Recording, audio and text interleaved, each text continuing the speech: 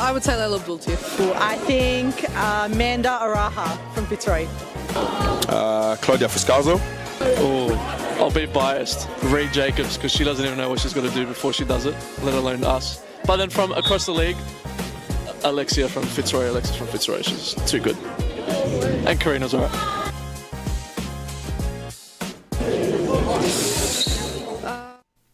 Good afternoon, wherever you are watching in Victoria, across the nation, or indeed around the world. Welcome to Darebin on quite a delightful Sunday in Melbourne's northern quarter. The sun is shining. It is a little bit wintry. There is a bit of a chill, though. The Series Futsal Championship in all of its glory is starting to heat up, and quite frankly, we have the earliest, but also maybe one of the most important of early kick-offs. RMIT and Bulleen have been the two trendsetters so far this campaign, both of whom are eyeing promotion to the top flight, and both of whom are wanting to be well and truly that goes up automatically. Bulleen at the moment are off the back of a really tricky recent league patch. It didn't quite go their way last week, and still they have been looking to refine the form that they found in the first few months of the season. It hasn't invaded them entirely, though. It is just starting to get to a point of concern. RMIT, in their own right, are well and truly in the race. They have been since the start of the season, part of a three-team charge towards the title. All of these wanting to win this afternoon, both knowing that 3 points might very well feel like 6 come full time if they are to go and claim them. My name's Ethan Rigg, and this is well and truly quite an important Sunday, not just in the second tier, in the top flight later on as well. 6 smashing games, the first of which has the top 2, and Bulleen are looking to insert themselves quickly into this contest. It was dropped off by Gallo for Kyriakos, who drilled it straight into the palms of Marabi. Jimenez gave it away. Chrysaratis was lurking. Foot in the way from Mohammed, conceded the corner. And Bulleen start the day second in the table. They, of course, surrendered the top spot. These two start kick-off level on points, 2 behind Kensington, who currently lead the league. As Haji steered it on for Jimenez, looked to steer for Ahmed at the back post. Mohammed was alert to it and quickly flung it on for Chrysaratis, who had stayed on his own. Mohammed was with him. Chrysaratis waited on Kyriakos. Set back for Futsal.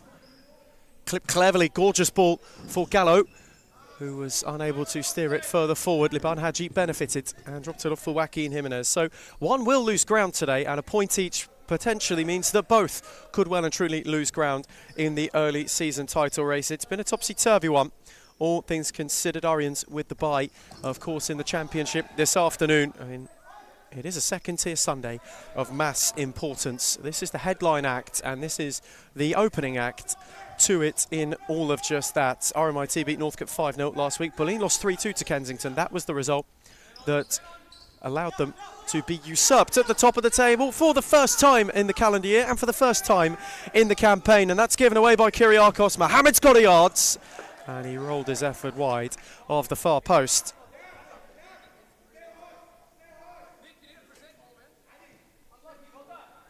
Bulleen not used to that kind of territory. His back-to-back league defeats for them. It was confirmed last week. There are only 2 defeats of the campaign. This is not a fortnight to lose form, however, as the table continues to take its shape. We get closer and closer to the midway point of the Series Futsal Championship season. Two sides who have been really in the mix from the off, looking to ensure that they stay as such and stay red hot on the tail at the moment of the leaders, as Mohammed with a shot from range, and it stung the palms and was palmed away for a corner. RMIT starting brightly, Ali Mohammed starting brightest. Jimenez's corner, again Mohammed came across, and again it was beaten away at the near post. Mahdi Mohammadi with a couple of early interventions that were required.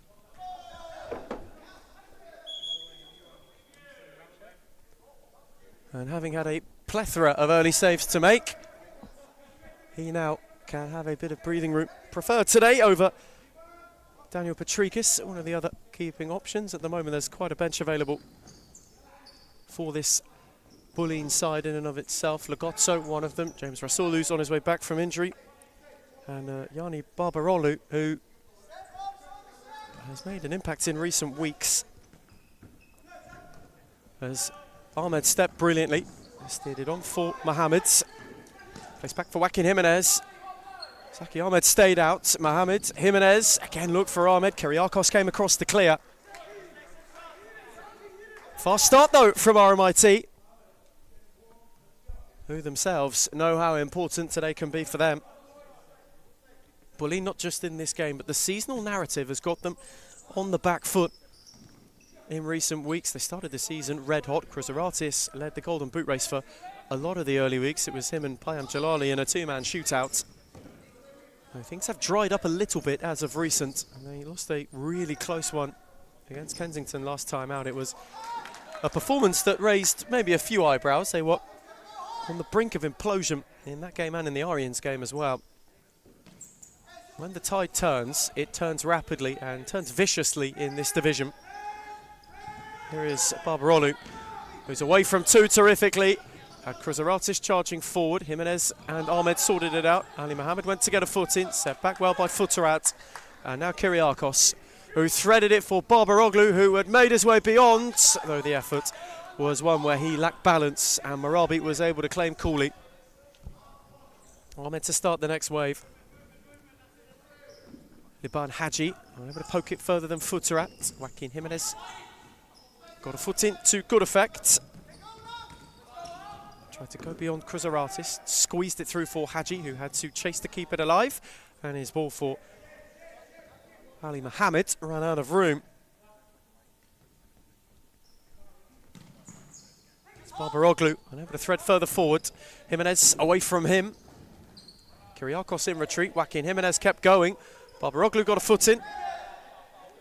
Jimenez was physical, cleared only as far as Haji, who fancied a drive, blocked by Futterat, and the counter can kickstart through Chrysaratis, who got it from Kyriakos. Chrysaratis away from two, and scores a wonderful goal on the break. He scythed through with razor-sharp precision and has rolled Bulleen into a lead against the run of play.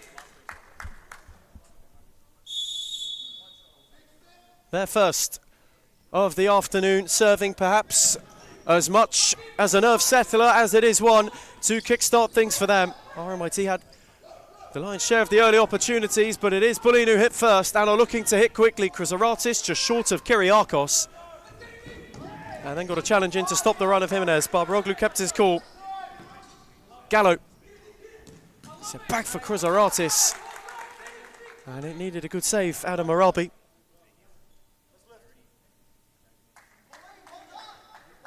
And all of a sudden, the entire look changes. One goal can do that in quick succession. Bulleen, who were on the back foot, are now looking to fly further out of the traps. Gallo on the switch. Barbaroglu. Kyriakos kept it alive just. Hadji got a foot in.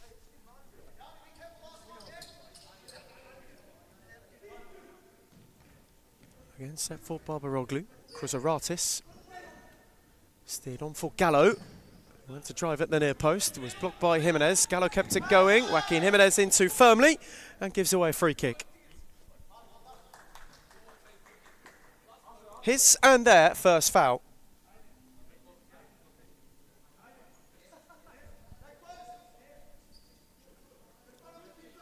Bulleen an opportunity to double their early advantage.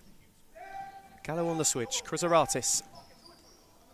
Clipped it back for Gallo, who was momentarily sizing up Aidan Haji, who makes his return to the fold for RMIT today. Mightily talented player, and the first time in a little while we've seen both of the Hajis on court together. Players of immense trickery, of immense touch, of composure.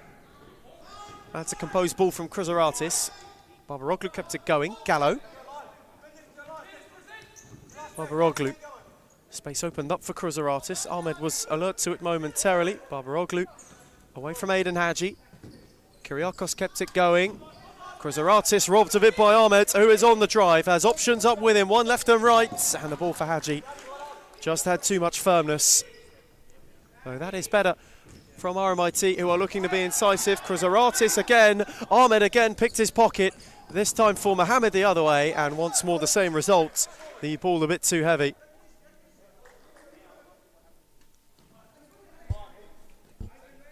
It's Kyriakos. Dropping off was Gallo. Barbaroglu got away from Hadji, and then the lunge in on Barbaroglu was rather clumsy in the end from Ascari and won them a free kick. Bulleen weren't best pleased about the nature of it. They wanted further punishment.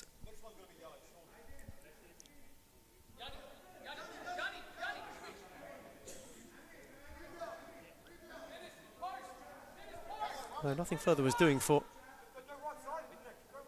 referee Seb Starel on broadcast side. Another Bulleen free kick.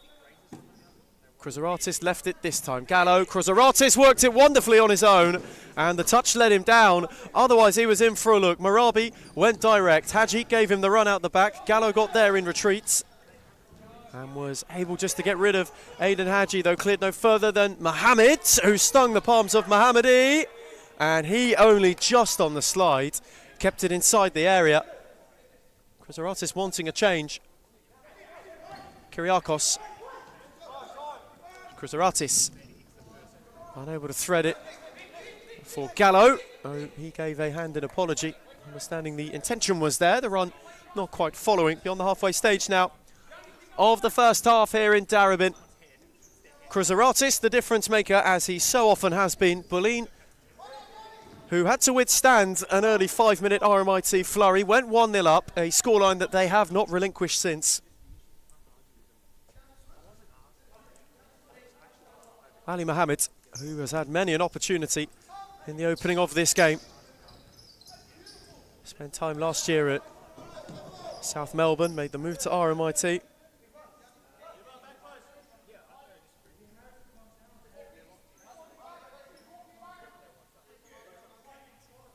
Player of mighty importance, and here is Mohammed once more. On the slide was Ascari, who's had a couple of firm challenges. Gorgeous ball for Lagozzo, who's denied by a massive Marabi save.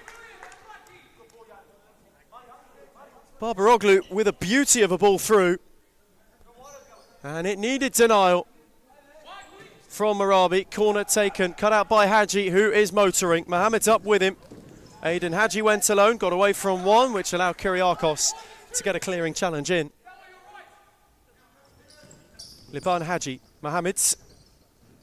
Aidan Hadji once more. Kyriakos on the slide with maybe a bit too much force. He gives away a foul of his own.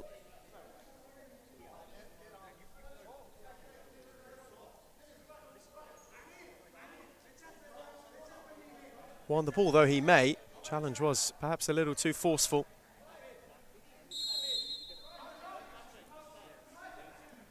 Mohammed's got a foot on it. Ascari, Ali Mohammed, Liban Hadji, Ascari. Lagozzo, that's looping! And nearly, oh so nearly looped inadvertently into the net.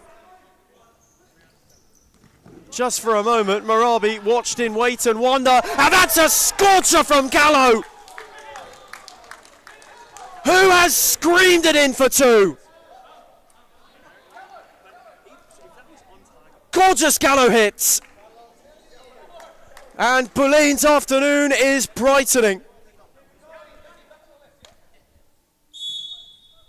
He will hardly hit one better. As sweet as they come, and Bulleen have got a second, and Gallo's on the march. Lovely footwork, Marabi on the save. Lagozzo was lurking. Gallo kept going. Two were arriving, flashed to the near post, and Marabi got a foot on it this time. Futterat was in a hurry. Barbaroglu lost out. Aidan Hadji. Gallo got a foot in again. He's just perked up the last couple of minutes. And then he gave Ascari quite a blatant shove. That may be borderline.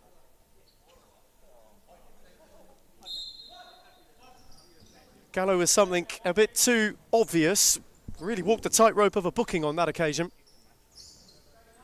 No, escapes without further reprimand. Here is Liban Hadji. Blocked by Barbaroglu. Now Lagozzo. Hadji had a lot of him and had too much of him.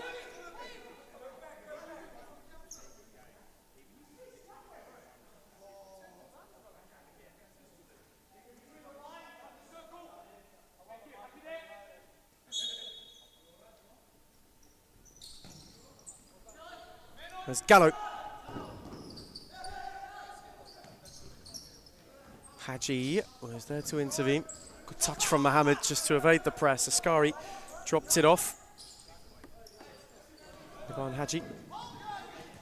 Ali Mohammed almost had it, lost out to Barbaroglu, who was lurking. Futterat went to dive in. Aiden Hadji on for Mohammed, who miscued his effort. And Boleyn decide that now is as good a time as any as we've ticked into the stop clock. Two-handed a timeout. One which they will take at the next time of asking. A bit of coaching confusion on the touchline as to why they had it without immediacy. And as a result, it will yield RMIT a corner. Can they crash in a goal to half the deficit just before the timeout? Mohammed came across, as did Lagozzo.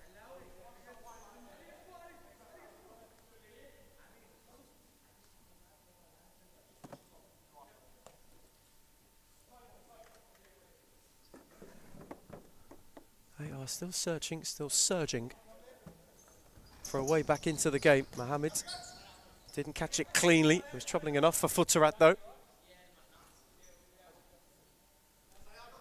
This timeout taking its time and been unable really to reel themselves in. Hadji and Lagozzo again entangled. Those two have had quite a meeting in this half thus far. Lagozzo got a flick. Futterat knows it would be a corner and concedes the side ball instead.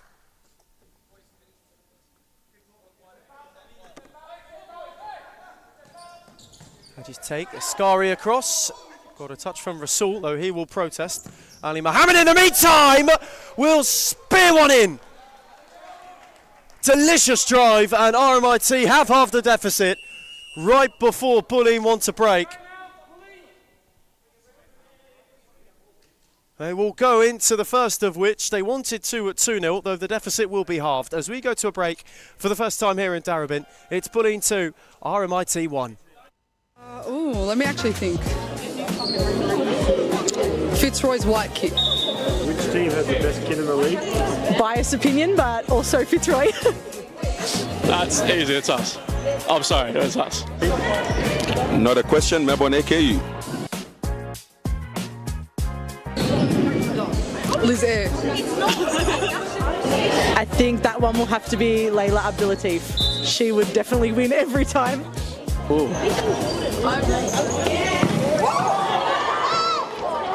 Layla Abdulatif, baller.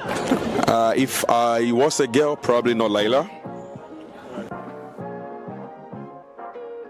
The most clutch player in the competition is definitely Claudia Friscalzo. She is number one for sure. Sarah Easthope.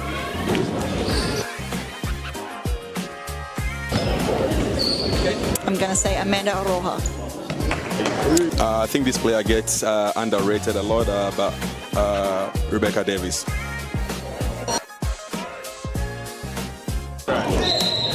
Claudia Friscalzo. Gisela Pepino.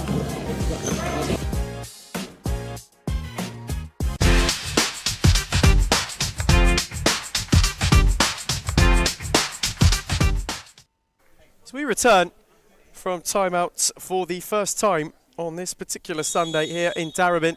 RMIT were 2 down. Boleyn were breezing it, and the misplacement, the mistiming of a timeout gave them an opportunity to get back into the game. Rasul was looking to get the buffer back with immediacy. Liban Hadji got a foot in.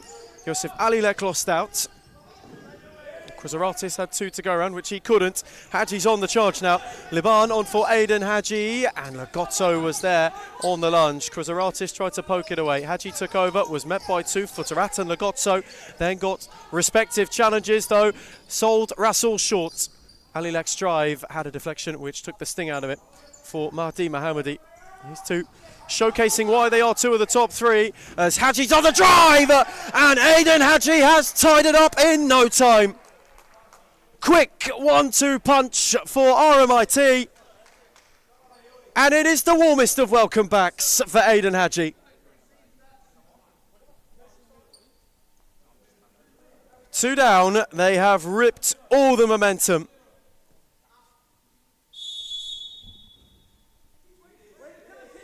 And have been proving rather potent. And they're really, really eager to get going again. Haji in behind, Mohammadi. One keeper, test the handling of the commentary team. Never played in goal, but showed a safe pair of hands as Askari that time flashes his effort wide.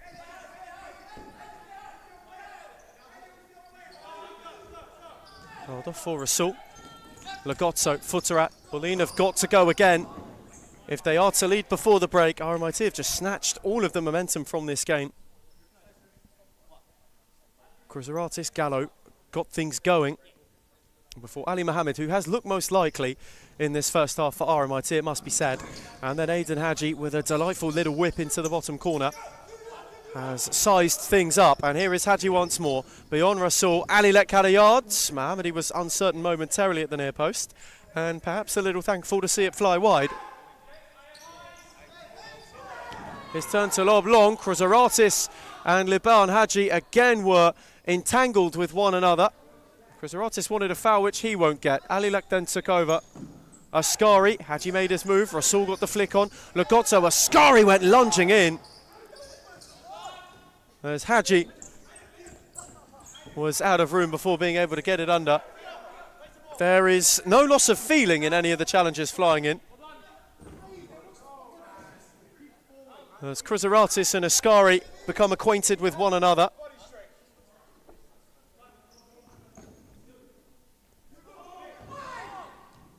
Cruiseratis thought the foul had expired. The ball will hit the railing on its way out of play anyway.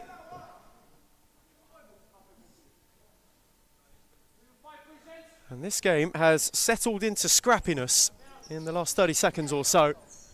Cruiseratis had to evade Haji. Set it back for Kyriakos, who'd been reinstated. No way beyond Alilek. Not once, twice he found a smashing ball. And Lagozzo did well to evade Haji momentarily. Futterat in behind. In across the line.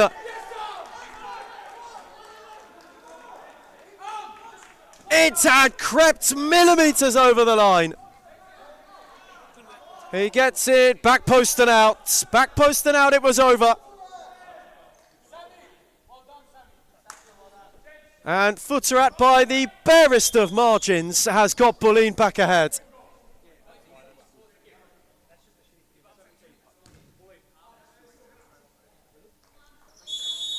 The first real bite, the first real threat they have had since parity was restored. And from Futterat, it was only just. Only just. In a game of fine margins, that is the finest. Cruiseratis lost out to Liban Haji. Options left and right. Aiden Haji was one. And it needed a palm from Mohammadi. Kyriakos cleared unconvincingly. Cruiseratis then made it work. Liban Haji pulled him back. He's had a lot of him and he finds himself in the book.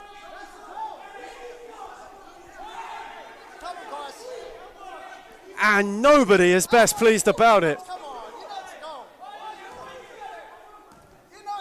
Liban Haji staying involved. Yosef Alilek wants a word. Marabi is acting as diplomat.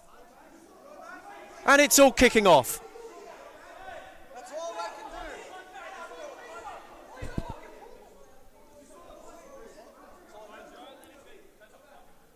Liban Haji not protesting the foul, protesting the arm afterwards.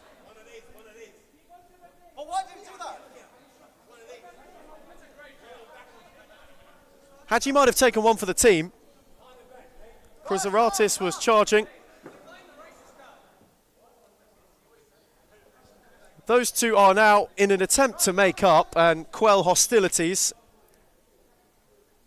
And Kruzaratis, maybe for that raised arm in response, will find himself in the book too.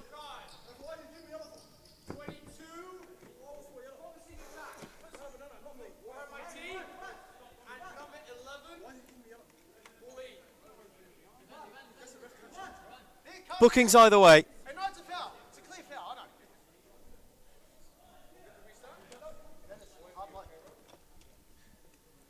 Kyriakos has a free kick. First real flashpoint. It's never a dull moment in this building.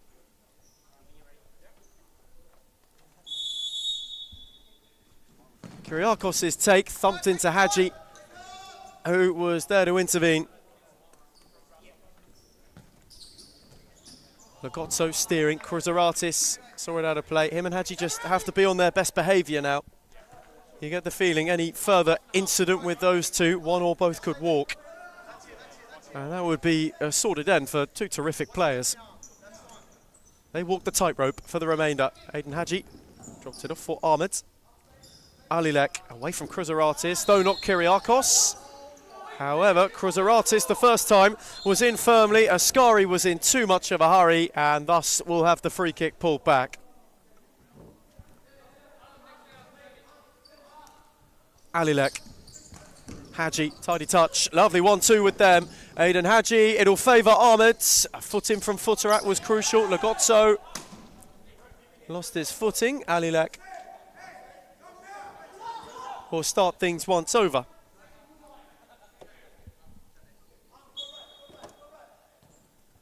Set for Ascari, 2 deflections! It took a flick off the chest of Ahmed and in. And RMIT, by brute force and by a bit of chaos, have got themselves level again. Ascari drilled it. Ahmed, whether he knew anything about it or not, simply used the pace. And the flick took it beyond Mahdi Mohammadi, who, from that closer quarter, could do nothing about it. And we are locked level again. Kruzaratis wanting to ward off Ascari, who has been in firmly in every challenge this half, it must be said. He's not afraid to let them know he's there. In the moment to RMIT, this for their benefit. Alilek, Hadji, that's a gorgeous little flick. And a good challenge from Futterat, who then had too much time. Alilek picked it off him. Ahmed. Alilek lost out. Lagozzo picked it off. Marabi denied the first time. It fell for Lagozzo. And then Kruzaratis, Ascari again robustly, though couldn't clear further. Lagozzo, Ascari.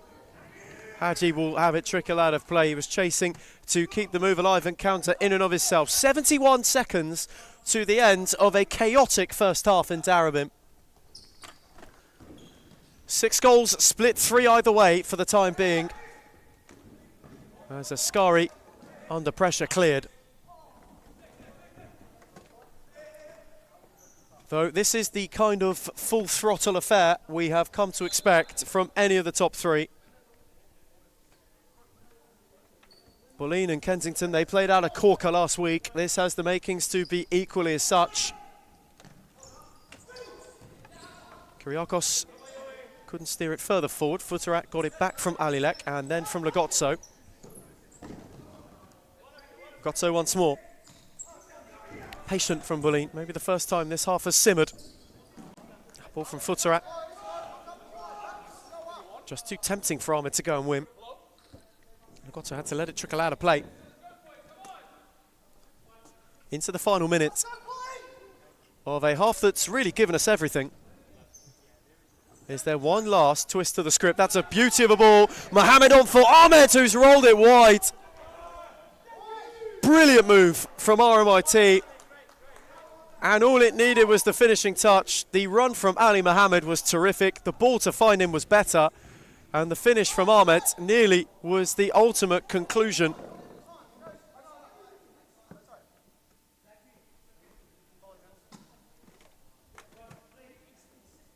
That, despite the goals, may be their best look, which they've squandered.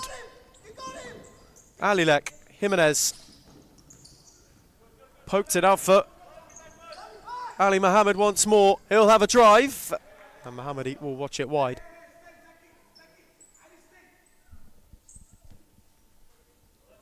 Is it Buleen's turn maybe for one last launch? Long by Mohammedi, on by Jimenez. Kyriakos then came through and picked it up. Kruzaratis. Lagotto, Kruzaratis! Blocked in the end by Alilek. 2 seconds to the break. Is there one last sting to the tail? Kruzaratis' clip, Alilek. Jimenez will have the final touch. 1.5 of futsal to start Sunday. No love lost between two of the top three.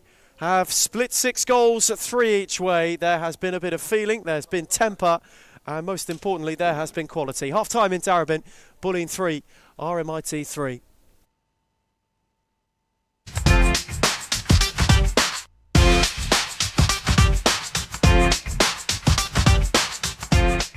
Why do people hate Hume, and why do they hate where we're going to and heading to? I can truly say it's jealousy. You can see he's pretty professional now. Even for me, from an outside perspective, I can see the development of the club, and it's just a different level. I said, look, I want to take Hume into a different direction of expanding our connections, and that's when we started thinking abroad and thinking about, okay, what's Hume's future looking like? Are we going to sit the same, or are we going to grow? A part of any journey is learning, right? So Adam's learnt a lot, you can see. Made a lot of mistakes in the past. It was a rebuild. I took players from Championship. I took players from outdoor. Anything just to stay into the league. Obviously not to let the Hume badge fall. We took it into a different direction, which was the wrong direction. And you can see how we can transform a team within a very short period of time. It's only been, 6-7 months? And we're like a really well-oiled engine now. Going for top 3, sitting top 3 at the moment, where everyone doubted us, coming from relegation, bringing in one of the best coaches in Australia for futsal, bringing in players that are young but can shine. I think that's the best step that we've taken, pretty much. Nando came in and brought different kind of energy. Obviously, I came back from injury pretty much the same week as Nando signed with us, so it was kind of like a coincidence. You can see the progress and what we've been doing for that long, how much we've improved as a club. Even when they're undermanned, even when the odds are against them, like we're fighting this season. That's the beauty. Previously, when I came, I didn't know. I didn't have a feeling if we're going to come back or not. But now I always feel like we're in it. When you're winning games, right, it brings a different energy.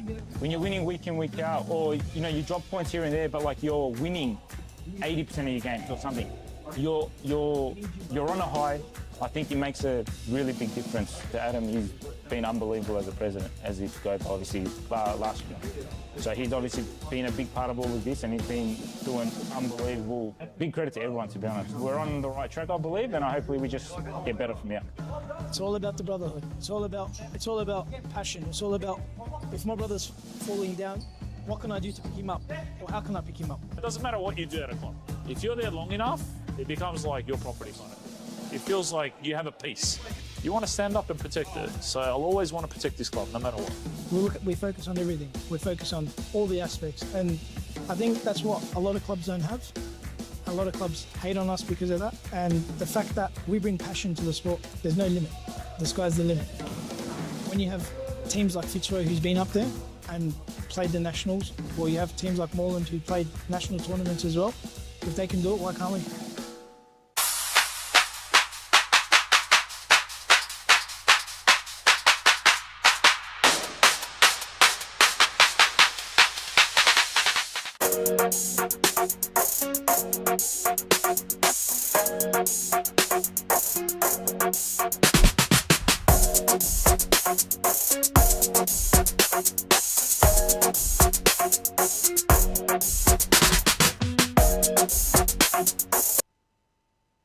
And so, returning from half-time, first time in the afternoon, what a game we have got on our hands. 2 and 3 in the championship, level at 3 each. Bulleen went 2 up, RMIT clawed their way back before once again having to do so before half-time. A half that just had a little bit of feeling, two sides full of passion, full of a want to go and win this league title this season. They know it's not just an opportunity to bolster their own would-be champion candidacy, but to harm another of the chasing pack. Just quickly, for any of you of a Jordanian, Argentine, Algerian or Austrian persuasion, 10 to go in those games. Argentina 2-1 and 2-all Algeria, Austria. for those two, any supporters of them, you'd both be going through if it stays that way to the round of 32. In the meantime, here's Chrysaratis. Kyriakos went to steer it centrally. Ali Mohammed got a foot in. He had quite a good first half. Got things going for RMIT with a really well taken finish to half the deficit. It was at a time Bulleen had issued a timeout, and it wasn't taken with immediacy. It opened the door then for the pressure to be ramped on before he fired in from range. He certainly was a thorn in their side too. Chrysaratis was the opposite way as well. Gallo, his screamer, the second it put Bulleen 2 up. He laid it off for Kyriakos. Gallo once more. He's sizing up Alilek. Gallo tiptoed beyond, and still going was Gallo, and it needed a good save from Marabi.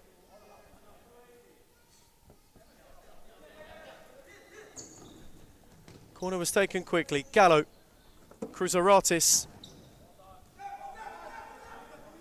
Gallo will go and rekindle it. Just with Joaquin Jimenez in arrears. Good read from Alilek, who can now go. Josef Alilek with 2 up with him. He went on his own. Mohammadi again with a palm and a pickup. And speaking of pickups, he's been quite the pickup for RMIT as Alilek arrives over from Braybrook, where he was reintroduced to the championship earlier on this campaign. Looking to be one of a plethora of players in this side with series experience that will be eager and hungry to get back to the top flight. And well, considering we've just given you an update on those final group games, Argentina have made it 3. Take a guess who added on to already his tally at the World Cup in 2026. Subbed on literally a quarter of an hour ago. Messi's already got one. Though here is Kyriakos and no way beyond Ahmed.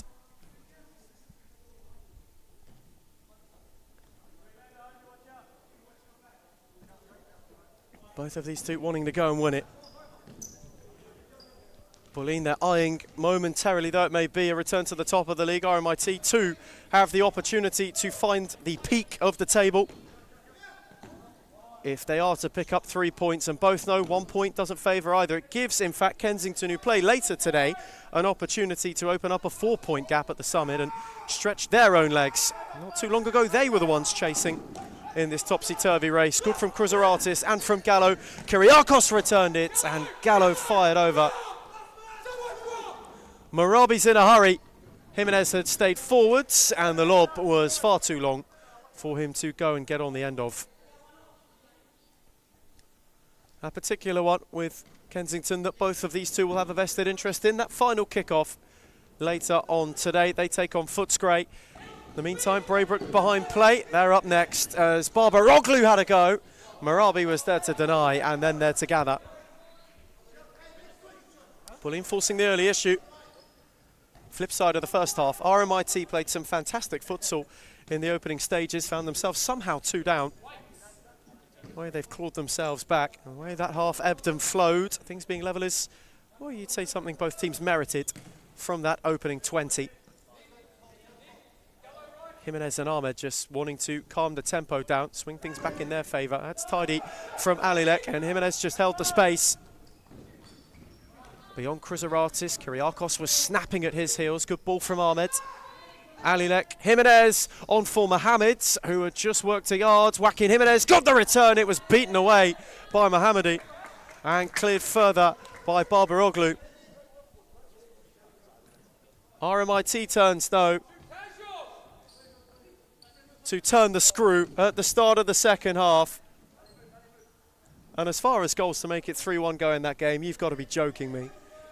We've just seen the replay of it. I know the futsal is enticing, but when you've got one of the all-time greats doing it like that, still at 38, it's hard to take your eyes off. Here is Gallo, though, as we must take our eyes away from that magnificent man. On for Chrysaratis, blocked by Jimenez, and it will be a Bulleen corner.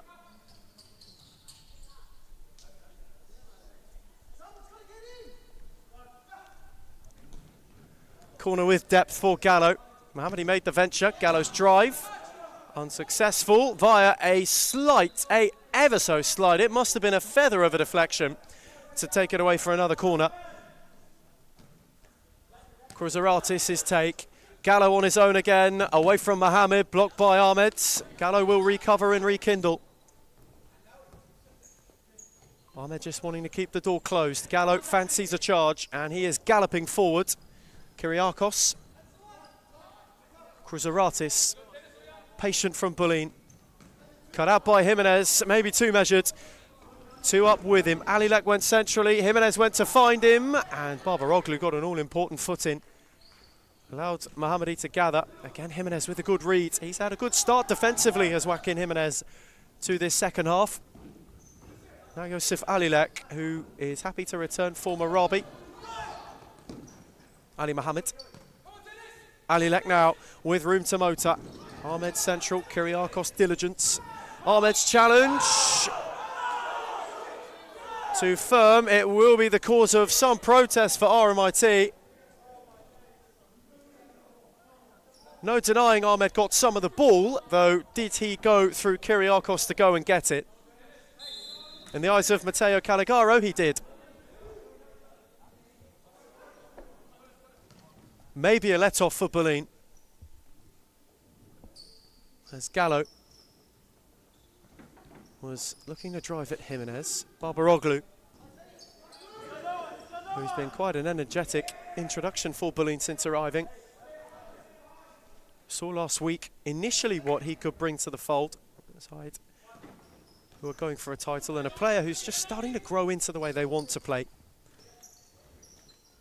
He's linked up well with this man here, Gallo, so far this afternoon.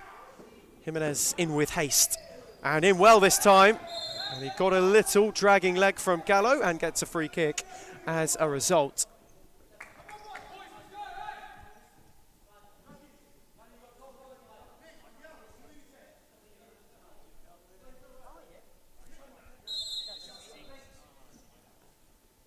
Liban Haji happy to give it back to Joaquin Jimenez.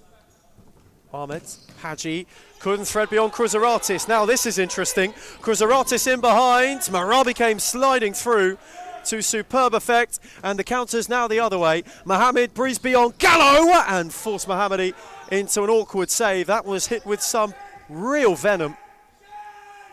Uncomfy one which he couldn't catch. Searching was Barbaroglu for Gallo, and he found him rather brilliantly. Gallo twisting, turning away from Haji on for Lagozzo. Barbaroglu, Lagozzo kept moving and was refound well, though his ball was tamed and gathered well by Marabi. Steered on by Mohammed, cut out by Gallo, who's got two up with him, one of whom was Cruzaratis. Ahmed got a foot in. Barbaroglu was down momentarily, though simply to adjust his own shoelaces and then warded off Mohammed. And Mohammadi with a marvellous ball. Cruzaratis marshalled well by Jimenez, and Ahmed couldn't keep it alive.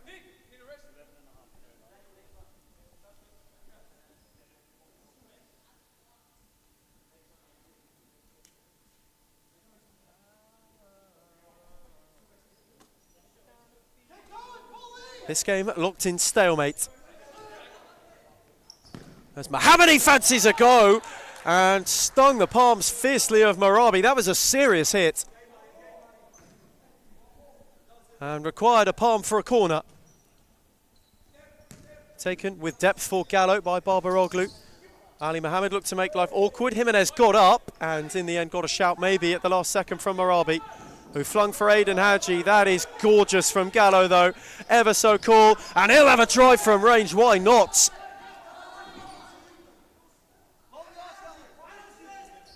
Bulleen are feeling the shackles loosen a little bit in this second half. Barbaroglu. Measured for Lagozzo. Lovely swivel from Cruzaratis. Now Haji's already been booked. Gave him a drag. And for it, Liban Haji will walk.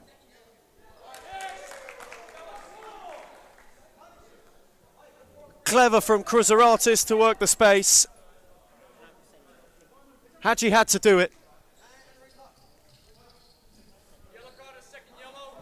Too much of a grapple for Liban Haji, who will go. RMIT will be down to 4 momentarily.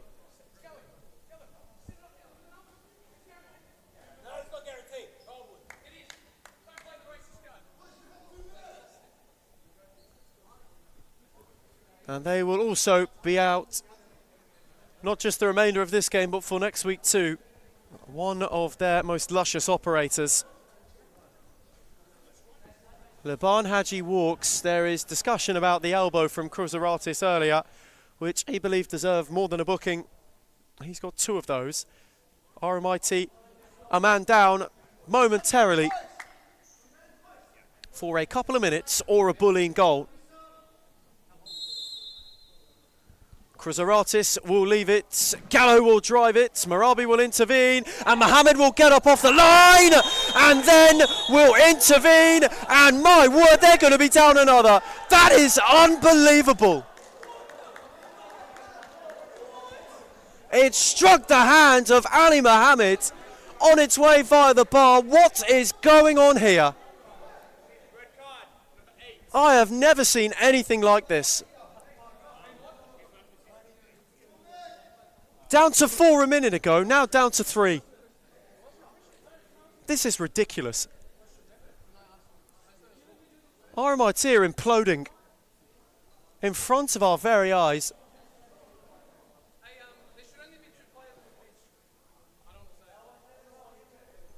And it might have been shades of another mercurial Argentine that prevented that from finding the net.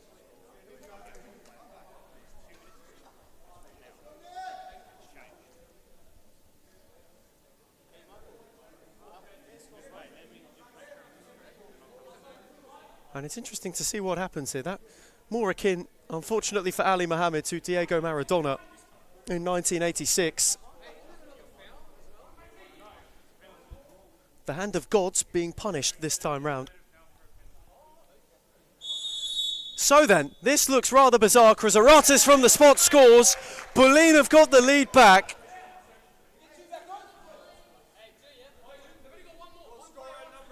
And RMIT will be able to reinstate one of the 2 who had walked. So they still are without one for a couple of minutes or another goal. As Alilek is motoring. Kruzaratis was there, charging was Lagozzo. Bulleen can blow this out of sight now. Barbaroglu. Gallo will drive, Alilek will intervene. Aiden Hadji tried to go up with him. Lagozzo, Barbaroglu, all the way for Mohammedi, who will measure it. Marabi will come a long way. Barbaroglu and Kruzaratis. Barbaroglu once again. Alilek denied twice, and then Ascari off the line. Dogged defending. The next bullying wave begins. Gallo got it from Lagozzo. Moved it for Kruzaratis, who will drive himself. Marabi will deny not once but twice. And Hadji will then find it to safety. Seconds ticking down. They have got 45 seconds before being restored to the full ensemble. There's Gallo. Couldn't thread foot Barbaroglu. Alilek lost out though. And the lunging from Ascari was firm again on Lagozzo. They have got to be really careful. Ascari maybe not aware that they are already down 2. Gives away a free kick on that occasion. You think of other famous games that have had many a card dished out, many a red dished out. As Gallo will give it a drive, Marabi will intervene and Alilek will clear. Gallo once more. Again invited to shoot and will score a secondary stunner. 2 gorgeous Gallo hits have got Bulleen breathing room and have forced RMIT's hand to a timeout. Taken with haste. They had climbed the mountain from 2 down. They must do so again with, despite that, 2 sendings off in the space of no time. As we go to a break from a truly bizarre second half start in Darabin, it's Bulleen 5, RMIT 3.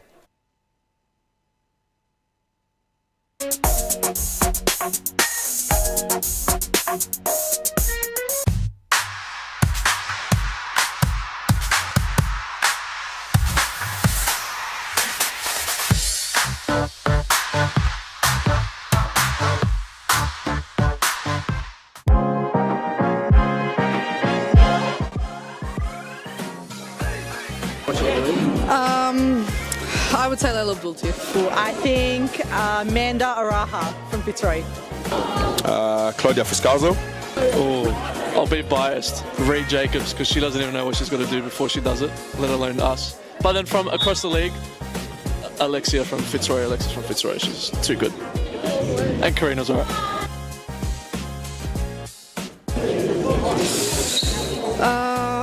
Let me actually think. Fitzroy's white kit. Which team has the best kid in the league? Biased opinion, but also Fitzroy. That's easy, it's us. I'm sorry, it's us. Not a question, Melbourne AKU. Returning from timeout again, RMIT reinstalled to the full 5 out on court, and they've got a free kick quickly. Gallo in too firmly on Aidan Hadji. They've got to be mightily careful though. They've had 2 sent off right at the start of the second half. When you think of a game that's been this foul, this card happy, there's only a few you can think of where we've had multiple sendings off. It might very well be Series Futsal's very own Battle of Nuremberg today. That famous game in 06, Portugal and the Netherlands, which saw many a red card too. It's followed that kind of script at the moment, though. Ahmed's got a free kick and they've got an opportunity to halve the deficit once again. They were 2 down in the first half and got back from this kind of territory before. It is Ahmed's free kick and it was just over the bar. Was looking to pick the corner pinpoint and placed it with too much firmness. Gallo. Futterat, RMIT in retreat. Futterat on the charge, cut out by Aidan Hadji, who can go and charge. Away from Barbaroglu. Hadji on the drive. Mohammadi spilled it. Lagotso was there to clear.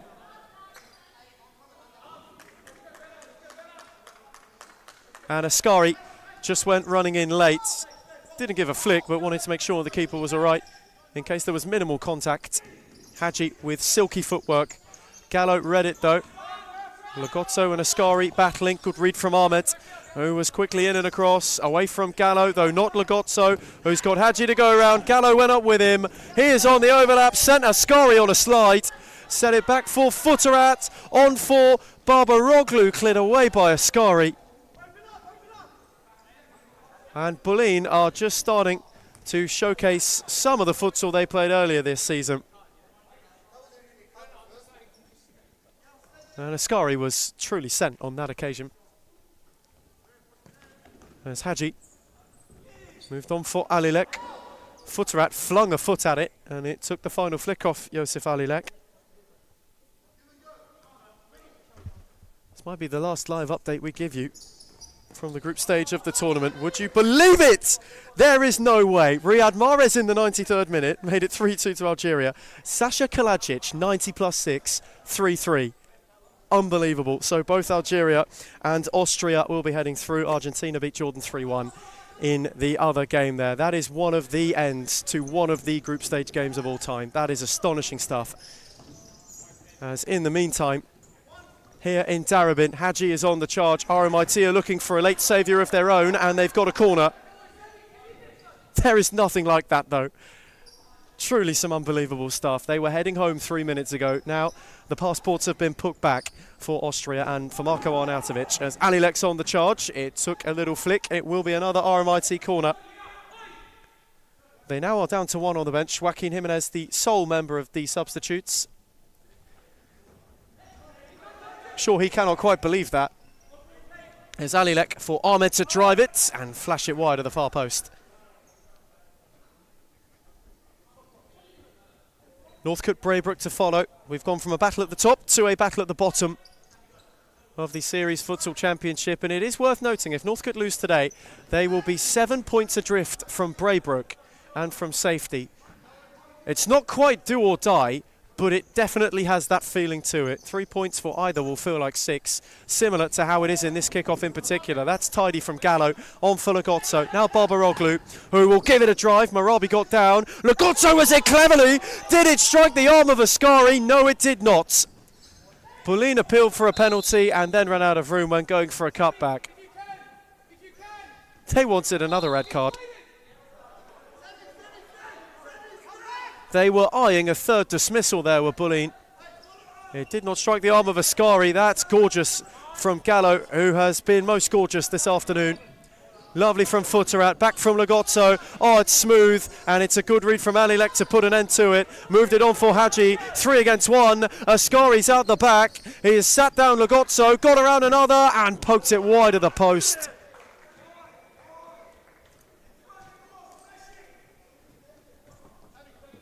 It would have been a trickle if it were to find the net.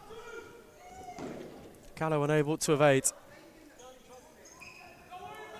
And am I about to say this? Noel Soma is inside DCSS. First time we've seen him in some time. Meeting up with some of the Braybrook contingent. What a day this could be for him. Always good to have Noel back in the building. Much respected member of the series futsal community. Warm welcome back to him. There's Alilek. And Gallo had a yard himself. He's chasing a hat-trick. And, well, at the moment, he's chasing quite a hat-trick. Corner clipped by Barbaroglu for Futterat. Beyond Aiden Hadji. Not yet beyond Jimenez, through the legs of Hadji. Jimenez then left one on him, and Ahmed is on the march. Joaquin Jimenez kept going and was waiting for a runner on the far side, whom never arrived.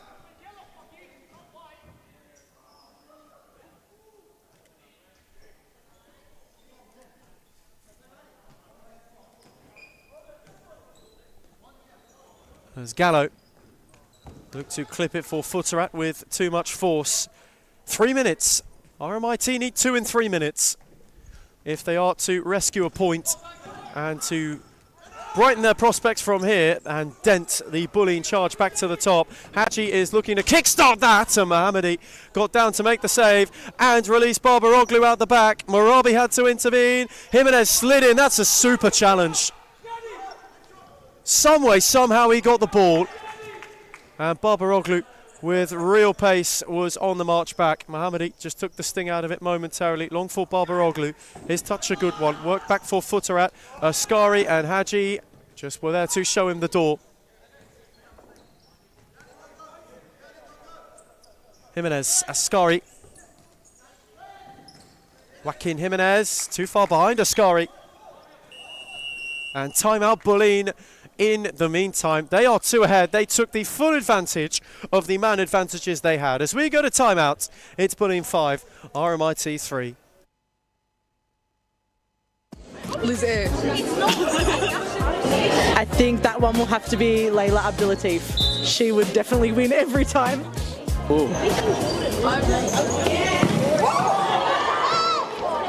Layla Abdulatif. Baller. If I was a girl, probably not Layla. The most clutch player in the competition is definitely Claudia Friscalzo. She is number 1 for sure. Sarah Easthope.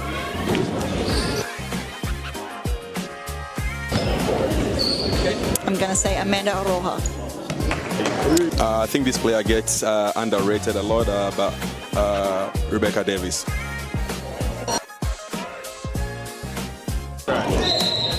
Claudia Friscalzo. Gisela Pepino.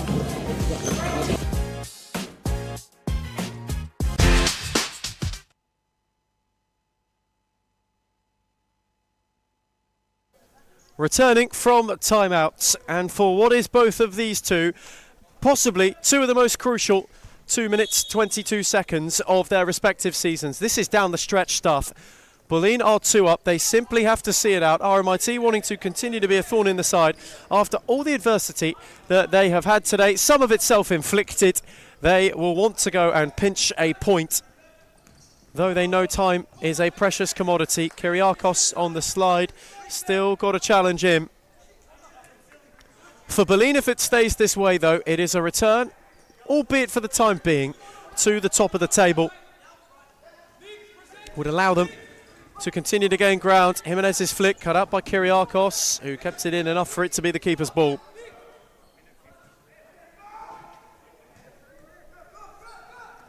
Is there one last sting from RMIT?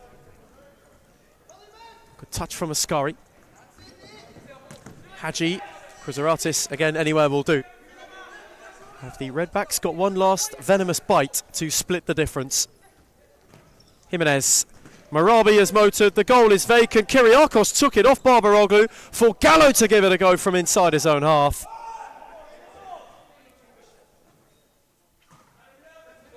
And that's a really good opportunity for Boleyn to kill this, squandered. And still the door is open. Ascari, no, way beyond Kyriakos. Those two entangled rather extensively. Gallo. Chrysaratis. And Aidan Hadji is in behind. He's around Mohammadi. And we are right back in the midst of it. Now then. 70 seconds within one. Gorgeous from Hadji, who kept his composure and his cool, where many before him had blazed away. Boleyn are not out of the woods yet. Jimenez with immense pressure. Hadji came to join him. It got through for Kyriakos. Gallo. Barbaroglu. What a save from Marabi. That was the game right there. Instead it's a corner. Taken quickly with depth for Gallo, who had Hadji to go around, and flicked as well over Jimenez. Gallo waiting, wandering, wins a free kick. That's excellently done.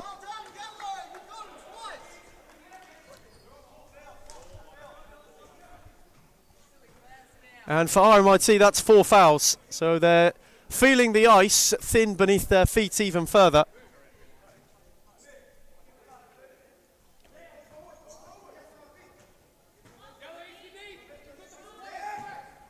Gallo's free kick, he's on a hat-trick, and what a hat-trick it could be if he is to score. Gallo gave it a drive. Marabi with firm hands, Jimenez out and away.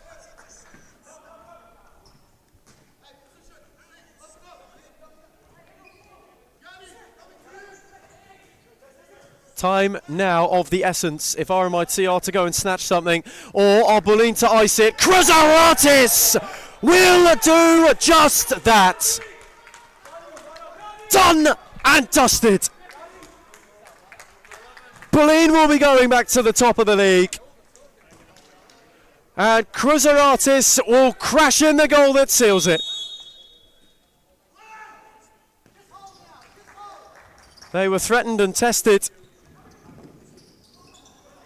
Were Boleyn, though now know that they are home. As Ahmed has 2 up with him, and Hadji is in behind, and maybe, just maybe, they're not home yet. 20 seconds still remain. RMIT are not to be written off.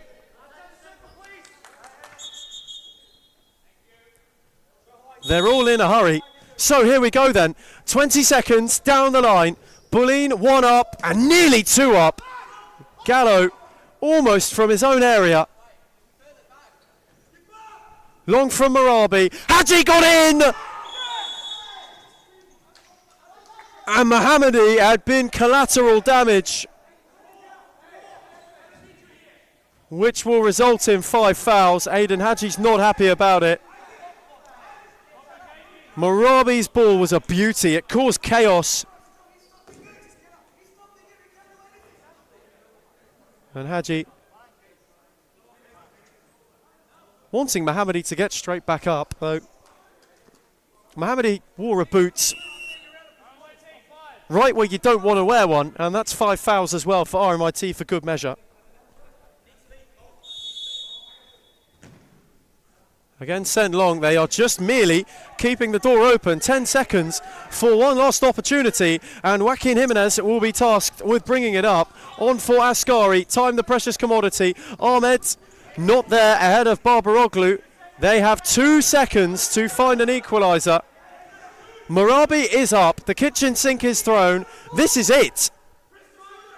Ahmed poked it. Chrysaratis blocked it, and Boleyn are over the line. Only just. They made it tense, they made it tight. RMIT lost 2 respectively. And in the end, that mini implosion was too much to come back from. Full time in Darabin, it's Bulleen 6, RMIT 5.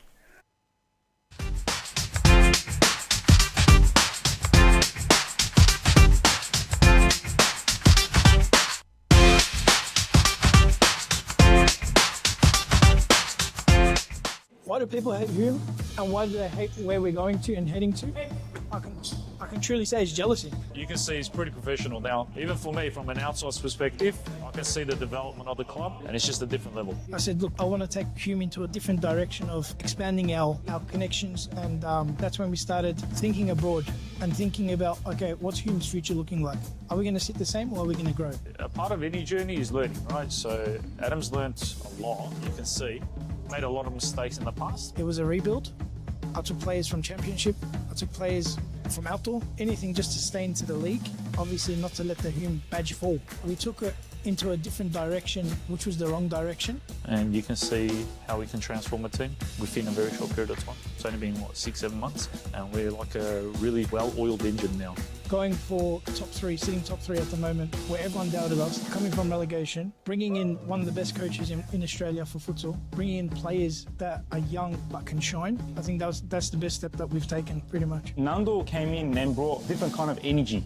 Obviously, I came back from injury pretty much the same week as Nando signed with us, so it was kind of like a coincidence. You can see the progress and what we've been doing for that long, how much we've improved as a club.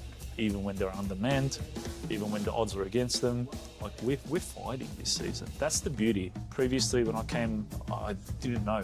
I didn't have a feeling if we're going to come back or not. But now I always feel like we're in it. When you're winning games, right, it brings a different energy. When you're winning week in, week out, or you drop points here and there, but like you're winning 80% of your games or something. You're on a high. I think it makes a really big difference to Adam. He's been unbelievable as a president, as he goes obviously last year. So he's obviously been a big part of all of this, and he's been doing unbelievable. Big credit to everyone, to be honest. We're on the right track, I believe, and hopefully we just get better from here.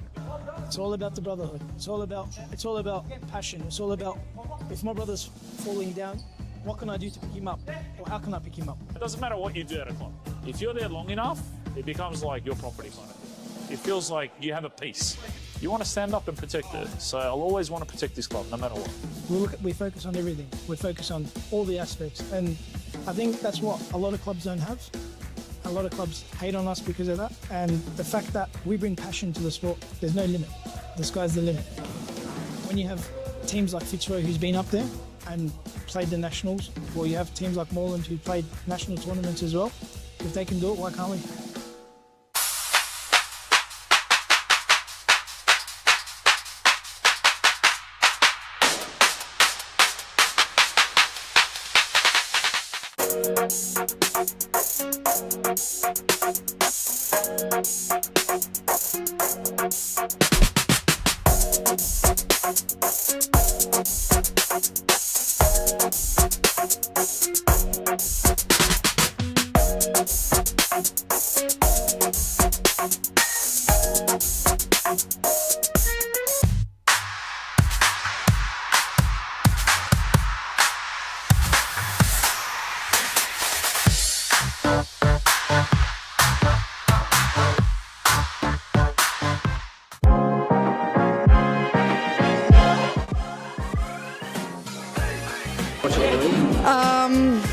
I would say Layla Abdulatif. I think Amanda Araha from Fitzroy.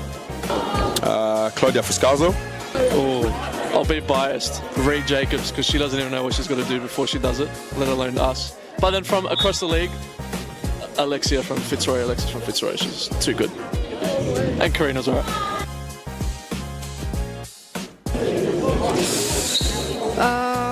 Let me actually think. Fitzroy's white kit. Which team has the best kid in the league? Biased opinion, but also Fitzroy.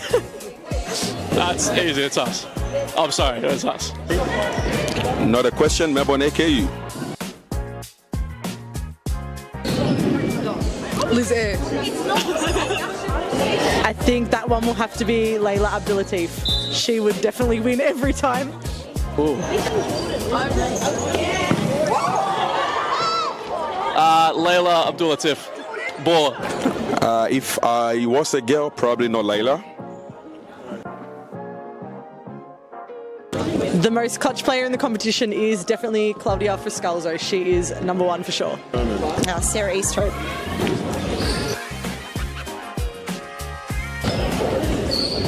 I'm going to say Amanda Aroha. I think this player gets underrated a lot, but Rebecca Davis.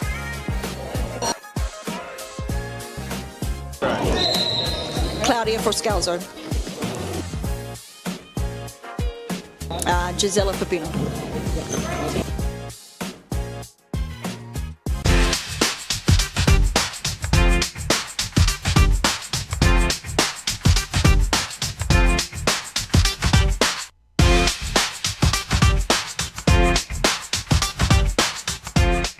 Why do people hate Hume, and why do they hate where we're going to and heading to?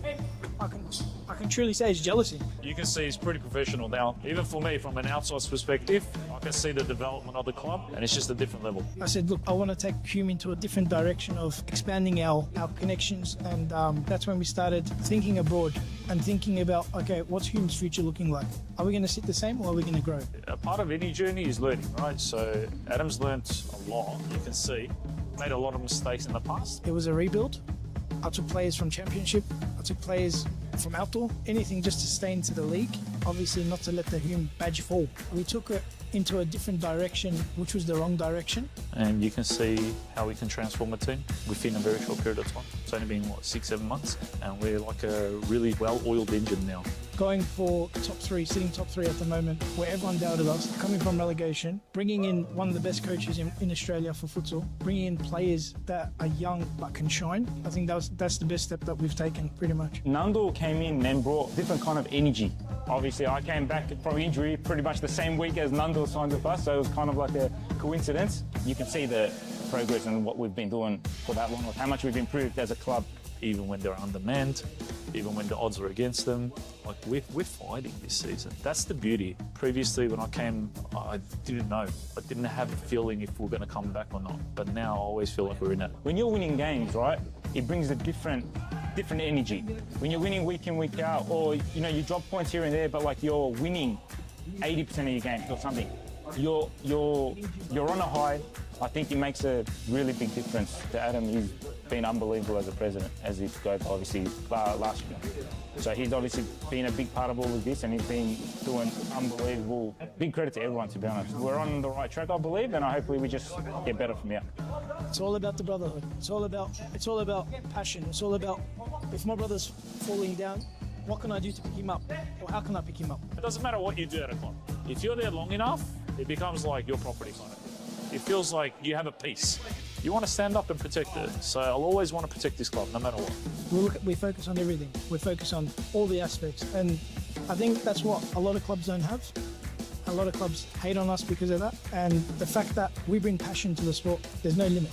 The sky's the limit.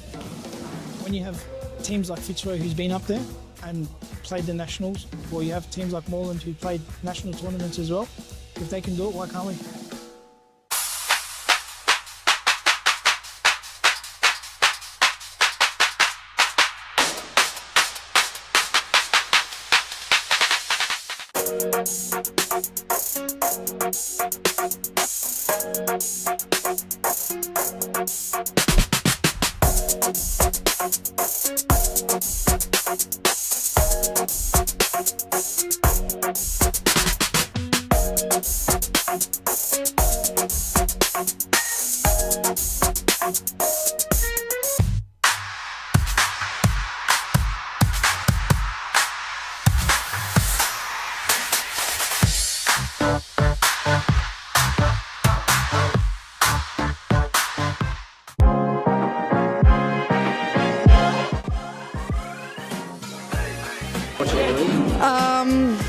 I would say Layla Bulti.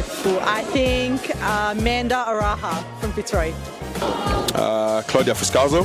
Oh, I'll be biased. Ree Jacobs, because she doesn't even know what she's got to do before she does it, let alone us. But then from across the league, Alexis from Fitzroy. She's too good.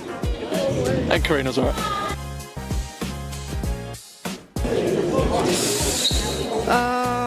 Let me actually think. Fitzroy's white kit. Which team has the best kid in the league? Biased opinion, but also Fitzroy. That's easy, it's us. I'm sorry, it's us. Not a question, Melbourne AKU. Liz Air. I think that one will have to be Layla Abdulatif. She would definitely win every time. Ooh. Layla Abdulatif. Baller. If I was a girl, probably not Layla. The most clutch player in the competition is definitely Claudia Friscalzo. She is number one for sure. Sarah Easthope.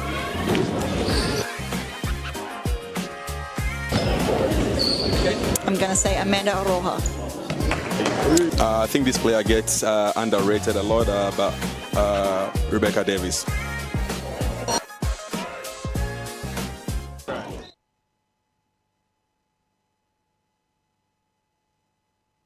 And so, for the second championship instalment, and well, there is quite a new look about Braybrook. We've seen they've already dipped their toe into the transfer market. They had done earlier in the season. A couple of players have departed in the mid-season window, though they have made some signings that are a statement in and of themselves, a team that are chasing survival, that are wanting to ensure that if they can avoid the automatic play-off places. Well, they today can go 7 points clear of Northcote with a victory and really condemn things further for them. In fact, they can go 10 points clear of Northcote with a victory today and only 1 point behind Footscray, who have to play later on today. There could be quite a bit of motion towards the foot of the second tier come the close of the second installation of this game of the day in and of itself. They've made quite a couple of moves, none bigger than a return for Noel Soma on the touchline. Always a pleasure to see him kitted out, adorned in some of the most finely tailored stuff you will see. If there's ever an award for this league's best dressed manager, you know who it's going to. But Noel, big member in this community, a well-respected member in this community, has had a couple of battles off the court, so it is good to see him in good health. It is good to see him back in and amongst things, back on the touchline and back coaching. And for a Braybrook side, he has been able to pull a full players in. Cagliotti's made the move from Footscray. Trevor Sesmakula makes his return as well. We've not seen him since time spent at Northern Phoenix, though Northcote have an early opportunity and an early goal. Cheyenne Bakhmani got in. Braybrook switched off playing out, and Northcote made them pay to full effect, and they lead inside 60 seconds. Sometimes futsal doesn't follow the script. And so, Noel Soma's managerial debut at Braybrook will be one where they have to, in the immediate future, come from behind. Sesmakula steered it for Togbar. They're looking to do that with immediacy. He is charging his way forward at Merriman, and the poke was wide of the near post. Elidin Taipi also on the bench today. He'll be starting from the sideline. Incredibly strong side that they have gone for from the off, this Braybrook team. Newen still starting too, though. A trio of Togbar, Cagliotti and Sesmakula. All of absolutely superb quality in and of themselves. Cagliotti, well acquainted with this division, spent the first half of the campaign at Footscray, scored frequently and was always a bright spark for Alexander Stojanovski's side. He makes the transition from green to orange, though, for the closing stage of the season, as does Travis Sesmakula, who is always someone that is worth enjoyment in watching. And here he is, steered it down the line for Togba. Return for Sesmakula. To steer it out the other way for Cagliotti, who can have a look at Lynn. Bakhmani came to close the door. Sesmakula took over. Cagliotti, patient from Braybrook. Sesmakula happy to wait. Trying to draw the press of Peter Lynn. Was wanting Lay to follow him. Newen moved it on. Sesmakula wanted Tobar to present. Jimmy Newen made a smart run in the channel. Return for Sesmakula. Braybrook looking to flick the switch. Now Edward Cagliotti. Newen. A very, very calm start, despite going a goal down. See, this is a side now that are starting to play with the ball more often than without it. It was a very interesting change in how this season has gone for them. For a long time in the first patch of 2026, Braybrook were happier to sit in, new to this division. Still slightly, perhaps, undermanned without all of the recent transfers. Though now, new coach, some new signings. There is renewed confidence and renewed belief once again that they can well and truly get themselves out of this battle at the bottom, as Caliotti will have a drive. And it is one which is most unworrying for Sahib Baines in between the Northcote sticks, judged as the permanent replacement for Isho Haskell after he made the move over to Hume in the top flight in the mid-season window. That's a gorgeous flick in behind and a good save needed in the end from Madajari. Just as Lewis Merriman had made his way beyond the lots. Good read by Late on for Backmarney. So back for Ryan Merriman. Those two working in tandem for Northcote today. Two signings they would be hoping to make the most of for a Warriors side that are still chasing a First League win, still chasing a First League point in the year 2026. They will not have had their survival hopes bolstered by about a month ago. Braybrook did topple Footscray in the most bizarre of games. And that renewed survival hopes in and of themselves. Merriman looked to turn for Backmarney. Newen and Sesmakula sorted it out. Ryan Merriman looked to slide it for Late. Newen on the slide. Madadyari came a long way. And in the end was forced to clear. Northcote themselves have had a bit of return in recent weeks. Big part of their success last season, certainly on a managerial front, was Kashkieri, who returns to the touchline himself in the Warriors dugout as Merriman, when searching for Backmarney. Newen fully dived in. Backmarney, Merriman, return for Backmarney, who couldn't steer it over and into the top corner. Lovely Northcote move though. And it nearly warranted a second. Cheyenne Backmarney is in the mood this afternoon so far.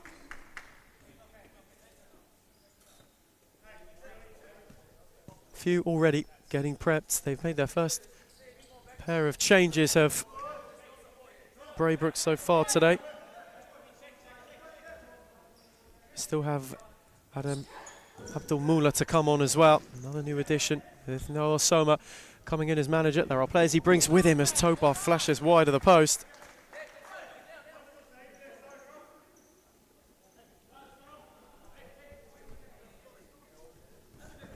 And that will be Tobar's final invitation of his first few minutes. Merriman went long for Backmarney, who had the run of Ryan Merriman on the overlap. Touched just a little bit too heavy, though he acknowledges the run with immediacy.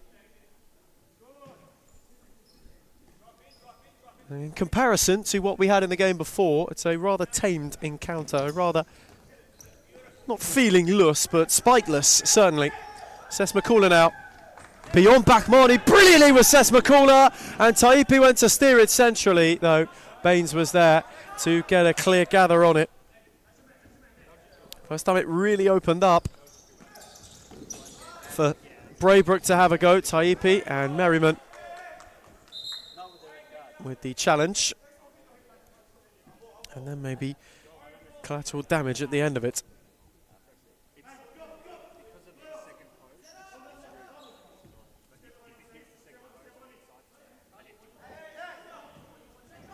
Taipi's take, Sesmakula. Beyond Backmarney, Sesmakula has scorched it in. What a way to announce yourself. And Trevor Sesmakula has smashed Braybrook level. Thumping hit. Baines beaten by pure pace, by pure precision. A Sesmakula stunner has Braybrook where they want to be, though Lynn has dragged wide when looking to reinstate the Northcote advantage with immediacy.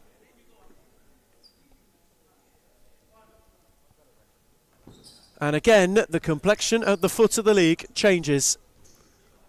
The gap was shrunk to only 4 points. It balloons right back out to 7 now. Sesmakula, Caliotti. It's been a very measured start from Braybrook, who even since going a goal down in a minute have taken the game to Northcote. Seth McCullough has been leading that, and he threaded it gorgeously in behind. Searching ball.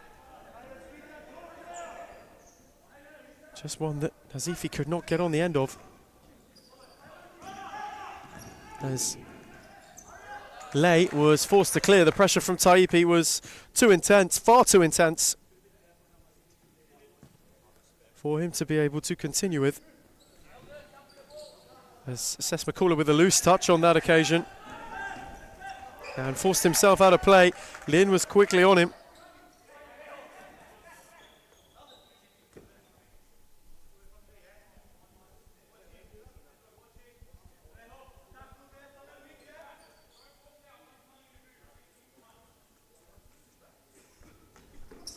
Again taken short, and this time Chieri was searching.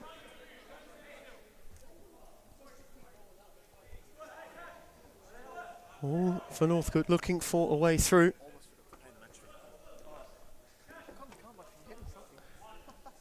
Northcote searching for a goal to get them back ahead. Chieri left it for Lynn, then got it back. And now Caliotti has got room to charge. Taipi with him. Caliotti went alone and forced the save out of Baines, who sprawled his way across.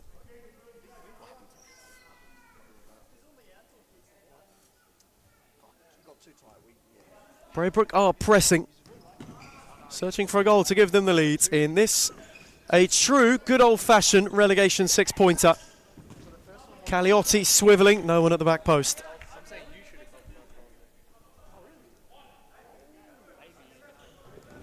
Flung on by Baines with force. Lynn took a tumble. Seth McCullough was adjudged to have given contact to enact that and gave away a free kick.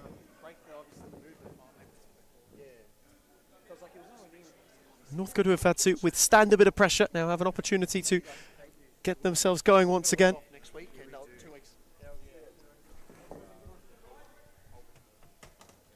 This then an opportunity for Northcote to drive themselves back into the lead.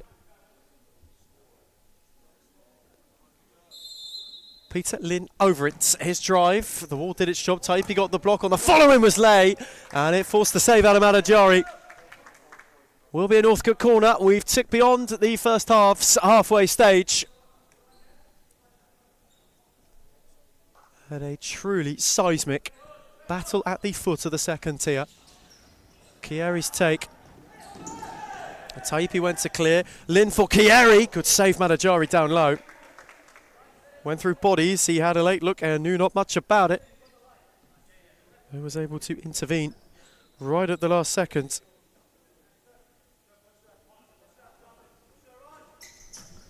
As Lynn, twisting, turning, Manajari met him at feet. The first real look that North could have had to get back at Braybrook, who have looked to control the tempo since getting themselves level. Seth McCullough. Caliotti, back for Trevor Seth McCullough. Alejo Suarez had an interest momentarily. Seth McCullough steered it for Caliotti. Now Alsoma likes what he's seeing with that kind of ball. Caliotti just not able to get on the end of it. So that is the kind of breakaway menace that Braybrook can show.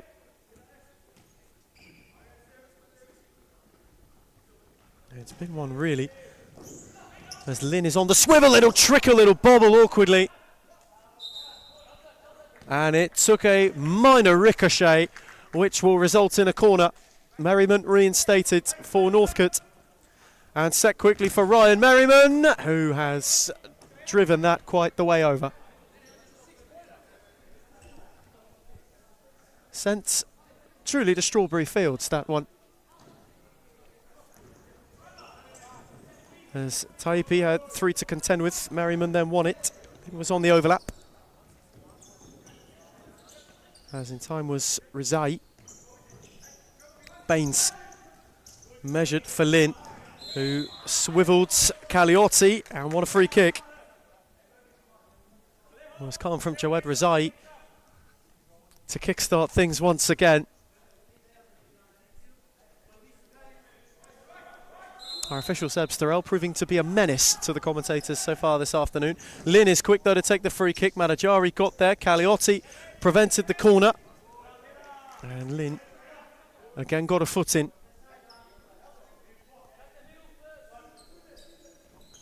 Peter Lin's take. Suarez gave it a hit. Taipi can break. And Sesmakula is charging.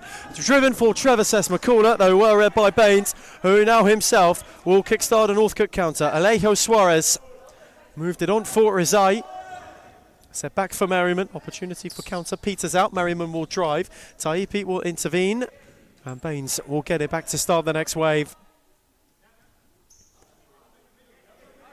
North could have just flipped the momentum the last few minutes. Suarez was not too far away. Gave it a drive from just inside his own half. Plentiful opportunities as Ashagi is joining the Braybrook bench a little bit late on. Ball for Taipi. Merriman marshalled it well. Ryan Merriman had Lewis Merriman down the line. Sesmakula went to him and got a foot in well.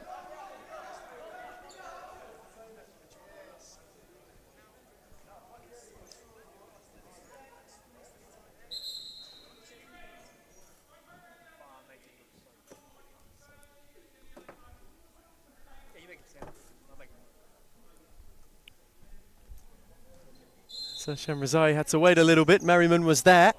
Lurking was Bahmani. Taipi got a foot in. He's been a thorn in the side so far of this Braybrook defence in the afternoon. Got the scoring going with a really tightly taken goal inside the first minute. Did Bahmani, and on the charge the other way now is Caliotti. Set back for Sesmakula. Caliotti, patient, measured. Can see the stamp that Soma has wanted to put on Braybrook already in this first half. They look calmer in possession. There's Taipi, who's been here since season start, has been part of every chapter of the journey, as has Jimmy Newen as well, who's currently taking a seat down. Sesmakula, Drew Razai, and breezed beyond. Trevor Sesmakula whipped it wide of the post. Inches from a Sesmakula special. As we have hit stop clock territory now in Darebin for the first half between these two. Edward Caliotti receiving instruction on the touchline. Sesmakula stole him. And Merriman slid in. In some menace, Sesmakula selling short momentarily. Madajari was worried. Rizai will see it out of play. That's too long for Ashagi.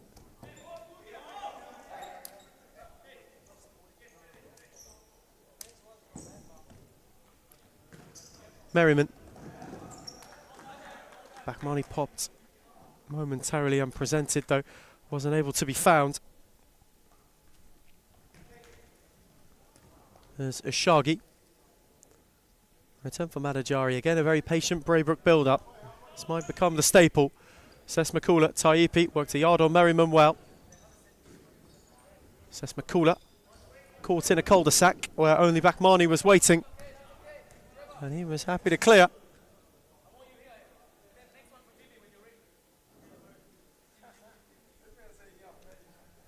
Jimmy Newen re-readied. Sesmakula will come for a breather.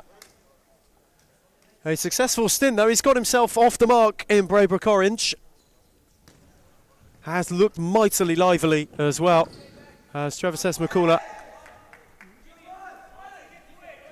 Throughout the majority of this first half, has been pushing Braybrook forward. This a test of how they will go to the half's closure.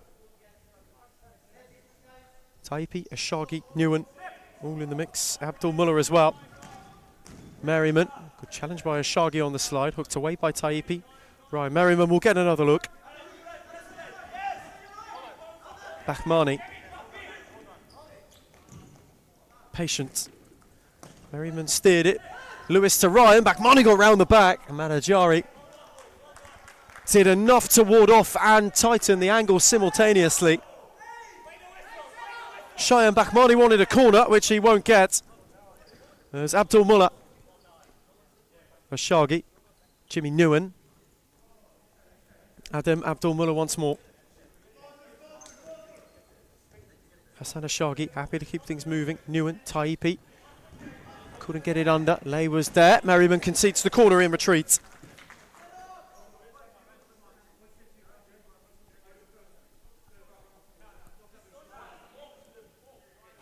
Braybrook surging for a goal that would put them ahead before the break. Taipi forced Baines across.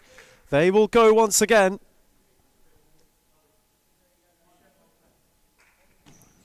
Fizzed across the face this time.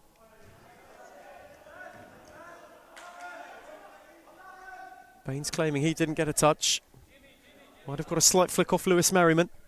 Just prevented it from finding with force. Newen. And that return for Abdul Muller was too firm. Just joined us today. First of all, good afternoon and welcome. Second of all, opening championship instalment was something of a spectacle. More on that in a minute as Merriman rolls wide. Bulleen returned for the time being to the top. They defeated RMIT 6-5. Redbacks halted again in their title push. That was coupled with a bit of World Cup drama. Late game between Algeria and Austria has been closely followed as well. Rounded out a day where England topped the group, as did Colombia and Argentina in kind. Here in the meantime, Bulleen are topping the table. Braybrook are looking to get on top in this game. Gorgeous turn from Ashagi. And a good challenge from Ryan Merriman, who was a little bit ginger from the contact. Flung long for Bahmani. Abdul Muller, the only one there, positioned, and he will let it trickle out of play. There's Jimmy Newen. Good press by Lay. Bahmani with a good hit, and a good save by Madajari. While Soma eyeing the clock, maybe thinking about a timeout at some point soon. The new Braybrook manager on managerial debut in orange today. And he will now saunter over and issue a timeout. As Lay got it back from Suarez. Was waiting on the run as Bahmani gave him one, steered it on for Merriman to drive it! And Merriman magnificently to whip Northcote back ahead. Piercing pinpoint. And through Ryan Merriman muster, Northcote go into the timeout with the lead. Braybrook had battled, though, with 2 to the break in Darabin. It's Northcote 2, Braybrook 1.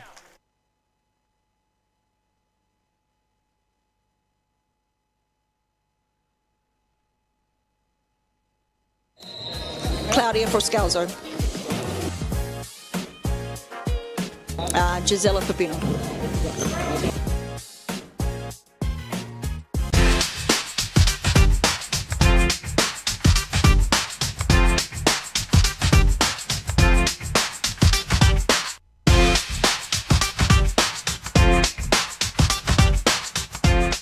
Why do people hate Hume, and why do they hate where we're going to and heading to? I can truly say it's jealousy. You can see he's pretty professional now. Even for me, from an outside perspective, I can see the development of the club, and it's just a different level. I said, look, I want to take Hume into a different direction of expanding our connections, and that's when we started thinking abroad and thinking about, okay, what's Hume's future looking like?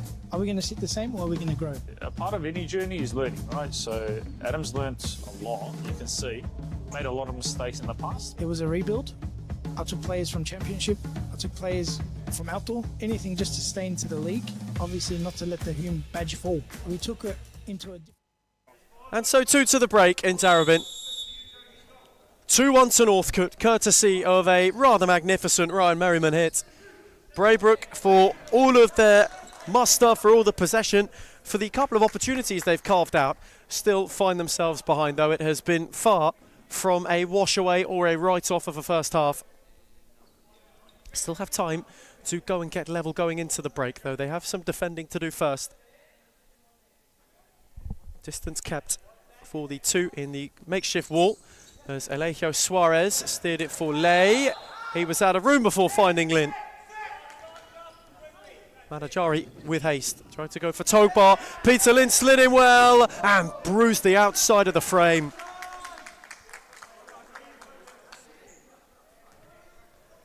Braybrook nearly architects of their own downfall. A bit too close for comfort, though. Caliotti at the other end. Had runners with him, one of whom was Tobar, who thrashed it, and Baines wore it full force, rather firmly, rather well. There's Merriman. That's a gorgeous ball for Suarez,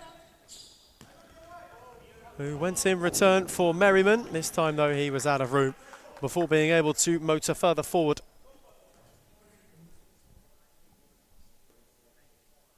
Still plenty of time for the first half narrative to be altered.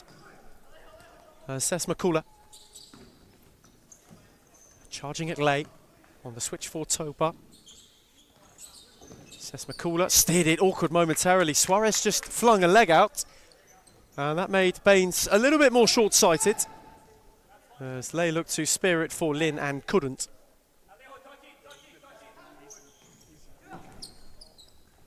Cagliotti warded off, set back for Togba. Braybrook looking promising. Can they find themselves an equaliser before the break? That's a magnificent save from Baines. Took a wicked deflection off Lay, and the young Northcote shot stopper adjusted rather well.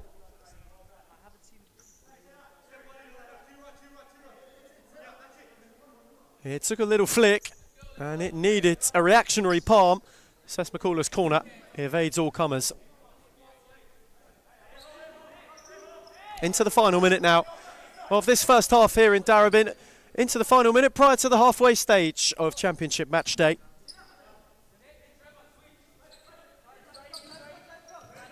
Match day of mass importance at both ends of the table. Already we've seen two towards the top. We've got the two at the bottom at the moment. And for Northcote, as it stands, a first league victory of the season, and they are en route for a massive 3 points if it stays this way. Cagliotti is looking to change that, and he too now takes his turn to bruise the outside of the goal's frame.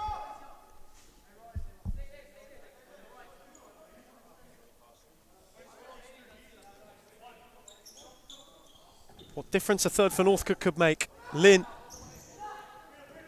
sizing up Ses McCullough, who blocked well and could lead a counter away from Lay. Merriman uncertain. Ses McCullough did wonderfully and then chipped it in beautifully. There is to be a Ses McCullough special in Darebin. That's a gorgeous little chip to bring Braybrook level on the stroke of half time. Merriman uncertain, he was mugged of it. And then Ses McCullough kept his cool and steered it in superbly via a little flick from the underside of the bar as well. Gorgeous. And Trevor on debut for Braybrook is on a hat-trick. That's it for Cagliotti, a little short. Lynn on for Lay. Northcote maybe for one last look. Lynn was moving. Ses McCullough central and steadfast. Moved on by Toba. Beauty of a ball to find Cagliotti. Merriman's in retreat. Edward Cagliotti with the final touch of the half tried to get a shot away. Though what a way to end it. Ses McCullough at the double on debut. Northcote ahead twice, reined in twice. Half time in Darebin. It's Northcote 2, Braybrook 2. Direction, which was the wrong direction. And you can see how we can transform a team within a very short period of time. It's only been, 6-7 months, and we're like a really well-oiled engine now. Going for top 3, sitting top 3 at the moment, where everyone doubted us, coming from relegation, bringing in one of the best coaches in Australia for futsal, bringing in players that are young but can shine. I think that's the best step that we've taken, pretty much. Nando came in and brought different kind of energy. Obviously, I came back from injury pretty much the same week as Nando signed with us, so it was kind of like a coincidence. You can see the progress and what we've been doing for that long, like how much we've improved as a club. Even when they're undermanned, even when the odds are against them, like we're fighting this season. That's the beauty. Previously, when I came, I didn't know. I didn't have a feeling if we're going to come back or not. But now I always feel like we're in it. When you're winning games, right, it brings a different energy. When you're winning week in, week out, or you drop points here and there, but like you're winning 80% of your games or something. You're on a high. I think it makes a really big difference to Adam. He's been unbelievable as a president, as he got obviously last year. So he's obviously been a big part of all of this, and he's been doing unbelievable. Big credit to everyone, to be honest. We're on the right track, I believe, and hopefully we just get better from here. It's all about the brotherhood. It's all about passion. It's all about, if my brother's falling down, what can I do to pick him up? Or how can I pick him up? It doesn't matter what you do at a club. If you're there long enough, it becomes like your property kind of. It feels like you have a piece. You want to stand up and protect it. So I'll always want to protect this club, no matter what. We focus on everything. We focus on all the aspects. And I think that's what a lot of clubs don't have. A lot of clubs hate on us because of that, and the fact that we bring passion to the sport, there's no limit. The sky's the limit. When you have teams like Fitzroy who's been up there and played the nationals, or you have teams like Moreland who played national tournaments as well, if they can do it, why can't we?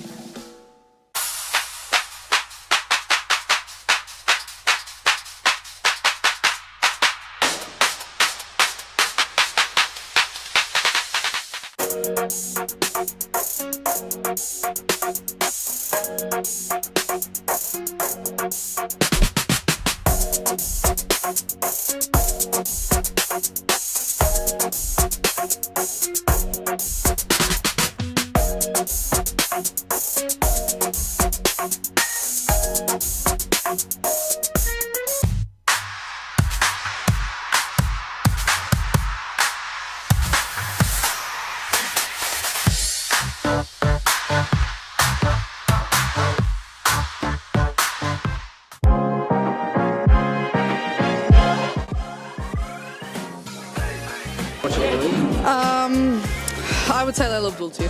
I think Amanda Araha from Fitzroy. Claudia Fuscalzo. Oh, I'll be biased.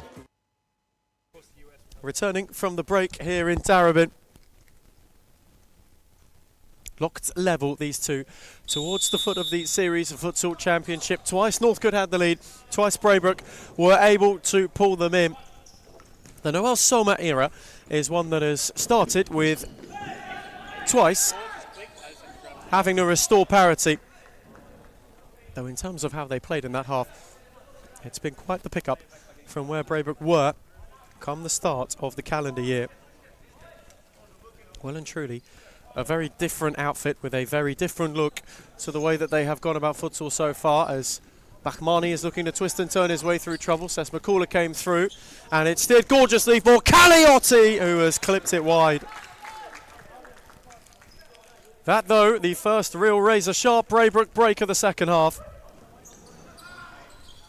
Came up short for Caliotti, who himself is looking to make an impact as Bachmani had it full his way. And just couldn't apply a finishing touch. Opportunities at both ends to start the second period. Manajari, Caliotti on the swivel. Very quick fire, a very direct start to this second half, one that both teams would have eyed, would have wanted. Northcote knowing the importance of today and of this game, as here is Ariane Nazifi. Got it back from Sess McCullough. Very measured, very patient Braybrook approach.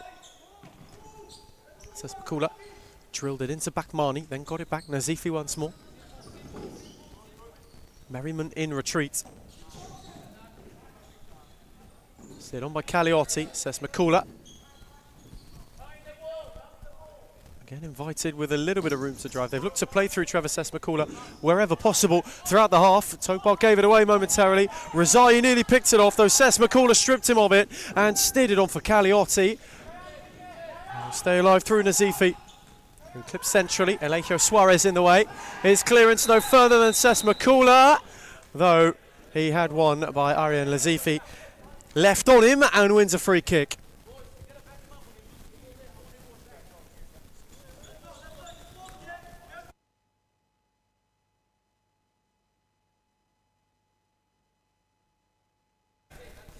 As Braybrook give up their first foul, that first free kick of the second half. Merriman, Rezai in behind, Manajari was in. Northcote want a penalty, which they will not get. That's a first real flashpoint of the second period, though. Caliotti now on for Sess McCullough. The other way for Nazifi. Sess McCullough cut out well by Chieri, who had runners with him and then lost his footing, as did Travis Sess McCullough.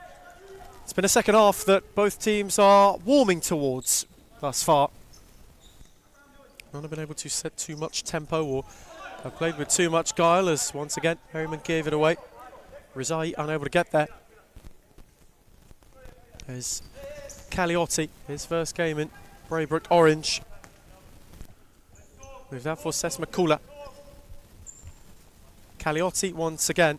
There's a few waiting on them, one of whom was Ashagi. He was forced backwards with nowhere to go. Razai pressed, Ashagi took a tumble. Caliotti couldn't find a way further forwards, and Chieri got the final flick.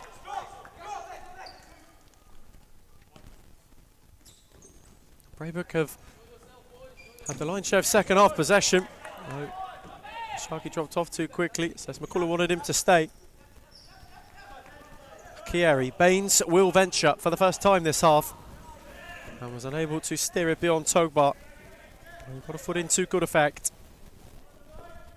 A very, very patient half so far from both of these teams. Nobody wanting to throw too much at it. That's given away by Merriman. Ashagi now unable to thread beyond Bakhmani, who was in retreat. That's McCullough. Togbar. The next Braybrook wave oncoming. Ashagi unable to get out of trouble. And Razai nearly had it steered for him.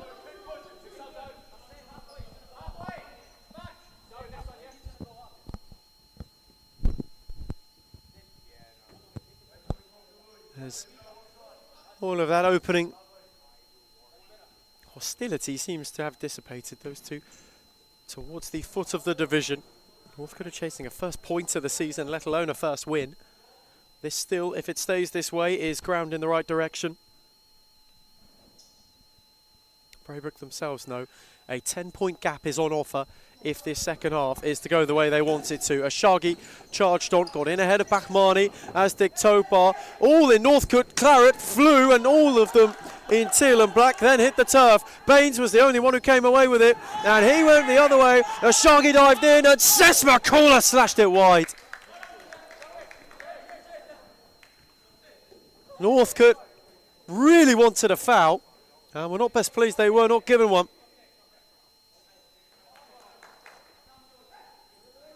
Merriman and Lay, the two changes. As again Merriman looked long. Flicked on by Bakhmani. On the slide was Ashagi. Sess McCullough. Togbar kept it calm. Sess McCullough then steered it for Ashagi, who lunged and was unable to keep it rolling. Few in Footscray Green just starting to make their way into the building too. They will close the show against Kensington by for Melbourne Arians this week, which both of these two will have a keen eye on. Opportunity to pick up some ground and some points in their pursuit of brighter size. Ball from Laysted to the back post. Sess McCullough, the only one who went to go and meet it.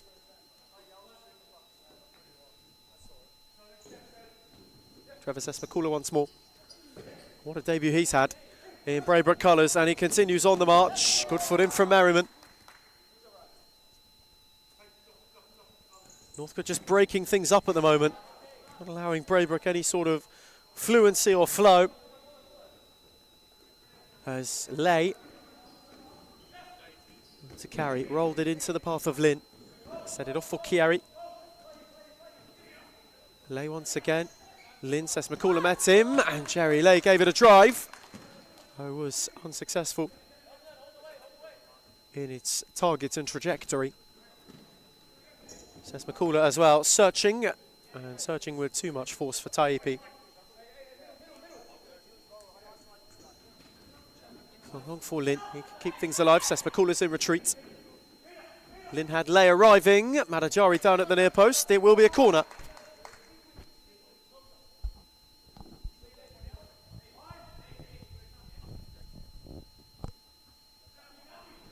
Northcote corner taken quickly for Merriman to drive and drive wide. But they are creating chances. Plentiful ones of them at that. Good take from Caliotti, who was looking to swivel. Taipi was central. Caliotti steered it that way. Baines got a good boot in, and then it fell for Chieri, who steered it on for Lay. And Abdul Mullah got a nice challenge.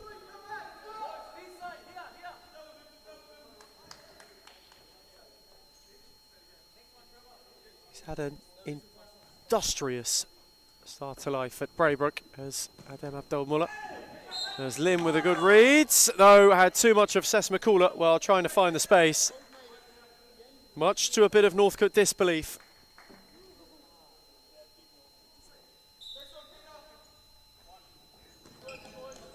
They were feeling as though that there was very little contact to warrant a foul on that occasion. There's Baines again.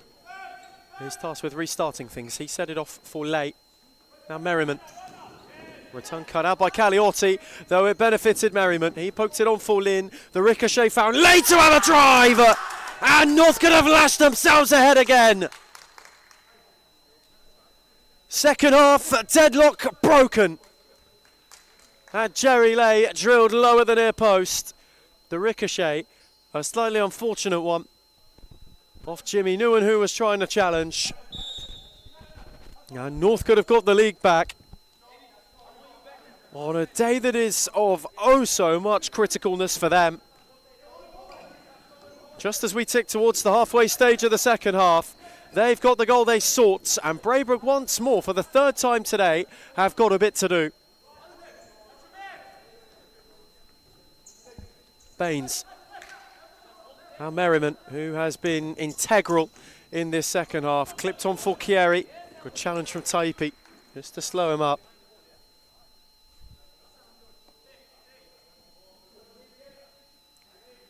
For Northcote though, how about it? It has been 4 months without a league win. They are now finally on the threshold of it, on the precipice of breaking their duck. Cagliotti took a flick on his hand on the way through. Not much he knew about it.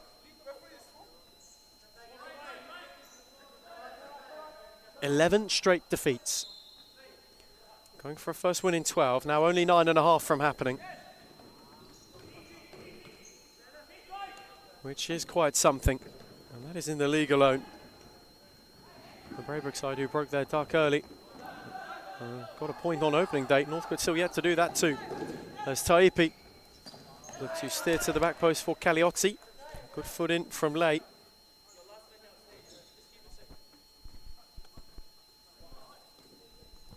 There's once more Abdul Mullah.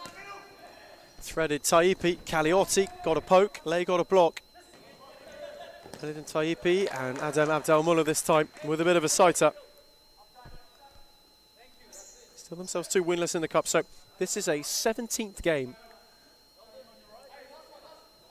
without a win for Northcote. They're looking to end that run at the 18th time of asking in 2026. Abdul Mullah. Rashagi. Taipi.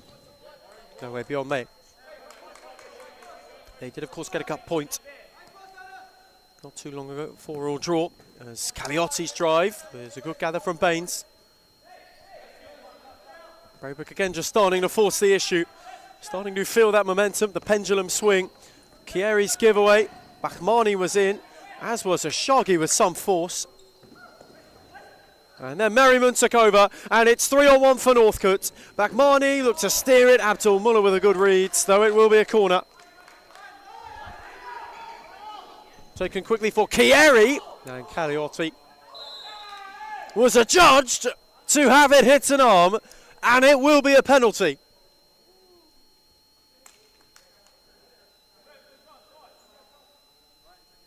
Unbelievable.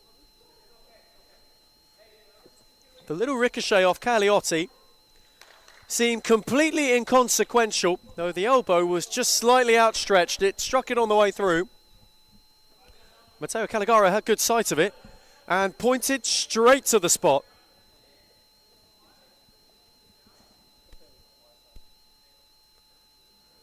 Merriman from the spot to give Northcote a bit of breathing room for the first time perhaps in the league this season.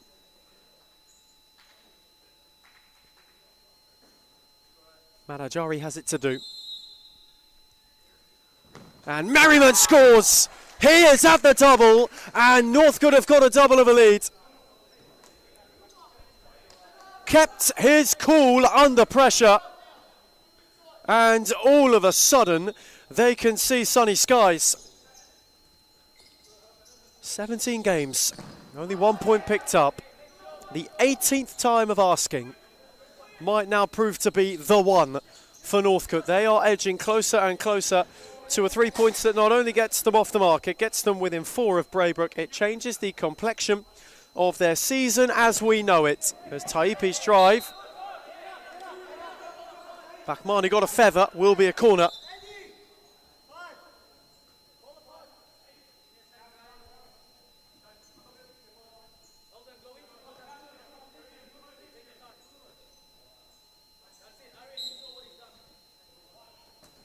Corner taken for Taipi to drive.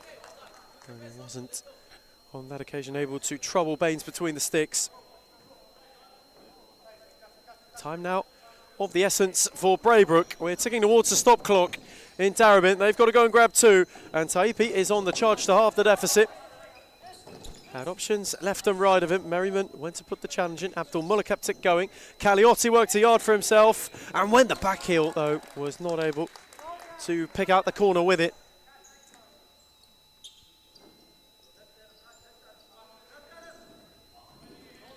Kensington Footscray the closer. Two teams both in need of 3 points themselves. So in the meantime here, Northcote are ticking ever closer. They are now 5 on the dot from the first 3 points of the season. There's Merriman. Had it set back his way. Happy to take his time was Merriman. And look to clip it out for Bakmani. Chieri. Merriman cut out though, brilliantly on his own is Nasifi who's hit the post. Golden look for Aryan Nasifi, who was unable to apply the finishing touch and halve the deficit, one which would have got Braybrook right back in this game.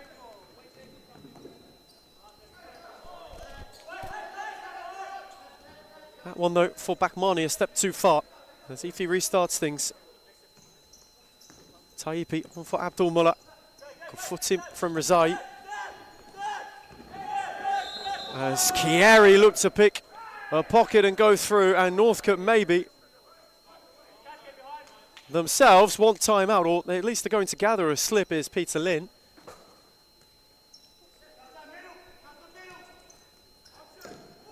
There's Caliotti.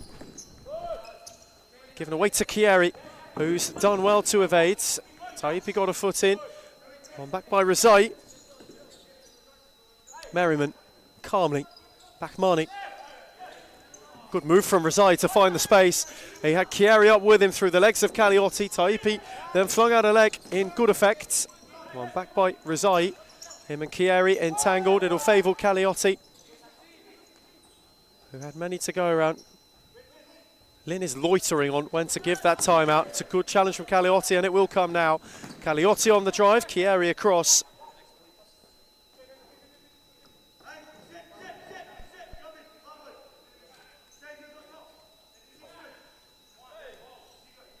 Caliotti's take, Sesmakula to try and steer it. Still menacing is Sesmakula! That's a brilliant save from Baines down low. It just trickled oh so close, tentatively towards the corner. As Makula this time, unable to steer it, and that will be timeout. So, Northcote have got themselves right where they want to be. 3.5 to the close, they are 2 clear. It's Northcote 4, Braybrook 2. Jacobs, because she doesn't even know what she's got to do before she does it, let alone us. But then from across the league, Alexis from Fitzroy, she's too good. And Karina's alright.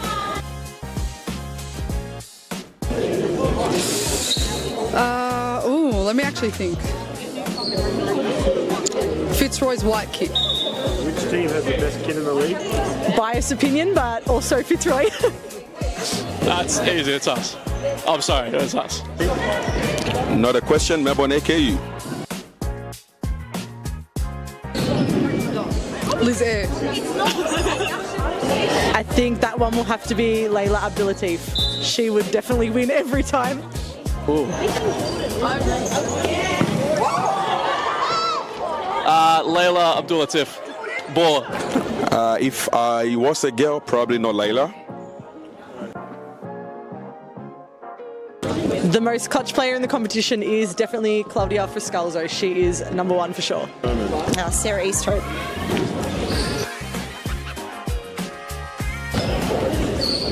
I'm going to say Amanda Aroha. Returning from timeout then, 3.5 to the close of the Championship's second edition. And Northcote are 3.5 away from a first league win of the campaign, a first win in all competitions in 2026 as well. It's been a long time coming, this kind of performance. It's a side that have had arguably the most turbulent start out of any across the top two tiers to start the new year. And this is something that, if it stays this way, will be earned, will be warranted, will be savoured for all of those in black and turquoise at the moment. Braybrook are still wanting to force the issue and pinch a point of their own as Tugbar was in ahead of Baines. And if they are to claim that first league win of the season, the gap to Braybrook only becomes 4 points. And it just keeps their survival hunt away from the automatic relegation zone, in particular immediate horizon instead of in the distant future. Tugbar again battling with 2 to go around. Nazifi, who has come closest for Braybrook and hit the post since that Sesmakula double. And here is Sesmakula once more. Ariane Nazifi. Sesmakula. Patient from Braybrook. Nazifi with a good shift and a good save from Baines once again at the near post. Braybrook corner. Oh, Soma barking instructions. Wait for them to get back into this game. Set for Caliotti. Rippled the side netting via a deflection.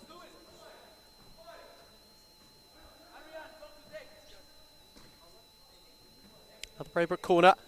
The goal frame needs readjustment. Kashkari with a little look at the clock. First for the afternoon, Assess McCullough hunting a hat-trick. Couldn't crash it through the crowd. Now Lynn on the break. Had Bakmani up with him. The late arrival Peter Lynn went on his own. And Azifi was there to put a block in. Kashkari returning as player manager to the Northcote fold.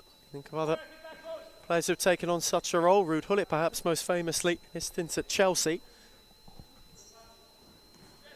Edgar Davids at Barnet for a while as well fulfilled that destiny. Now joining that as Lynn returned it for Baines. He speared it on. Caliotti almost tested the handling of us in the commentary box once again this Sunday afternoon.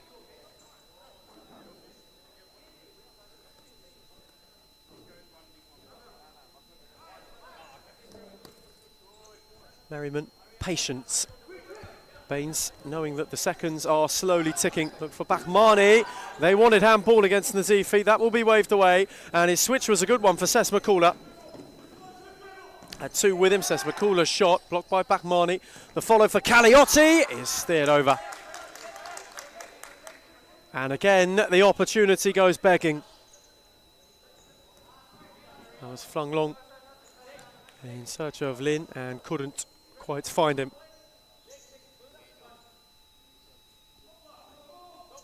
Into the final 2 minutes. Northcote get closer with the seconds ticking by. Bakmani will have a drive. He started all of this.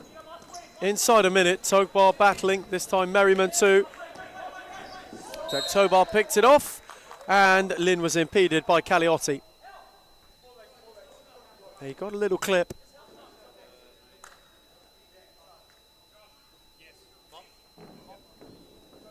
And for the first time today, the froth mop's needed.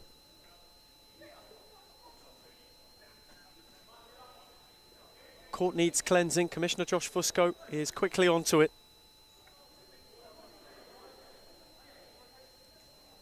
Michael Ciaris just giving the indication. Whereas for Northcote, they are 99 seconds from a first league win of the season.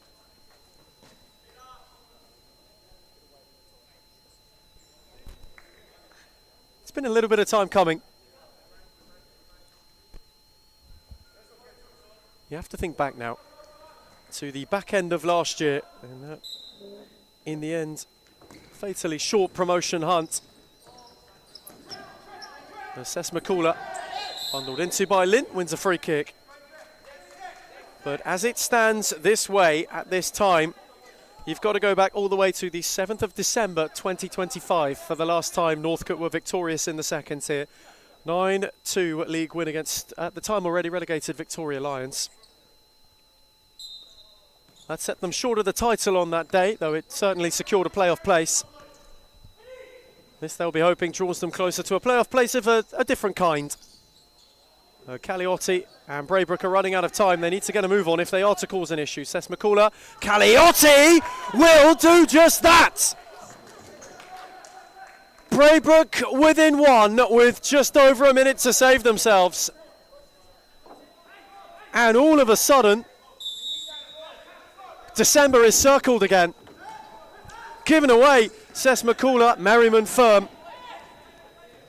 Northcote close, and they know it. Merriman beyond 3. Lay for Chieri. Nodded by Nazifi. Final minute in Darabin. Caliotti's on the charge. Seth McCullough steered it. Chieri blocked it. It took a deflection. And Topa steered it in. 2 in no time. Is maybe one that shatters Northcote hearts. And Noel Soma wants time out. Braybrook believe they can go and win this thing. 2 in 20 seconds has got them from well and truly in the wilderness to almost out of the woods. Says McCullough in, Lynn adjudged not to have fouled him. Not quite yet time for timeout. They will have to wait, Braybrook. Baines short, Merriman. What have Northcote got to the close? Says McCullough went to rob him. Merriman continued. Good slide in by Nazifi. Had a good afternoon, Arya Nazifi. And the froth mop again is needed. Michael Ciaris alert. The court needs another clearing. Once more, Josh Fusco will make his way.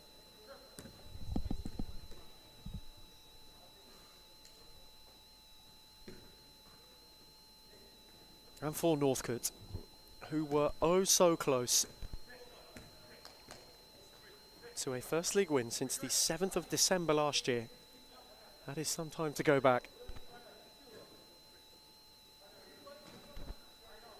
In excess of 6 months now since their last league win. They still have the opportunity to do so. Merriman ripples the side netting. There's Caliotti.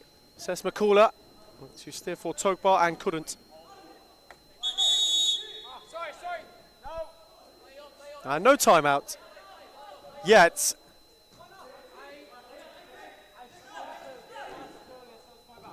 Braybrook still waiting on their timeout as it was speared long. Merriman, he fancied a drive. Lynn took over, lost out to Nazifi, who had runners. Arya Nazifi went alone. Togbar was on his own and only found the side netting. They did it to Footscray not long ago. They were close again. Chieri on the lunge. Seth McCullough came to it. Lay had options. Went alone and Manajari saved him. Rizai knows there were runners. That might have been the Northcote chance. A corner with 4 seconds on the clock. Merriman's got to have a hit. He threaded it. Lynn can't get there. The poke momentarily was almost menacing. And that'll do it. That poke, the final look at the end of a thrilling game. So, in the championship this season, Northcote are now off the mark. Though it is bittersweet. It could have been so much more. 2 up with a minute to go. A late Braybrook rally for Noel Soma's managerial debut for them earns them a point that just ever so quietly creeps them towards Arians. Full time in Darabin, it's Northcote 4, Braybrook 4. I think this player gets underrated a lot, but Rebecca Davis.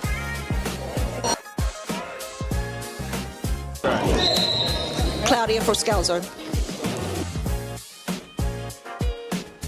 Gisela Pepino.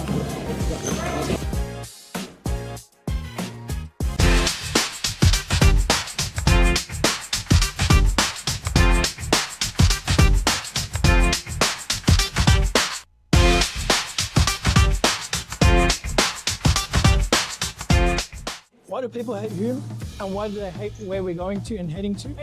I can truly say it's jealousy. You can see he's pretty professional now. Even for me, from an outsider's perspective, I can see the development of the club, and it's just a different level. I said, look, I want to take Hume into a different direction of expanding our connections, and that's when we started thinking abroad and thinking about, okay, what's Hume's future looking like?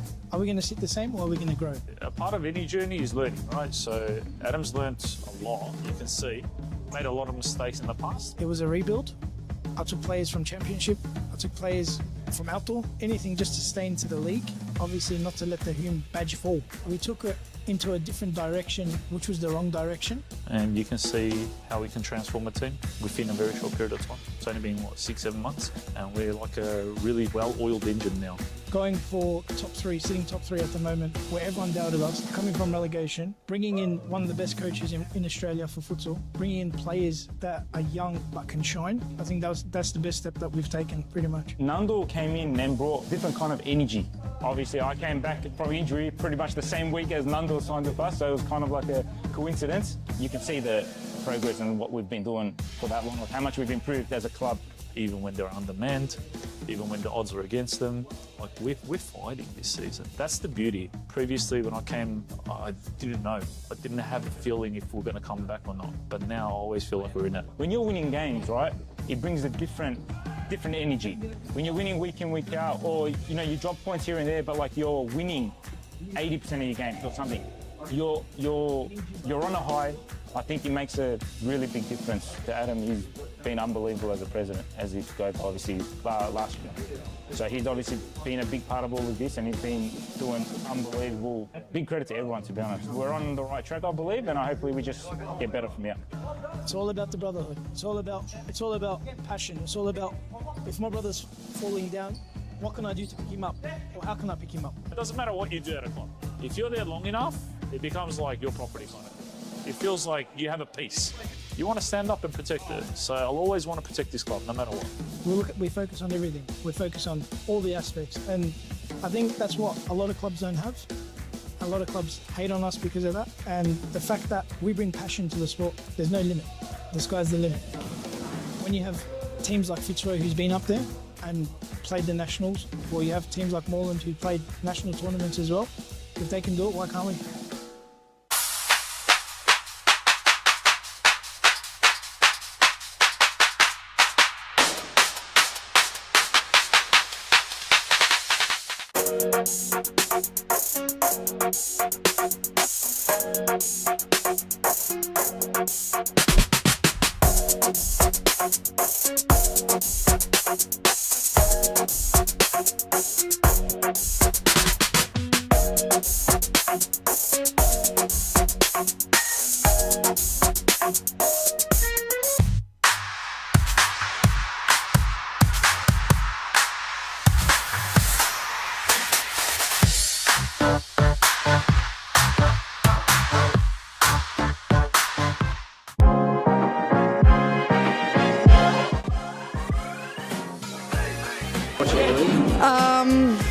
I would say Layla Abdul-Latif. I think Amanda Araha from Fitzroy.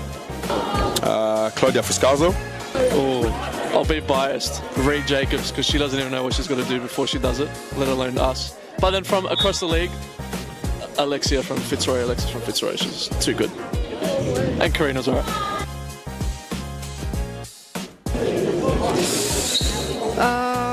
Let me actually think. Fitzroy's white kit. Which team has the best kit in the league? Biased opinion, but also Fitzroy. That's easy, it's us. I'm sorry, it's us. Not a question, Melbourne AKU. Liz Air. I think that one will have to be Layla Abdul-Latif. She would definitely win every time. Ooh. Layla Abdul-Latif. Baller. If I was a girl, probably not Layla. The most clutch player in the competition is definitely Claudia Fuscalzo. She is number one for sure. Sarah Easthope.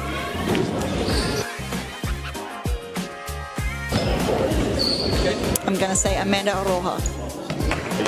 I think this player gets underrated a lot, but Rebecca Davis.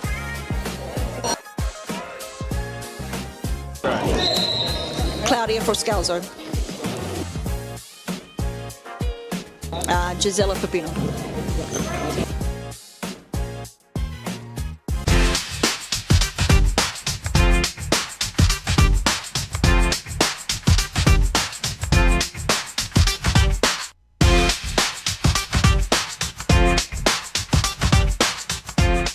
Why do people hate Hume, and why do they hate where we're going to and heading to? I can truly say it's jealousy. You can see he's pretty professional now. Even for me, from an outsider's perspective, I can see the development of the club, and it's just a different level. I said, look, I want to take Hume into a different direction of expanding our connections, and that's when we started thinking abroad and thinking about, okay, what's Hume's future looking like?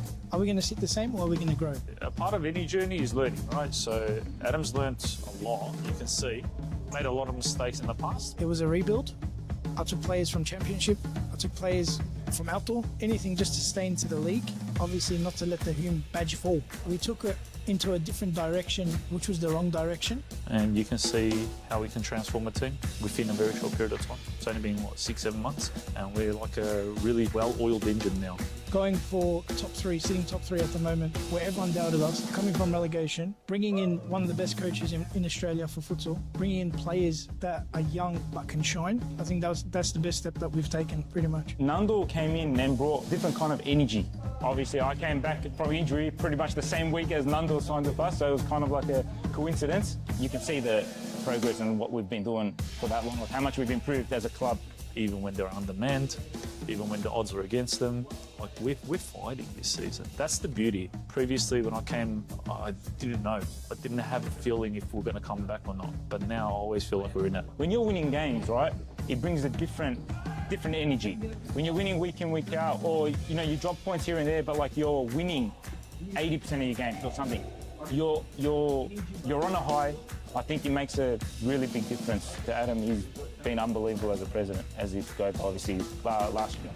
So he's obviously been a big part of all of this, and he's been doing unbelievable. Big credit to everyone, to be honest. We're on the right track, I believe, and hopefully we just get better from here. It's all about the brotherhood. It's all about passion. It's all about, if my brother's falling down, what can I do to pick him up? Or how can I pick him up? It doesn't matter what you do at a club. If you're there long enough, it becomes like your property kind of. It feels like you have a piece. You want to stand up and protect it. So I'll always want to protect this club, no matter what. We focus on everything. We focus on all the aspects. And I think that's what a lot of clubs don't have. A lot of clubs hate on us because of that. And the fact that we bring passion to the sport, there's no limit. The sky's the limit. When you have teams like Fitzroy, who's been up there and played the nationals, or you have teams like Moreland who played national tournaments as well, if they can do it, why can't we?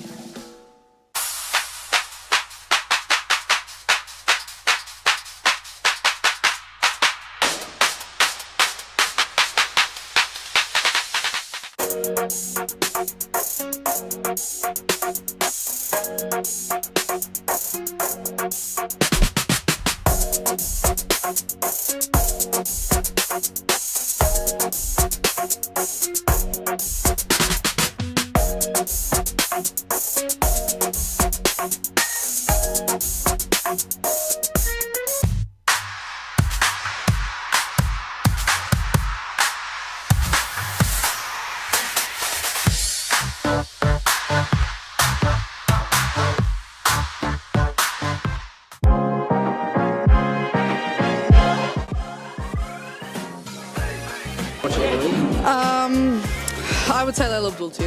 I think Amanda Araha from Fitzroy. Claudia Forscalzo. Oh, I'll be biased. Reed Jacobs, because she doesn't even know what she's going to do before she does it, let alone us. But then from across the league, Alexis from Fitzroy. She's too good.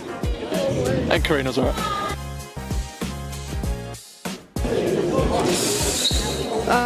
Let me actually think. Fitzroy's white kit. Which team has the best kid in the league? Biased opinion, but also Fitzroy. That's easy, it's us. I'm sorry, it's us. Not a question, Melbourne AKU. Liz Air.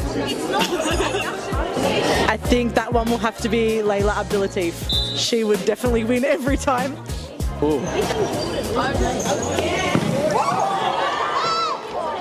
Layla Abdulatif. Baller. If I was a girl, probably not Layla. And so, for the second tier show closer on Sunday, Kensington will have seen the result from earlier on in today, where Bulleen beat RMIT. They, with 3 points, will make it irrelevant whether or not they end at the top of the table. The equation is simple. If the Eagles win, they stay soaring above all others in the second tier for 2026. It's been a topsy-turvy little bit of a campaign for them. A fast start, a patchy middle period, though. In recent weeks, they have picked up form in a red-hot way. They were victorious over Bulleen last week, and that really kick-started them to the top of the tree and maybe, just maybe, provided more to their title credentials in 2026. And Grillo is looking to get on the march, and Ben Grillo has lashed it just wide within a matter of seconds. And that is how close Kensington were to leading inside the first minute. Footscray, on the flip side, had been in some magnificent form in the Series Futsal Championship up until recently. They went one defeat in 8 games before that loss to Braybrook, and it seems to have just taken the wind out of the sails of a side that were building some momentum in a little bit of time. Defeated 6-1 by Arians in a measure, really, of what those two teams could be capable of in 2026 last time out as well. So today they will be wanting to get back on in a positive footing and also close the gap to Melbourne Arians, as well as bunch up the title race. All of that is to come in the second tier closer, as Mara has an effort which he drills wide of the far post. 2 looks inside 90 seconds for a Kensington side that are playing with quite a confidence at the moment. You've seen the seasons that Captain Patrick Mara has had, that Ben Grillo has been able to have. Malachiar's contributed well. He starts, as does Patton, who's been superb. Scoofis in between the sticks has been ever present once more. So Tidus will be one of the names to come from the bench today as well. Voluto matching that in that case, as well as Christian Grillo, both of whom will be wanting to make an effort as Stojanovski forces Scoofis into his first save of the afternoon. Was flung long at the other way for Patton, who was unable to find a more menacing intervention. Footscray side themselves, who have lost Edward Cagliotti in the transfer window. He featured last time out for Braybrook in their 4-all draw in the middle kickoff of this particular match day with Northcote. The Warriors picked up their first point of the league season in that game, which has split 2 towards the top of the table here in the championship. And for Footscray, an opportunity through Hussein Mahor to go and get further forward. They've got a new keeper in between the sticks, Filip Milovanovic, chosen between. No Jankolovski available today. Jing He is also not present in the building, so there's been quite a lot of change and quite a lot of turbulence about Footscray in recent weeks. And Malachiar is on for Grillo, who is on for Mara at the back post, who with a little loft puts Kensington ahead inside 3 minutes for a goal that has been coming. Luscious from Mara. A good take at the back post, a tidy guide over Milovanovic. And Kensington have got themselves off to the perfect start. Scoofus forced into a save as Hancock's gave a good drive. Mara, Malachiar, Patton, that's a gorgeous layoff. And Mara is in behind again. And he is steered just wide of the near post. Couple on the Kensington bench wanted a free kick. Footscray at the other end with an opportunity. Stojanovski took over, steered to Major at the back post. 1-1 in no time.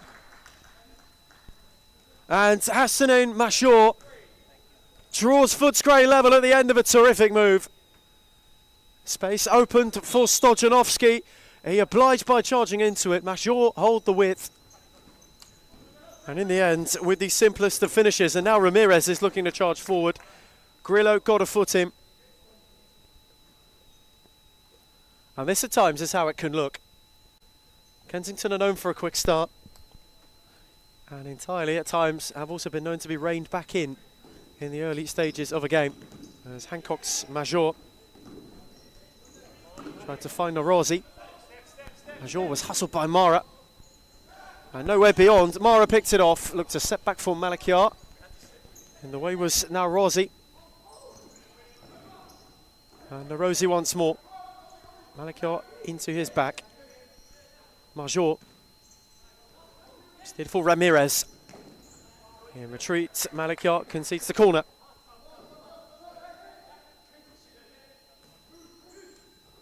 Taken quickly for Major, though picked off by Patton, who is on the charge and has runners with him. Patton looked to go through the legs of Hancock's, not once, not twice, but thrice. Maka Hancock's got a foot in every time, as did Malachiar this time.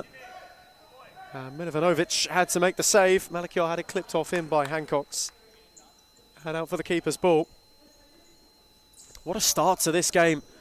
Both teams have gone 90 miles an hour to kickstart the final Sunday special. Good clip from Hancock's given away to Patton, who had runners with him. Oliver Patton will go alone and was just unable to apply a finishing touch. Christopher Veluto had just made his run too.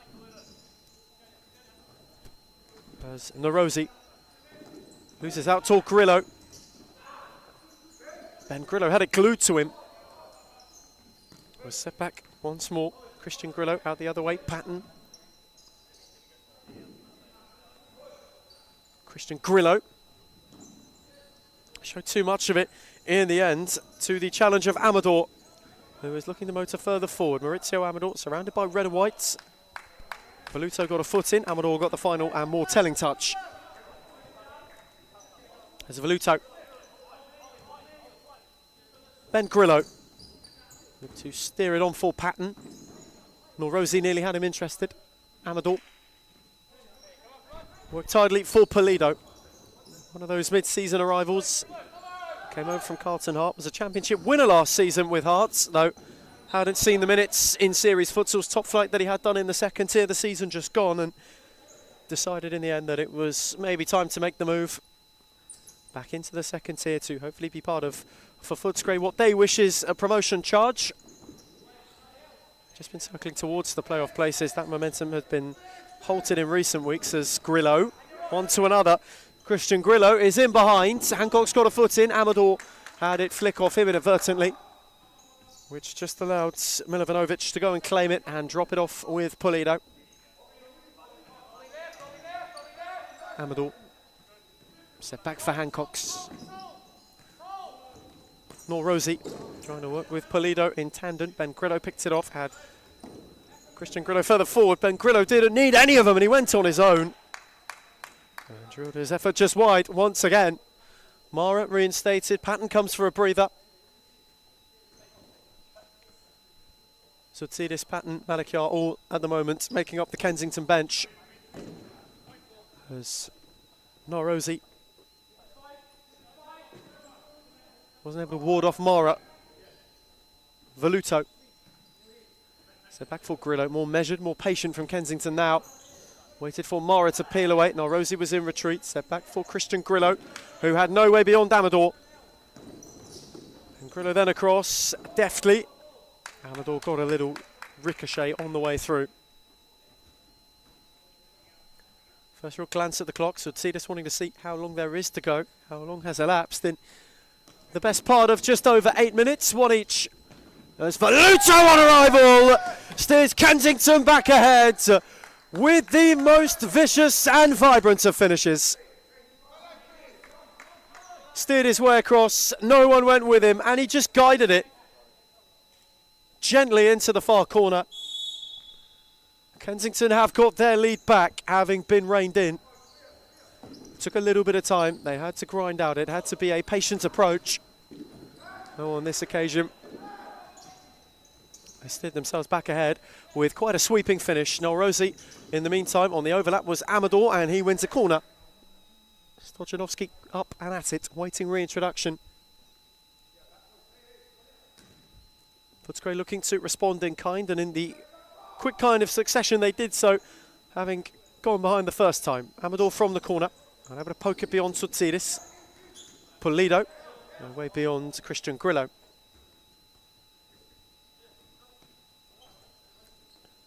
All important day for Kensington, who had been in the relegation playoff picture for a lot of the last season. Season before that too, have not found themselves fighting at the other end of the league for quite some time. Veluto, that's a good steer. Soutsidis away from two. Grillo left it, Mara took over. Voluto had occupied the space and then got away from Polido. Stojanovski then went to go and meet him. Soutsidis, Mara. Amador in retreat. Patrick Mara looked to go the long way and wins a corner.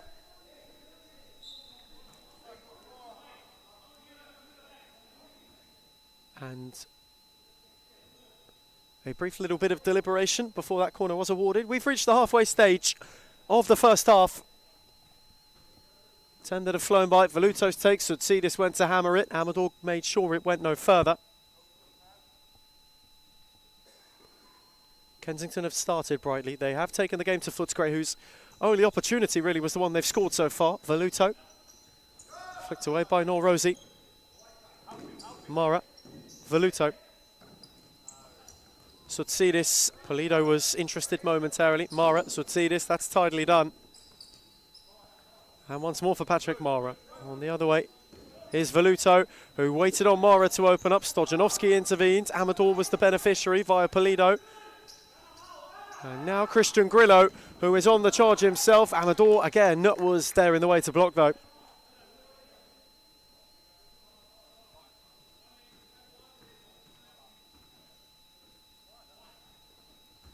Step also Soutsidis, unable to steer it towards that near post. Milivanovic, Stojanovski. Mara got a foot in. Stojanovski had stayed down, and for Alexander Stojanovski, he's been nursing a couple of knocks all season long. You can see that knee still heavily braced.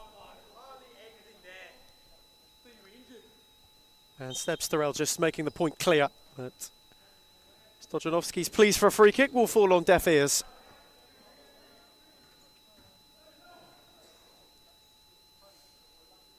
Had incredibly good sight of it, did the referee on the near side. It's not like a Dutchman to miss anything whatsoever. Eagle-eyed. Stojanovski in plea more than anything. Kensington just slowing the game down a little bit, taking the sting out of what at times can be a perilous passage between halfway stage and the stop clock. As Mara again looked to clip it, Polido got in the way. Norrosi unable to help it further. It was set back for Patrick Mara. And Peluso! In fact, no. Christian Grillo will have a drive, not to be confused with Christian Peluso, but his effort was steered over the bar with some force. Steered down the line for Stojanovski. No evasion, though, of Mara, who is on the charge. Options left and right. Mara went alone. Milivanovic got good sight. Flung it out for Stojanovski, who's got Christian Grillo to go at. Stojanovski off the return. Grillo lunged in. And will get a yellow card for it.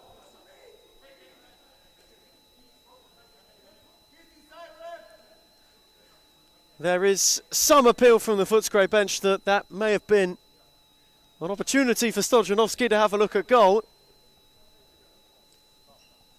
Christian Grillo in the book. Footscray have a free kick. They are chasing an equaliser.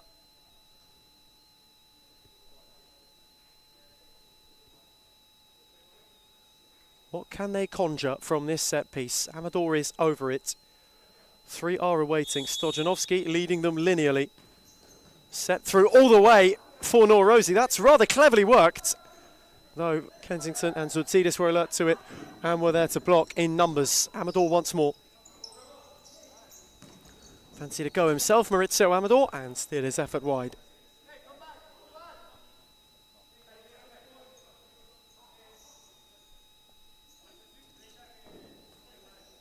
Grillo on for Mara. And Ben Grillo this time, who found his way returned. The other way was Soutsidis. Mara. On the switch was Patton. Poked on for Soutsidis. Good challenge from Norrosi. Soutsidis at the second rather slashed at the effort and steered it wide. It's been that kind of half. Chances have been sparse. Have been scarce as we are heading towards the stop clock. It's hardly been slow futsal, but it's been a bit of a grind for both of these two teams up until this point. Skoufis with a good spear for Patton, who had nobody further forwards, lost out to Amador. Stojanovski with a smashing return. Maurizio Amador in behind, and he only ripples the side netting.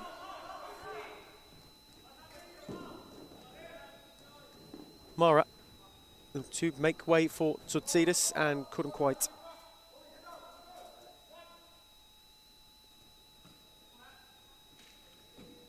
Since Kensington have gone ahead, those opportunities have just dried up a fraction. Haven't been able to be playing as cleanly cut futsal. Footscray have just sharpened up defensively. Been a side this season that, as the campaign has gone on, has leaked fewer goals. Green wall not quite fully yet established, though certainly under construction, as Mara, while trying to return to balance, had the ball ricochet off his hand, though not before he was fouled.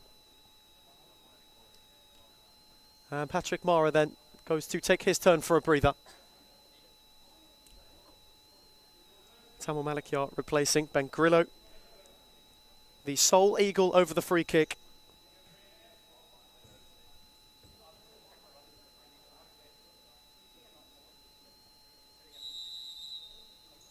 Ben Grillo's drive was one that was worrying momentarily for Milivanovic, though not long term. Just had a little bit too much height. That is the best opportunity, though, they've conjured since going back into the lead, have the Eagles. And it has showcased that the closing stage to this half has become quite an arm wrestle. Ball was rolling from Patton, though. That's rather pedestrian from their number 11. As Amador. Pulido. Maurizio Amador once more. Patrick Mara may want timeout. Slip is in hand. And maybe about to be brandished to Matteo Caligaro. In fact, it will be. And we will have our first halt to the final edition. The next time Kensington have possession, they took it too quickly for things to be halted. And it may come to hurt them as Amador is on the break. And Pulido has kicked out rather rashly behind the play and is off.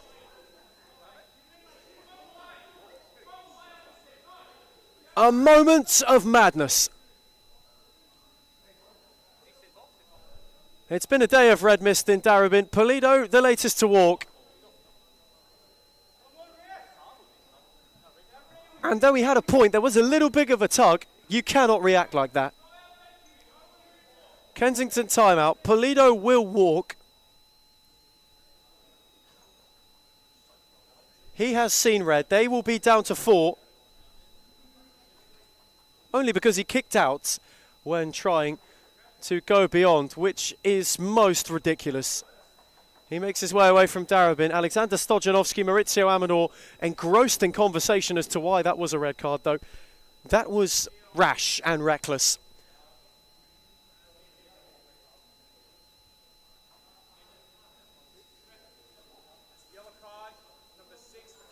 So no timeout issued. Tsotsidis is in the book for the initial contact. And then Pulido is sent off for kicking out at him in reply.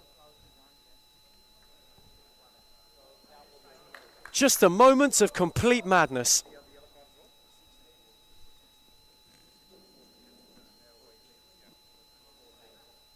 That has Footscray momentarily down 1. And for Pulido, a mid-season signing who was quite eagerly anticipated for Alexander Stojanovski and co. That's a bit of a sour end for his Sunday. So Footscray free kick then, though Kensington are up a man, which is quite a bizarre sentence to string together.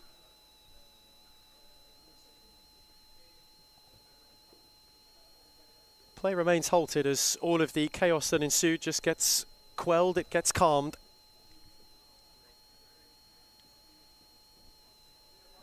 And finally, we can get back to business. Stojanovski's free kick. Only one in the wall, was drilled low. Footscray will have a corner. Strange sequence of events, though.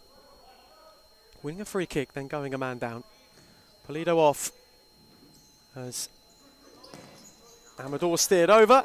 And that will be the opportunity for Kensington. then to take their time out. So, the first real flashpoint of a half that was trickling towards its break.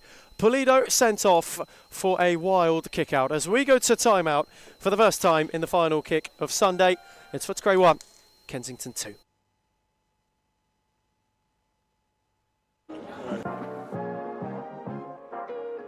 The most clutch player in the competition is definitely Claudia Friscalzo. She is number one for sure. Sarah Easthope.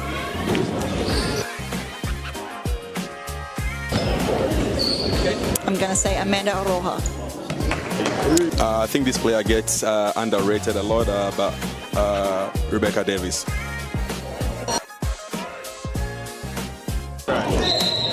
Claudia Friscalzo. Gisela Pepino.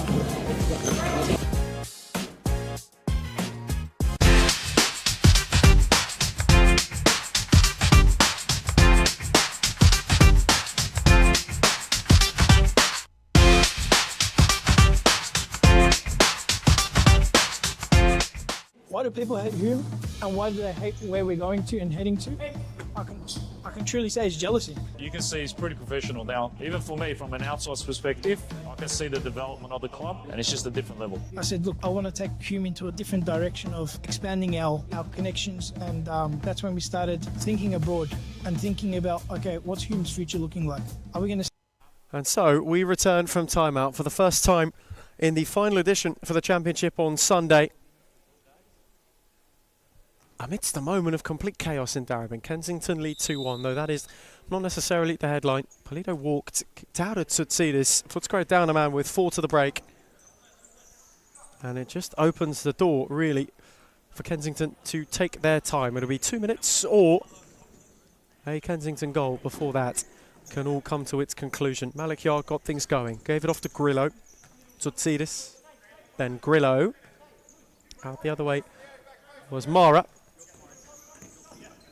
Tsutsidis once again, a very patient approach. Kensington know that the time is their friend, not just in terms of taking a half-time lead, but also for the player advantage. They're trying to work an angle for a shot. Mara nearly found one. Malik Yar on the overlap. Jordan, that's a gorgeous goal. With Tsutsidis arriving at the back post to steer in a third at the end of a spectacular move. And they make the additional player count to full effect. Crept in entirely unmarked. Footscray had no extra to pick him up. Good run from Tsutsidis, really well timed. Any earlier, the disguise would have been thwarted. Any later, he wouldn't have got there. And Kensington have got a bit of breathing room at last before the break in Darebin. They've been searching for majority of the half, had taken the majority of the opportunities up to Footscray as well. Found a way through to go and find a third, to go and find a buffer zone. And here is Grillo continuing the march. That's a gorgeous ball from Malikyar and a good slide from Ramirez in the end. Just as Tamil Malikyar went to saunter his way through. It's the closing show, of course, on the second tier in Sunday. What a weekend we've got up next, though, for you in the top flight. Carlton, Hard and Thornbury, the bottom two in series. And then, of course, it is time for the Classico. The second time this year it's rolled around. Special whenever it does so. And to close out the show, a Pascovel side with a new signing, a very new look for Kevin Dos Santos. He's back in black and white. They'll be hoping to defeat a Hume side and just get their season going once again for a Lions team that are finding their roar well and truly in 2026. A little bit harder to come by than most would have expected. That is all to come, though, for the time being. We tick towards the break in the final championship instalment here. Kensington have made good ground on a weekend where they know they can stay top of the league with 3 points. Amador entangled and encased really in red and white, and Mara was one too many to go beyond. And Mara kept going, somehow slipping, stumbling, found a way through. Malikyar, Tsutsidis, that's clever and calm, and Grillo has got all the time in the world. Tsutsidis, Malikyar, unable to find this time Ben Grillo, who was stretching, and there will retrospectively be a rolling foul given as well for that little flick on Mara, just as he was motoring forward. Amir Rozi, the one adjudged to have got in the foot errantly As Ramirez this time's in a bit more firmly. No harm, no foul in that one. Here is now Rosie. Ramirez, now Rosie took over. Malakia calmly, Footscray wants a back pass, which they won't get. Grillo can now charge. It stayed alive just as it did for Amador too.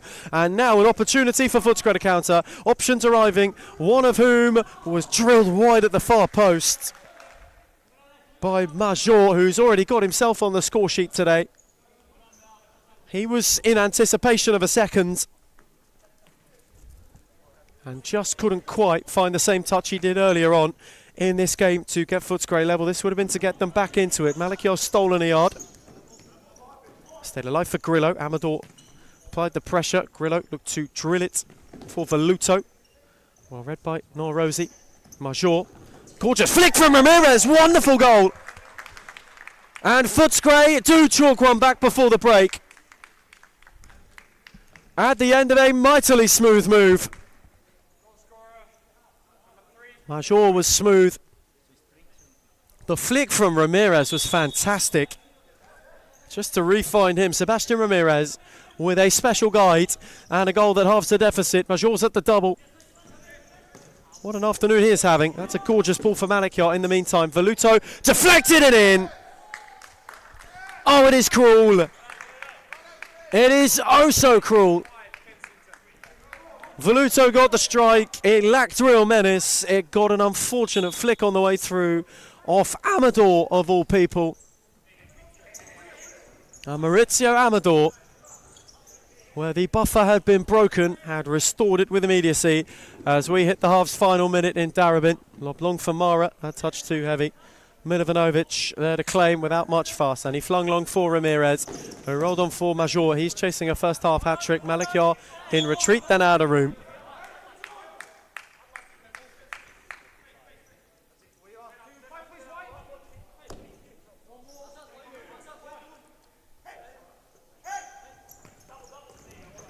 Good read by Grillo.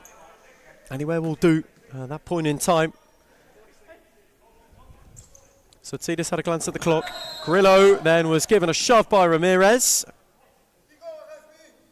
He gives away a free kick.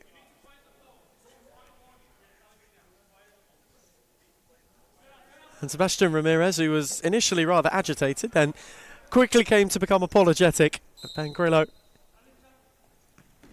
thankfully bounced back up with immediacy and got it back from Malakia to kickstart things for Kensington once more. They themselves are looking for a fifth before half-time. That would allow them to stretch their legs. Grillo's slide, Mara unable to get there.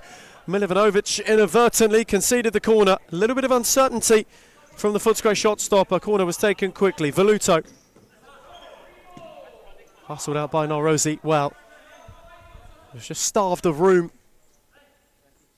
right at the very end as Amador Major, who is hunting a hat-trick. Now Norosi stayed for Ramirez. Grillo got him well. Ramirez proved hard to go beyond. Then Mara, who spun sharply. Malakia, who was hugging the touchline. Through was Amador, then equally so Grillo, who has had a bit to do in this closing stage of the half. 2 seconds to the break. And Kensington, bar any sort of defensive frailty, will go into the half ahead by 2 goals. It has been a half that turned into a bit of an arm wrestle. A late flurry, though, for the Eagles, who are spreading their wings and stretching their legs. It stays this way. They return to the top of the league. As we get a half-time in Darabin, it's Footscray 2, Kensington 4. Is it the same or are we going to grow? A part of any journey is learning, right? So Adam's learnt a lot, you can see. Made a lot of mistakes in the past. It was a rebuild. I took players from Championship. I took players from outdoor. Anything just to stay into the league. Obviously not to let the Hume badge fall. We took it into a different direction, which was the wrong direction. And you can see how we can transform a team within a very short period of time. It's only been, 6-7 months? And we're like a really well-oiled engine now. Going for top 3, sitting top 3 at the moment, where everyone doubted us, coming from relegation, bringing in one of the best coaches in Australia for futsal, bringing in players that are young but can shine. I think that's the best step that we've taken, pretty much. Nando came in and brought different kind of energy. Obviously, I came back from injury pretty much the same week as Nando signed with us, so it was kind of like a coincidence. You can see the progress and what we've been doing for that long, like how much we've improved as a club. Even when they're undermanned, even when the odds are against them, like we're fighting this season. That's the beauty. Previously, when I came, I didn't know. I didn't have a feeling if we're going to come back or not. But now I always feel like we're in it. When you're winning games, right, it brings a different energy. When you're winning week in, week out, or you drop points here and there, but like you're winning 80% of your games or something, you're on a high. I think it makes a really big difference to Adam. He's been unbelievable as a president, as he spoke obviously last year. So he's obviously been a big part of all of this, and he's been doing unbelievable. Big credit to everyone, to be honest. We're on the right track, I believe, and hopefully we just get better from here. It's all about the brotherhood. It's all about passion. It's all about, if my brother's falling down, what can I do to pick him up? Or how can I pick him up? It doesn't matter what you do at a club. If you're there long enough, it becomes like your property kind of thing. It feels like you have a piece. You want to stand up and protect it. So I'll always want to protect this club, no matter what. We focus on everything. We focus on all the aspects. And I think that's what a lot of clubs don't have. A lot of clubs hate on us because of that. And the fact that we bring passion to the sport, there's no limit. The sky's the limit. When you have teams like Fitzroy, who's been up there and played the nationals, or you have teams like Moreland who played national tournaments as well, if they can do it, why can't we?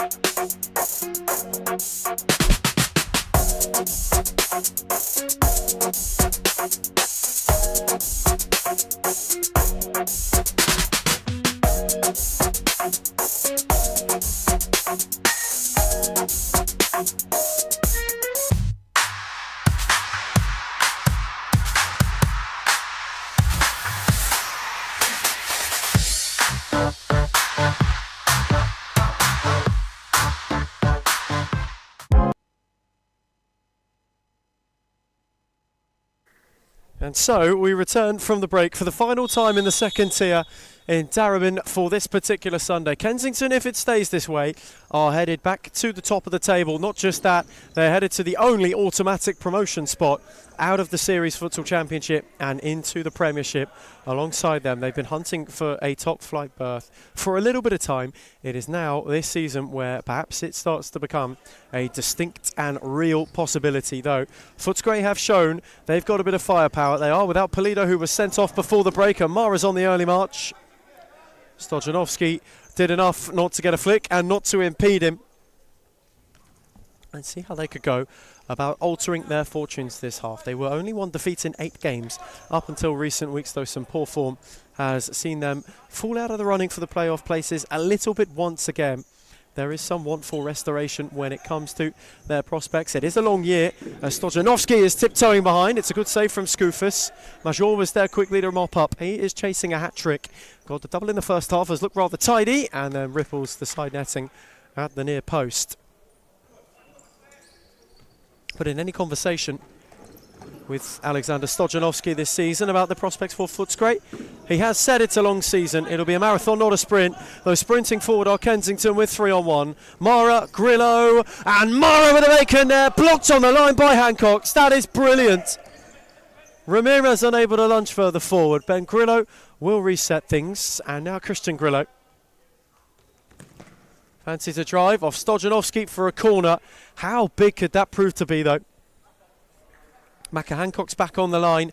Everybody else was taken out of the picture.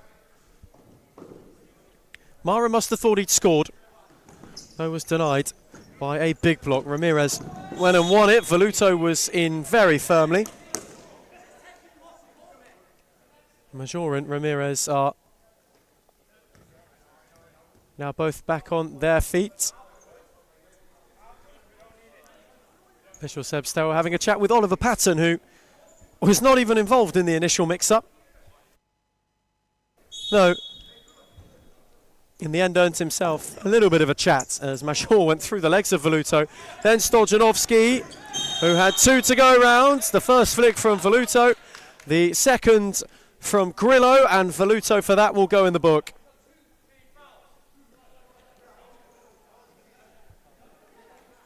was more dangled. He just left the leg in. Was clumsy when trying to slow up Stojanovski.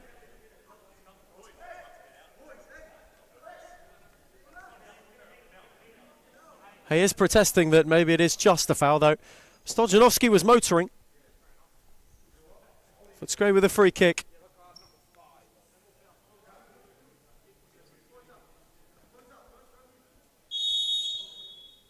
Again, a quartet in green, all in waiting. As Ramirez gave it a drive, and Skoufis got a good save. The benefit will favour Christian Grillo. Stojanovski slid in. It ricocheted off Hancock's. Grillo twisting and turning. Milivanovic could not be too sure. It will be a Kensington corner now. A quick and end-to-end start to the half. Patton was wasteful and now opens an opportunity the other way. Major decided to go alone. He's chasing a hat-trick. Grillo in the way. Both Christian and Ben Grillo in order to slow up the opportunity on the counter as Hancock's will look to restart things. Footscray have just found a good patch. They found a bit of momentum, though Grillo is looking to put an end to it. Ben Grillo, no way beyond Macca Hancock's, who has been the slower of all counters possible.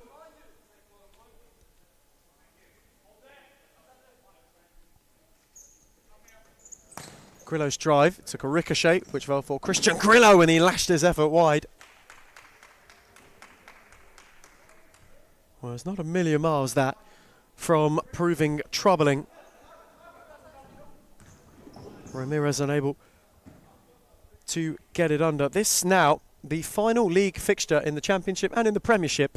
For the best part of a month, we have an entire break dedicated to the Cup. Nobody sees league action once again until the 2nd of August. Kensington have to wait a week further until the 9th when they take on Braybrook. Though for Footscray, that next league outing is one of immense importance against RMIT. They face two of the top three in back-to-back weeks. And an opportunity maybe to dent some title prospects and to get themselves back towards the playoff places. They'd be looking to pick off points against the teams who are where they want to be. Kensington again will know what is ahead of them. They may have to surrender top spot, though they will have a game in hand. When they return to court, that's gorgeous from Grillo, who steered it on for Patton, and his ball centrally was cut out by Milivanovic, who had a safe pair of hands while three were on rushing. It's gorgeous from Major with Balletic, a magnificent feat, and it nearly got steered under Skoufis by pure pace alone. Footscray's best look at the second half comfortably up until this point in time, as Patton unable to evade Hancock's. When you think about that extensive Series Futsal League's Cup run, 3 back-to-back weeks, the entire month of July is a dedicated Cup month, and Footscray start up against Pascoe Vale. What a prospect that could be. Kensington have got Hume in and of themselves, so both taking on quite tightly ranked series opponents. Before it's Footscray's turn for Hume, Kensington for Thornbury. And that final cup game before a league return. Kensington take on Fitzroy. The Ramirez has stolen in. And Stojanovski found him at the back post to claw Footscray back within one. Well worked corner. Quickly worked set piece. Kensington switched off and Stojanovski with pace steered it with menace to the back stick, where Ramirez could hardly miss. And Patton with a loose touch finds its way out of play, and all of a sudden it will be a test of nerve. Footscray's final cup game just before that is against Thornbury, though Christian Grillo at the other end, as immediately as the deficit was halved, it is extended once again. Patton's second touch, the most pivotal. Grillo got the other side of a retreating Hancock's and fired in fully with a tightly taken goal. Footscray again going the other way, and we have got a shootout on our hands. A proper good old-fashioned goal fest, and it is Norosi's turn to get himself in on the act. And a half in the first there was an arm wrestle, in the second half has exploded into life. And now the destination is unknown of where this game could go next. Grillo tried to drill it.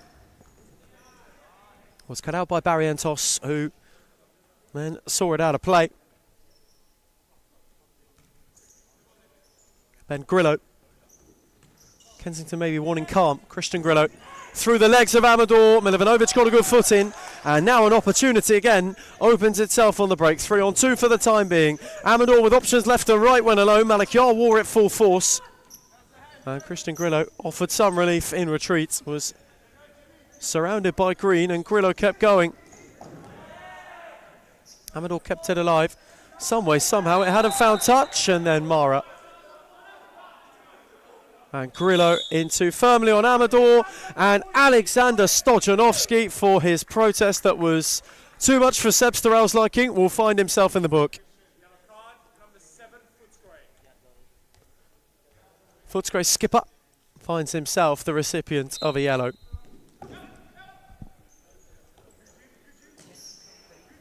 Express an afternoon of frustration in some cases. Malakiar and Grillo got up though to not much effect. So back for Hancock's, on for Amador. Norozi just opened up for a moment centrally. Oh, Hancock's switch for Barrientos, look for Norozi. Well read by Grillo, who had Soutsidis with him. Then Grillo went on his own. Hancock's got there to intervene, and Barrientos just gained a couple of further yards before finding touch.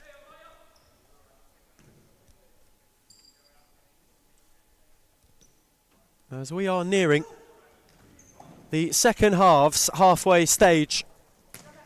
Good read by Hancock's. Footscray still within one.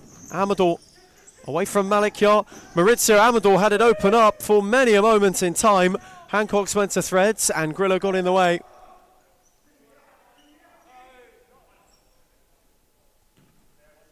Taken for Amador. Had to ward off Malakiar. Soutsidis got the final touch. Footscray are surging. They can feel the ascendancy is theirs for the taking, should they be clean. As Amador blazed over.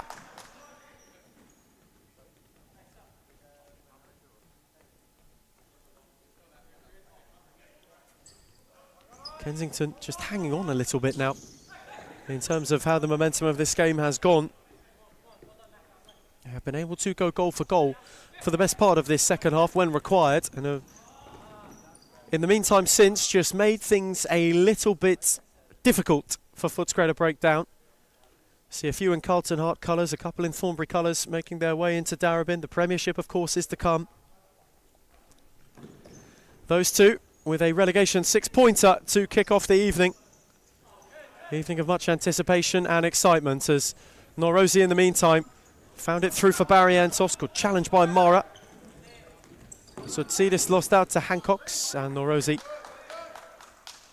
only had Voluto further forward, who saw it out of play. Soutsidis looked to poke it on for Voluto. Good challenge by Hancock's. Immediately tried to protest. There was an initial flick. Fell on deaf ears. As Footscray got 8.5 to find a goal, to pinch them a point or two to turn it. Amador is motoring away beyond the lot. Maurizio Amador had it denied by Grillo and saved by Skoufis. Hancock's up, Voluto on the drive, and Milivanovic with a safe pair of hands. Barrientos, Hancock's, now Amador. Again invited is Maurizio Amador, and he wins a corner.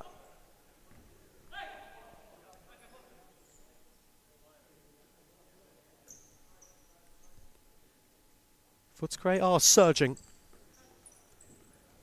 Amador incisive. Barrientos had the door open momentarily. Mara came across to close it. Grillo. Calm for Voluto.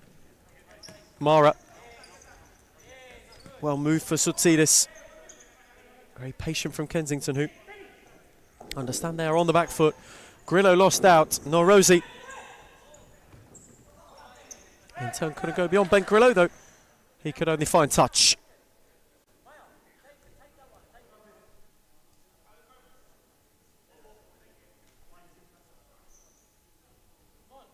We speak about what a day it's been in this second tier. What a day it's been all up, really. In terms of late drama, you had Bulleen and RMIT that went down to the wire. RMIT fired twice in 2 minutes to get themselves within one on respective occasions, though could not go over the top. Braybrook for a second there looked as though they were going to succumb to defeat to Northcote, the first team to do so this season. To a next to no time, got them a point. Alexander Stojanovski here wants timeout as Footscray are a goal down against Kensington with time beginning to erode. Though the late drama is not saved just for here. Over in North America, Algeria, Austria both booked their places in the knockout rounds. 90+3, 90+6 on days where, retrospectively, Argentina, Colombia and England top their groups. In the meantime, though, Barrientos is charging. Grillo intervened. It'll ricochet out of play, and Footscray on cue will have timeout. Just over 6 to the close of the championship. This game is mightily close. It's Footscray 4, Kensington 5.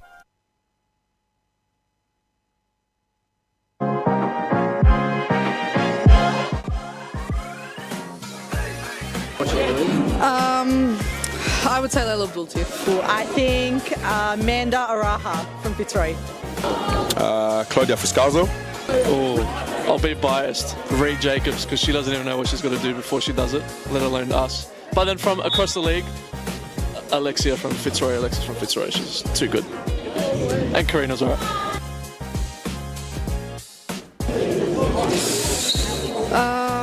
Let me actually think.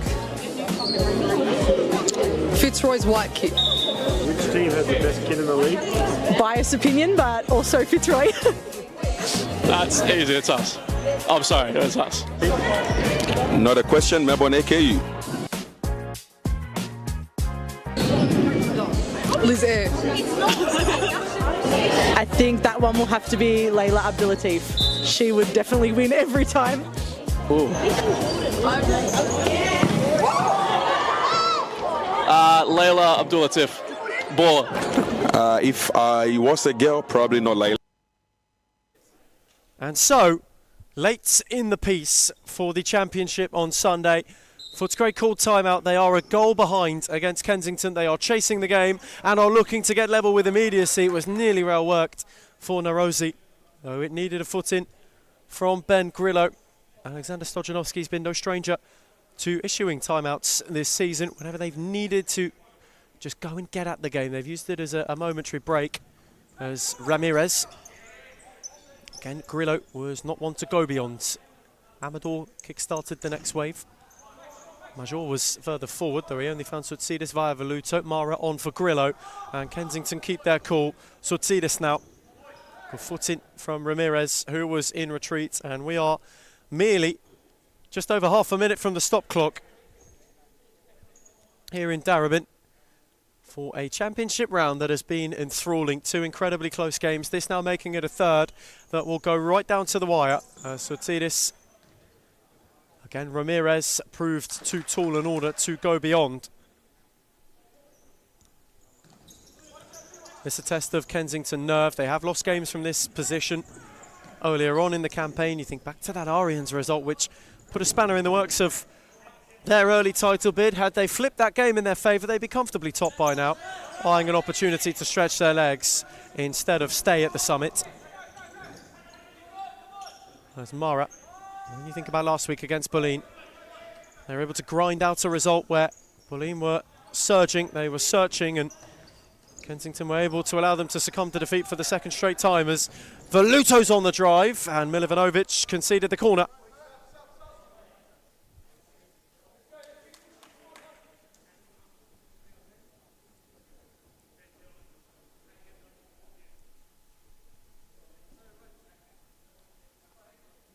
Four and a half to close. Grillo, Soutsidis, well worked move, well read by Amador though. And Grillo recovered and had Ramirez to go at. Grillo fancy to go. Voluto. Mara, who wants a yard for himself and lashed it wide of the post. Kensington corner call waved away. Milivanovic direct.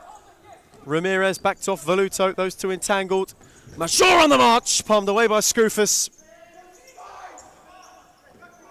Major still working, searching for an angle. Lovely return by Ramirez, well hooked away by Mara. Footscray are surging. They are truly on the search for a way to get level. Morosi on for Ramirez. Major unable to go beyond Mara, who can motor. Voluto the only one with him. In support was Soutsidis, who is happy to take the sting out of things and recycle through Grillo. Mara. Soutsidis. Again for Grillo. Voluto.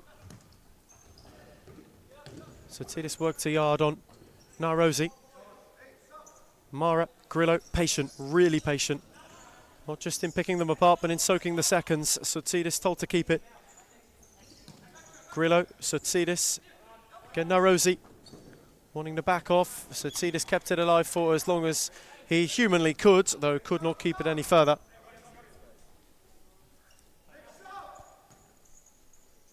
Milivanovic. Time now becoming a Footscray factor. They know it is not their friend for the time being. Stojanovski on for Amador.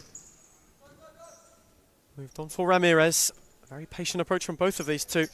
Looking to carve out the perfect opportunity, and that was rushed from Maurizio Amador. First time that the pressure's really been telling.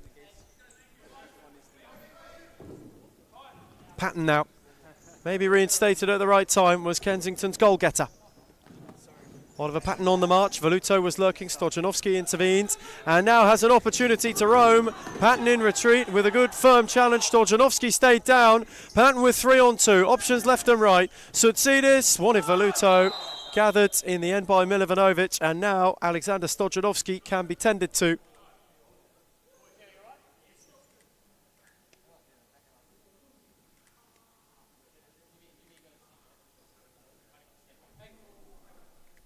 Clutching out the back of the knee, that part of the leg.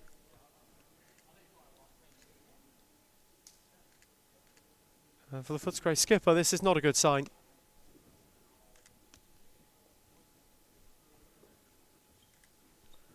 His injury woes have been well documented throughout the course of the campaign. So we're putting in a lot of work off the court as well to ensure that his fitness is upstanding. Stojanovski simply testing it out at the moment. It's a very ginger walk. Footscray skipper will continue. 2.5 on the dots to find a winner. And for Kensington maybe to see through a critical 3 points. Threaded by Hancock's, Ramirez on the lunge. Footscray still wanting to upset that. They know they can do. However, the time to take time is dwindling. It will evaporate in mere seconds' time. Not far too long. Can ill afford to be rushed. Opportunity to pick a point is still precious. You must climb the mountain before thinking of the summit. There's Stojanovski cut out by Grillo, who is motoring. Ben Grillo is in behind. He was forced wide by Hancock's and flicked it for Voluto inventively. Oh, he did not oblige with a central run. 2 on the dots to go. To go and find for Footscray something to pinch a point. For Kensington, the resolve to see out an important win. Grillo, Malikiar put a stop to Ramirez.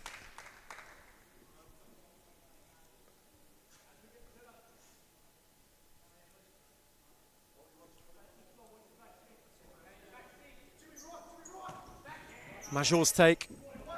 Well, read by Malikiar, who kept it alive only just. And anywhere from here will do. Search and surge for Footscray. Hancock's direct. Patton got up.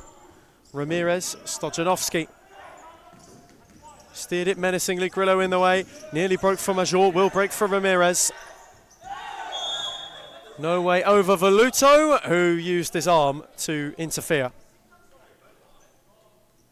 Patrick Mara hovering, timeout slip in hand. 4th foul for Kensington. The ice is thin. They know they cannot afford one more, otherwise they will have reached the limit. Major, Ramirez, Malikiar across. though they are clinging on with everything they have. Similar setting to last week, where they only just got out of jail. 92 seconds remaining for the second here. Stojanovski through the legs of Patton and blasted away by Malakiar again.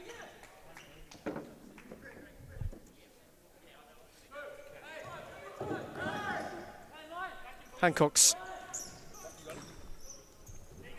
Stojanovski lost out. Malakiar motoring. Patton took a tumble. Grillo guided. Voluto kept it in, and Hancock's got the final touch. Not only is it distance, it's precious seconds.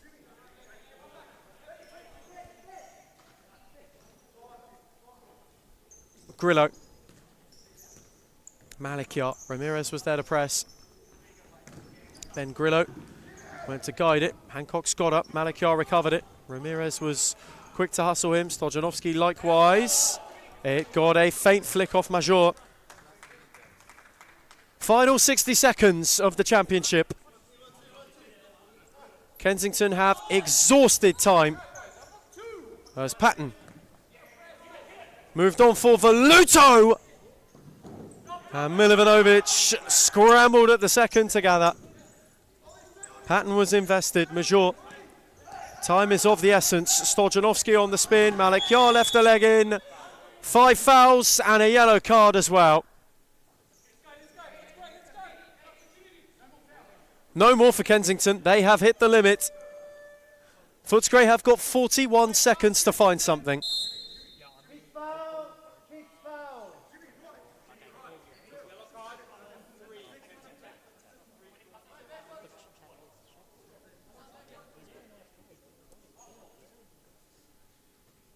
Another close one to close Sunday. Stojanovski over it. Footscray. This is the kind of position they've pinched points from this season so far. Stojanovski's free kick. Via deflection as well. It fell into the palms of Skoufis, who knew nothing about it. Malakiar, for a moment in time, thought he'd taken it beyond his keeper. Stojanovski thought he had proven saviour for a split second. He went with height. Malakiar, Major got a foot in. It's going to be a good old-fashioned grind to the close. Grillo. Opened up for Voluto. Stojanovski. Judged not to have gotten a foot in. Voluto thought he had done. 23 seconds. What can they conjure? Milivanovic. Major. Malakiar in well. It is now or never for Footscray. Stojanovski battling. Grillo, anywhere will do. They have to reset once more. One last roll of the dice then for Footscray. Flung long by Milivanovic. Ramirez went acrobatically. And that might very well be that. Skoufis wants Patton to play the corner, and he had done. Lost out to Hancocks, and he left a leg in. Foul number 6. And it presents an opportunity with 4 on the clock for Footscray to go and pinch a point.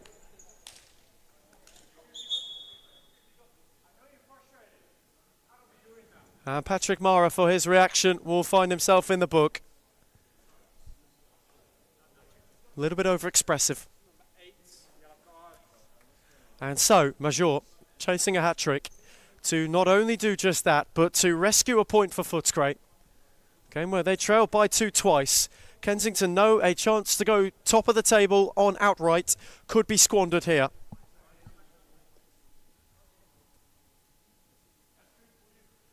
Major against Skoufis to settle Sunday's championship chapter.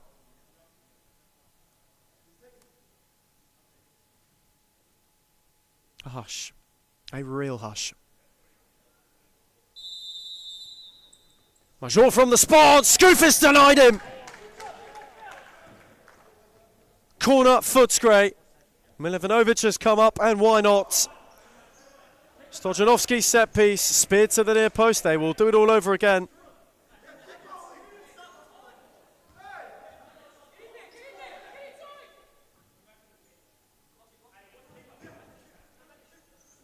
Stojanovski take two, Ramirez lurking, set for Hancock, Sue hammered over, and that'll do it. That, you suspect, will do it. And so Kensington will go top of the table. For Footscray, it is close but not close enough. For the final bit of Sunday special, the Eagles soar to the summits. For Footscray, it's what could have been. Full time in Darabin. Footscray 4, Kensington 5. The most clutch player in the competition is definitely Claudia Friscalzo. She is number one for sure. Sarah Easthope.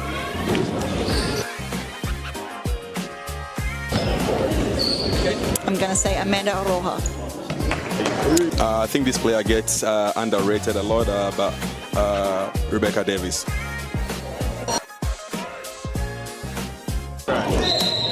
Claudia Friscalzo.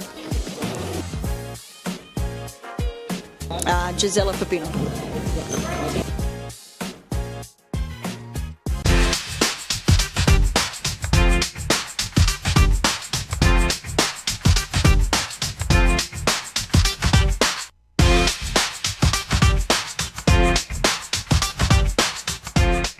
Why do people hate Hume, and why do they hate where we're going to and heading to?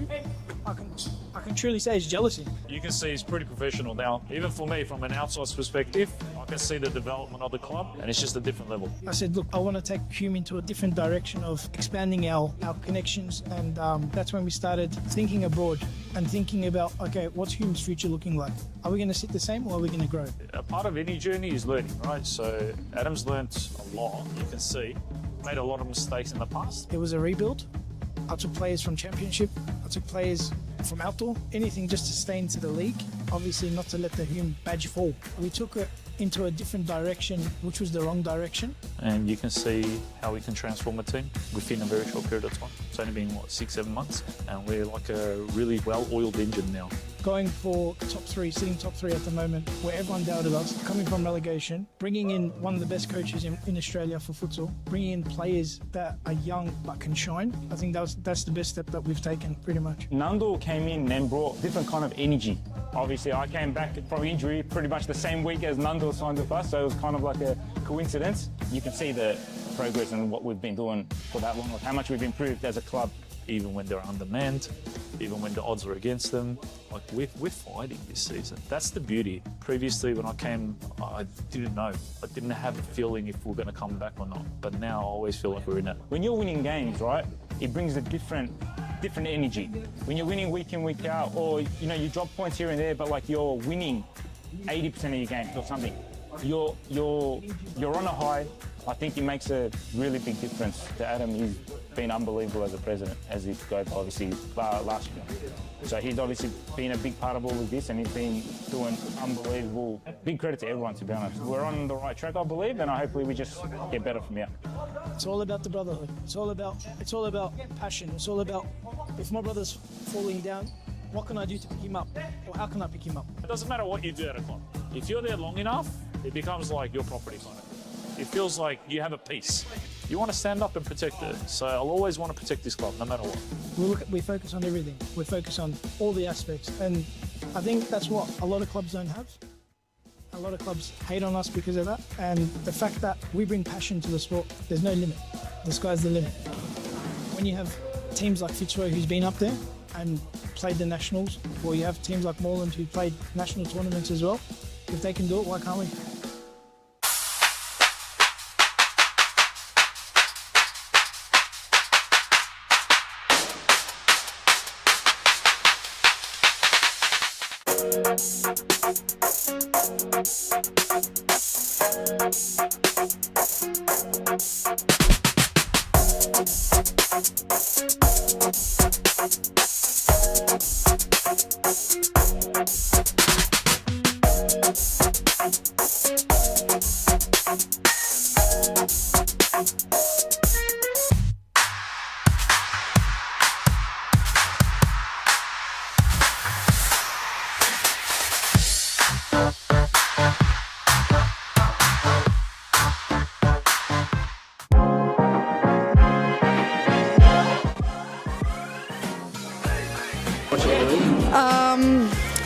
would say Layla Abdul Latif. I think Amanda Araha from Fitzroy. Claudia Fuscalzo. Oh, I'll be biased. Reed Jacobs, because she doesn't even know what she's got to do before she does it, let alone us. But then from across the league, Alexis from Fitzroy, she's too good. And Karina's alright.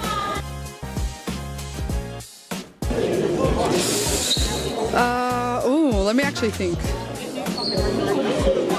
Fitzroy's white kit. Which team has the best kid in the league? Biased opinion, but also Fitzroy. That's easy, it's us. I'm sorry, it's us. Not a question, Melbourne AKU. Liz Air. I think that one will have to be Layla Abdul Latif. She would definitely win every time.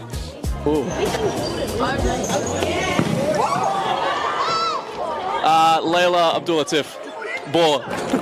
If I was a girl, probably not Layla. The most clutch player in the competition is definitely Claudia Fuscalzo. She is number one for sure. Sarah Easthope.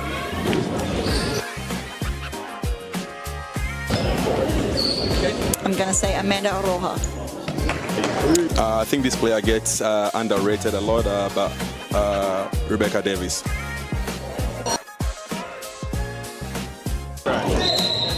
Claudia Fuscalzo. Gisela Pepino.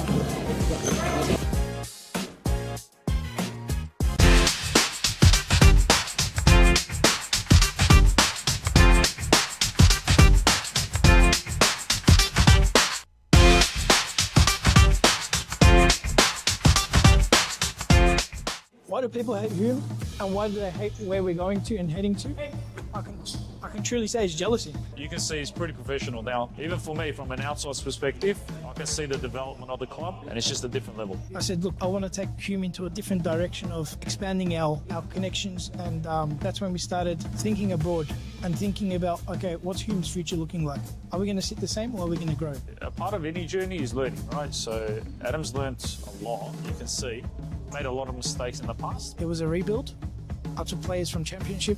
I took players from outdoor. Anything just to stay into the league. Obviously not to let the Hume badge fall. We took it into a different direction, which was the wrong direction. And you can see how we can transform a team within a very short period of time. It's only been, 6-7 months? And we're like a really well-oiled engine now. Going for top three, sitting top three at the moment, where everyone doubted us, coming from relegation, bringing in one of the best coaches in Australia for futsal, bringing in players that are young but can shine. I think that's the best step that we've taken, pretty much. Nandul came in and brought different kind of energy. Obviously, I came back from injury pretty much the same week as Nandul signed with us, so it was kind of like a coincidence. You can see the progress and what we've been doing for that long, like how much we've improved as a club. Even when they're undermanned, even when the odds are against them, like we're fighting this season. That's the beauty. Previously, when I came, I didn't know. I didn't have a feeling if we were going to come back or not. But now I always feel like we're in it. When you're winning games, right, it brings a different energy. When you're winning week in, week out, or you drop points here and there, but like you're winning 80% of your games or something, you're on a high. I think it makes a really big difference to Adam. He's been unbelievable as a president, as he spoke obviously last year. So he's obviously been a big part of all of this, and he's been doing unbelievable. Big credit to everyone, to be honest. We're on the right track, I believe, and hopefully we just get better from here. It's all about the brotherhood. It's all about passion. It's all about, if my brother's falling down, what can I do to pick him up? Or how can I pick him up? It doesn't matter what you do at a club. If you're there long enough, it becomes like your property kind of thing. It feels like you have a piece. You want to stand up and protect it. So I'll always want to protect this club, no matter what.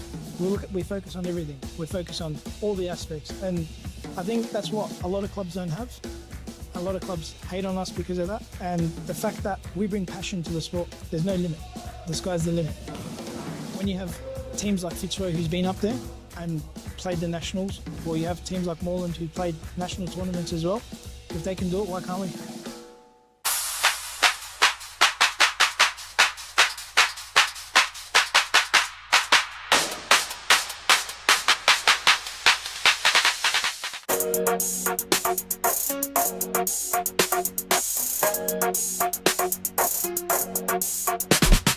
We'll be right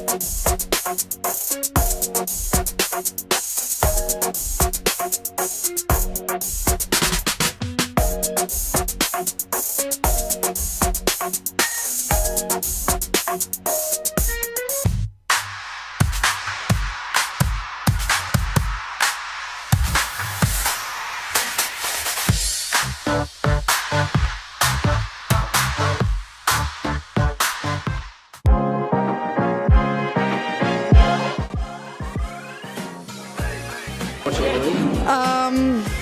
I would say Leila Abdul-Latif. I think Amanda Araha from Fitzroy.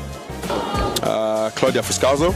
Oh, I'll be biased. Reed Jacobs, because she doesn't even know what she's got to do before she does it, let alone us. But then from across the league, Alexis from Fitzroy. She's too good. And Karina's alright.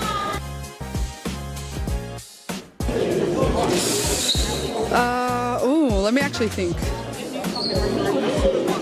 Fitzroy's white kit. Which team has the best kid in the league? Biased opinion, but also Fitzroy. That's easy, it's us. I'm sorry, it's us. Not a question, Melbourne AKU. Liz Air. I think that one will have to be Leila Abdul-Latif. She would definitely win every time.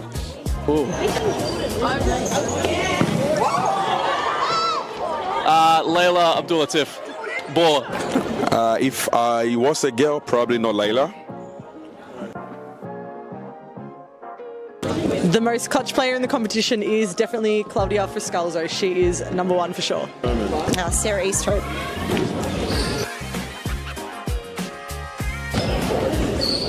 I'm going to say Amanda Aroha.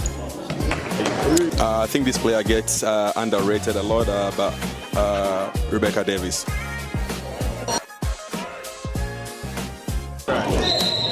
Claudia Fuscalzo.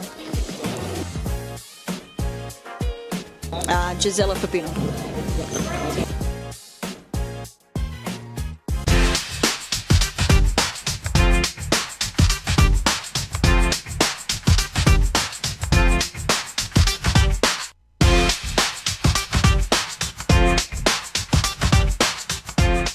Why do people hate Hume, and why do they hate where we're going to and heading to?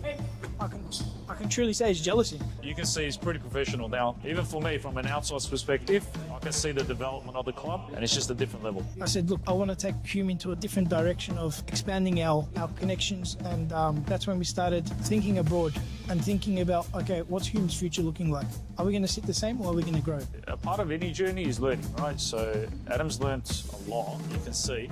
Made a lot of mistakes in the past. It was a rebuild. I took players from Championship.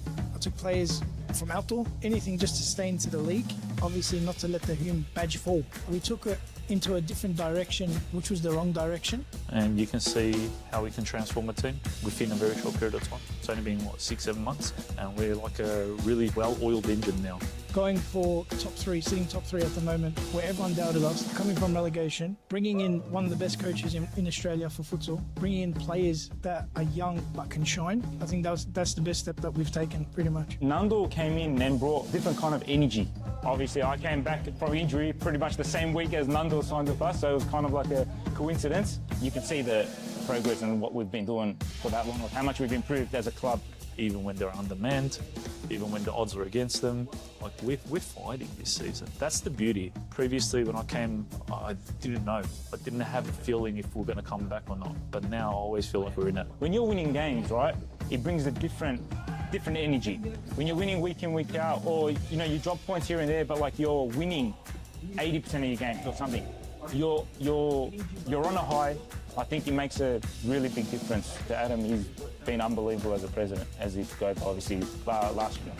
So he's obviously been a big part of all of this, and he's been doing unbelievable. Big credit to everyone, to be honest. We're on the right track, I believe, and hopefully we just get better from here.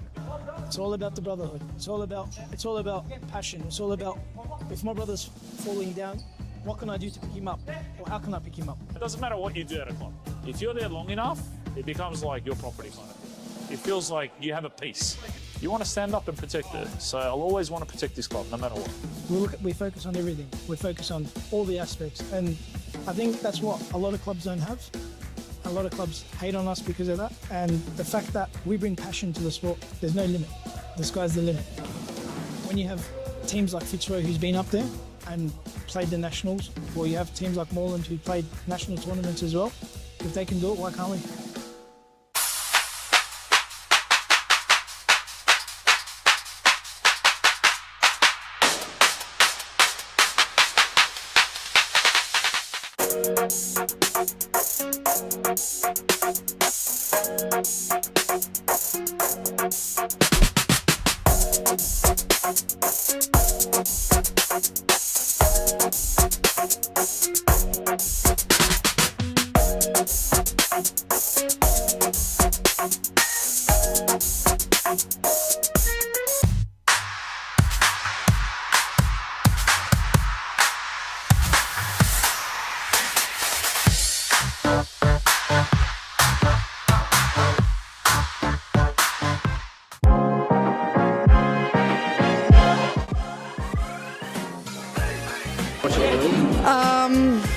I would say Layla Abdul too. I think Amanda Araha from Fitzroy. Claudia Fuscalzo. Oh, I'll be biased. Reed Jacobs, because she doesn't even know what she's got to do before she does it, let alone us. But then from across the league, Alexis from Fitzroy, she's too good. And Karina's alright.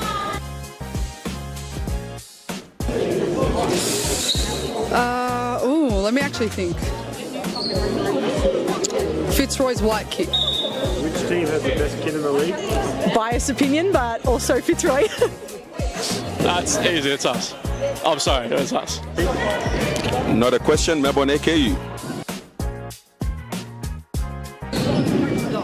Liz Air. I think that one will have to be Layla Abdulatif. She would definitely win every time. Ooh. Layla Abdulatif, baller. If I was a girl, probably not Layla. The most clutch player in the competition is definitely Claudia Fuscalzo. She is number one for sure. Sarah Easthope.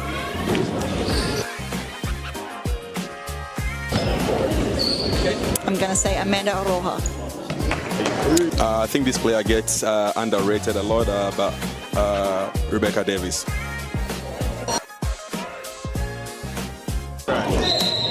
Claudia Fuscalzo. Gisela Pepino.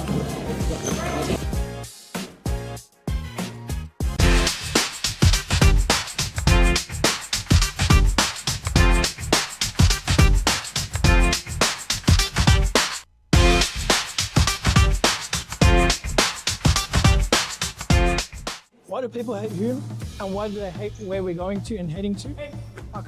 I can truly say it's jealousy. You can see he's pretty professional now. Even for me, from an outsider's perspective, I can see the development of the club, and it's just a different level. I said, look, I want to take Hume into a different direction of expanding our connections, and that's when we started thinking abroad and thinking about, okay, what's Hume's future looking like? Are we going to sit the same, or are we going to grow? A part of any journey is learning, right? So Adam's learnt a lot, you can see. Made a lot of mistakes in the past. It was a rebuild. I took players from Championship. I took players from outdoor. Anything just to stay into the league. Obviously not to let the Hume badge fall. We took it into a different direction, which was the wrong direction. And you can see how we can transform a team within a very short period of time. It's only been, 6-7 months? And we're like a really well-oiled engine now.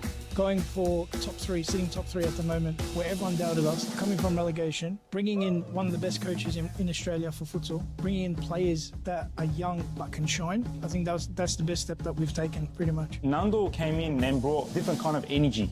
Obviously, I came back from injury pretty much the same week as Nando signed with us, so it was kind of like a coincidence. You can see the progress and what we've been doing for that long, how much we've improved as a club.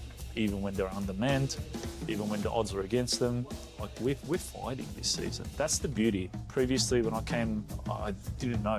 I didn't have a feeling if we're going to come back or not. But now I always feel like we're in it. When you're winning games, right, it brings a different energy.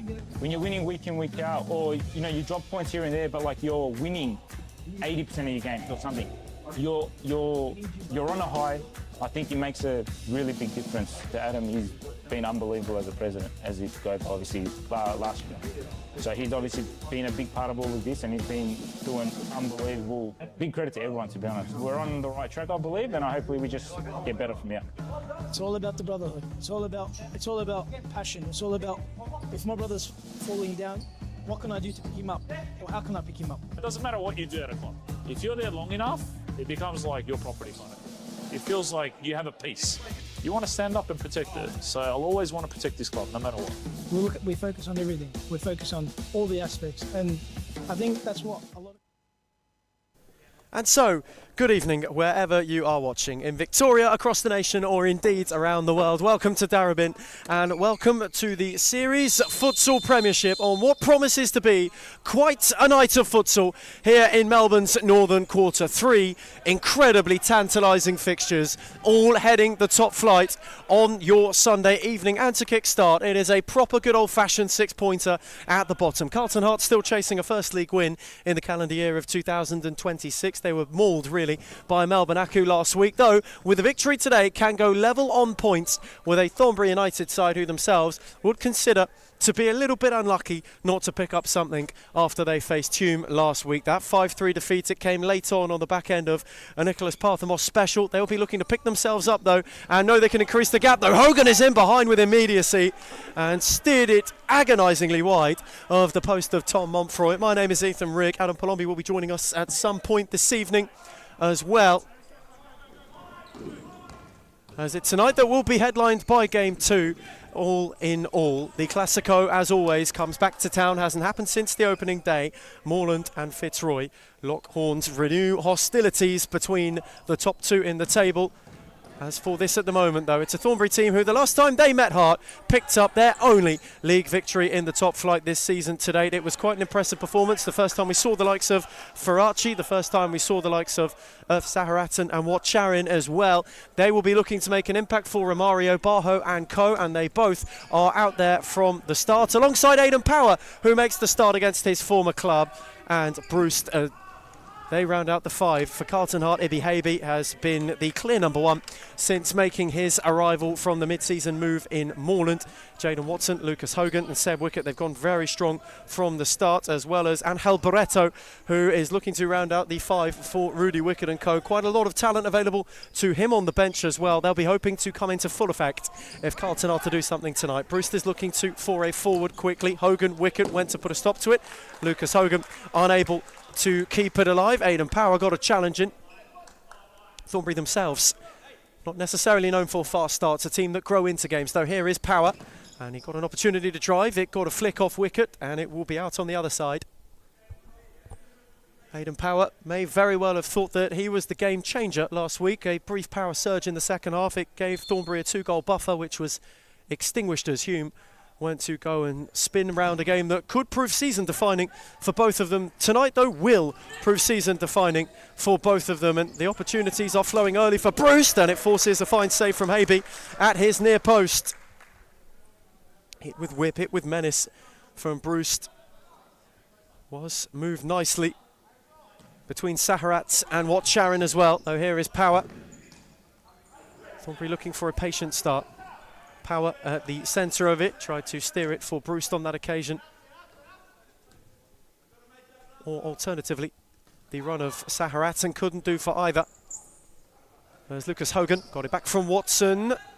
Habe had not yet touched it, speared it long for Barreto, who had 2 to contend with, had his pocket picked in the end by Wat Charin. Some notable introductions on the Thornbury bench. Luke Powley, who made his return last week, will go from the bench. Mo Fatea's back in the matchday squad, as well as new signing Michael Marisic over from Northcote. But the big one is Pakistani international Mahdi El Khawaja, who's been away on national team duty for a few weeks now. He returns to the Hounds as well. Quite the set of firepower available when needed for Romario Barho tonight, though. Hogan is looking to charge forwards, and through with some force was Wat Charin to put a stop to that. As for Thornbury, been quite a strange season. Picked up points against Pascovel, who are also in the relegation playoff places alongside them. Hartenheim picked up a point against Moreland. in not too distant memory. Hogan, gorgeous run from wicket, and he was well found. Though his touch let him down, allowed Montfroy to claim and release Power, who was swarmed by 3. Hogan got a foot in, wicket then recovered. Now Barreto, who looked to spin his way beyond Wat Charin, not once but twice. And Barreto did well. Wicket switched it quickly for Watson, who is sizing up Power and sizing up Saharat. Watson rolled it, and arriving, though unable to apply the finishing touch, was Angel Barreto. And Thornbury will have a rolling foul just for good measure. The initial catalyst for the attack, Barreto, was held up. First time in a couple of weeks as well we've seen Saharat and Wat Charin in Thornbury United, Lily White. And here they are linking up. Saharat got it from Wat Charin, rolled it on for Power. Hogan again proved too far to go beyond. Carlton Heart last week were really on the brink of implosion more than anything. That defeat to Melbourne Aku. Wicket on for a bright start. In behind is Hogan. Wicket was arriving, but Lucas Hogan had one left on him by Wat Charin. And for it, the game's first yellow card will be brandished. Hogan was motoring. Wat Charin didn't get the ball. And he was merely a matter of strides from the area itself. Hard to have had the brighter start. Have got a free kick. Jaden Watson awaiting an opportunity to go on and put them ahead. 2 in the Thornbury wall. Montfroy setting on either post. Hogan, wicket waiting. Barreto a shorter option. It will be Jaden Watson, and he will be denied by Montfroy. Drilled low with pace. And the Thornbury United shot stopper equal to it. Montfroy been almost unanimous number 1. Fateh has been absent throughout good patches of the season thus far. We look ahead as well to the Carlton Heart bench. Shaban Rajab will come from it initially, for Fahad Hossaini as well to be introduced. Always a player of immense excitement whenever he makes his way on. Josh Bowie. He too awaiting introduction, as well as Julian Butrigau. All available for Rudy Wicket to turn to tonight throughout the early kickoff's transpiration. Saharat and Wat Charin again working in tandem. Power came to give a helping hand. Went to go through the legs of Wicket. Hogan took over, steered it the other way for Watson, who it took a wicked deflection on the way through off Bruce, and it will be a Carlton corner.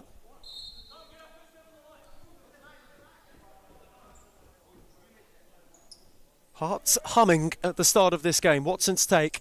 Hogan was left by Watson for Wicket. Bruce was alert to it, unable to flick it further forward. Said Wicket came across in intervention. Hogan hooked it away. Power had a problem with Barreto. The ball central, asked a lot of Montfroy, who had to go and hammer it away. Otherwise, they could have been in quite a bit of strife. Angel Barreto was lurking, waiting on a misstep from the Thornbury shot stopper. Habe looked to spear it. Wicket got out the back, and Montfroy made his move in the nick of time and then was quick to release Saharat, who had Wat Charin the other way. He set it for Bruce to drive. Habe uncertain, got a palm. Thornbury corner. And so it might be time for Lily White retort. Heart have had the main looks early. Aidan Power's corner set short for Bruce. It was quite a way behind Wat Charin. Montfroy will prevent a corner at the other end and steer it superbly for Saharat, who was out of room before having a look at Hogan.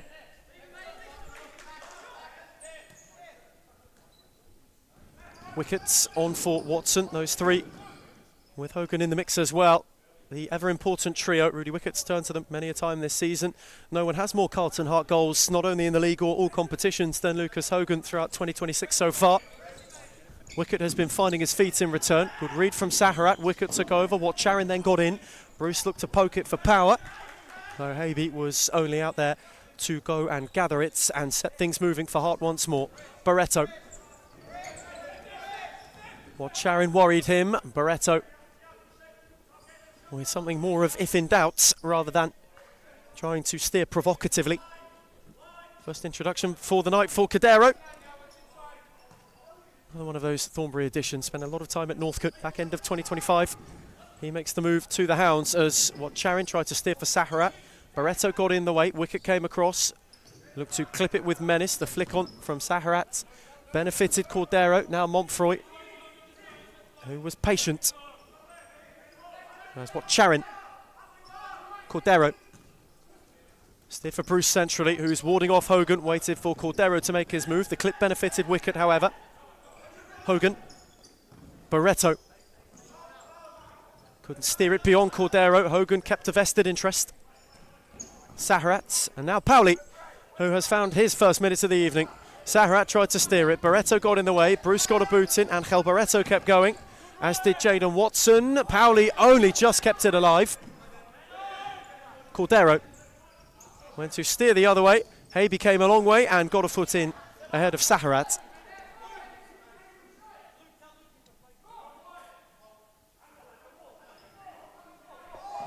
Set for Bruce, stung the palms of Habe. Will be a Thornbury corner.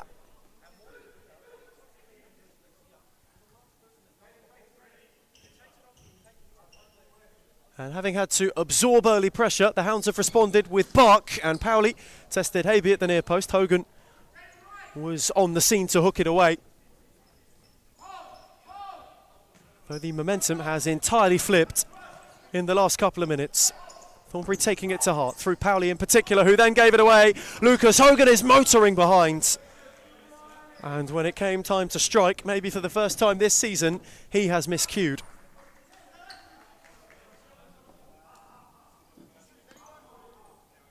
Oh, there is a bit more about Carlton Heart at the moment. They look rather timid against Aku 7 sleeps ago.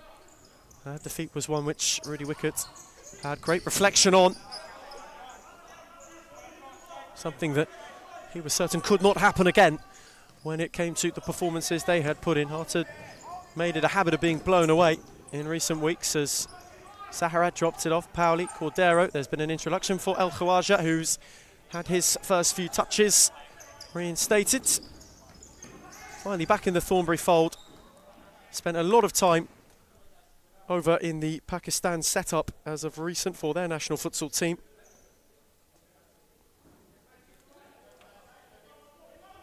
In fact, only recently got off a flight from Islamabad to get back into Melbourne. Spent time out in Lahore as well. Will be hoping to make his mark back on Victorian shores now that he has returned to where he does his best business as Cordero. Got away from Rajab, though Barreto has caused an issue. Hogan got the block in, and now Lucas Hogan can go. Tried to thread for Barreto, Powley picked it off. Saharat the other way, steered for Mahdi El Khawaja, who scores! Thornbury have flown out of the traps.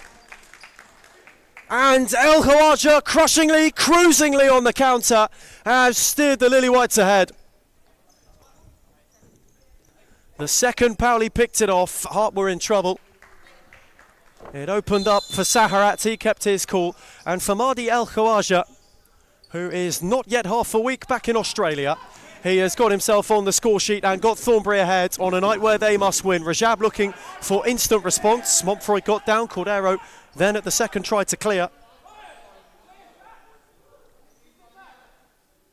And how quickly the dynamic at the foot of the top flight changes. El Khawaja flung a leg out, Bowie got away, Hogan drove it, Barreto was too late on his move. Montfroy's simple gather, but for Mahdi El Khawaja, goals have been sparse since he made the mid-season move from Northcote. That one of his first in Thornbury Lily Whites. Finally, they are starting to see him at some of his explosive best. There's Bruce on for Powley. Steered for Cordero. Down the line was Khawaja. He had too much on it.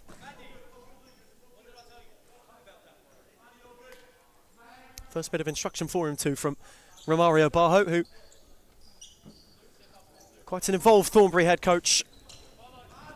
Brings a great deal of passion, is no stranger to the top flight, was with them last season during that particular campaign, their first in series futsal. I'll be hoping that The second is more fruitful. Cordero steering away. Rajab's guided ball. Aby. Return Porsche by Rajab, who was in a bit of a purple patch not yet a month ago, though he clipped into El Khawaja. Cordero took over. That's a fine save from Aby down low. Was hit with menace and force from Cordero. Needed that intervention. Powley. Ryan Bruce returned it, cleared away by Rajab. Cordero and Montfroy will let it trickle out of play.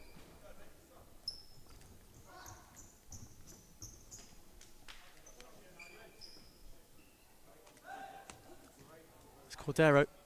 Powley is of course a Thornbury team who were ahead against Hume last week. Thought as though they were going to have their first league win in some time. Finally delivered back for them. Of course, have a game in hand to play against Melbourne Aku as well. The way things stand, though, for Thornbury, they've come close on many an occasion this season. Without having too much more to show from it, you've got to go back to the end of March for their only league win, that first meeting with Carlton Hearts. Bruce touch heavy, ball found its way out of play. Syed Ali Masavi on the score sheet that night. He, of course, no longer with them. Made the return to Arians in the Championship in a mid-season window, which has thrown up a lot of shocks. As Rajab, Bowie. Away from Cordero. Bowie went steering to the near post. Montfroy was diligent. Bowie has taken a tumble into the Manchester here in DCSS. Quick check from his well-being from Ben Howe, the official on our near side. He seems to be all well and good. Saharat's worked it on for Watcharan, who has recently been reintroduced. Cordero with a corker of a ball. And Watcharan on the slide. Initially went to steer for Saharat, though it was a cross-turn shot that fired over the bar. Brilliantly found, though, by Lucas Cordero. Aby long, Bowie beaten to it by Watcharan. And a quick check on for Fahad Hosseini, who is awaiting his introduction.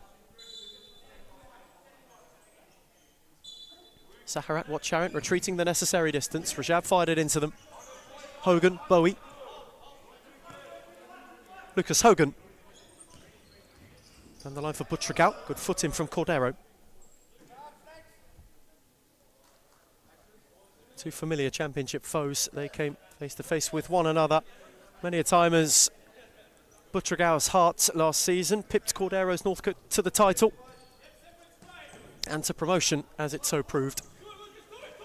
Hogan for Butragal. Cordero stepped up, opened the room for Bowie.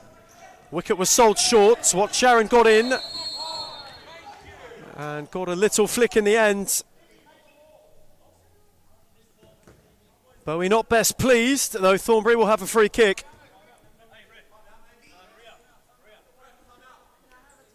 As Michael Marasic saunters over, Marario Bajo wants timeout. And Thornbury will have just that. So the first break of the evening goes the way of the Lily Whites, who find themselves a goal up after quite a simply well-worked move. As we go to the break for the first time in Darabin, it's Thornbury 1. Carlton Heart 0. Clubs don't have. A lot of clubs hate on us because of that. And the fact that we bring passion to the sport, there's no limit. The sky's the limit. When you have teams like Fitzroy who's been up there and played the nationals, or you have teams like Moreland who played national tournaments as well, if they can do it, why can't we?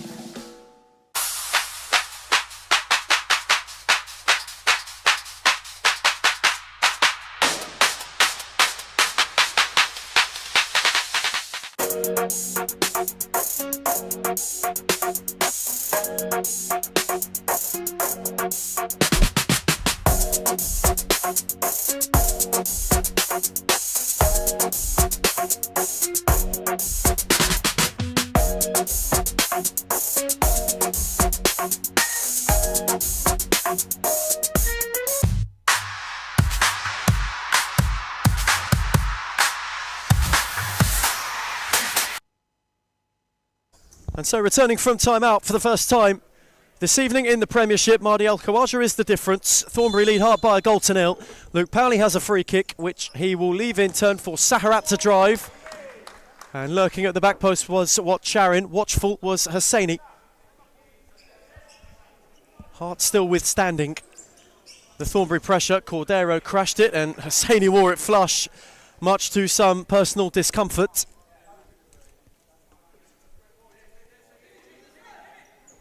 Lucas Cordero called it sweet. Thornbury pressing.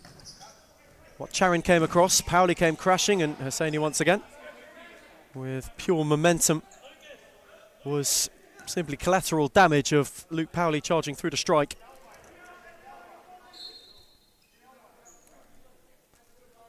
Rudy Wickett in that timeout break just saying to his side, don't rush things.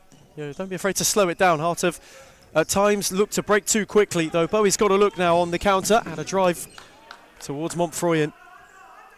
He was unbothered at his near post, though. He wants just a little bit of a calmer tempo, does Rudy Wickett, to the way that Hart have gone about things as halfway point of this first half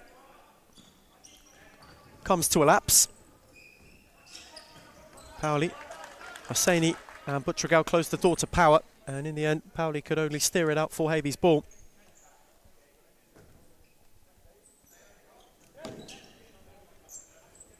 Hosseini flicked on for Bowie. And Charin was adjudged late enough just to give enough of a shove to warrant a free kick. The slightest too much of contact. That offers Hart an opportunity. Charin is protesting his innocence with Adrian Attard, though it is not a conversation he's going to win.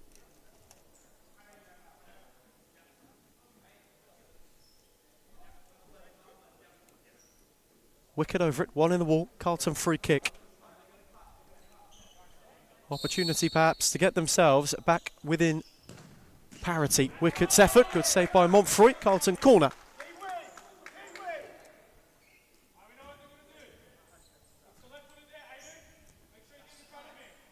Bowie stood over it, set for Wickett. Bowie once more. No, way beyond Powley, who did terrifically. Beyond Hosseini and Saharat. Force Wickett to get the final foot in. Charin. Luke Powley. Saharat steered for Power. And Aidan Power swivelled sharply, though the shots lacked the same amount of force to trouble Havey. Butragal, Wickett inadvertently off Butragal once more, then Power. Butragal took over, Power's slide was in vain. Montfroy with a firm pair of hands. Saharat on the switch for Charin. On the overlap was Powley, Wickett was there, and he got a foot in. And Charin was rather hurried by Hosseini, who was charging, and could only find touch as a result.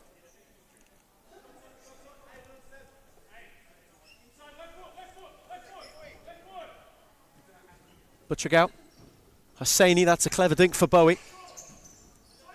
Got it back from Butragal, working in confined space. Butragal, Wickett, Bowie. Good challenge from Saharat, and Power can release him. Saharat is on the break and steered his effort wide of the post. Just scuffed at a touch when it came to the crucial moment. Though that right-hand side in particular is where Thornbury have caught the most joy out of Carlton so far. And Power has picked Wickett's pocket. Aidan Power the second time scores against his former club. The most recent of Thornbury additions. Power, second attempt, placed it beyond Havey, who intervened the first time, though not the second. Celebration was muted. Aidan Power surged, and Thornbury have doubled their lead. Wickett went flying in, Power went flying in. Carlton have a corner.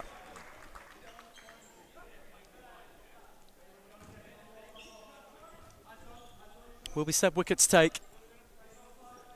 It was he who was pickpocketed for the second goal. Instead for Hosseini. Return by Butragao. Bowie now. Wanted to charge up Charin. Hosseini got improvised. Luke Powley was all on his own.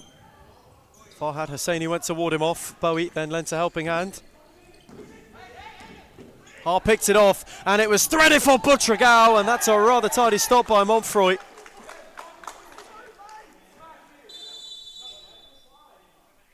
Charin slid in another time. And Aidan Power will find himself having just got on the score sheet now in the book.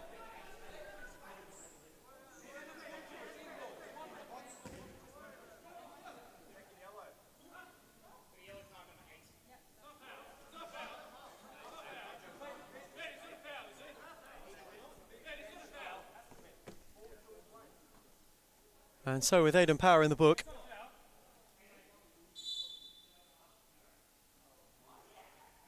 and the yellow card is rescinded, and Luke Powley was the one to be a judge to have slid in, and it's red. Unbelievable scenes.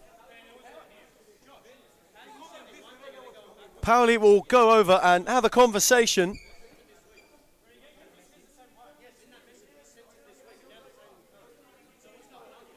The challenge was late.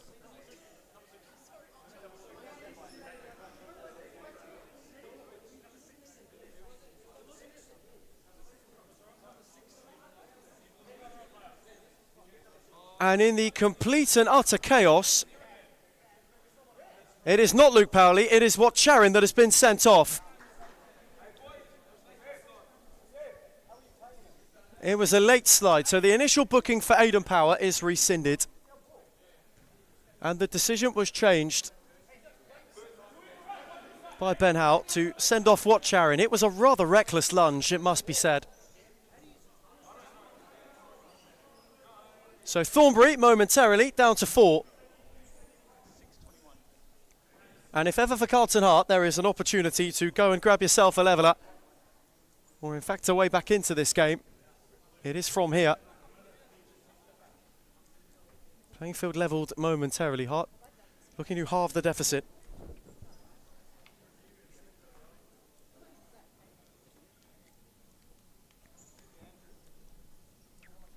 Bowie's over it. Hosseini lurking, wicket is 2. Butragao being a bother to Power in the wall. It is Bowie's free kick, and he has thumped Hart right back into the picture.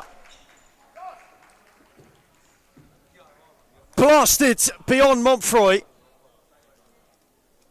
And Carlton Heart have got themselves right back in the game. Drilled with sheer force. And for all of Thornbury's good start, it is undone. They can be reinstated to the full 5 though with immediate effect as Marisic finds himself on. Man who's made the move from Northcote, his first minutes since arriving in Thornbury Lily White.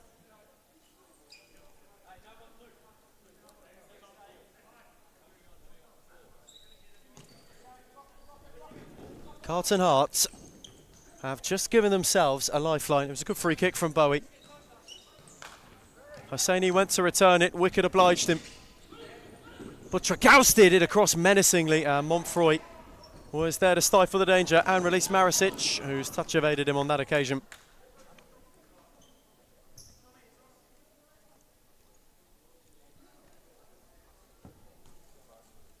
Seb wicket.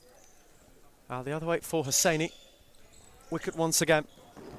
Steered only into Saharat. Marisic went to thread it for Powley with pace. And Barreto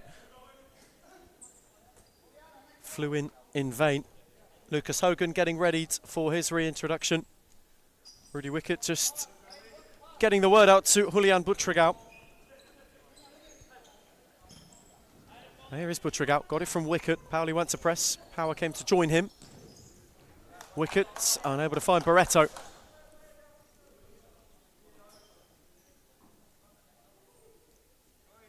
As Aidan Power too takes his turn to be replaced by Mardi Al Khawaja. The two Thornbury goal scorers, one for another. And Saharat. Pauli. El Khawaja. Too much on it for Marisic, who was in retreat. Those two, what a season they've had. They've had quite the time in 6 months. Ball was rolling as Hosseini went to take, but Marisic, El Khawaja started the season at Northcote, now link up again at Thornbury. Saharat looked to steer for El Khawaja. Wicket had 2 to go through. On the slide was Butragao. In retreat was Pauli, who put a stop to it.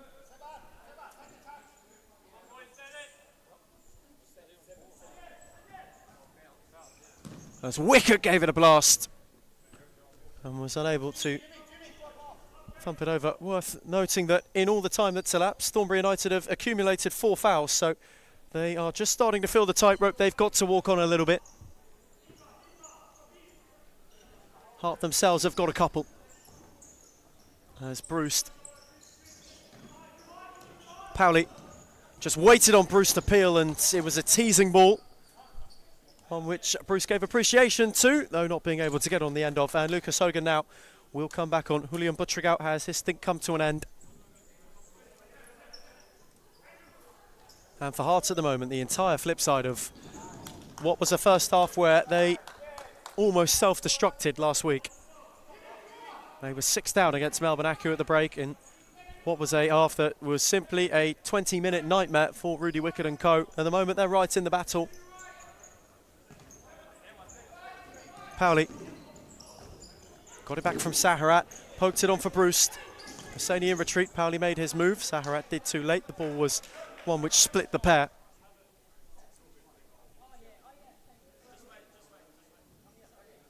Lucas Cordero having a peek at the clock, getting ready to be brought back on. Havey ventured, he went long. Wickett got up wonderfully, and ever so nearly gave a header which caused menace. Had he maybe got up a little bit more, Seb Wiggin might have been able to enact Montfroy into something. As Bruce with patience, Barreto went to him. Pauli robbed of it by Hosseini in behind, who stung the palms of Montfroy. Him and Pauli then on a collision course. Thornbury United's number 13 got back up.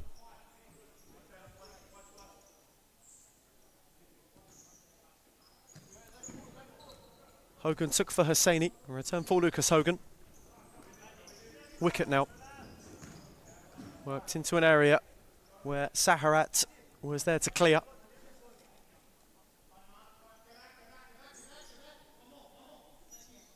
And just for Carlton Heart, as the weeks tick by, this their final chance to get any sort of league prosperity. Until the month of August, we do have a cup break in between all of this time. Hart will not want to be going into that winless in the series futsal premiership.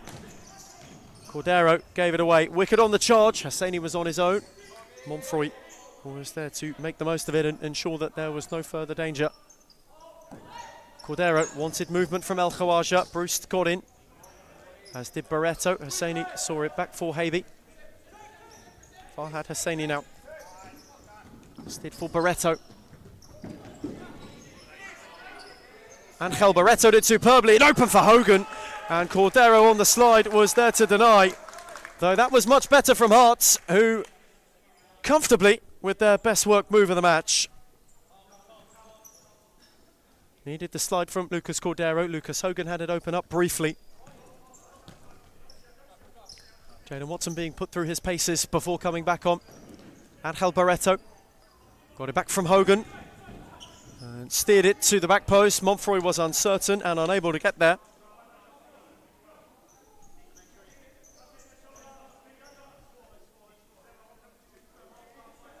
We are now well and truly beyond a calendar year since the last time that Carlton Heart won a top flight game. You went back to the 16th of May 2025, their solitary victory in that sordid season over Melbourne Accu. Still the most recent to date in the series futsal premiership.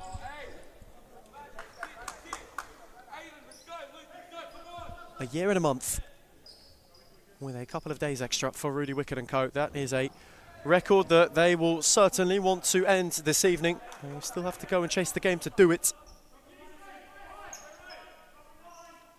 As we're into the final 5 before half-time in Darabin.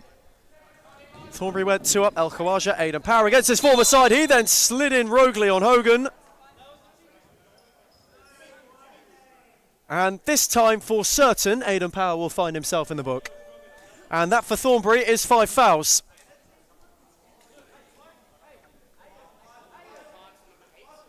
And so for them, for the 5 minutes that remain, they must be on their best behaviour. No more rash lunges. Otherwise, Hart will have an opportunity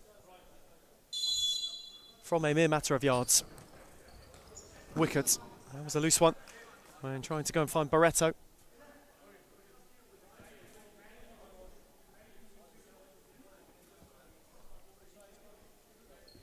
And still Thornbury, who have dictated a good portion of this half, have only a 1-goal lead to show for it. Searching for a third before half-time as Cordero set on for Bruce. Now Power. Cordero unable to work it for a peeling, albeit momentarily, Ryan Bruce. Lead halved, of course, by Josh Bowie, who got Carlton Hart right back in the mix. Free kick that was blasted beyond all comers.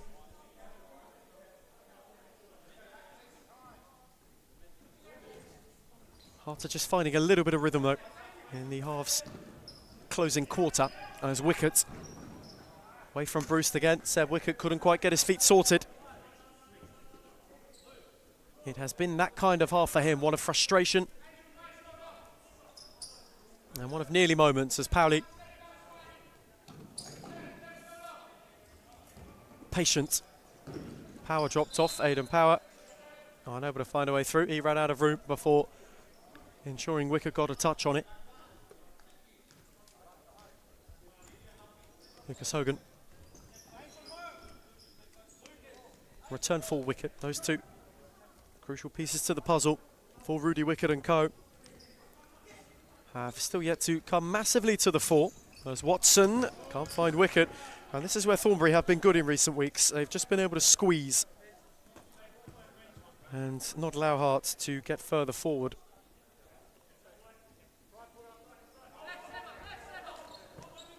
They are without, at the moment, Thornbury United, Factor Marrero, who was on the scorn sheet last time they played one another. Carlton Hart's goal scorer Karan Kura also unavailable from their last meeting. Lucas Cordero in the mix. He was on the score sheet the last time this fixture featured. Oliver Slingsby too, not quite there, and he was a Thornbury goal scorer in that 4-1 win. So 2 of 3 unavailable this evening.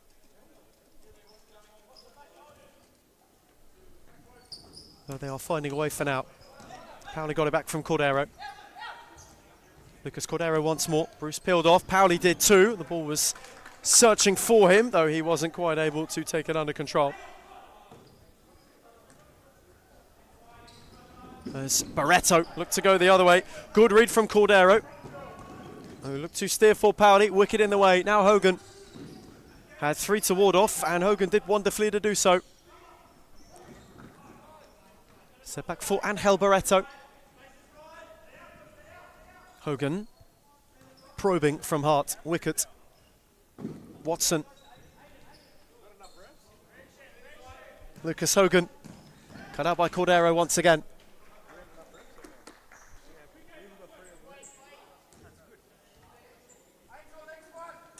Hart just building towards the end of the half. They started it brighter. They're hoping to finish brighter. Cordero left the leg in, and that is foul number 6.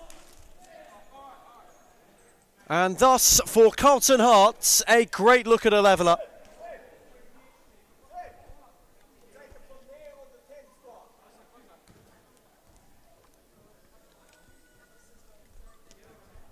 Can be taken from where the foul was committed, though, or from further back.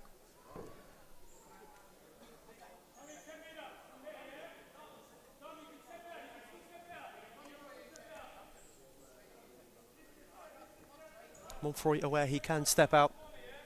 Bowie awaiting reintroduction. As is Shaban Rajab, both are up and awaiting. And so, for a Carlton Heart side who were 2 down, who have had a mountain to scale already in the early kickoff tonight, they could be back at base camp before half-time hits itself. 2.5 to the break. This a really, really golden look. Jaden Watson, one of the interested parties. The only interested party. Bruce Saharat watching, waiting with bated breath.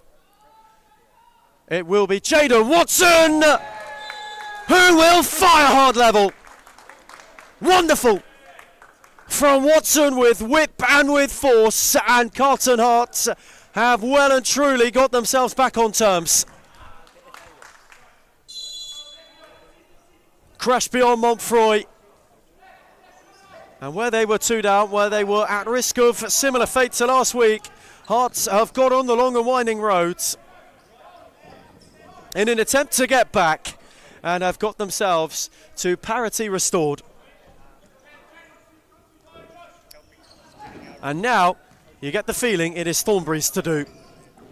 Cordero is looking to do that. He lunged in on wicket. That is foul number 7. When on earth will they learn? And Lucas Cordero, who has had far too many a foul in this half, will find himself in the book. And for Carlton Heart, who got level simply 15 seconds ago, they now have got a great look at going ahead.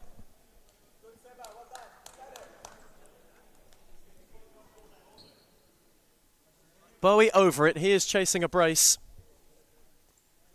Heart are chasing a lead on a night where they could end an entire calendar of hurts.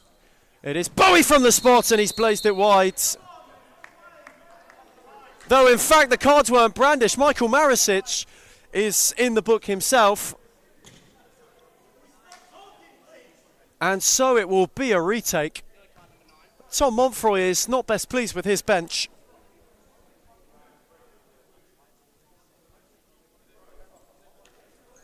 And it is a first half that is concluding in chaos. Michael Marisic on a yellow on his first edition in playing kit on the Thornbury bench. Bowie take 2 then.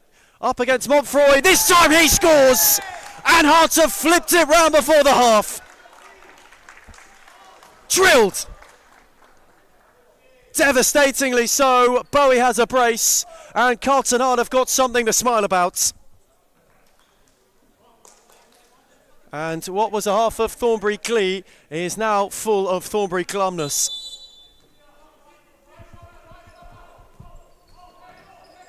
Heart had to go the long way. Bowie, a set-piece specialist. He's 2 from 2 this evening. Jaden Watson the other. In fact, all 3 Carlton Heart goals have come from set plays, which is rather something. Thornbury United, architects of their own downfall. They had hit the foul limit. They kept lunging in. Lessons learned the hard way, perhaps, for them. Saharat looking to release restored parity. Bowie was in firmly but fairly. And now Kamota, could he go and get a first half hat-trick? Bruce is the only thing stopping him. Bowie, set back for Hogan. Watson. Bowie got in and got a flick as well. And it needed vital late intervention from Montfroy. Terrific run, just right across the face of the goal. Got in at the near post, entirely unmarked in the end. And nearly inflicted further damage. Wickett's got a yards, and he whacked his effort over.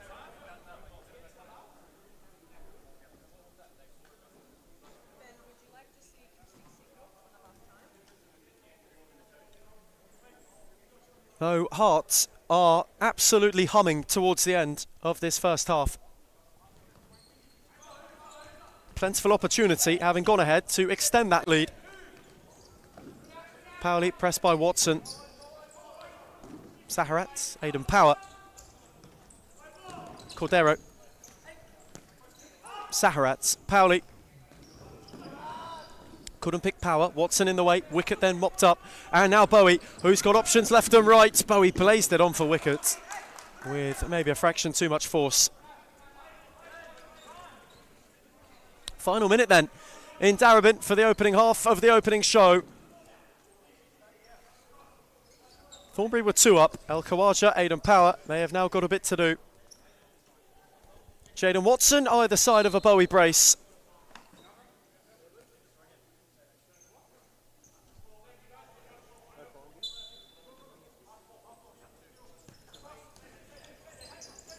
Aidan Power warded off. Protest for a Thornbury corner. That one, as such, was waved away. Is there one last look for either of these two in the half? Ibi Habe has hit the railing. First time tonight that has become involved.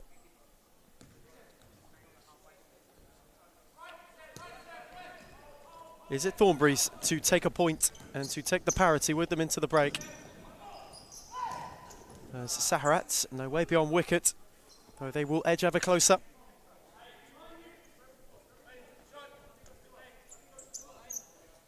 What can they conjure? Aidan Power out of yards. Lucas Hogan was across to keep the door closed.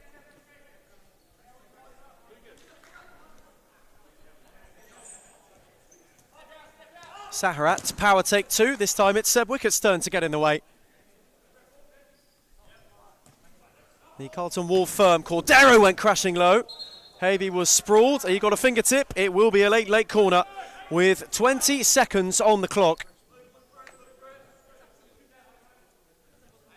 Cordero, Powley, palmed away by Havey, though as far as Power, and met with Power, both his effort and the block from Seb Wickett. Power take 3 this time! Was desperately close to the top corner, and Ibi Habe couldn't be too certain. Thornbury ending in a flurry.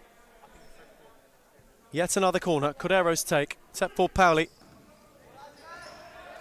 Warded off by Watson, who did not foul him. And so, for Carlton Hearts, half-time leads have been hard to come by this season. Last time they led at the break was when they last faced the Blues. They've been able to take it to the top 2. Is Cordero looking to make a late effort on that? Habe intervened on him late. That's rather rash from the Carlton shot stopper, who will get himself a yellow card in the half's dying seconds. And for Habe, who's been faultless up until now, that's 8 moments of mere head loss.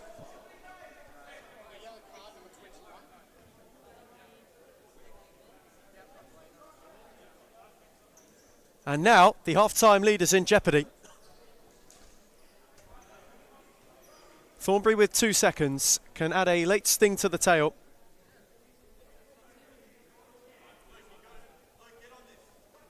Two in the Carlton wall. Bowie, Hogan entrusted with wearing it if necessary. Wicket on the post. Habe setting Watson. Wicket off the post now. Cordero, Saharat, they've done it! The final second of the half. And Saharat has steered Thornbury level. Carlton Heart malfunctioned. They gave away a free kick, and Saharat on cue steered in. And Thornbury, who were 2 up, were 3-2 down with the final throw of the half. Go in level at the break. So Carlton chasing a first win in the top flight in over a calendar. Thornbury United themselves chasing a second win of the season. They themselves, through Saharat, got level with the last kick of the half. As we go to the break, it's Thornbury United 3, Carlton Heart 3.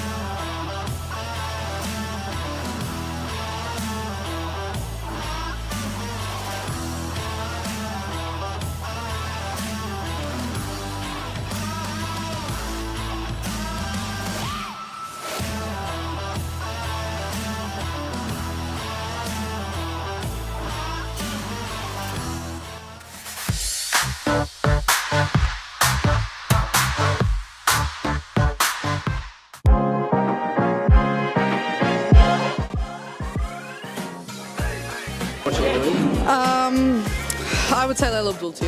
I think Amanda Araha from Fitzroy. Claudia Fuscalzo. Oh, I'll be biased. Reed Jacobs, because she doesn't even know what she's got to do before she does it, let alone us. But then from across the league, Alexis from Fitzroy. She's too good. And Karina's alright.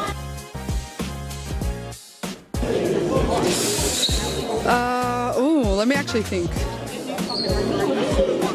Fitzroy's white kit. Which team has the best kid in the league? Biased opinion, but also Fitzroy. That's easy, it's us. I'm sorry, it's us. Not a question, Melbourne AKU. Liz Air.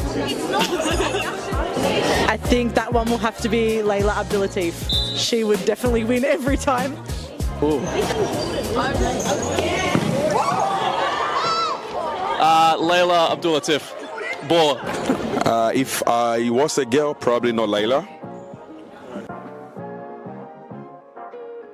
The most clutch player in the competition is definitely Claudia Fuscalzo. She is number one for sure. Sarah Easthope.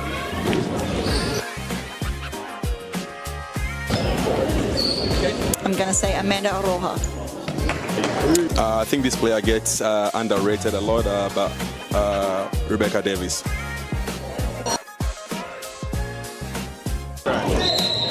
Claudia Fuscalzo. Gisela Pepino.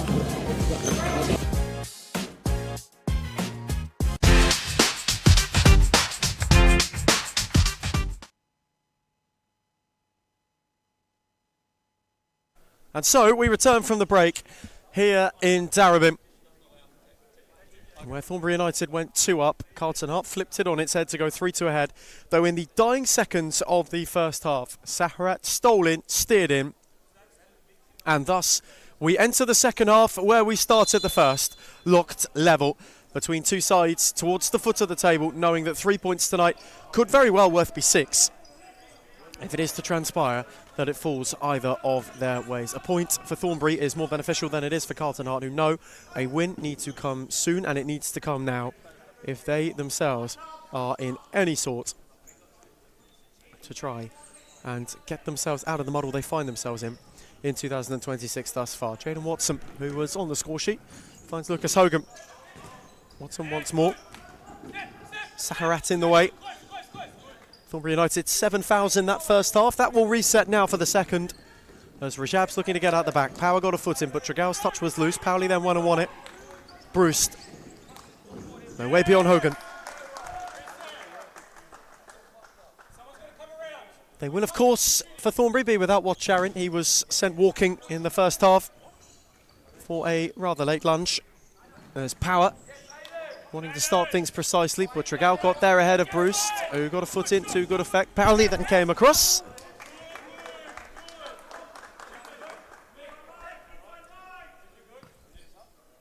And for a moment, us in the commentary area were a little bit fearful of where that might head. Thankfully, it lacked a little bit of pace. He was taken out by the challenge. Powley found Power, who returned it poignantly, but Tregal got in. Haby then mopped up, and Cooley found Rajab. Watson set on for Hogan. No way through Power, who was unable to get beyond Hogan. All in kind.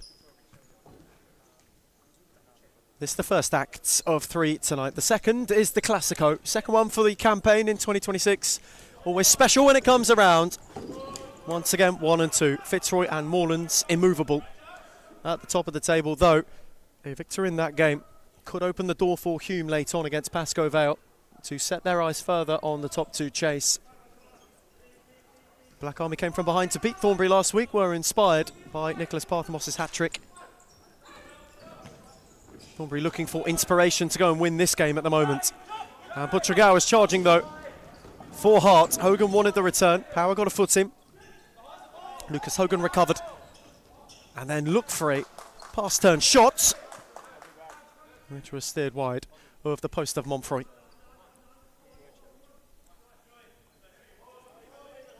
Very measured start to the second half for both of these teams. Neither really wanting to throw the kitchen sink at it just yet. Carlton Hart dominated the opening passage of the first half and then That first Thornbury goal really flipped the momentum on its head.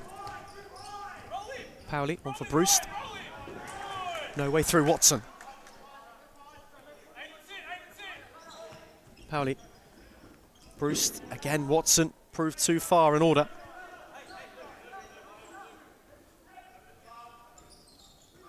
Speared for Power, who got up with Rajab. Monfroy there to mop up. Certainly no love lost for Aidan Power against his former side. Muted celebration, a mark of respect when he got on the score sheet. Oh, it has been a true battle for him against those he used to call teammates.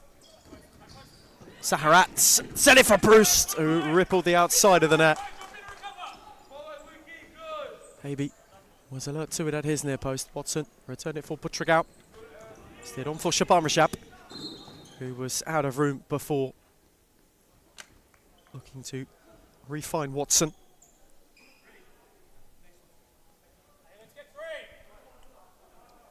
Plenty on the bench for Romario Barho to turn to. He's in conversation with Mahdi El Khawaja at the moment.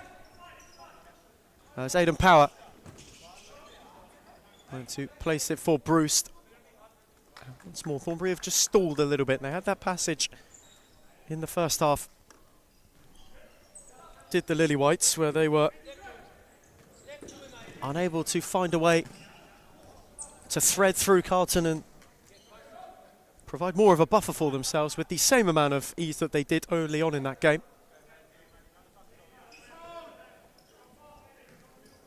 No strangers to a side who are one of three that have hit 31 goals this season. Now 34 for Thornbury. Pascoval out on their own as the lowest scoring side in the league, though. They were all level on 31 going into kick-off tonight. They and Hearts have had similar fortunes in front of goal. Quite streaky in truth. As Bruce comes for a break, El Khawaja reinstated. He got all of this going, did Mahdi. Saharat. Powley. Power, Rajab got in. And Shaban Rajab kept it alive. Charging in was Butragao. Who knows how good an opportunity that was. Power's pocket, picked by Shaban Rajab. Butragao sauntered in. Couldn't steer the other side of Monfroy. El Khawaja now. Beyond Butragao, measure for Powley. Rajab out for Hogan, who is motoring.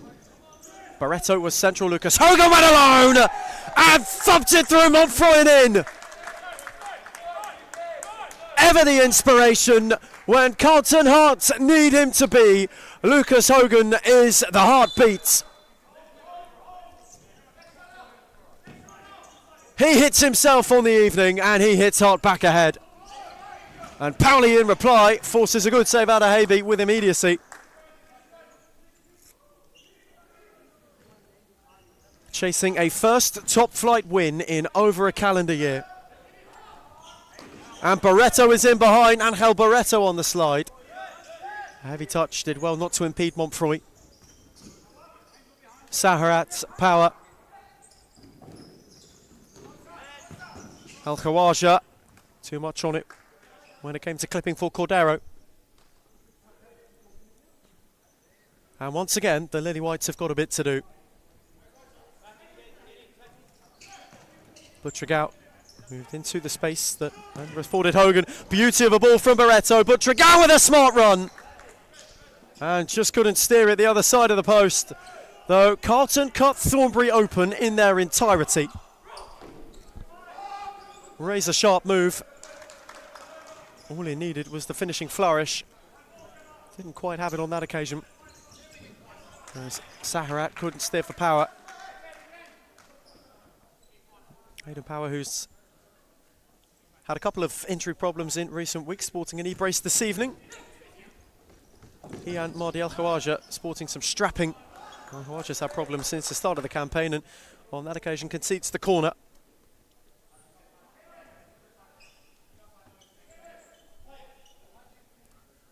Hogan's take, quickly for Barreto, return for Lucas Hogan. And Butragao had a yard, he went the flick and Monfroy got down to smother the angle. Barreto on the follow-in, smartly for Butragao and Cordero got in. ahead of Angel Barreto before he could get on the cutback. Tigers and Blues alike in the building. They lock horns once again next. Always Showtime centrepiece, as it deserves to be. Yet another meeting between Fitzroy and Moreland, as Barreto is looking to work a yard and did so wonderfully. Cordero and Monfroy flew in. Carlton Hart shout for a penalty, waved away. Long for Power, who wasn't able to get it under. That, though, the second kick-off to come. Their 7th meeting in Darebin in the league between series futsals, real two modern powerhouses. Fitzroy, the reigning champions, current league leaders. Moreland with a bit of a gap to make up. They can get on the march tonight if they are to be victorious. In the meantime, Hogan on for Barreto. Return for Lucas Hogan, who gave it a poke off the post. Base of the upright bruised. Hogan inches from a second. And Thornbury are hanging on at the moment. Cordero. Saharat swiveled off wickets and thumped it through the lots. 4 each. And Saharat this time smashes Thornbury level. Through the legs of wicket, it's short-sighted Haby. With too much pace and power. And this topsy-turvy relegation tango has another twist.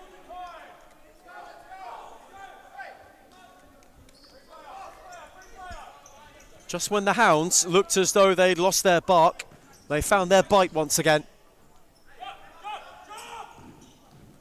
And have got themselves right back in the fray. Cordero El Khawaja told to retreat. Carlton Hart again having to pick themselves up off the railing. A ball for Barreto, too firm from wicket.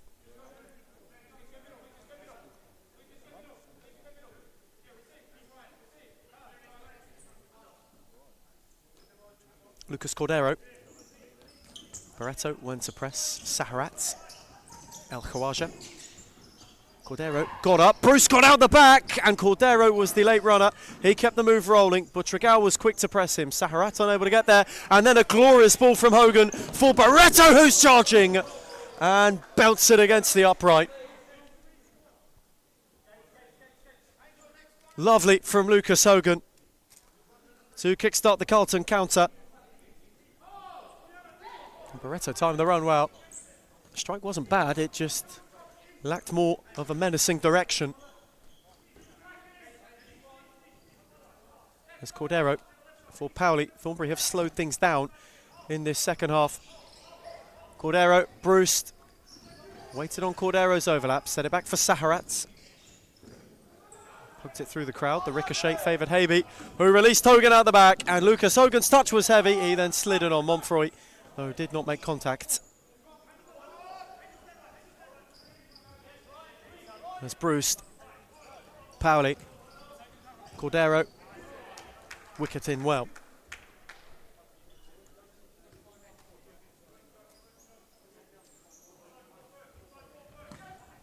With Powley, Saharat, Lucas Cordero. Thornbury just starting to wrestle the momentum back. Wicket got in, was twisting and turning with 2.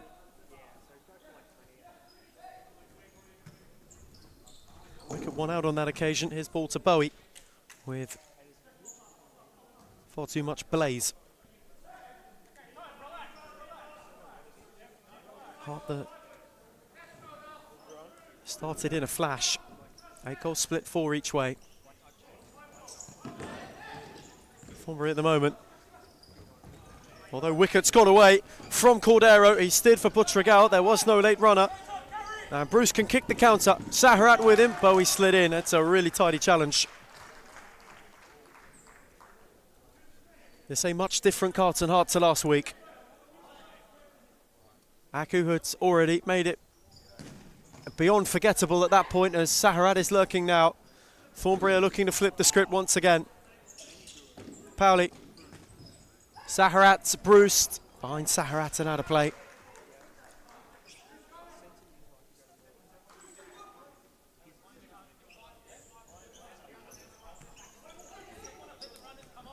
Hogan for Habe, who had ventured. Lucas Hogan. On for Bowie, who is hunting a hat-trick. He's got a brace. Cordero backed him. Bowie couldn't quite slide for Hosseini.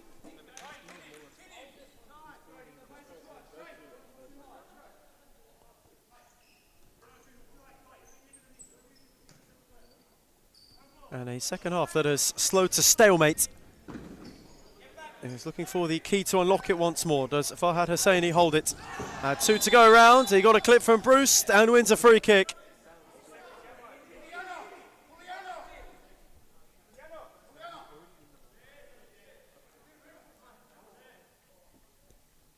Farhad Hosseini being checked on.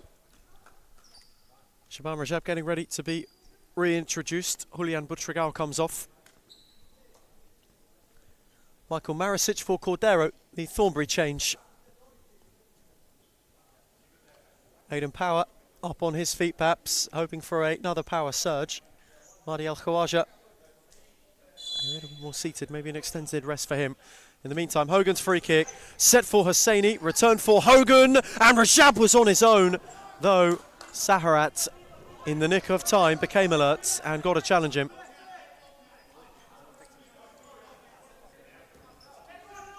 Drop for Pauli, Saharat, Marisic. Unable to steer it further forward for Bruce to get on the end of. Hogan, Rajab. Saharat got a foot in. Lucas Hogan, though, made light work of it. And then was centimetres from sliding hard back ahead.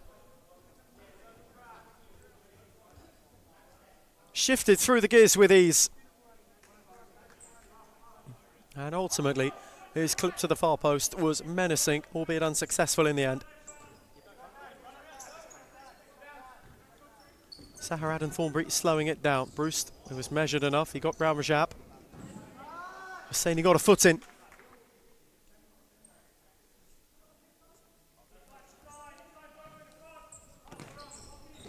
Pauli couldn't place it. Rajab well read.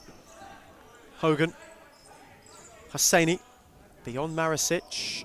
Bowie was out of room. It's become one of those halves. Locked in stop-starts. Futsal hath not flowed.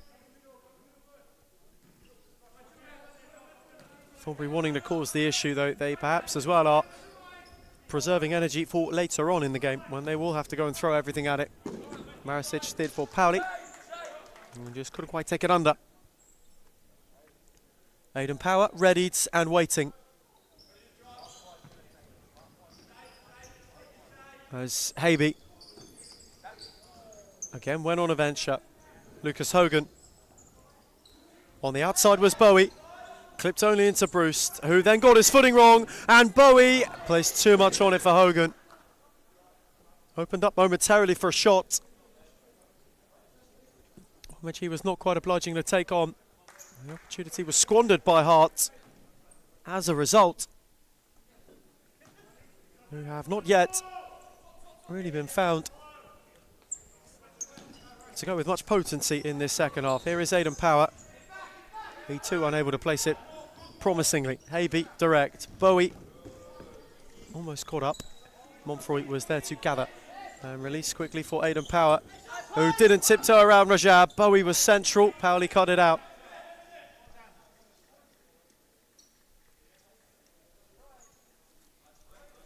Hearts are hunting all of a sudden. Shaban Rajab's take. Thornbury's turn to hang in there. Lucas Hogan will drive. Aidan Power will block. And it will get a touch on its way out, and Thornbury will have it.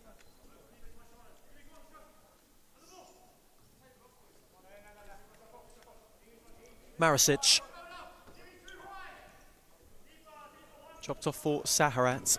You have to feel for what Sharon, who was sent walking in this game. Thornbury will be needing him right now. How they would feel he could make a difference. Good touch from Pauli for Power. who was impeded by Bowie, though not without reprimands. And now here is Rajab, away from Maricic and wide of the near post. Romario Barho just asking the question. Moe Fateo wasn't best pleased either.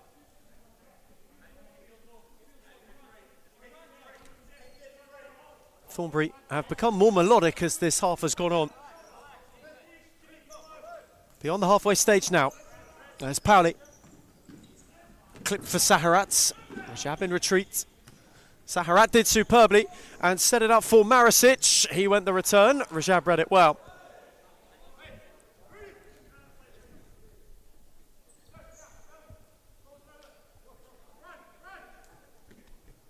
Jaden Watson brought back into the fray. Rajab has been used sparingly tonight in short, sharp bursts, in hope of perhaps preserving him. Now here is Aidan Power. Got a shot on the swivel, it took a deflection off Hogan.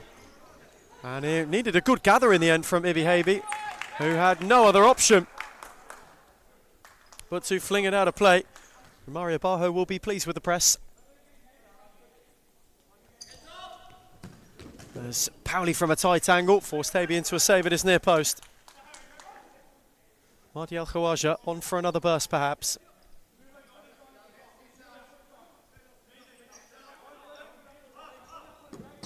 Pauli, return for Saharat, him and Watson entangled. Ball is in the net, it will not count, and Luke Pauli, for his lash out, will get a yellow card.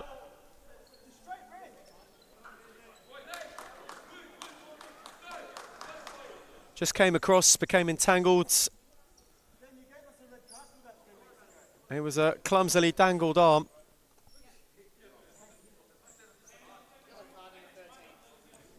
Luke Pauli finds himself in the book. Thornbury have racked up the only 2 fouls of this second half. That's 9 for the evening now. They will be hoping once again not to tip towards excess. Farhad Hosseini. Bowie, Hogan. Bowie once again, who's been a bright spark tonight. Lucas Hogan, that's a gorgeous clip. Hosseini, the other side of Maricic, though lost his footing at the crucial moment.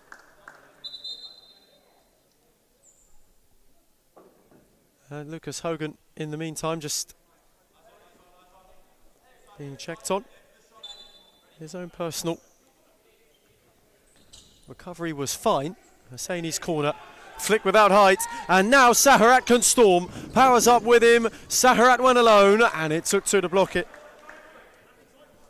Though that is where Thornbury can be dangerous. That is where they can get at heart.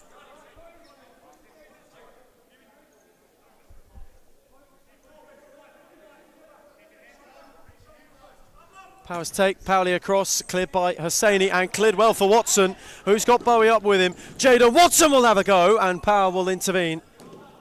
Luke Pauli in kind, then across to clear. This, of course, the last bit of league action for a month and a bit. We go to cup competition that follows in the Series Futsal Leagues Cup. Thornbury have got Fitzroy, Carlton Hart have got Arians. The two later kickoffs for both of these two. When all of that starts up once again. As marching forward was Maricic, he had no way further forward, and then obviously cup action, Kensington for Thornbury. Carlton Hart have Moreland, and the final one before league action, Akut for Hearts. Thornbury United have got Footscray, 3:20. That's closing Sunday.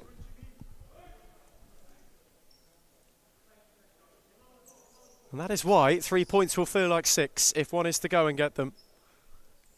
You stay momentarily, slightly unbothered about the league, having known you've done your bit before the break. As Pauli's got a yards.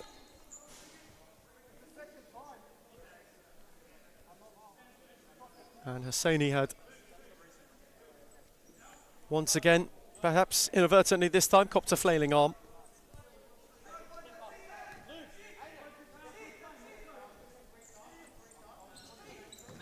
There's Watson, Hogan, Thornbury press high. Power does so to good effect.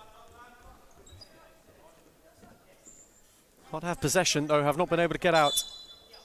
Maybe he's gone on a venture. Jaden Watson took more yards than he was afforded. Hogan, Watson. Saharat still proving a menace. Return for Havey. Bowie. Pressed by Maricic. Saharat got a foot in. Recycled through Bowie. Again, Michael Maricic went to charge. Hogan. Foot in from Power. Bowie took over. Powley. Went and won it. And now Maricic can motor. Power's up with him. Saharat arriving at the back post. Though Bowie got to boot him. And there will be, retrospectively, an accumulated foul for Carlton Hart.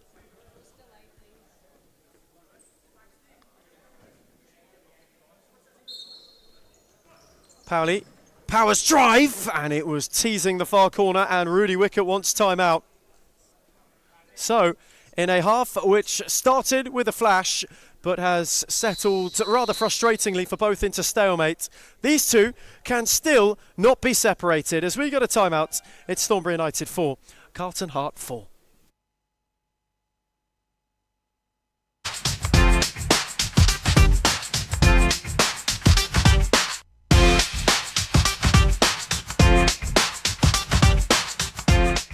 Why do people hate Hume, and why do they hate where we're going to and heading to? I can truly say it's jealousy. You can see he's pretty professional now. Even for me, from an outsider's perspective, I can see the development of the club, and it's just a different level. I said, look, I want to take Hume into a different direction of expanding our connections, and that's when we started thinking abroad and thinking about, okay, what's Hume's future looking like? Are we going to sit the same, or are we going to grow? A part of any journey is learning, right? So Adam's learnt a lot, you can see. Made a lot of mistakes in the past. It was a rebuild. I took players from Championship.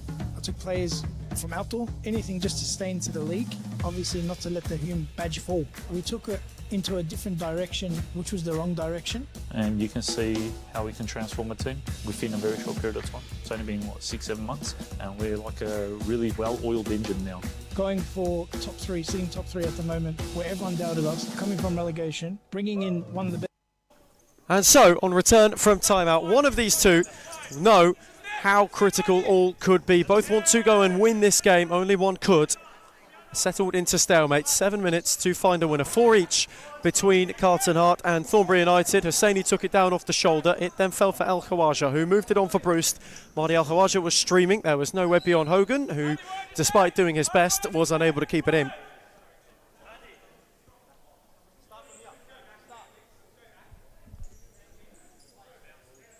Only one goal either way at the second half start. 3-3 at the break at the end of a real topsy-turvy first half of futsal. And the second has been a grind. Saharat will drive, and El Khawaja will have it fall to him. Oh, will steer it wide of Havey's post. It was Saharat who got Thornbury United level. Start of the second half was one where Lucas Hogan came to the party. There's El Khawaja now. Set back for Powley. Thornbury United have controlled a lot of possession in this second half. Saharat got a foot in. Watson, Havey had nowhere to go. And again hit the railing, much to his frustration.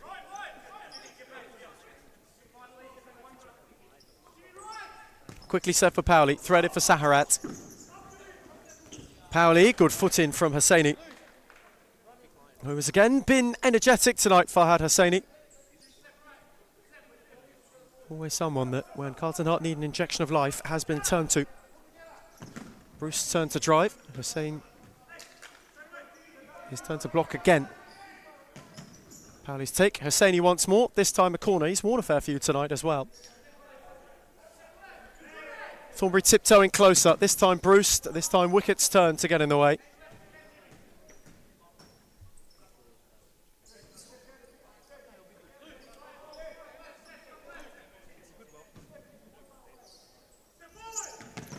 Powley, and we will continue to be kept in the corner.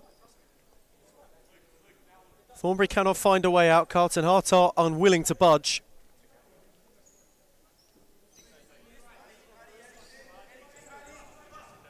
Powley once more. Wicket intervenes. Carlton have gained a few yards this time. Powley's in a hurry on the switch for Saharat.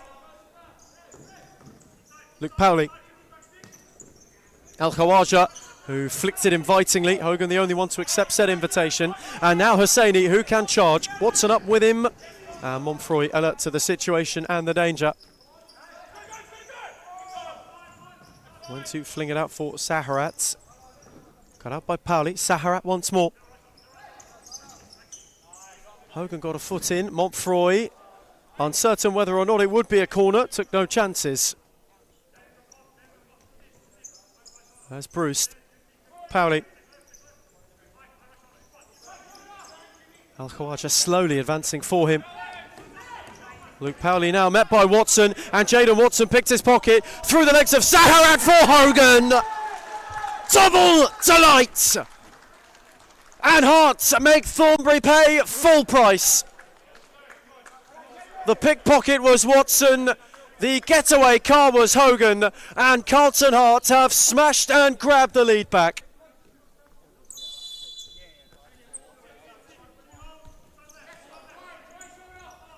Thornbury, the recipients of whiplash, and Hearts aren't done yet. Wicket wanting to motor forward. El Khawaja put a stop to him. Hosseini went to flick beyond Mahdi El Khawaja. Saharat was calm. El Khawaja took over. Stayed for Aidan Power. Those two, Jaden Watson, Lucas Hogan, shared a lot of futsal together. That link up on full display. Pauli, Power went off the left, won a corner.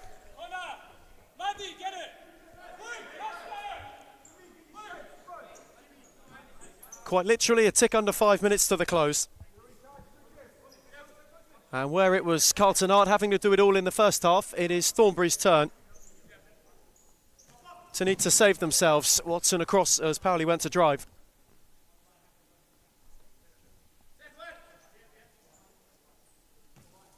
After it looked as though it would be settled in frustrating parity for eternity as Pauli is driving. Wicker got a foot in. And Watson was collateral damage. Hogan happy to wait as his teammate and Luke Pauli get back to their feet. Hosseini, Reed El Khawaja.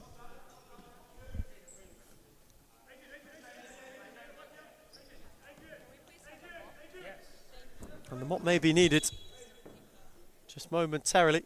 Stoppage in play.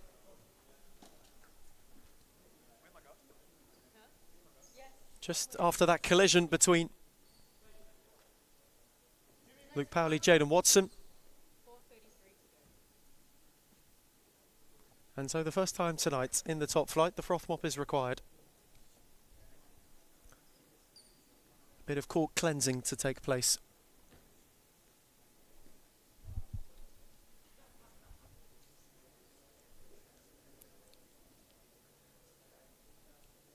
And maybe, just maybe, for the first time in here this evening, a hush, a real hush. It's been vocal and vibrant.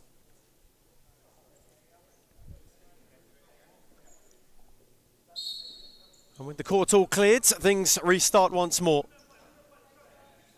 A brief truce between the two. There's Hogan, Watson, tidy for wicket.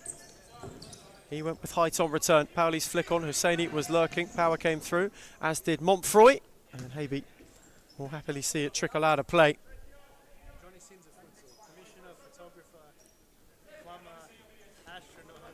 Hogan looked to thread it menacingly for Watson. It just had too much on it. Terrific idea, though, from Lucas Hogan, who just looked to split Thornbury open.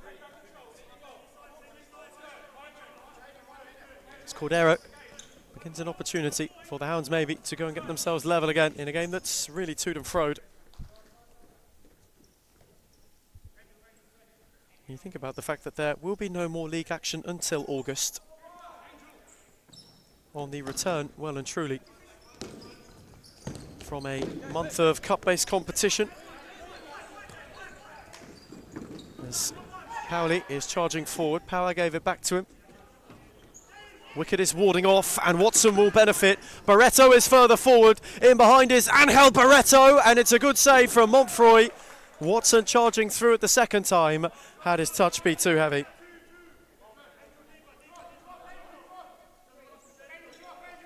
And just on that, return to league action. Thornbury will be the ones to wait. They have the bye. Carlton Hearts have got Hume. Thornbury's return on the 9th of August against the Moreland Blues. Not an easy assessment, which placed more pivotalness on tonight as Wicket could only steer his effort wide of the far post.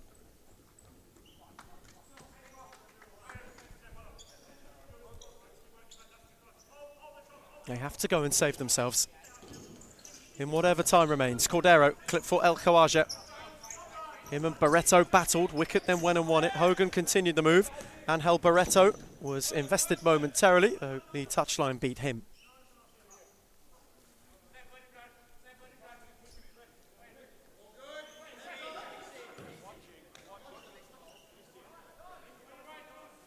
Saharat. El Khawaja opened up as Barreto to have a look at. Marty El Khawaja lost out and the Carlton counter is on. Julian Butragao is leading the charge. The deflection from Saharat was then one which he would go and win back. El Khawaja charging to the back post. Power looked to place it for him. Hogan was in the way. Butragao for Wicket, who went to be measured. Saharat was in firmly and gives away a free kick. And for good measure, without much protest, finds himself in the book.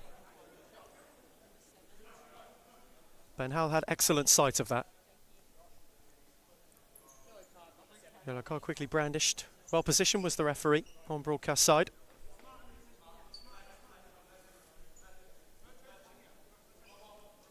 And so a Carlton Heart free kick. And for Bowie, who's got a brace from this sort of range, does he fancy a hat-trick?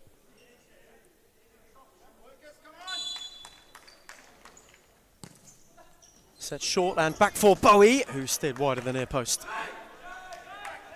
Well, we are getting down the stretch into the closing stages. Carlton Hearts are now 2 minutes and 45 seconds from a win over a calendar year in the making. Go back to May 2025. They defeated Melbourne Aku. It was their only win of a series season where they were relegated sordidly. As Saharat is in behind, and El Khawaja was unable to be there to steer it. Thornbury still wanting to spoil the party.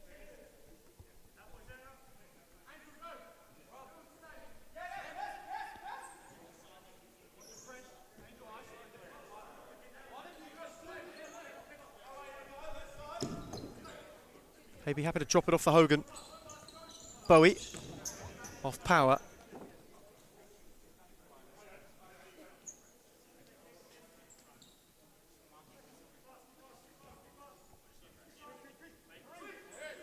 Well, we had to be in a hurry. They can't take too long. The count had started. There's Power. Was then there to hook it away. Havey again will rekindle. Hearts are doing enough at the moment to ensure that life is tricky for Thornbury. As Lucas Hogan. Lovely take from Barreto, who's got two up with him. Saharat in retreats. Got a firm and good challenge in.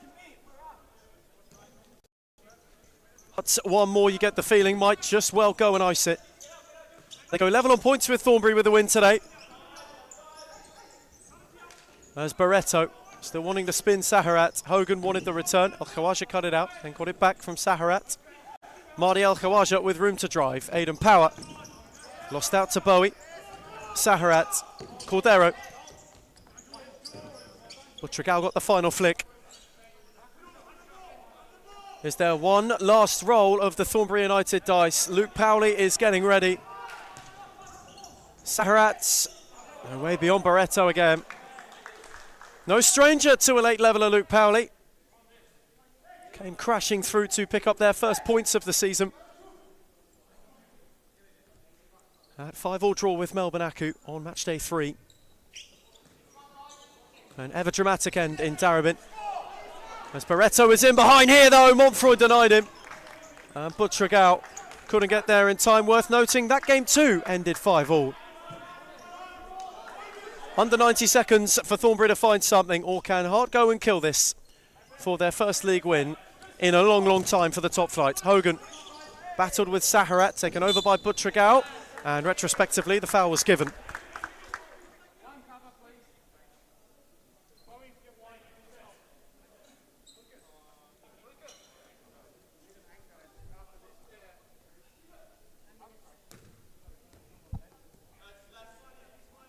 How are the Carlton Heart nerves? That is the question Rudy Wickett must be pondering. Romario Barho pondering what he can do to get back in this game. Lucas Hogan's free kick. It was low and it nearly caught Montfroy out. He had to slide elastically and concede a corner. Cleverly improvised from Hogan. As deep side ball instead is taken for Hogan.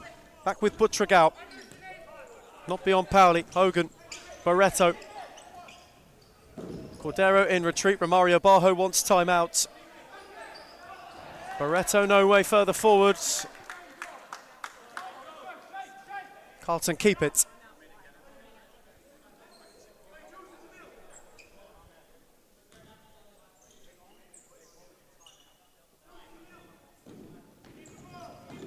Taken by Bowie, back from Butragao, who continued his run. The flick was menacing. Cordero got a touch in. Marisic was unable to keep it alive. And this Thornbury timeout is being delayed as long as possible. Can Hart deal a hammer blow in that time too? Bowie. No way beyond Pauli. Now Marisic, who was allowed to recover. We are into the final minute here in Darabin. Cordero. Barreto picks it off Saharat. Angel Barreto out of his feet. Then for Pauli. Sharp forehand ball against Bowie. Flick the arm. And timeout maybe at the perfect time for Romario Barho, North, Thornbury and co. They've got it to do. 33 seconds on return to find a leveller to split the points. As we get a timeout, it's Thornbury United 4, Carlton Heart 5. Best coaches in Australia for futsal, bringing in players that are young but can shine. I think that's the best step that we've taken, pretty much. Nandor came in and brought different kind of energy. Obviously, I came back from injury pretty much the same week as Nandor signed with us, so it was kind of like a coincidence. You can see the progress and what we've been doing for that long, like how much we've improved as a club. Even when they're undermanned, even when the odds were against them, like we're fighting this season. That's the beauty. Previously, when I came, I didn't know. I didn't have a feeling if we're going to come back or not. But now I always feel like we're in it. When you're winning games, right, it brings a different energy. When you're winning week in, week out, or you drop points here and there, but like you're winning 80% of your games or something, you're on a high. I think it makes a really big difference. And so we are down the stretch. One last look for Thornbury United to go and save themselves. If not, it will be Carlton Heart's first top flight victory in well over a year. That is what is resting on it for the Hounds. That is what is resting on it for Hart. It would take them level on points with Thornbury, though Pauli has peeled behind. Wasn't able to get away from Bowie, though could win a free kick with 19 seconds to go. And for Bowie, a yellow card as well.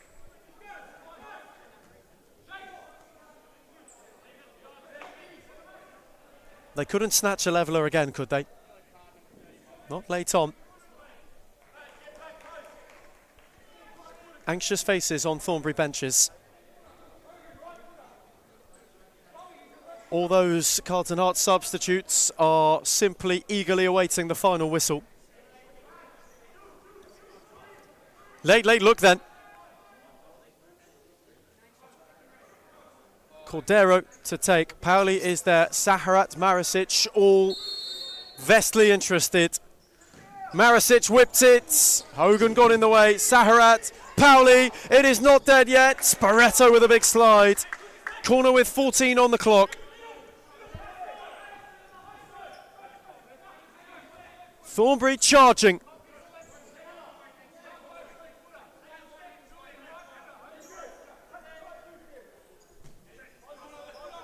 Cordero's take. Marisic cut out by Barreto.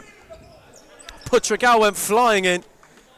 8 seconds for Thornbury to save themselves. Aidan Power with a close look at the clock. Cordero lost it. And that may very well be that. You go back to May 2025. They toppled Aku astonishingly. It was the only win they picked up in that season. One that was sordid, one they had forgotten. Relegation, now re-promotion. Level on points with Thornbury they go.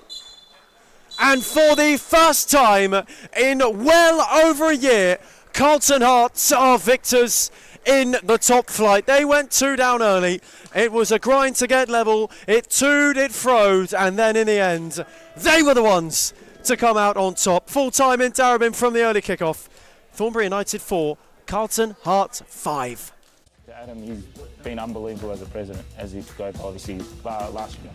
So he's obviously been a big part of all of this, and he's been doing unbelievable. Big credit to everyone, to be honest. We're on the right track, I believe, and hopefully we just get better from here.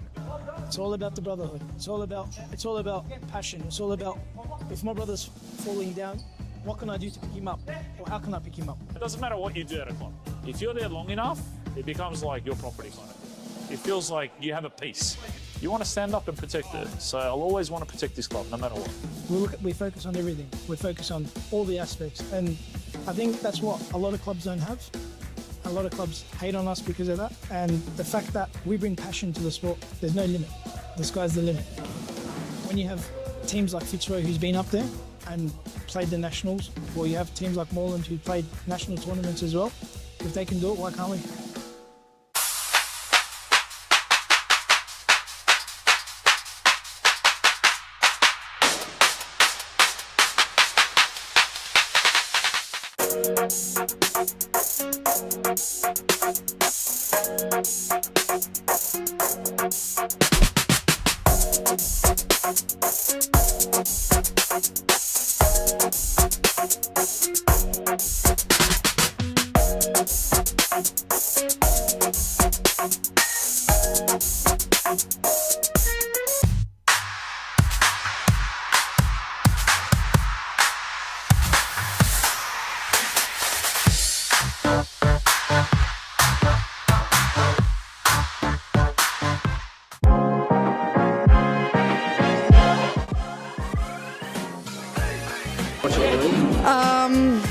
I would say Layla Abdul-Latif. I think Amanda Araha from Fitzroy.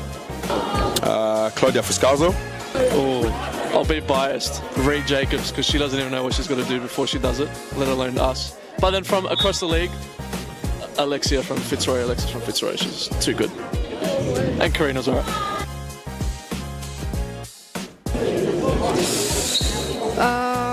Let me actually think. Fitzroy's white kit. Which team has the best kid in the league? Biased opinion, but also Fitzroy. That's easy, it's us. I'm sorry, it's us. Not a question, Melbourne AKU. Liz Air. I think that one will have to be Layla Abdul-Latif. She would definitely win every time. Ooh. Layla Abdul-Latif. Baller. If I was a girl, probably not Layla. The most clutch player in the competition is definitely Claudia Fuscalzo. She is number one for sure. Sarah Easthope.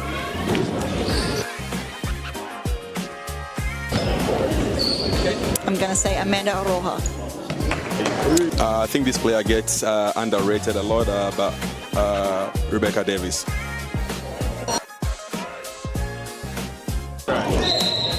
Claudia Fuscalzo. Gisela Pepino.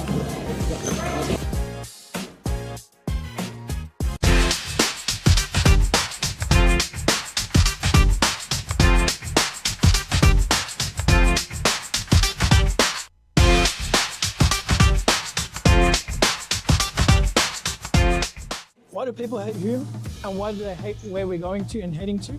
I can truly say it's jealousy. You can see he's pretty professional now. Even for me, from an outsider's perspective, I can see the development of the club, and it's just a different level. I said, look, I want to take Hume into a different direction of expanding our connections, and that's when we started thinking abroad and thinking about, okay, what's Hume's future looking like? Are we going to sit the same, or are we going to grow? A part of any journey is learning, right? So Adam's learnt a lot, you can see. Made a lot of mistakes in the past. It was a rebuild. I took players from Championship. I took players from outdoor. Anything just to stay into the league. Obviously not to let the Hume badge fall. We took it into a different direction, which was the wrong direction. And you can see how we can transform a team within a very short period of time. It's only been, 6-7 months? And we're like a really well-oiled engine now. going for top three, sitting top three at the moment, where everyone doubted us, coming from relegation, bringing in one of the best coaches in Australia for futsal, bringing in players that are young but can shine. I think that's the best step that we've taken, pretty much. Nandor came in and brought different kind of energy. Obviously, I came back from injury pretty much the same week as Nandor signed with us, so it was kind of like a coincidence. You can see the progress and what we've been doing for that long, like how much we've improved as a club.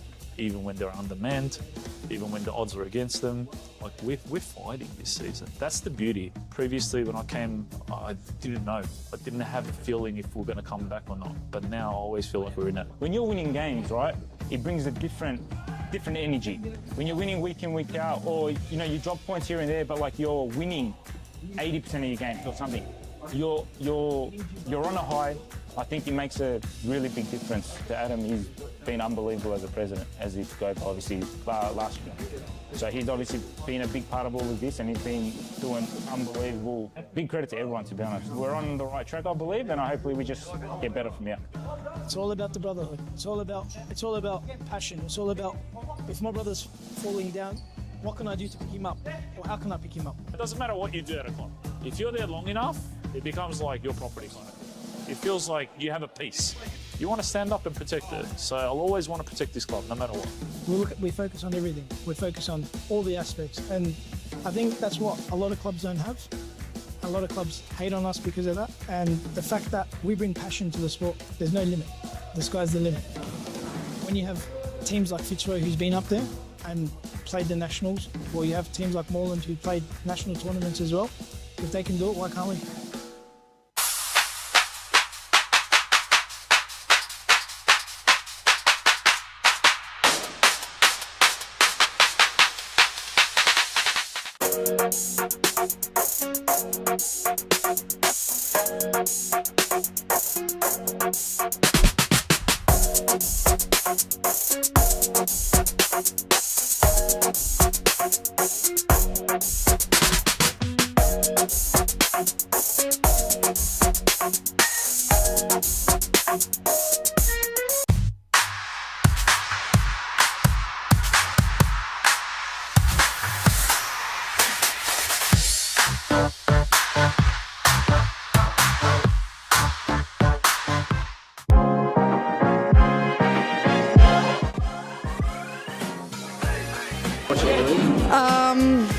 I would say Layla Abdul-Latif. I think Amanda Araha from Fitzroy.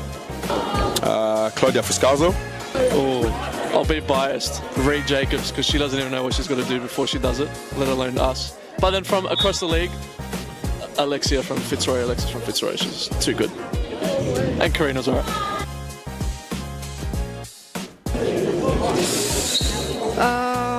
Let me actually think. Fitzroy's white kit. Which team has the best kid in the league? Biased opinion, but also Fitzroy. That's easy, it's us. I'm sorry, it's us. Not a question, Melbourne AKU. Liz Air. I think that one will have to be Layla Abdul-Latif. She would definitely win every time. Ooh. Layla Abdul-Latif. Baller. If I was a girl, probably not Layla. The most clutch player in the competition is definitely Claudia Fuscalzo. She is number one for sure. Sarah Easthope.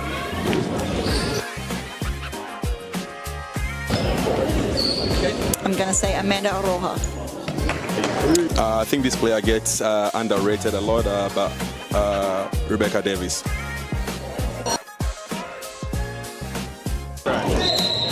Claudia Fuscalzo. Gisela Pepino.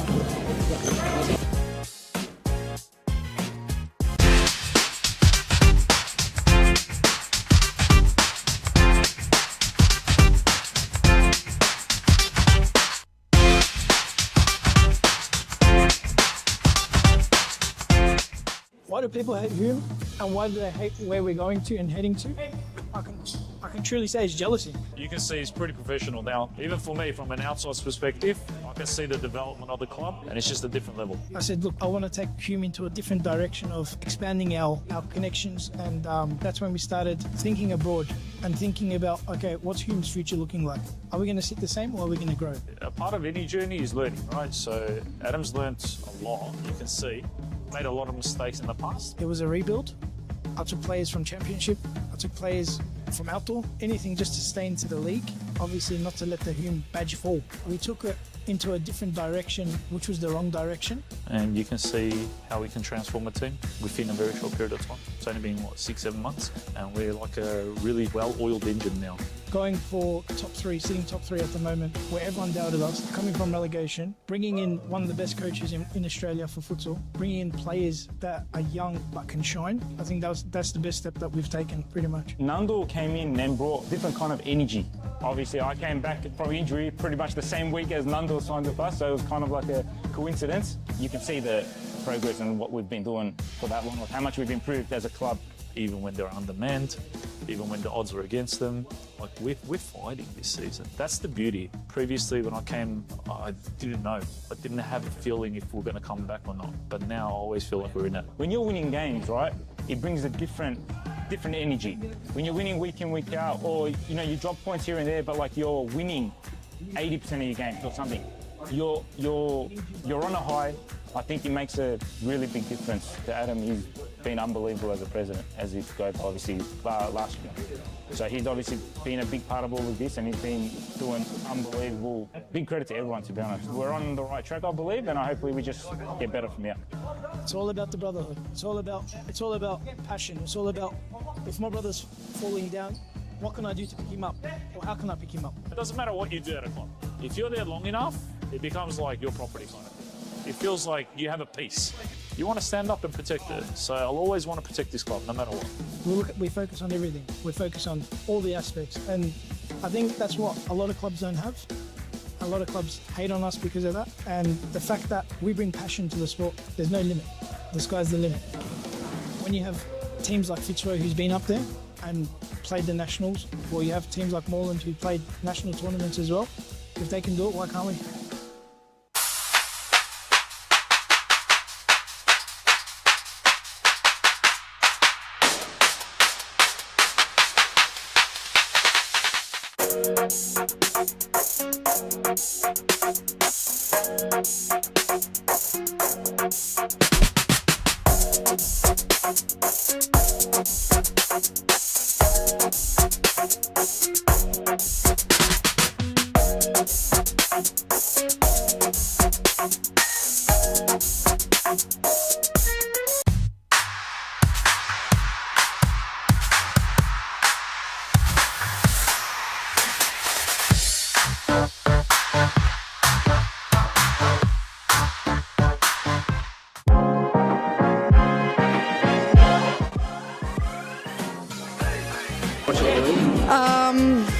I would say Layla Bulti. I think Amanda Araha from Fitzroy. Claudia Fuscalzo. Oh, I'll be biased. Ree Jacobs, because she doesn't even know what she's got to do before she does it, let alone us. But then from across the league, Alexis from Fitzroy. She's too good. And Karina's alright.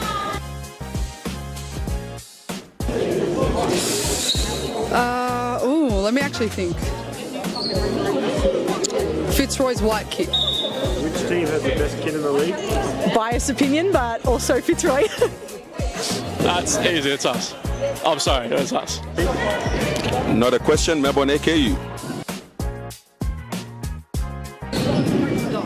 Liz Air.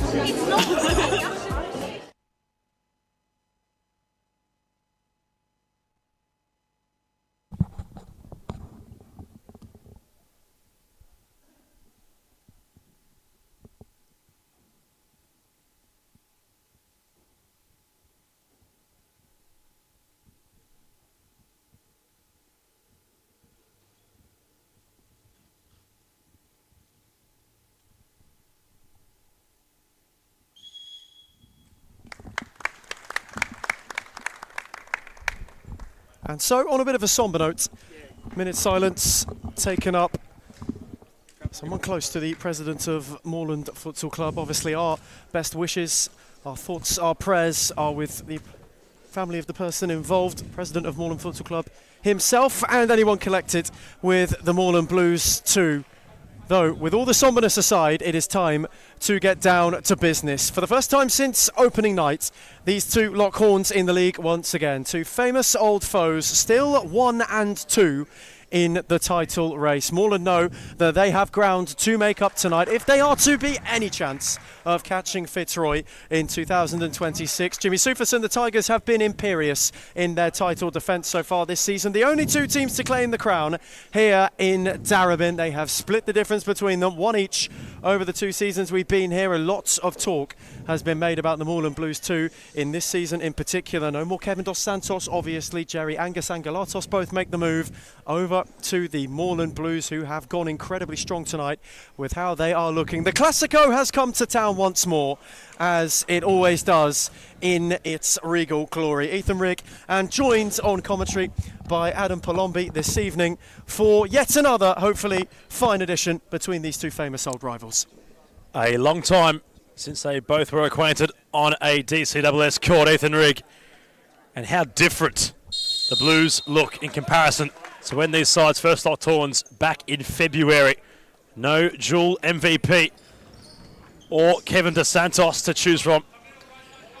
And considering the likes of Grant Lynch, who's been frequently applying his trade here in Victoria, coming down again from New South Wales to bolster the Blues, there's a much younger look about them these days. The collective of Angelatos brothers joining from Malbanaku, Chavanam from Pascoe Vale. So a real bolstering to their younger ranks. Of course, Stellatano makes up one of those youth numbers. He's still nursing an injury concern. Parthamos won the ball in the mid-court. He found Rogan. First real moment of the match going in favour of the Tigers, who are yet to find a shooting opportunity. Chavanan, tenacious, loses out. Robotis also there. And I think Ethan will have a glimpse at how both these sides are to line up this evening. We certainly will. Well, Christos Apostolakis has been away for some time. He finds his way back in between the Moreland sticks. Atai Ibrahim, Adam Cooper, Chavanan's trusted from the start, alongside Grant Lynch, who had made the journey for Fitzroy. Well, Sean Price, as always, between the sticks. A quite strong quartet of Elias Parthamos, Scott Rogan, Cosimo Russo and Harry Robotis. Josh Allen on the bench, alongside Oscar Bryant, Christian Peluso and Leonardo Gridelli, and Pep Filio too against his former side for the Moreland Blues. Dex Hart, Evrapidu, the two Angelatos brothers, or Angelatai as Adam Cooper affectionately refers them as, Kanbei Rackley and Jamie Guo, who is the backup goalkeeper for Moreland tonight. Cooper for Lynch, chance for Moreland. Sean Price caught in a hard place. It was a teasing ball from Cooper.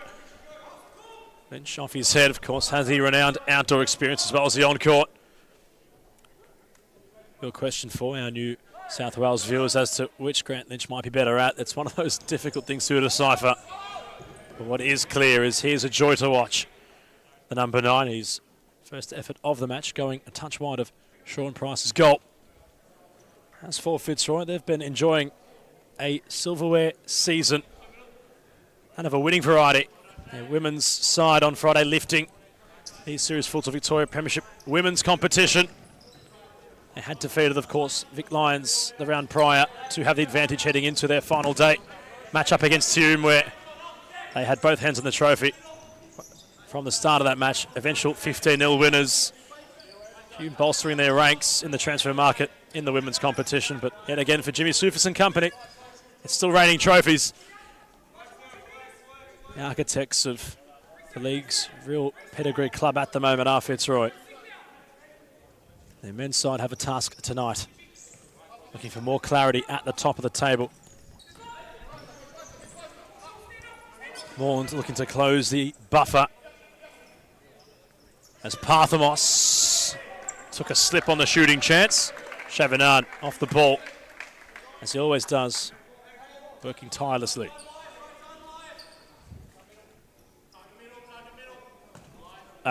Cooper. Grant Lynch. So it could be an 11-point gap tonight between the Tigers and Blues. Fitzroy are to win. Horns can reduce that 8-point gap to 5 if they can find 3 points of their own. And on a night where, as we mentioned in the pre-match, this one, which would mean a lot to Darren Saban, extending our thoughts again, of course, to himself and the extended Moreland family. What has been a difficult couple of weeks. Those involved with the club. Rogan, one-on-one with his Futsal teammate of Grant Lynch, fizzed across the face of goal. Ibrahim had the block. Robotis had a great position. Close headquarters are kept Moreland right now. Fitzroy pressing high. They've gone for the high press in recent weeks as well. You saw it last week against Pascavel, how devastating it was. They're looking to do the same once again. Arn rides Cosimo Russo with physicality. It opens up for Lynch. It was well hard up by Arn. Sean Price going short for Parthamos. Rogan has the motor. Breaks away from Ibrahim. At the back post lurking was Robotis. Though the cutback from Rogan was a bit premature for the trailblazing. Robotis near the back post. Well, that is where they're at their best as well. It's really good interplay between Parthamos and Rogan. You can see the way that this season in particular their link-up has developed and has built. Robotis went a little too early. The ball from Rogan a little bit too far behind him. That's how fine the margins are in this game. The opportunity squandered. Cooper, Rogan, quick on the press. Fitzroy's corner. The champions bench acknowledges the hard work from Scott Rogan, their captain. Can they fashion out the opening goal from this corner situation?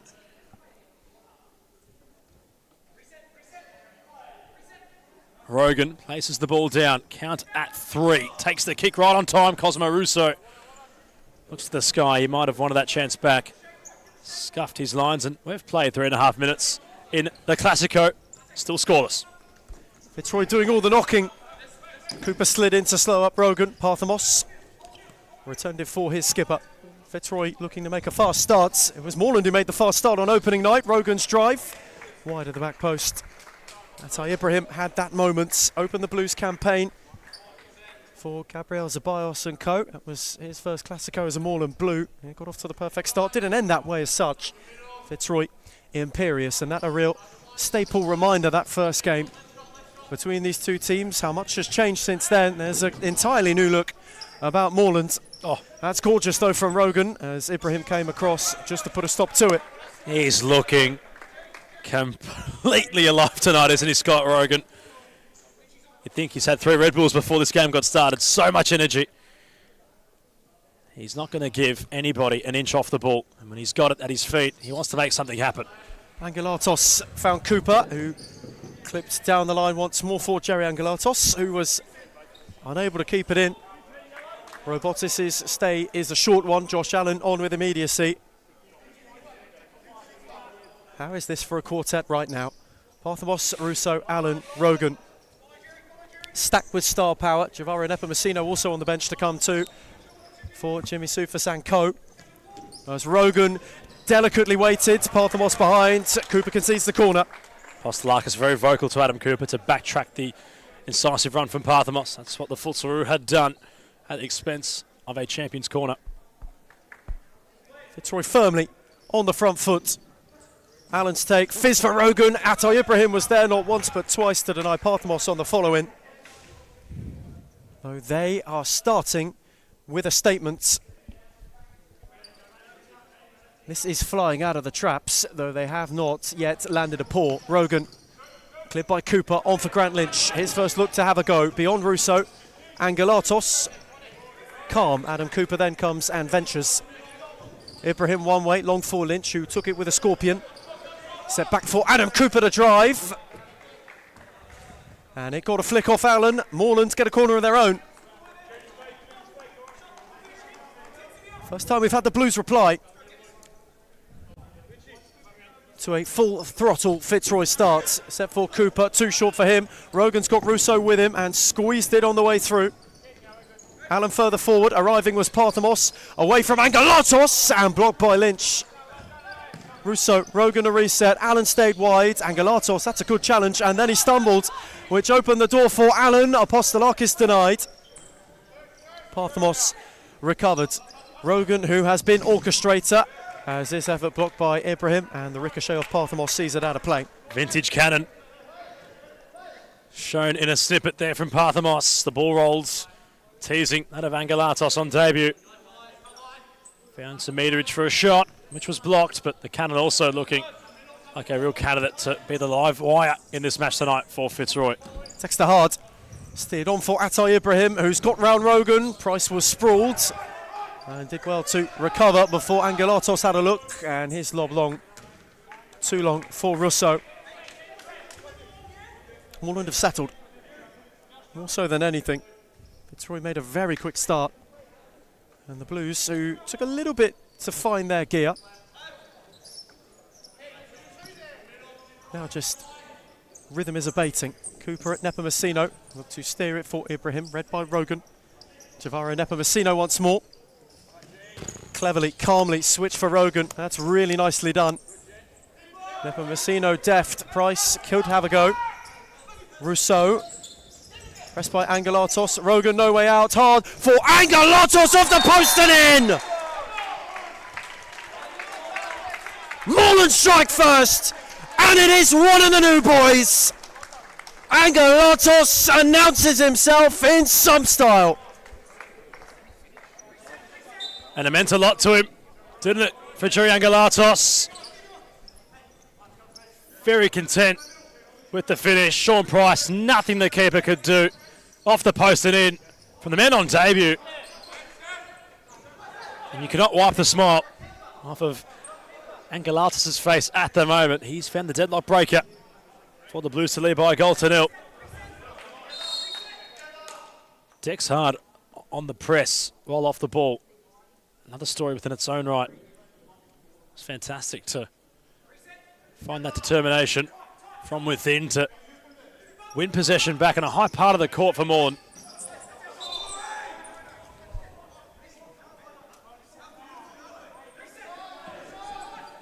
Russo across the face of goal. Rogan, the idea.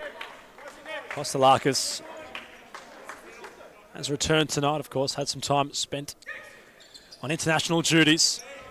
And of course having a mid-year holiday, but for Apostolakis, it's really now about trying to find his best form in a match where it's his greatest test since their opening round with respect to the rest of the competition.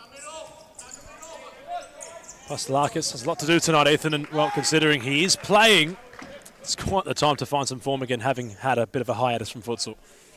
It's no bigger night to come back, really, is there? And you just look at the way that he's able to get this Moreland side to be so much more organised. A real leader within this group, someone they've missed sorely. Their start to the season has reflected that at times, that performance against Hume in particular, one where he could have been crucial. So tonight's a big night, not only for them, but also for him, and it was the right move for Gab Zabayos to go with him from the off. Rogan trying to open things up again. Apostolakis with the claim. Ibrahim. Dex hard, Ibrahim, the 1-2. Everett Pido further down the court. Kostelakis, Angelatos, Everett Pido peeling wide. Skipping around. Nepomuceno finds Dex hard nicely. He shot a snapshot effort off of Allen. Nepomuceno, 3 against 3 now for Fitzroy. The Blues in a wrestle. Ibrahim takes down Nepomuceno. Right in front of the official on broadcast side for a foul. Really like the way that Evrapidu started this game. He's someone who's looking to take it on. It's what Moreland will need. Too often they've looked to play too structured and try and break Fitzroy down. Evrapidu's given them something different from the start. You saw it the way that he sidesteps Nepomuceno, someone oozing with confidence. 2 already to mark that are up for it are him and Scott Rogan on either side. Parthamos doesn't mind a set-piece opportunity. The cannon strikes, it goes low. Everett Pido will now make a gut-busting run towards the other end. Price kept in just. Nepomuceno holds play up for Fitzroy. It's been a good start from the Blues. Parthamos.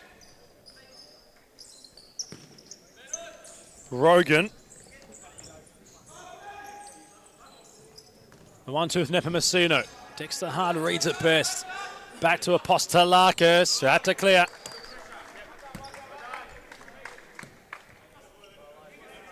So the current assist or goal assist leader, I should say, for the season. And Josh Allen re-emerges on court. I've only seen him on 6 occasions so far. Has had a bit of availability issues, has Josh Allen, but when he's played Ethan, has been quite the thorn in any side.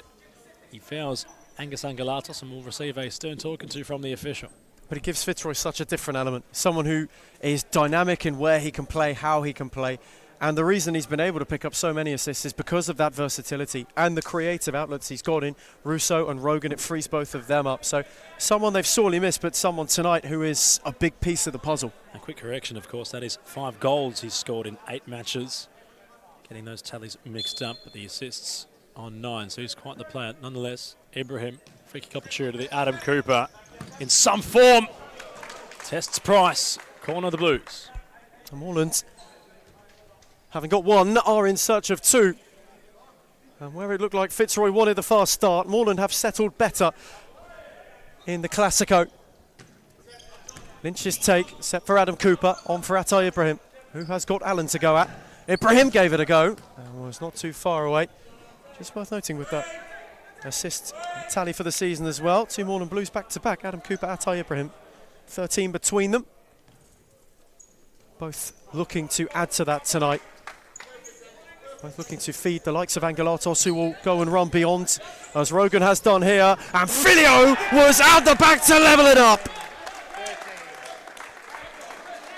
Once a blue boy, now a tiger, and Pep Filio shows his claws.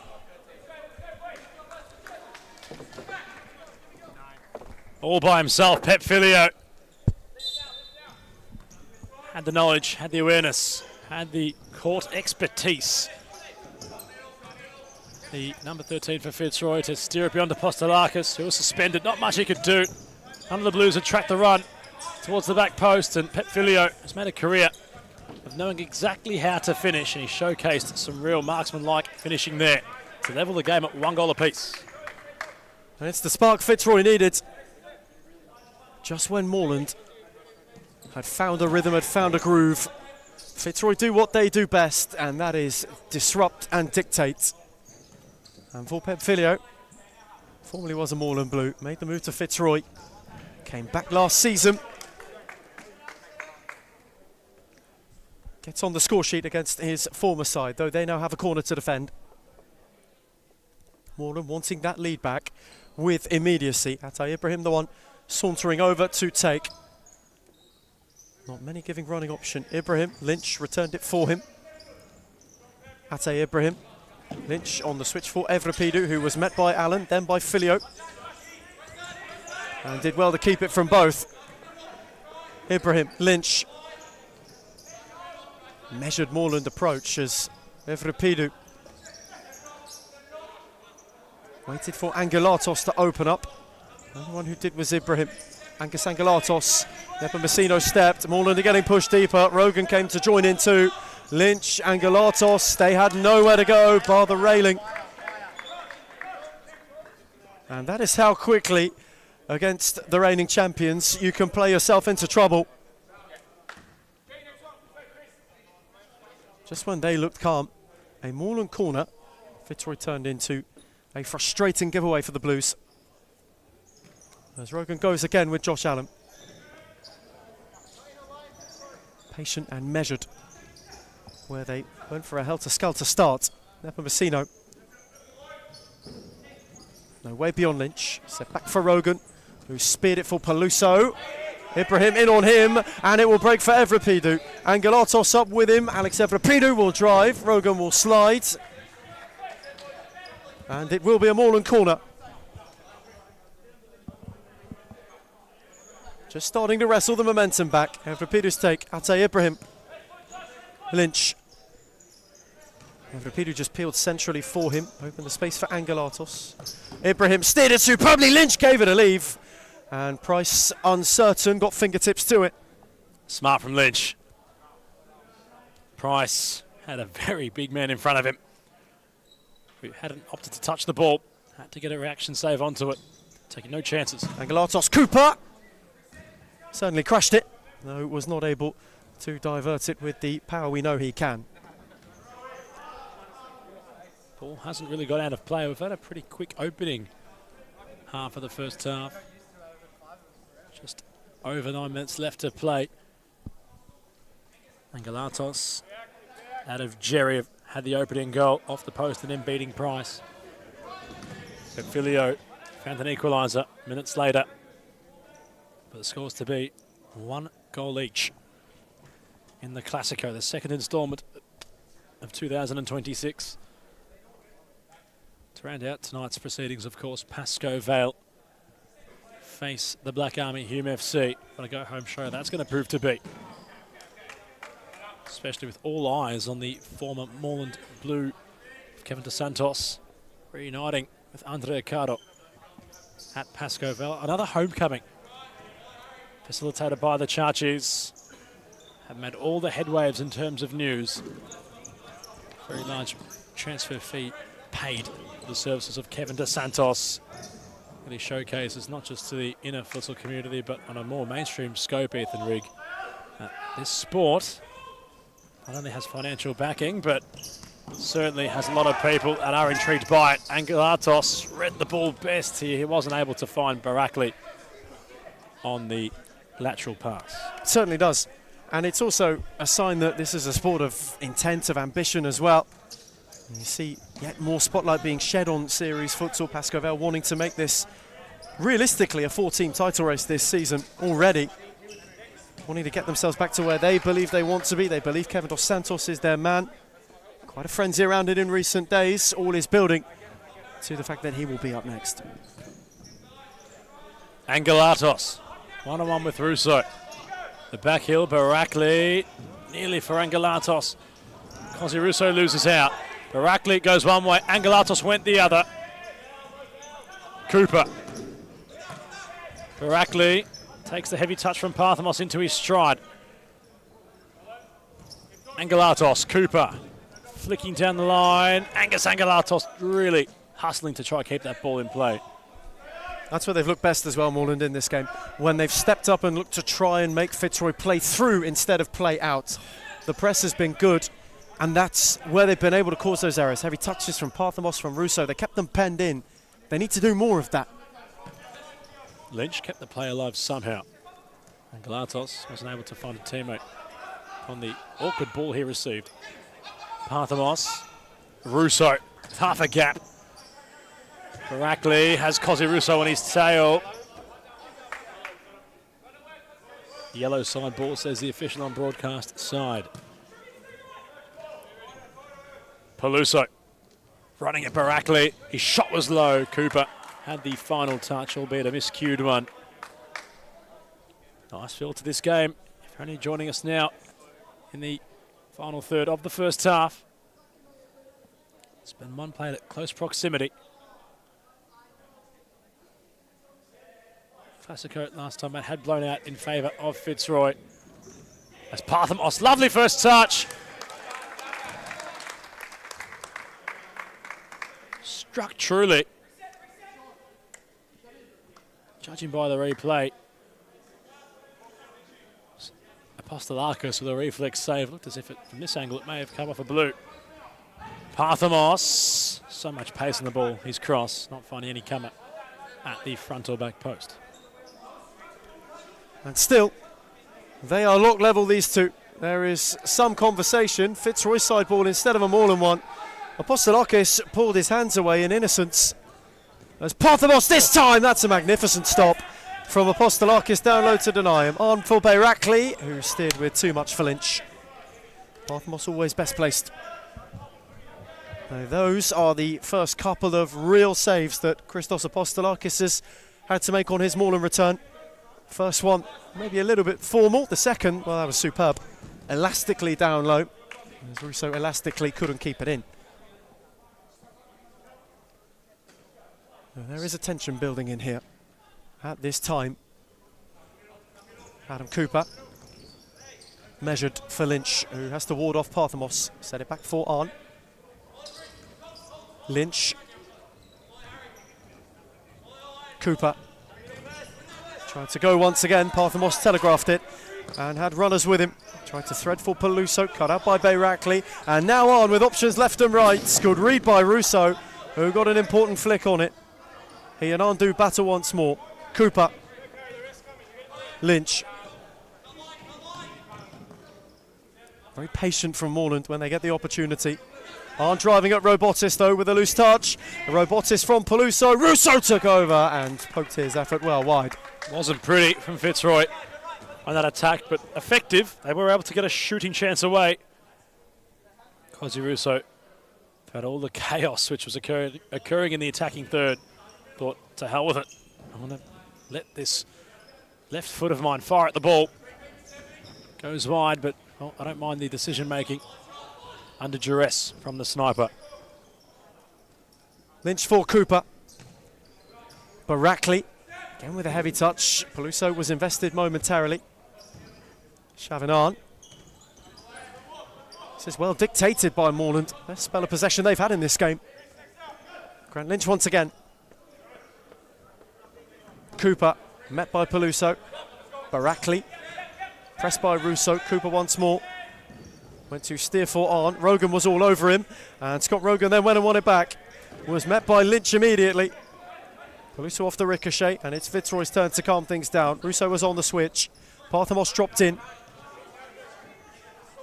And now wants to have a look at Barackley. Elias Parthamos threaded. Russo let it run. And Apostolakis, slightly short-sighted, made the save. Adam Cooper's charging. Two with him. Adam Cooper's drive. Price's palm. Moreland corner. He loves the driving games like these, does Adam Cooper. He's developed a whole lot real against Fitzroy in recent years. He's gone around their players to find a shooting chance and then score. Loves moments like these, does Cooper. Ibrahim got it from Lynch. Cooper. Chavinan again had Russo to deal with.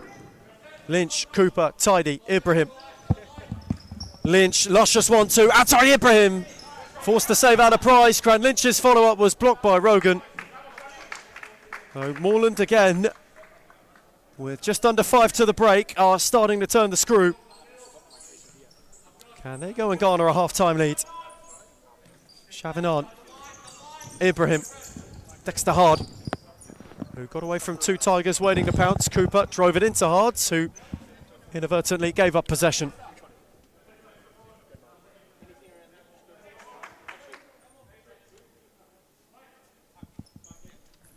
Set back for Rogan. Clipped on for Parthamos. His flick not fine enough. Arn recovered. Ibrahim up and out of play. And since that second goal on the God Fitzroy level, this game has fallen into a real chess match. It's hit a rhythm. It's a real tangible tension right now at DCSS on court one. Who's going to blink first? Ibrahim wins possession. Arn with the opportunity. Out comes Sean Price, the keeper presenting himself. He's saving well.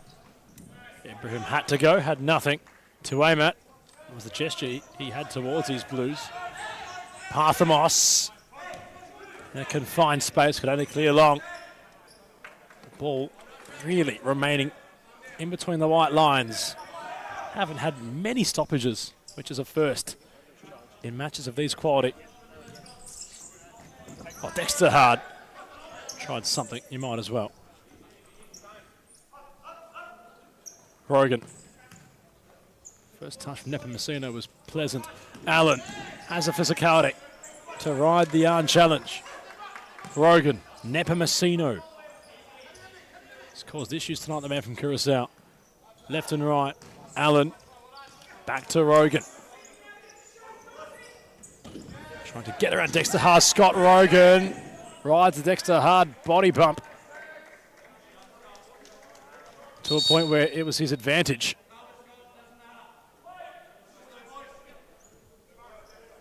Corner, Russo. Cooper could only head it out of play. Momentum's really ebbed and flowed in this half. Moreland there had a couple of minutes where they were on top. Fitzroy now are just starting to wrestle it back. You've seen two teams that are testing the dynamics of one another really well. Allen, not the best first touch from JA2.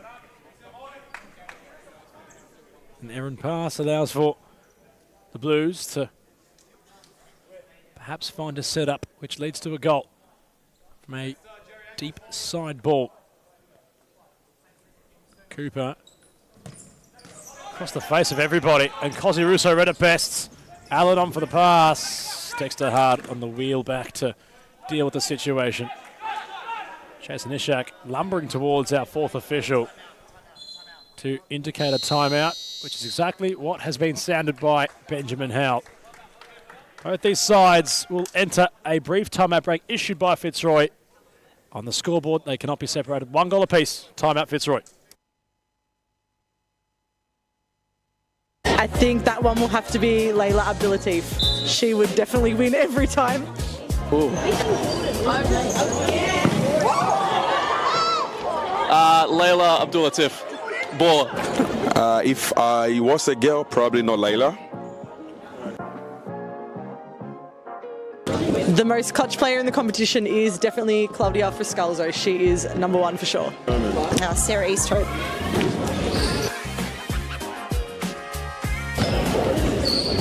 I'm going to say Amanda Aroha. I think this player gets underrated a lot, but Rebecca Davis.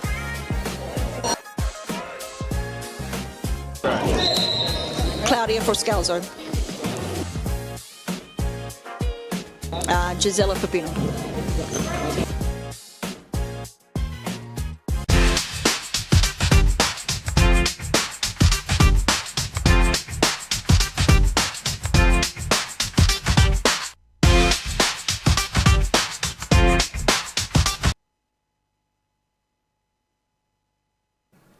We return from the very brief Fitzroy timeout.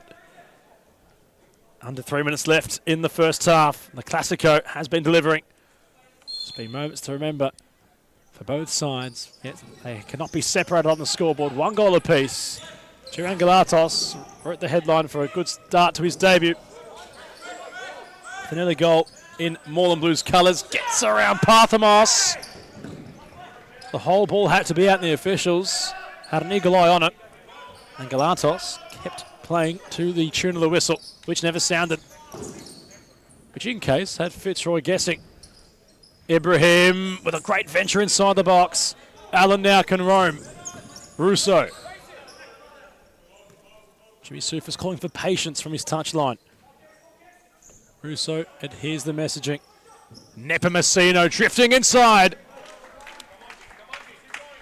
Hits it low, Pimenta-esque if you will, Ethan. His shot goes wide. First time they've been able to get him into the game as well. Javara Nepomuceno to have any real menace.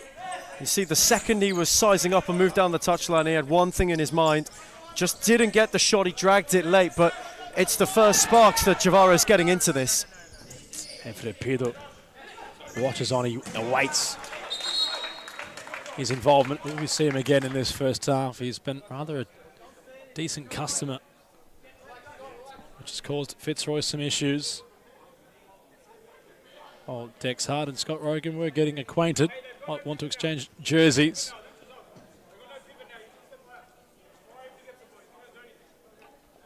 The official explaining, I'm sure, Ethan, that if we keep this up, gentlemen, some cards are going to start coming out. Might be a final warning from the official on both of these two competitors who have been at each other's claws so far in this match. They've landed one blow each in the time. Scott Rogan, Dexter Hart, just saying good evening to one another for the first time. Hostilities resume. Lovely from Nepomuceno, who lashed his effort wide. He said the man from Curacao was getting busy, and he ever so nearly was there to blast Fitzroy ahead. Shifted the yard so quickly. As Angolotos took a tumble, a rather hefty one at that. He cleaned up our commentary booth, Angolatos.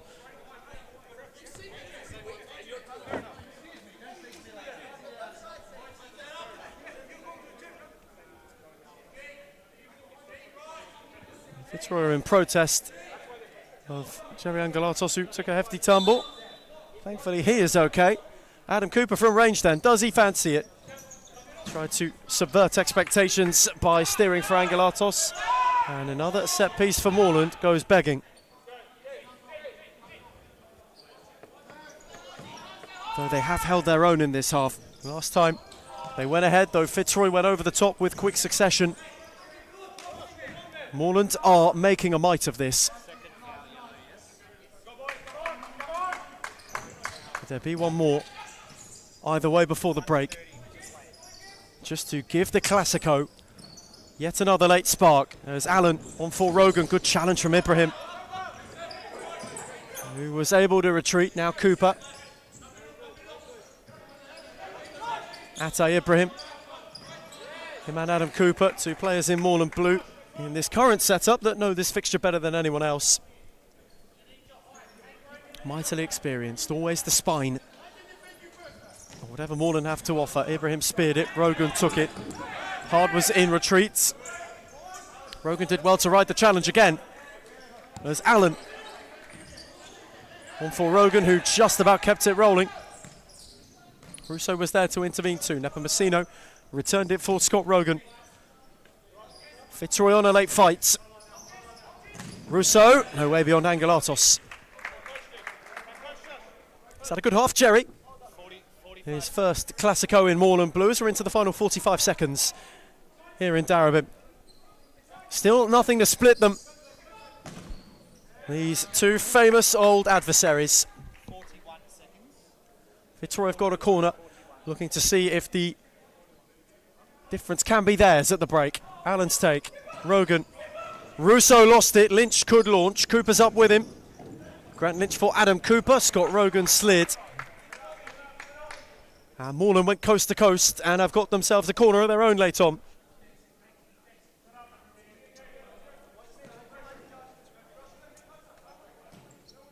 Cooper's not in a hurry. Blues are getting set. This might be a last set-piece launch set for Atay Ibrahim, who didn't catch it cleanly. Angelatos got a poke. Rogan the only one central. Allen was released. Apostolakis was out and in the way early. Ibrahim under immense pressure from Russo. Lynch came across. Angelatos unable to make it work. Last 15 seconds. Be time to score for either side. Fitzroy have the ball. What can they make of it? Rogan probing. Russo. Nepomuceno still wanting to work a yard. Lynch and Ibrahim kept the door shut. Cosimo Russo will have the final touch. No shot will come. And so the Classico is stalled and locked level as we go into the break. It was Jerry Angelatos that got it all going before Fitzroy found themselves grabbing the leveller in some style. Nothing to split these 2 as we go to the break in Darabin. It is Moreland 1, Fitzroy 1.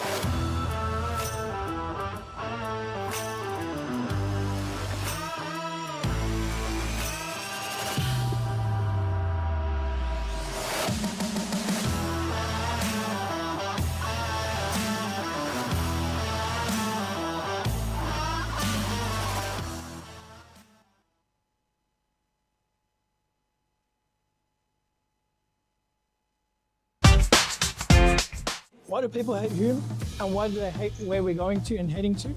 I can truly say it's jealousy. You can see he's pretty professional now. Even for me, from an outsider's perspective, I can see the development of the club, and it's just a different level. I said, look, I want to take Hume into a different direction of expanding our connections, and that's when we started thinking abroad and thinking about, okay, what's Hume's future looking like? Are we going to sit the same, or are we going to grow? A part of any journey is learning, right? So Adam's learnt a lot, you can see. Made a lot of mistakes in the past. It was a rebuild. I took players from Championship. I took players from outdoor. Anything just to stay into the league. Obviously not to let the Hume badge fall. We took it into a different direction, which was the wrong direction. And you can see how we can transform a team within a very short period of time. It's only been, 6-7 months? And we're like a really well-oiled engine now. Going for top three, sitting top three at the moment, where everyone doubted us, coming from relegation, bringing in one of the best coaches in Australia for futsal, bringing in players that are young but can shine. I think that's the best step that we've taken, pretty much. Nando came in and brought different kind of energy. Obviously, I came back from injury pretty much the same week as Nando signed with us, so it was kind of like a coincidence. You can see the progress and what we've been doing for that long, how much we've improved as a club. Even when they're undermanned, even when the odds are against them, like we're fighting this season. That's the beauty. Previously, when I came, I didn't know. I didn't have a feeling if we're going to come back or not. But now I always feel like we're in it. When you're winning games, right, it brings a different energy. When you're winning week in, week out, or you drop points here and there, but like you're winning 80% of your games or something. You're on a high. I think it makes a really big difference to Adam. He's been unbelievable as a president, as he's go obviously last year. So he's obviously been a big part of all of this, and he's been doing unbelievable. Big credit to everyone, to be honest. We're on the right track, I believe, and hopefully we just get better from here. It's all about the brotherhood. It's all about passion. It's all about, if my brother's falling down, what can I do to pick him up, or how can I pick him up? It doesn't matter what you do at a club. If you're there long enough, it becomes like your property kind of. It feels like you have a piece. You want to stand up and protect it. So I'll always want to protect this club, no matter what. We focus on everything. We focus on all the aspects. And so, we are back from the break in the Classico. Moreland, Fitzroy are locked level. We are right where we started between these two famous old rivals. Jerry Angelatos got it going. Pep Filio got them level. And the game since then divulged into a chess match. Though not scrappy, though not stop-starty, the futsal has flowed, and the Blues are wanting a quick start to the second half. Lynch and Ibrahim, who found off the Cooper long ball, and it's returned for Adam Cooper. Evrapidu had to launch and lunge to get there, though he did ahead of Filio. For both of these two teams, Moreland know they've got to go and get it tonight, and Cooper is in behind and he's hit the post inside 62nd half seconds. And now a Fitzroy counter for Filio, though he decides better of it and sets it back for Rogan. Moreland wanting to light the blue touch paper with immediacy and fly out of the traps. They have taken the lead in this game before being reined in, and they know the onus to them is for them tonight. A point doesn't do them many favours. The gap stays at 8. It can either be 5 or it can balloon to 11. Double digits would be quite the thing to look up at from the summit, and it also means they could very well surrender second place come evening's end if the results are not to be fortunate. What a half we had in the opening 20. These two, as is so often the case, inseparable. Calculated, cool and calm. Moreland are looking to do what Fitzroy did to them in the first half and just start things a bit brighter. Atai Ibrahim. Lynch just peeled off for him. Rogan then went to go and greet him. And Grant Lynch hustling and lost out on that occasion. Well, the Blues bench thought they'd scored when Cooper had the chance to.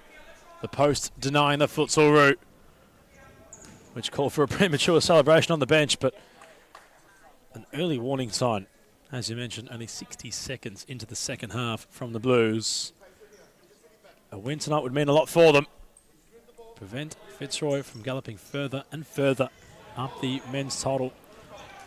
Luscious ball from Lynch. Ibrahim Russo slide, almost inadvertently pressured Price. Cleared no further than Cooper. Evrapidu. Lynch once again. Once more Rogan goes to him. Lynch got a yard. Ibrahim. And Grant Lynch has been the architect so far of the second half. Cooper will have a drive and drive it just wide. He's had 2 looks already. has AC3, but Moreland have not been able to pierce through. Gabzabias wants them to stay up. Rogan is now under pressure. Parthamos searched smashingly for Russo, who just couldn't connect. Further up the table in the title race I was trying to allude to before, but, well, really upping the ante are the Blues. As Lynch had to go through a crowd, Parthamos scored a foot in to clear. Evrapidu, Atay Ibrahim. Moreland have flown out of the traps. Grant Lynch. Switch from Ibrahim for Evrapidu. Lynch just had space open up. Evrapidu had Filio to fly by, and he muscled him off it. Ibrahim, Filio with a feint challenge. Rousseau again couldn't clear. Cooper kept it rolling. Fitzroy penned in. Adam Cooper, gorgeous. Lynch. Rogan did enough to ward him off it. Evrapidu. Atay Ibrahim. Starved of options. Evrapidu gave him an out ball. Fitzroy again, good at forcing Moreland back. Ibrahim, Lynch, good take. Evrapidu. Lynch, Atay Ibrahim, Cooper. Sizing up Rousseau. Flick for Evrapidu. Moreland are probing more than anything. Rogan warding off. It's tidily done by Evrapidu. Cooper with length. Lynch got out the back. Was waiting on an arriving runner. Parthamos could do now but concede a corner. Lynch in a hurry. Ibrahim, substitution being made. Angus instated. Cooper again will have a go. Filio's flick. Another Moreland corner. Had to be sure, Pep Filio. Put a foot in. Price was going the other way. If the clearance was diverted towards goal, it would have got in for an own one. Corner Blues once more. Ibrahim. Lofting effort. Lofts completely over the crossbar. Price goes central. Rogan looks like he's careful to say, I don't want the ball there. Moreland have done a decent job of compacting Fitzroy. Lynch, Cooper.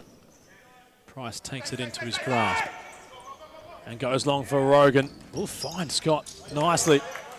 Sean Price, his captain, found very well. That's the two differences in distribution as well. Moreland stepping higher. They want that short ball to Rogan there. It allowed him to be swarmed by Blue. That one's a good run and a really good find from Price, and you can see how it just relieves all of the pressure on Fitzroy and allows them to settle a little bit further back court with possession. Parthamos, Allen, Rogan over the top, and Galatos wins it inside the Moreland Blue defensive semicircle. It was a hot ball to handle. Apostolakis tried his luck. But Fitzroy have a chance again. Corner kick to be taken. Cosy Russo behind it. Allen leading short, receives possession. The sniper will try his luck again. Getting more stoppages of the ball in this half now. Parthamos. Nobody home.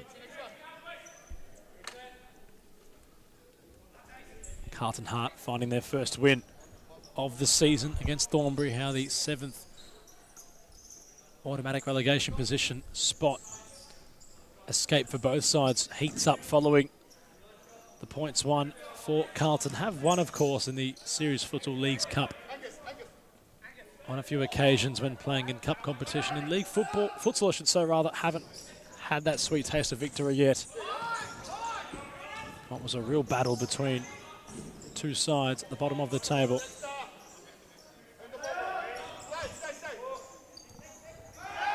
Price. Oh, that was very close to being caught in the ball with all 4 seconds used. Had to get rid of it like a hot potato, the keeper. And he's just been starved a couple of times now, Price, and you can see he's a little bit uncertain. He's a little bit nervy on what to do. Whenever Moreland pressed higher, Gabzabias was most vocal, thinking the 4 seconds had expired. But this is what Moreland have to do to get at Fitzroy. It's the question now of how long can they keep this up for and how many opportunities can they carve out and take from it. Angelatos.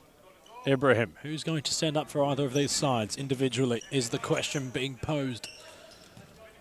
And Galatos might be onto this, and he is! A brilliant move from the Moreland Blues. Champagne Futsal. And Angus Angelatos on debut will enjoy a debutant goal in some style. Gorgeous move, absolutely gorgeous, the best move of the game. It's terrific movement. Initially from hard to peel away, the back heel is slick. Angelatos just continues to run. And well, where Jerry got the first, Angus got the second. It's a pair of Angelati at the moment for Moreland that are the difference maker. Dexter Hart had a lot of Scott Rogan. Angelatos comes across. The official will chat with Dexter Hart, who has gone into the book.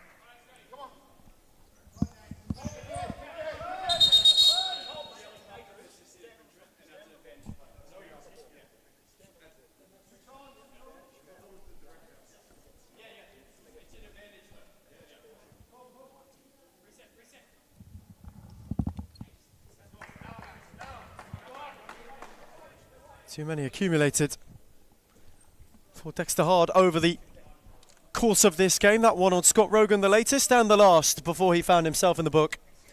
So Fitzroy have to chase again. And they've got themselves a quick fire corner. Allen is over it. Rogan is the short option. And this time Hard comes across with a much better touch. Was there to block. Angus Angelatos though, what a moment for him on debut. Got on the end of a scintillating move. That is Moreland. The Blues exercising the blueprint at their very best. Allen with too much face for Parthamos. That was rather fierce. And it is showing that Fitzroy are maybe a bit frustrated here. It is not going to plan for Jimmy Sufis and co thus far. Ibrahim searching. Allen got a flick on. Peluso couldn't get there. It's been a bit of time since Moreland bettered the Tigers. In all truth. This would be their first win over them this season. It would return the initial as Angelatos is in, and Price went there and must have only just got in as Peluso was sliding. My word, that was close. They want to replay on that, I think, and we'll get one. Let's have a look at this. Angelatos again combining nicely with his new Moreland Blues teammates. Price came out. You can speculate at home. I'm not going to get myself in any trouble. Have to remain neutral. But, well, you can make up your own mind from that. Hardwood, body by Parthamos, cleared only as far as Ibrahim. Cooper was waiting on Angus Angelatos to make his move. That opened up the space for Dexter Hard. So back for Ibrahim. There is just a bit of assuredness about Moreland at the moment. And Atay Ibrahim breezed beyond Parthamos, and Peluso had to get a foot in. Otherwise, he was in. Efrapidu back on for Angus Angelatos that takes in the well-deserved plaudits. Cooper crashing, corner.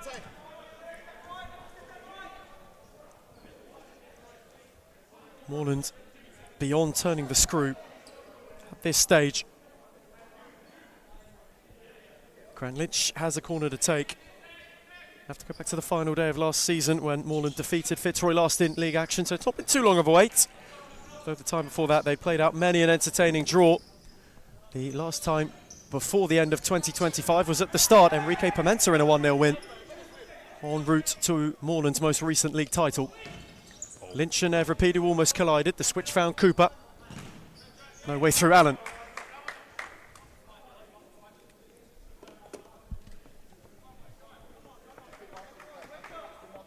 And where the second half started, quite stop-start, it's flowed and picked up its own rhythm in time. Good dummy from Cooper, on for Ibrahim. Away from Allen. Set back by Evrapidu for Atay Ibrahim, who went with loft, and Price got a palm before Allen cleared. Well kept by Price, kept his nerve. Hadn't overcommitted. Here that Ibrahim might have wanted the chip, which he allocated to use upon the shooting chance. Lynch, Ibrahim. Nepomuceno at him. Evrapidu came across in support. Cooper happy to return for Apostolakis. And he will set long. Atay Ibrahim, that's a gorgeous take to keep it alive. Set back for Cooper. Peluso got in. Nepomuceno had it break his way.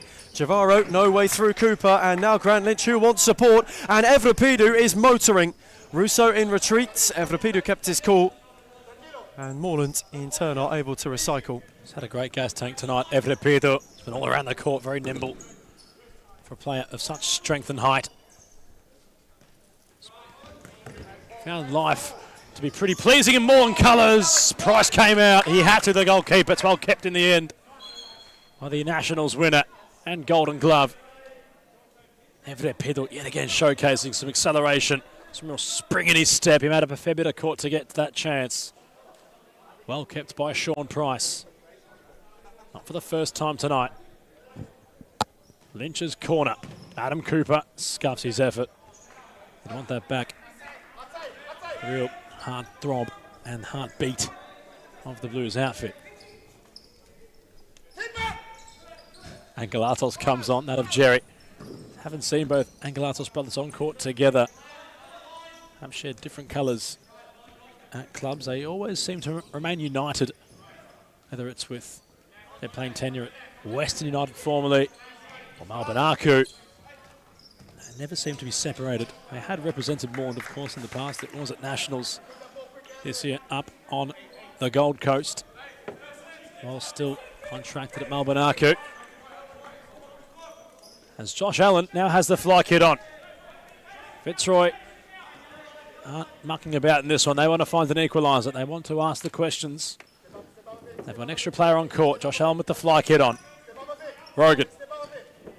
Panthamos. Bide their time. There's still 11 minutes left in this clash. With the clock stopping as it goes out of play the ball. Allen, Nepomuceno. A knockabout. Will Fitzroy blink and flick the switch for that provocative pass? Rogan.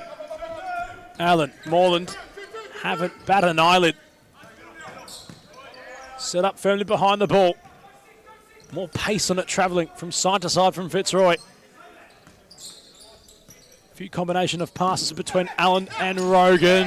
And Galatos sensed the half chance to retrieve the ball and springboarded forward. That's terrific from Angelatos as well. He knew he was running on slightly empty. Gave a shout to Sam Milnes not that long ago.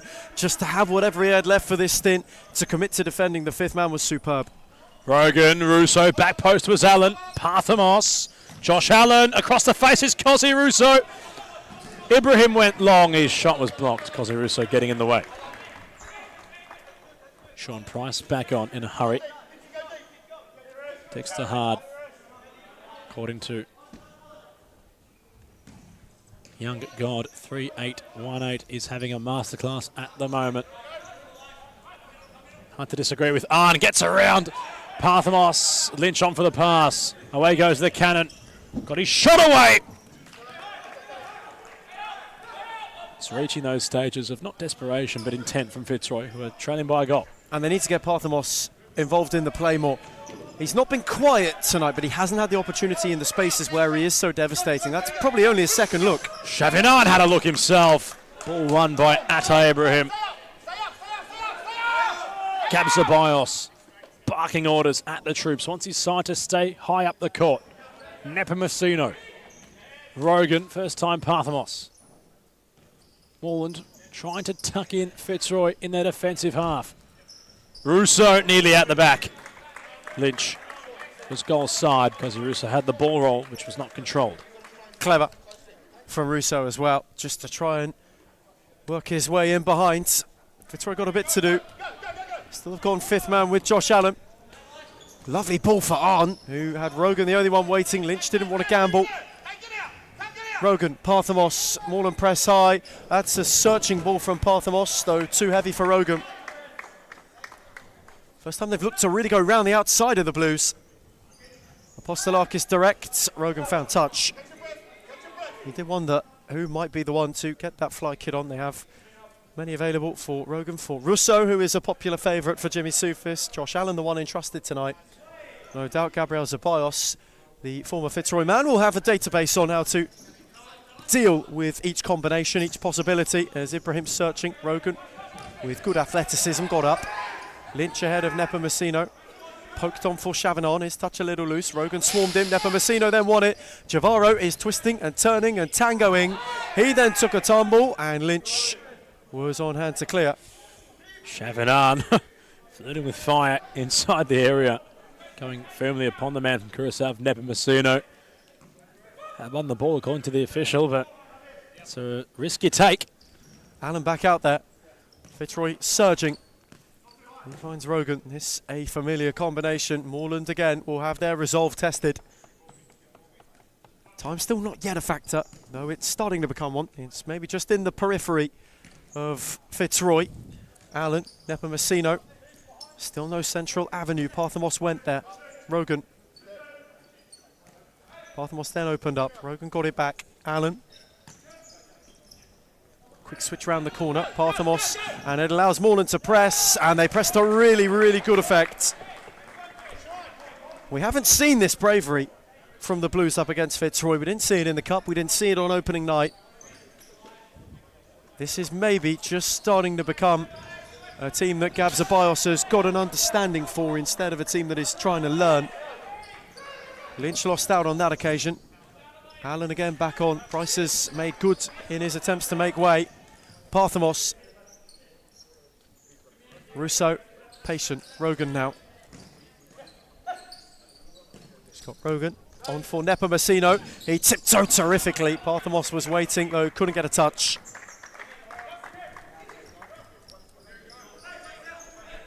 Pepfilio back in the piece. Postelakis for Cooper. His switch cut out by Russo. One back by Parthamos. Ibrahim standing up. Parthamos got it. Filio again! At the double! He fires for Fitzroy, who are level once more, and Moreland simply have no answer. Smashing take from Fitzroy. The way they set the play up for Pepfilio to be the beneficiary. Who provided the finishing touch is at the brace, Pep, against one of his former clubs. Parthamos. Instrumental, however. You think of Pepfilio with the finish, had a lot to do. Postelakis unsighted, and Pepfilio could be in again. He's feeling it tonight, is Pep. And before Ethan, I was touching on the fact of who it's going to be individually to step up in this match for Fitzroy so far. It's been their man who's scored the brace of Pepfilio. And it has Moreland once again with something to think about. Lynch laid off for Angelatos, who had a lot of Rogan, and you get the feeling that Jerry's going to find himself in the book for this. His attempted escape was futile. Josh Allen back out, and Terry Angelatos finds himself booked. You have to love that with players. They try to run away from the official before they get guarded. It happens almost all the time. But they never seem to realise the officials always have an eye on the match. It's hard to escape. It's hard to be nonchalant. Look how small the arena is. There's nowhere to hide. And, well, as much as Jerry was trying to, Angelatos goes into the book. 2 goals apiece. 7 minutes. Only a little ways over that we have left in this clash. Robotis. Moreland, while they were playing at such a high energy, Ethan, perhaps have used up all of their might. Not looking flat-footed, but without that same level of buzz they were generating when they were leading in this clash. Pepfilio, Parthamos, Rogan. Can Fitzroy, the champions, find a comeback goal? Or a goal, rather, to complete the comeback. They haven't led yet in this match, the Tigers. If they find the next goal, it will be their first time in front. Moreland, if they are to score, reinstate yet another lead. Cooper, Angelatos will latch onto this. Pepfilio backtracks in time, prevents anything to be damaging from one of the Angelati. And Moreland have just got to manage this from here on out. The next couple of minutes, Fitzroy will go full force. The Blues have just got to see this wave out. They've had the game on their terms for a lot of it. Fitzroy have not led. They've had spikes in momentum. But Moreland have got to get back on top. Grant Lynch tried his luck. Price spills it out. Nobody to greet the spillage from the Blues' perspective. Evrepido. The 1-2 with Angelatos. Everett Piddle forced wide. Cooper, party trick down the line. Everett Piddle goes down. Petfilio will go into the book.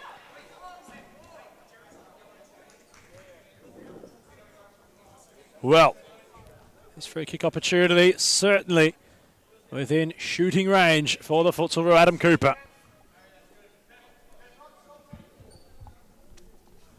who is looking to try his luck. He's well and truly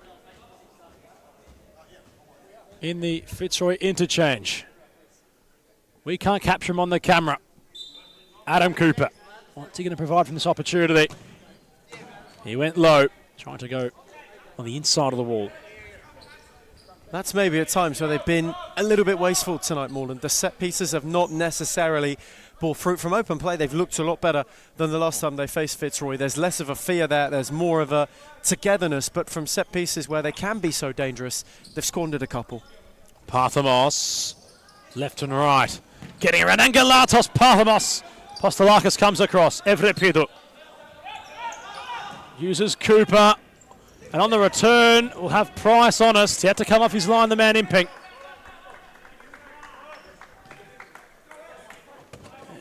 There has been a complete plethora of drama in Classicos in years past. Will we see more of that tonight? Everett Pidu towards the byline. He went his shot. Turned cross. He was in two minds there. The pivot. It's neither either. Cooper just didn't quite commit to the run. It forced Everett Pidu's hand in the end, but it's much better from Moreland, and they've looked better when they've got him involved tonight. He's really been up for this game. Postolakis vocal, claims the ball. Barakli. Haven't seen Erkan. Barakli in full living colour yet. Throughout this match, has been told to work by Sam Milnes. Moreland have it all to do. They don't want to lose this match. You'd assume they'd want to win it. It would narrow the margin in terms of second and first place. Fitzroy in the last 5.5 minutes have a chance to continue the gap they've started to build at the top of the summit. Next goal would do either for both sides. 2 goals apiece. And in a fixture which in its Darabin edition at least Moreland have had the better share of when it comes to the spoils. A pair of wins. Fitzroy landed a blow in and of themselves in the league, at least at the start of the year. Many a draw between these two. There's been little to separate them at this place, in this setting, when they have been showpiece and centre stage as they belong. At the moment it is heading towards that fate once more. Rogan looking to change it. Wicked deflection off Barakli. Apostolakis was worried, and Fitzroy have a corner. Looked as if he might have strained his groins there, Apostolakis. He was gesturing towards that region. He was wrong-footed. Allen's corner, Rogan darted across. Apostolakis knew not much about it once, then twice. Back-to-back saves. Ibrahim was bundled into by Parthamos, who will be the latest to receive a yellow card. That's well done by Ate Ibrahim in the end. Had few further forward, had no help with him. Only yellow surrounded him. Didn't mind the double save made by the returning Apostolakis. One very reactionary, the second, lots of courage. Adam Cooper now. It's central. Is there a trademark finish from the long run up? Cooper! Rogan tested, Barakli and Angelatos come together. Russo will go long in search of Jafar and Nepomuceno, who has handled the ball according to the officials. Struck him on the arm on the way down. Javara Nepomuceno just led with it a little bit, which didn't help his case. It was quite clear to see the official on the near side had a very, very good sight. And Galatos found some space to explore. Rogan closed the door.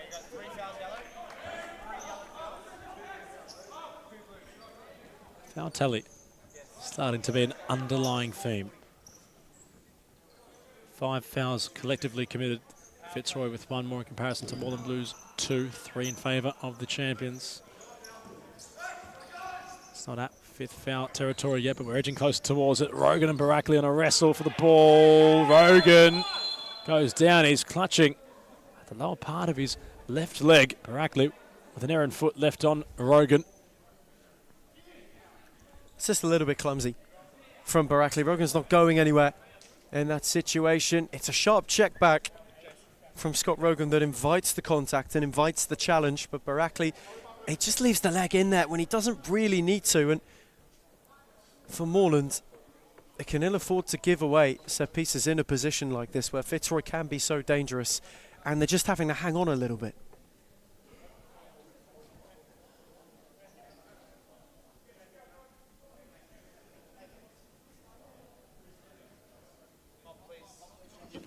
Not being called. And adding to the drama, which is about to unfold. If either side are to win it within these next few stages, Ethan, it really does put a cloud of speculation as to which way the season might go in terms of its current top two sides in the title race. Yes, there's lots of futsal to remain. Clubs below Fitzroy Moreland are bolstering their ranks with major transfer signings occurring, with players coming back into the futsal scene. But in all transparency, it would be the start of Moreland's resurgence in their quest for the title. If they are to lose tonight to Fitzroy, they basically have one hand on the trophy. They would be 11 points clear at the halfway mark of the season. Very telling few minutes ahead. Messino from the free kick whipped it wide.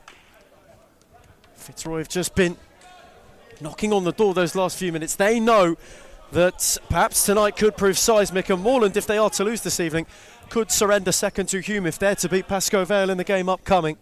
Akut with the bye, of course. They've got no opportunity to gain any ground tonight, though that is what befruts Moreland. The gap's still 8 for now. One goal either way, and it's double digits, or it is 5, and we may very well have a race on our hands. At the moment, though, Fitzroy are finding a way to just suffocate any Moreland momentum.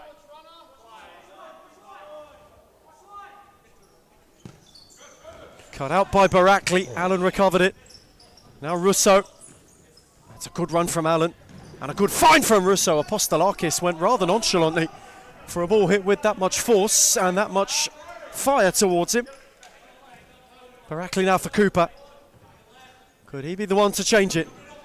Adam Cooper will drive, and Price will get a comfy catch. Rogan now battling with Lynch. Him and Lynch entangled.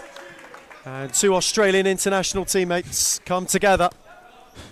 What does that say about Grant Lynch? 3 minutes and 20 seconds left in the contest. He's equalled Rogan's pace down the court to backtrack and get the ball back for the Blues. The gift that keeps on giving, Grant Lynch in futsal. That's Ibrahim. Cooper crashed it, Price palmed it. Russo was there to recover. He prevented the corner, though could only clear when faced with further progression. Quick glance at the clock from Jimmy Soufas. Robotis readying. Barackley off. Evrapidu, who has had quite a night. Ever so energetic. Has really picked Moreland up whenever they've looked to be faltering, whenever they've looked to be slowing. They know will be more required, and they might be just preserving Lynch. The call from Sam Milner has let Evrapidu get on and press. As Rogan was forced long and superbly found Nepomuceno. Atai Ibrahim was closely marshalling him, and Ibrahim is away from two. And Evrapidu up with him. Atai Ibrahim on the drive. Well wide of Price's posts. I think he won that back. Ibrahim done a lot of hard work to have the half chance to shoot. In the end, wanted to find that angle at the bottom left of Sean Price. Cut out by Cooper. On for Lynch. Moreland now just starting to get that momentum going once again. Evrapidu. Ibrahim, who has lifted this last minute or two, is warding off Russo. Evrapidu. Lynch. Switch for Cooper. Now the other way was Evrapidu. Fitzroy just creeping, and Evrapidu and Allen entangled. The clip will only find Apostolakis. Moreland won't mind that as there's space for Atai Ibrahim. Russo in arrears, moved it on for Cooper. Robotis went to him. He's had an underrated night on the press, Harry Robotis. There's Ibrahim with two Tigers waiting to go and get it off him. Cooper switch for Lynch. This is measured and patient from Moreland. Wanting to carve out one last look. Under 2 to go in the Classico. Evrapidu at Rogan into the palms of Price, who was quick to release Robotis. And the clip was clever. Russo got a yard. And then was forced to lob it back. And it did take a flick on its way. In fact, it didn't, and Lynch will keep things and reset them. Last 90 seconds. Is there a grandstand finish at DCSS? Moreland will have a corner. Jimmy Soufis has a timeout in his hand. Will he relinquish it? The next goal for either side, you'd assume, would surely be the winner. Looked as if the bobble was off a Fitzroy shirt. It wasn't, in truth. Said the officials, it will be that of a Fitzroy goal at the other end from Sean Price, who went downtown. He found that of Robotis, and Cozzy Russo is there to fly through and potentially score the match winner. Adam Cooper was furious as he trudged off, mainly because Moreland switched off. Direct route one from Price. Brilliant from Robotis to get out of the back. Russo with him. They both gambled and it paid off. And Moreland have issued a timeout. Well, if there is a way to be a match winner, it might just be again from Cozzy Russo. He's the kryptonite of the Moreland Blues, and the sniper was there to bundle home what was a pretty simple effort in the end. Caught napping the Blues. Fitzroy take the lead. 3-2, we cross to a Moreland Blues timeout. I think that's what a lot of clubs don't have. A lot of clubs hate on us because of that. And the fact that we bring passion to the sport, there's no limit. The sky's the limit. When you have teams like Fitzroy, who's been up there and played the nationals, or you have teams like Moreland who played national tournaments as well, if they can do it, why can't we?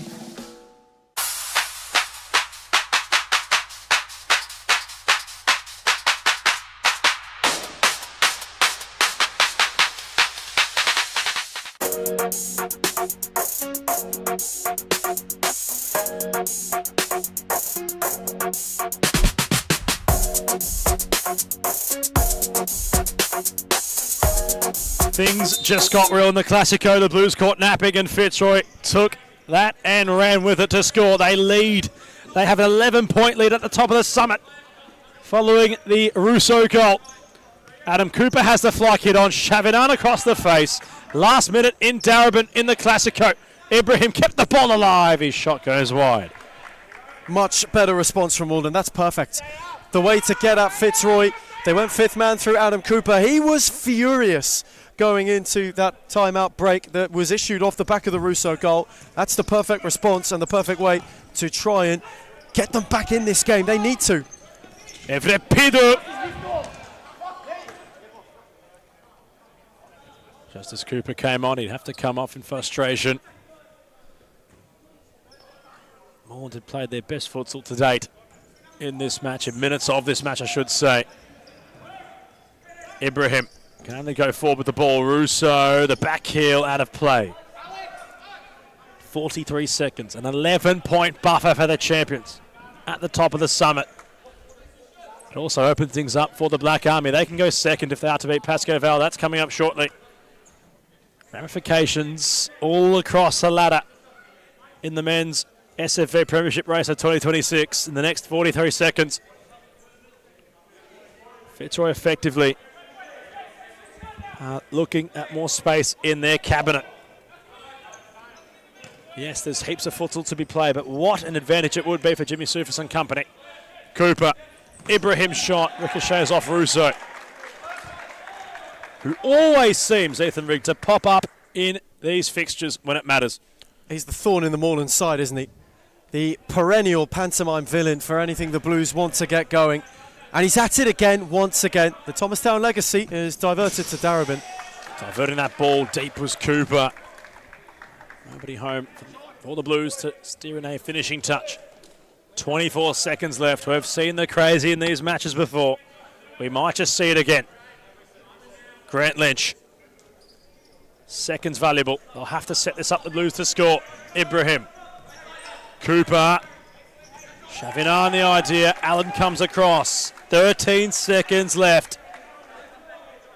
It's happened before. It can happen again. On. Cooper.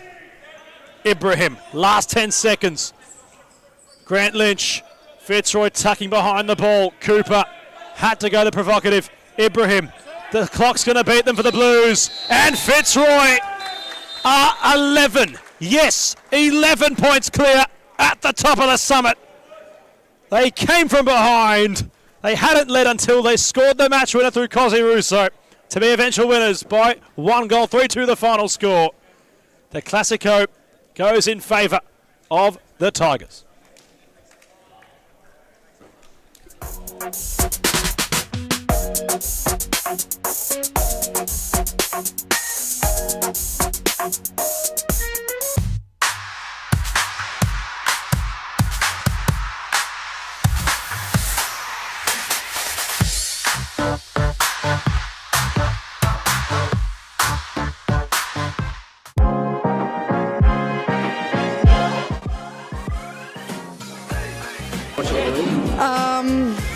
I would say Layla Bulti.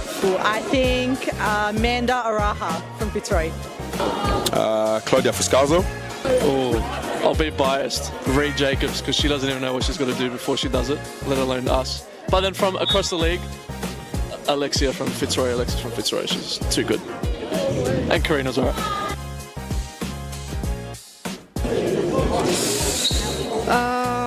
Let me actually think.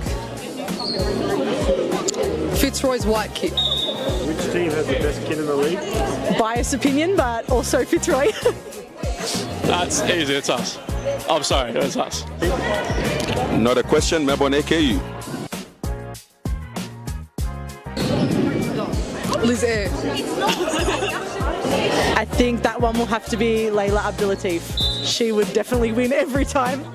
Ooh.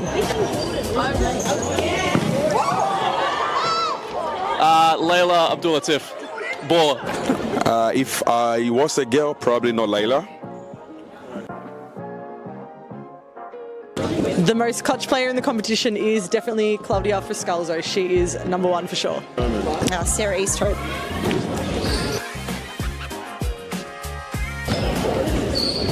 I'm going to say Amanda Aroha. I think this player gets underrated a lot, but Rebecca Davis.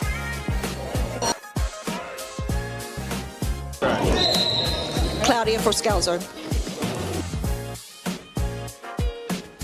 Gisela Pepino.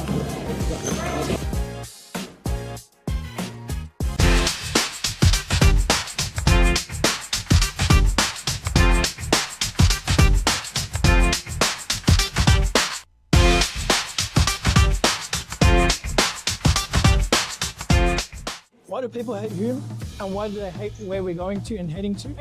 I can truly say it's jealousy. You can see he's pretty professional now. Even for me, from an outsider's perspective, I can see the development of the club, and it's just a different level. I said, look, I want to take Hume into a different direction of expanding our connections, and that's when we started thinking abroad and thinking about, okay, what's Hume's future looking like?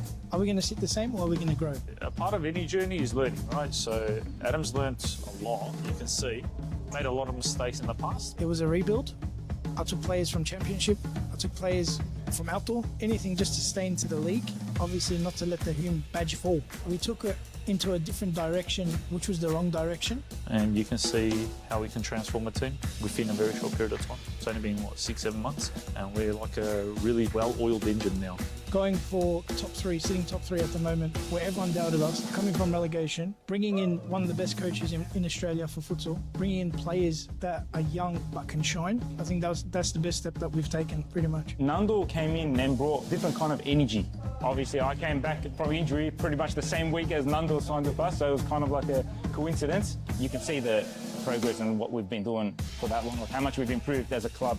Even when they're undermanned, even when the odds are against them, like we're fighting this season. That's the beauty. Previously, when I came, I didn't know. I didn't have a feeling if we're going to come back or not. But now I always feel like we're in it. When you're winning games, right, it brings a different energy. When you're winning week in, week out, or you drop points here and there, but like you're winning 80% of your games or something. You're on a high. I think it makes a really big difference to Adam. been unbelievable as a president, as he got obviously last year. So he's obviously been a big part of all of this, and he's been doing unbelievable. Big credit to everyone, to be honest. We're on the right track, I believe, and hopefully we just get better from here. It's all about the brotherhood. It's all about passion. It's all about, if my brother's falling down, what can I do to pick him up? Or how can I pick him up? It doesn't matter what you do at a club. If you're there long enough, it becomes like your property kind of. It feels like you have a piece. You want to stand up and protect it. So I'll always want to protect this club, no matter what. We focus on everything. We focus on all the aspects. And I think that's what a lot of clubs don't have. A lot of clubs hate on us because of that. And the fact that we bring passion to the sport, there's no limit. The sky's the limit. When you have teams like Fitzroy, who's been up there and played the nationals, or you have teams like Moreland who played national tournaments as well, if they can do it, why can't we?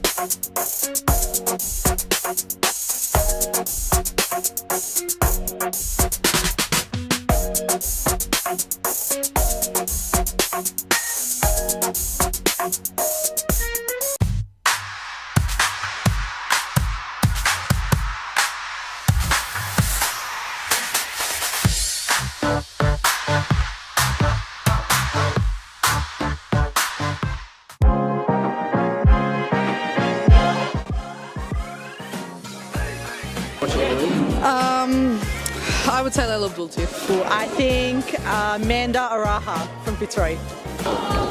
Claudia Fuscalzo. Oh, I'll be biased. Reed Jacobs, because she doesn't even know what she's going to do before she does it, let alone us. But then from across the league, Alexis from Fitzroy. She's too good. And Karina's alright.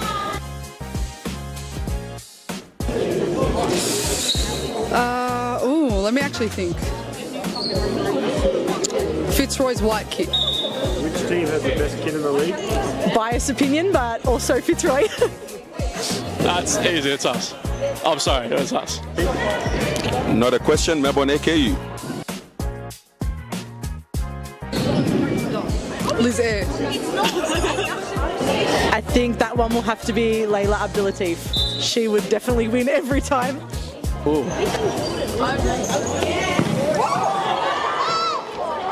Layla Abdul-Latif, baller. If I was a girl, probably not Layla.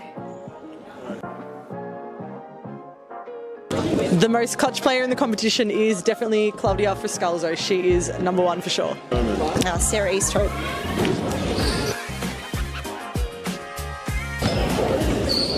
I'm going to say Amanda Aroha.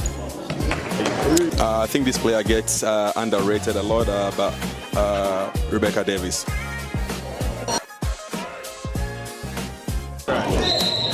Claudia Fuscalzo. Gisela Pepino.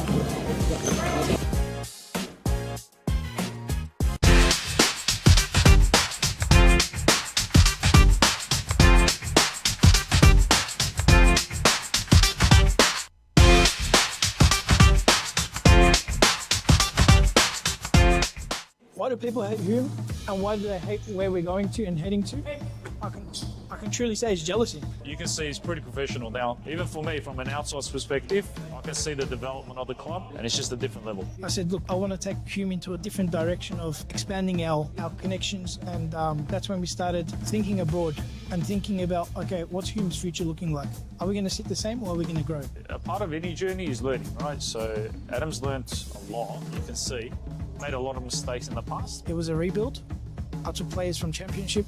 I took players from outdoor. Anything just to stay into the league. Obviously not to let the Hume badge fall. We took it into a different direction, which was the wrong direction. And you can see how we can transform a team within a very short period of time. It's only been, 6-7 months? And we're like a really well-oiled engine now. Going for top three, sitting top three at the moment, where everyone doubted us, coming from relegation, bringing in one of the best coaches in Australia for futsal, bringing in players that are young but can shine. I think that's the best step that we've taken, pretty much. Nando came in and brought different kind of energy Obviously, I came back from injury pretty much the same week as Nando signed with us, so it was kind of like a coincidence. You can see the progress and what we've been doing for that long, like how much we've improved as a club. Even when they're undermanned, even when the odds are against them, like we're fighting this season. That's the beauty. Previously, when I came, I didn't know. I didn't have a feeling if we're going to come back or not. But now I always feel like we're in it. When you're winning games, right, it brings a different energy. When you're winning week in, week out, or you drop points here and there, but like you're winning 80% of your games or something. You're on a high. I think it makes a really big difference to Adam. He's been unbelievable as a president, as he goes obviously last year. So he's obviously been a big part of all of this, and he's been doing unbelievable. Big credit to everyone, to be honest. We're on the right track, I believe, and hopefully we just get better from here. It's all about the brotherhood. It's all about passion. It's all about, if my brother's falling down, what can I do to pick him up? Or how can I pick him up? It doesn't matter what you do at a club. If you're there long enough, it becomes like your property kind of thing. It feels like you have a piece. You want to stand up and protect it. So I'll always want to protect this club, no matter what. We focus on everything. We focus on all the aspects. And I think that's what a lot of clubs don't have. A lot of clubs hate on us because of that. And the fact that we bring passion to the sport, there's no limit. The sky's the limit. When you have teams like Fitzroy, who's been up there and played the nationals, or you have teams like Moreland who played national tournaments as well, if they can do it, why can't we?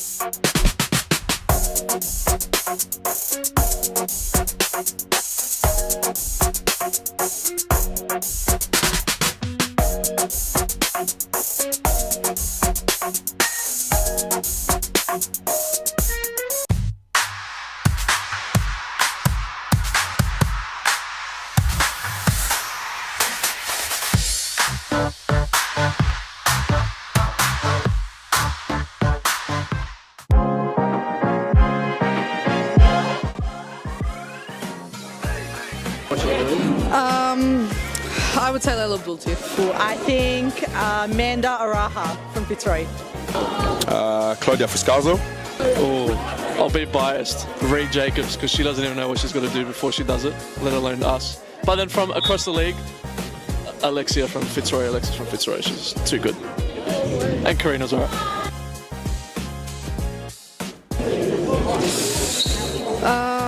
Let me actually think. Fitzroy's white kit. Which team has the best kit in the league? Biased opinion, but also Fitzroy. That's easy, it's us. I'm sorry, it's us. Not a question, Melbourne AKU. Liz Air. I think that one will have to be Layla Abdul-Latif. She would definitely win every time. Ooh. Layla Abdul-Latif. Baller. If I was a girl, probably not Layla. The most clutch player in the competition is definitely Claudia Fuscalzo. She is number one for sure. Sarah Easthope. And so, the final Premiership instalment for the evening is one that always is one of immense headline, of immense interest, immense intrigue, and ever so intense rivalry that has brewed for many a time. Pascoe, Vale and Hume, though tonight it has even more of a spectacle than the initial meetings do. Kevin Dos Santos made the move from Moreland in the week over to Pascoe Vale. One of the biggest moves, one of the most high-profile transfers in series futsal history. He will start tonight, though, from the bench for Maurizio Novak and co. as they look to get their season finally, at long last, up and running against the Black Army side that have seen the results of the Classico, Adam, and no, second place is on the line tonight. They can go second. Adam Kolak's club, they have the chance tonight to leapfrog their rivals of the Moreland Blues, who currently reside in second place. Fitzroy, 11 points to the good at the top of the table. That's been tonight's real true development in the SFV Men's Premiership. But developing on court now. Both these sides, Ethan, in the pre-game. It was a thunderous roar from each team talk. eardrums were broken, in no word of a lie, for how loud they roared their club's name while in the huddles, respectively. And if that's to set the tone early for what's to be, these sides in the past have had no love lost. Expect physicality, expect a true battle on court. And already, Evangelista and Chandab are getting acquainted for battle with one another, as is Ramadan, who rugged while Jarin of it. And Sakawal Jarin has left a foot in early and given away a free kick. In with an early opportunity. You just think back to, well, Jarin, who hit a quartet. Pascoval got themselves up and running in 2026 against Hume. First time these two teams met, that was when he announced himself as a new Lion. You think, could Kevin Dos Santos be in for a similar evening tonight once he's introduced to the piece? Two in the Pascoval wall in the meantime. Baker set them. Chandab will leave it for Hamza Sway to have a drive, while Jarin in the wall did his job, and Kevin Lamb then in turn got up and under it. To speak of the form of Hamza Swade in recent weeks, he was incredible last week for Hume, not to forget his inspired performance, which although Parthamos was that touch better and the man of the match, it was Hamza Swade a very honourable second in terms of best players on the court for Hume that evening. And the set-piece opportunity go begging, but he's been in the purple patch recently, Hamza Swade. Certainly he's having quite the season. That's why he's entrusted from the start alongside Gab Murray in goal, Abid Chandab, Mohamed Temel with the armbands, Lockie Ramadan for Pascoval. It is the quartet of Evangelista, Lamb, while Jarin and Newen with Baker between the sticks. Dos Santos, aforementioned, from the bench. Likewise for Andre Caro, Kademi and Kazumu Kuradate. Hume themselves, well, hat-trick hero Nicholas Parthamos will have to do his work from the bench too, as well as new signing Darcy Skopolidis, who comes up against his former side. Arturo Diaz made his return in the week just gone. Joel Kelsall is down with Michael Klanaris too, all who are awaiting action in a fixture which never disappoints. And Kevin Lamb is charging at Swade and steered it awkwardly for Murray, who dealt with it well. Pascoval looking to fly early. They know this is an evening where they can not just get themselves up and going for the season as Evangelista crashes the uprights. Oh my word, Evangelista, that is incredible. Such velocity, such a genuine strike.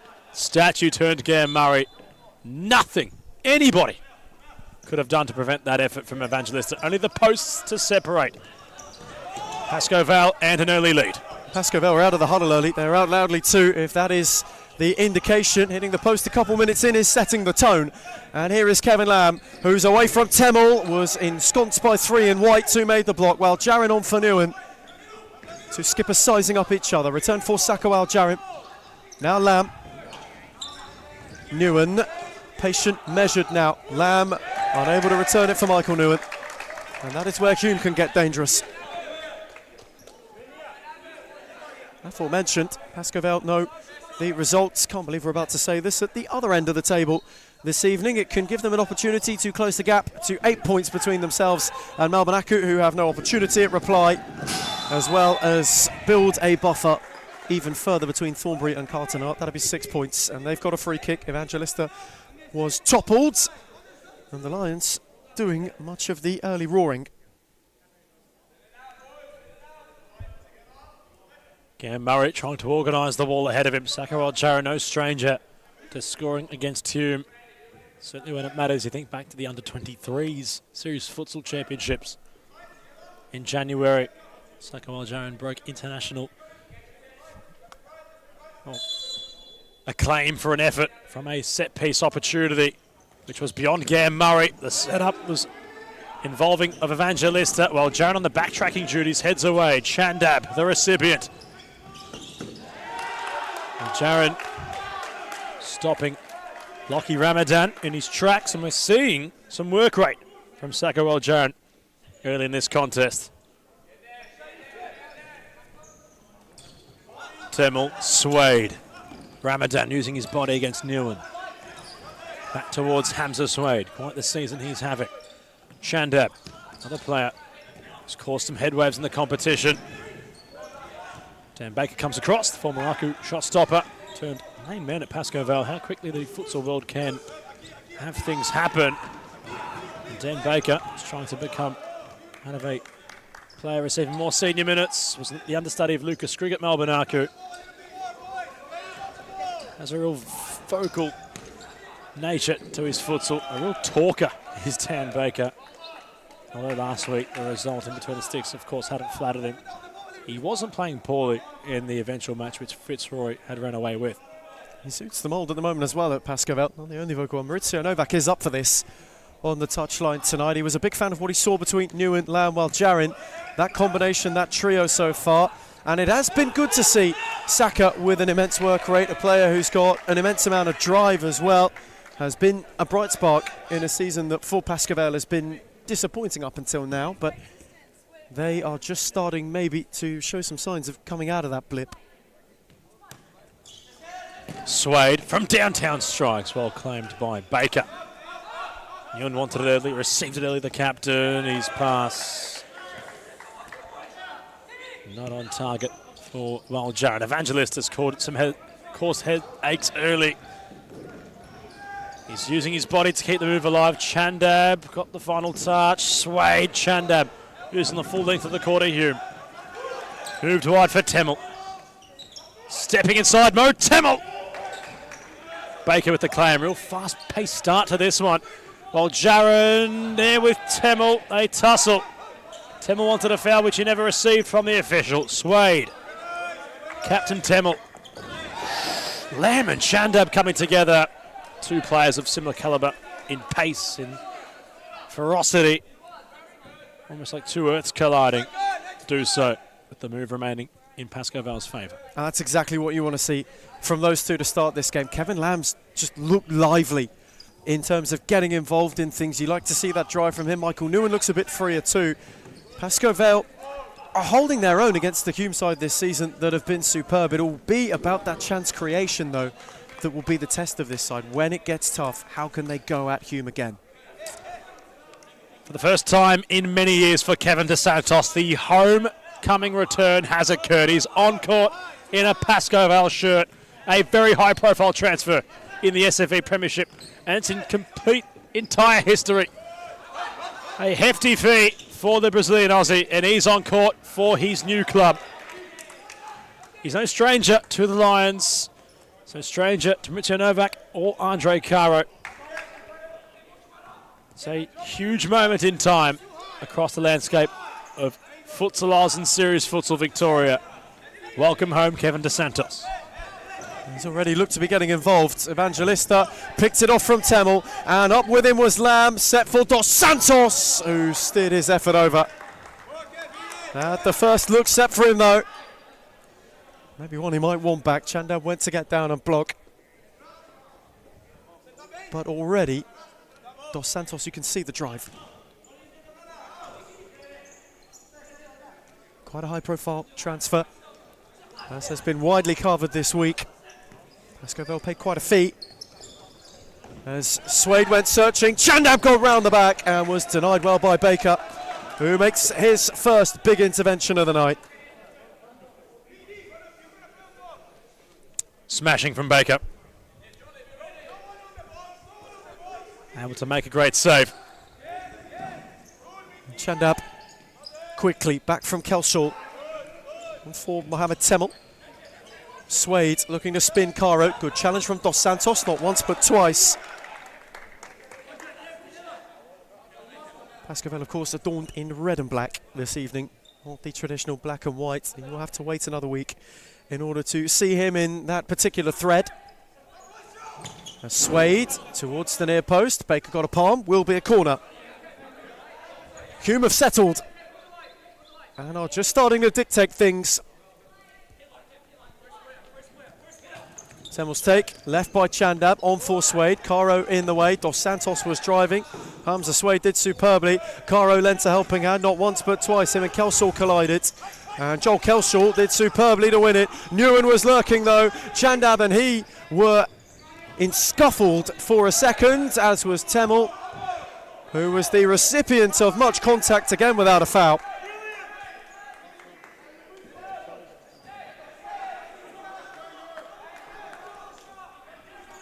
Pascovel pressure then. Nguyen, Dos Santos, Andre Caro.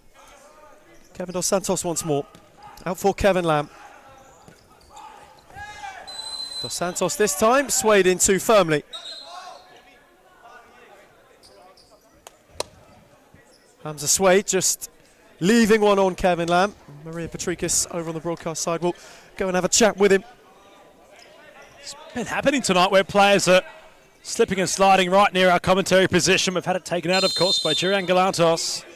Lamb wasn't far away. Here's Caro with a much measured approach. Kademi. Dos Santos. Kademi. Caro, good take. And got it back from Dos Santos in kind, then clipped it into Clanaris, which favoured Kelsall the drive. Michael Clanaris latched onto it, and Andre Caro was there to block. The two Brazilians combining, spent some time between the last time where Caro and Dos Santos were together. Still have that understanding, still have that court chemistry together. How lucky they might be to reacquaint that in Pascoe Vale colours. Hume are hunting though. Temmel's drive. Michael New in the roadblock this time. It's going to be a very high calibre match of futsal. Both these clubs in different stages of their ambitions in 2026, but will all prove telling as to who gets the 3 points if they can be separated. There's Mohamed Temmel driving at Dos Santos. KDS in firmly. Another good slide though for Hume. It yields a corner. It's a battle to watch. Temmel's take, Diaz on the drive, Arturo Diaz kept going, and Temmel had a yard, where he was denied by Baker. Dos Santos looks as if he has a new lease on futsal life already, celebrating each tackle, celebrating and living each match moment. Got around Dan Baker, who made a reactionary save. Clanaris from downtown, oh my word, it hits the post. The big kabush delivered by Clanaris. Both posts have been struck in this match. It's going to take something of a superlative to beat out the keeper tonight. Baker well and truly beaten. The post's not. And Michael Clanaris, another player this season, who has been playing at a different level, in a different gear. So close yet so far. Both posts obstructed at either end. There's a chance for Andre Caro. Big save. Gam Murray at the other end. Take a breath, what a match, what a moment for both sides. And what a wonderful move from Pascoe Vale. Caro and Dos Santos linking up to kickstart all of it. Newen's flick on the volley is as sweet as you like, and that is a huge save from Gab Murray to beat it away. That was travelling. Things just got real at DCWS between these two heavyweights as Dos Santos forces Gab Murray into yet another stop. It is electric here right now. Things just went into overdrive for a moment. The collective calm hushes over as Newen has a corner for Pascoe Vale. Roll to Caro. Dos Santos in close proximity. Couldn't find a teammate. High octane. The only two words you can use, high octane. It has gone from 0 to 100 miles an hour in a matter of seconds. And the injection of Kevin Dos Santos has given Pascoe Vale such a new way of playing as well already. It's more intricate, you can see it, and they've started to find a few gaps. Caro. So close to scoring in his own right, the doctor. Gavin Murray. So clever to position his body to make the save and get himself truly behind. A powerful effort from Andre Caro prevented a heavy spill in towards more Pascoe Vale players inside the area. Intelligent goalkeeping, that personifies Gam Murray, who has really taken to life in Victoria, travelling from New South Wales and make that Queensland each week. It's been between the sticks for Hume. Has certainly showcased some very good goalkeeping. It's been a little while now here in Victoria. It's not as if he's no longer new. Firmly a part of Hume's fabric as Garthon, being Diaz, wasn't sure where to go. Well, Jaron sat him down upon the effort. Clanaris ushered out a play by Sakawal Jaron, who's really showcased some ethic and stamina tonight. Yeah, he's up for this. He is really up for this. Sakawal Jaron, you can see what the injection of an entirely new week gives to Pascoe Vale, someone who now is hoping that he continues to have things built in a way that suits his style too. Ewan wanted to get back into this, only Jaron across the face of everybody. Thought as if Newman was about to come on and be involved in that recent play. He won't be. Cardo, Dos Santos. Been some time since those names have been uttered together in a sentence. Dos Santos loves a one-on-one, travels inside. Well, Jarrett. Cardo latches on, heavy first touch. Had to put out an errand foot. Temel away with the ball, no card for Cardo. He was late upon the captain of Mo Temel. Measured from Hume since an early flurry. Pascoe Vale, though, have just ramped the pace right up. Andre Caro, Kevin Dos Santos, turning back the years in terms of a prolific partnership. The Temel steered for Ramadan. He couldn't roll Caro. Dos Santos was driving, and it benefited Wal Jarin. Saka's got 3 to go around, all of whom had a lot of him. Now Ramadan to go the other way for Hume. He had 3 lions waiting to pounce and ran out of room before he could have a look at them. Already, though, you get the feeling that the lid has been taken off this game. Temel gently, maybe the only thing gentle in the opening 9 minutes. Kademi and Clenaris battling. Ramadan, oh, that's gorgeous. On for Michael Clenaris, denied by Baker. Lockie Ramadan, that was magnificent, and Clenaris couldn't finish. Majestic, magical, inspirational from Lachlan Ramadan. We've forgotten his name in the process. Lockman, that was fantastic. The way he was able to spin and wait the pass for Clenaris. Mythical. Player of the week. Chandab on for Ramadan. This time measured, and Arturo Diaz couldn't get it under. And to mention, Ethan, he wheeled to get to that 50-50 ball. He got there at number 9. And to provide that touch, a joy to watch.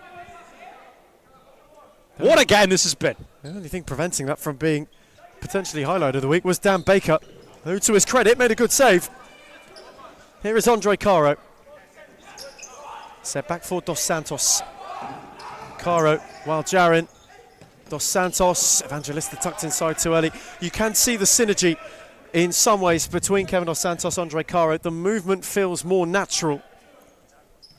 Though in some instances, he is still finding the fold with some. Glance at the clock from Aidan Charchi, who must be a little bit more pleased with what he's been seeing so far in this game. Maurizio Novak looks inspired. Lamb is waiting introduction. Caro concedes a corner.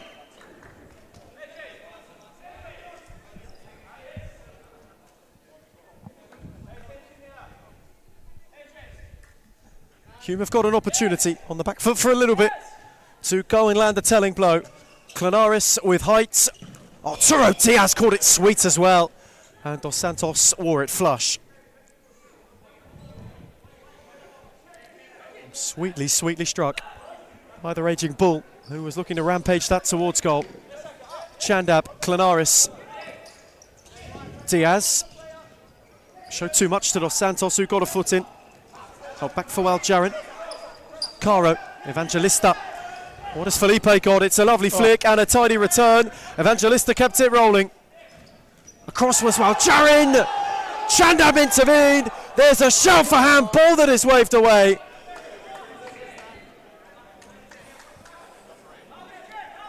Very well done from Evangelista to keep that in play. Close proximity, but the officials got that correct upon watching the replay. I'm sure Pascoe Vale, if they had seen the footage weekend, would agree. Michael Nguyen just acting as inquisitor on the bench. As Dos Santos, isolated by himself, got himself out of what could have been tricky for some. Caro, Dos Santos, wanted Evangelista, good read from Clenaris. He had an opportunity to let fly there.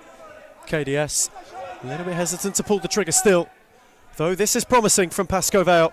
Evangelista, again for Dos Santos, on for Andre Caro. Those two have just been metronomic with one another so far. Caro, too much of it to Chandab, and in the end had to clear. Chandab firmly on the case of the doctor.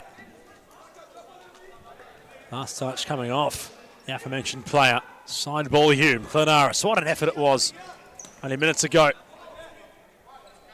From a player who's been bang on the money this season for Hume. Struck to perfection. Millimetres away from rifling into the top left corner.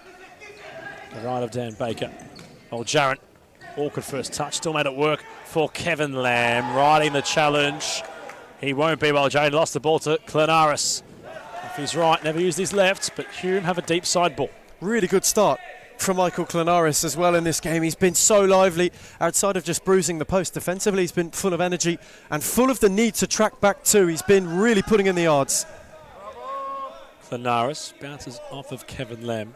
Another side ball for the Black Army in white stripes tonight. Back post lurking, Chandab. Very deceitful from Clenaris. Only had eyes for what was in front of him. In his peripheral vision had Chandab. To Santos will go into the book. Trying to close the gap on the side ball. KDS. Coming on debut, he won't appreciate. And a set piece, which is on the cards for the Black Army, following the overzealous nature of Kevin DeSantos, who wanted to lurk ever closer towards the side ball taken by Clenaris, and now has a free kick. Lateral.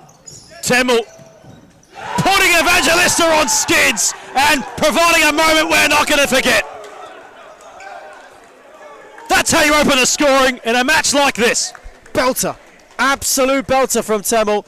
The second he shifted beyond Evangelista, who has no hope, he blasted it into the roof of the net. Baker could do nothing. That is a Mo Temmel rocket.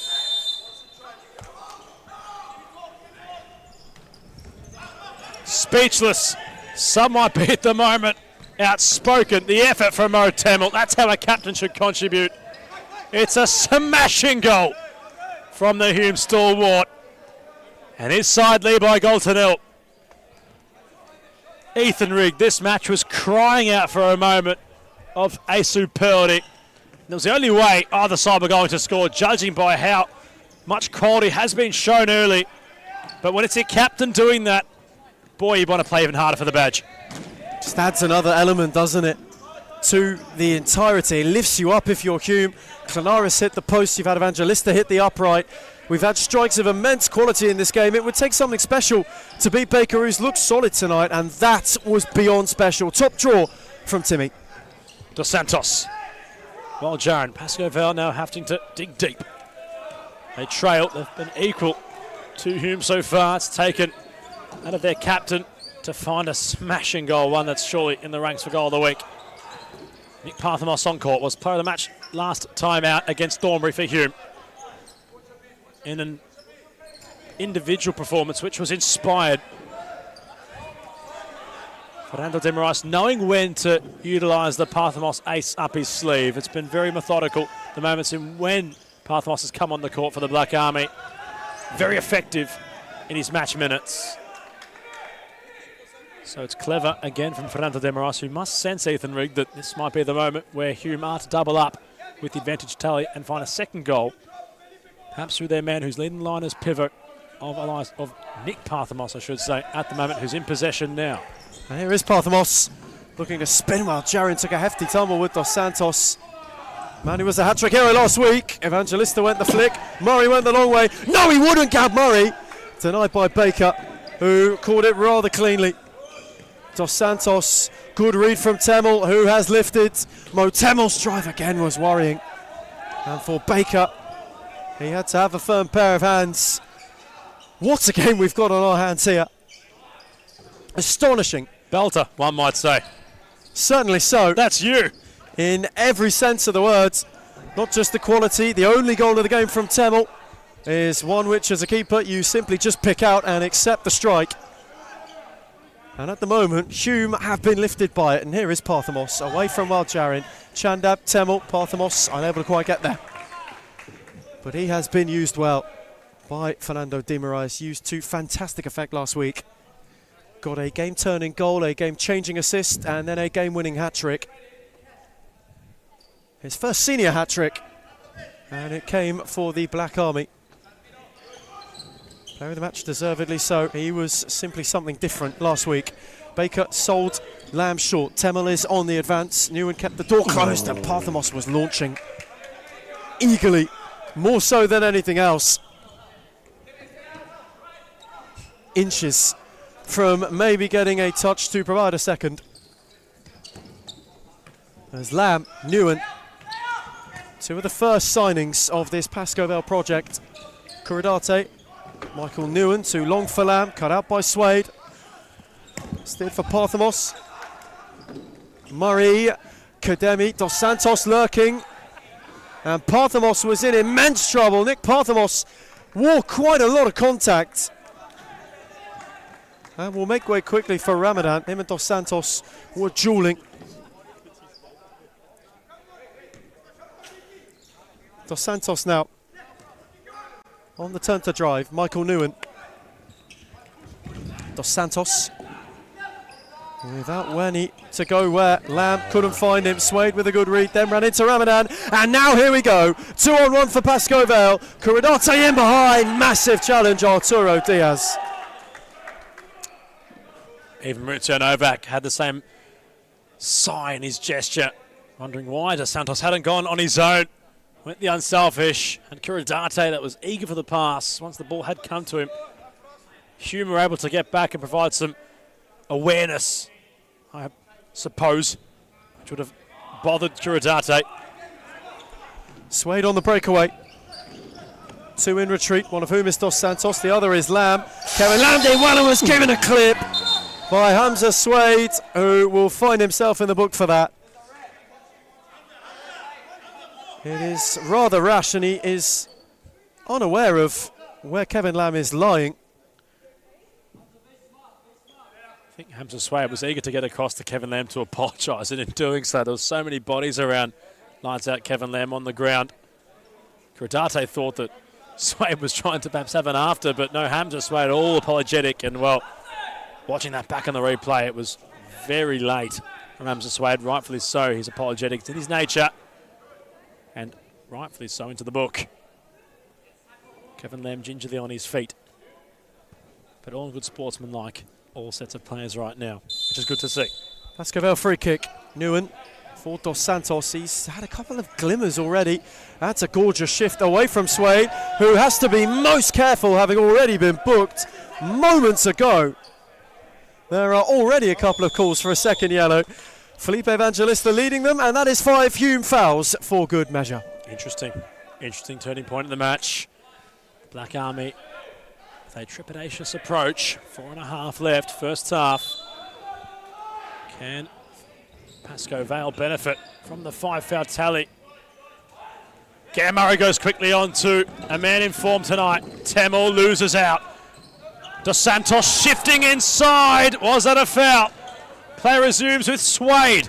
Finds Ramadan somehow. Ray Patricus with the decision. Corner.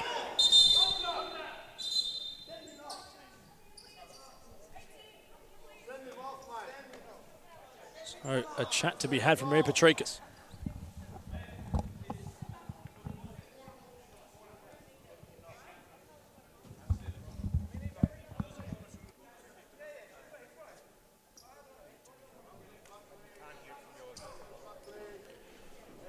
All very diplomatic between Michael Newen and Hamza Suede, who will come for a spell.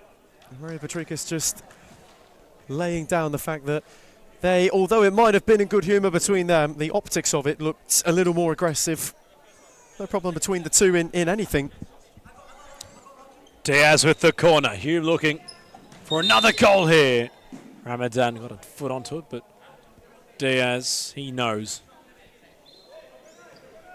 He'll have to retake the corner. It was rolling. The ball before he had found contact with his foot. Has it planted still this time? Temel off the volley!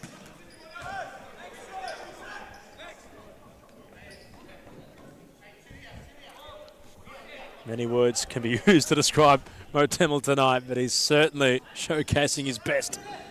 Caught it sweetly, not much power, had the placement. Although dipped wide. Dos Santos wanted Kuradate. Tried to draw players towards him. KDS.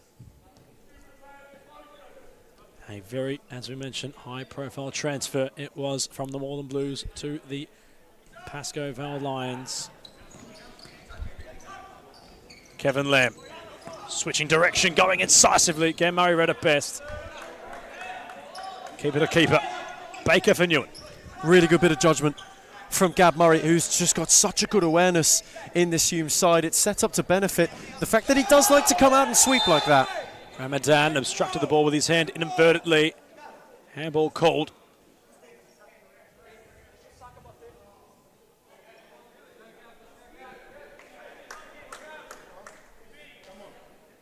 And because that is foul number 6, Pascoe Vale have an opportunity to equalise in this contest.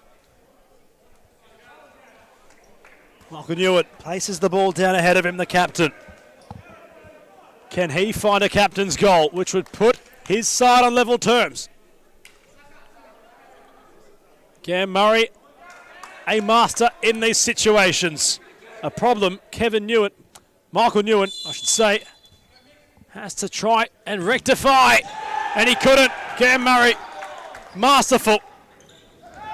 So experienced when it comes to those situations. Kevin Lamb can't believe it. Michael Newen has his effort saved by Cam Murray. Good save as well by Murray down low. Was it with force, was drilled, but a really good intervention. Instead of going forward, he crept back towards his line and closed the angle that way. It was really cleverly done from the Queenslander. And it is the thing at the moment that is keeping Hume ahead. Pascoe Vale have had their looks. They haven't been able to take any. Evangelista, by bruising the upright, has come closest. That miss from Newen, though. Another golden look. Lamb, Newen battling. Diaz had to be careful. And while Jarin gave him a bundle, Temmel steered it on for Clanaris. Dos Santos in retreats. Clipped out for Mohamed Temmel once more. On the switch for Arturo Diaz. And his clip could only find Dan Baker, who was quick to release, while Jarin, whose athletic climb was not able to be one where he could clamber onto the ball. Hume have just done their best to take the sting out of the game. As Temmel on for Diaz. No way beyond, while Jarin. 2:47 to half-time. Mo Temmel's terrific hit the difference. As Hume are one up. Have had a couple of opportunities that have troubled Baker. Pascoe Vale still looking for provocation of their own. While Jarin, Lamb through Clanaris into the banister. How Michael Newen might rue that miss from the penalty area, if you will. Lamb finds while Jarin. Chandab was in the way, picked off by Diaz. Sakawal Jarin kept it going. Dos Santos went to press. Abid Chandab was smooth and then got it back from Temmel. Sizing up while Jarin had no way round. Evangelista instated once more. In time to take the side ball. And so for Kevin Dos Santos, nearing the end of his first half back at Pascoe Vale, chapter 2 of that particular journey. Risky from Evangelista, measured for Newen, and they wanted to get it to Baker, which they did. Speared on the switch, the net is vacant. Arturo Diaz got up.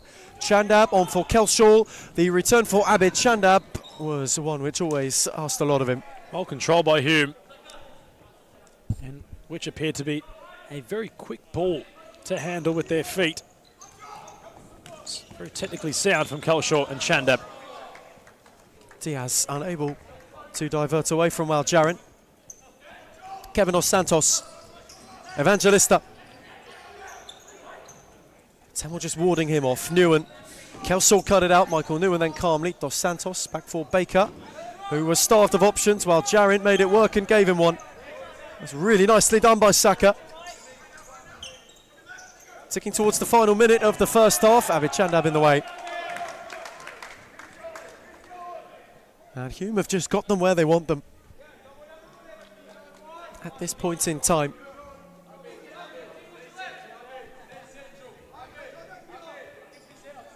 Dos Santos, Baker's gone on a venture. Dan Baker acting as fifth man for the time being. Dos Santos, Baker, KDS once more. Evangelista, Dos Santos.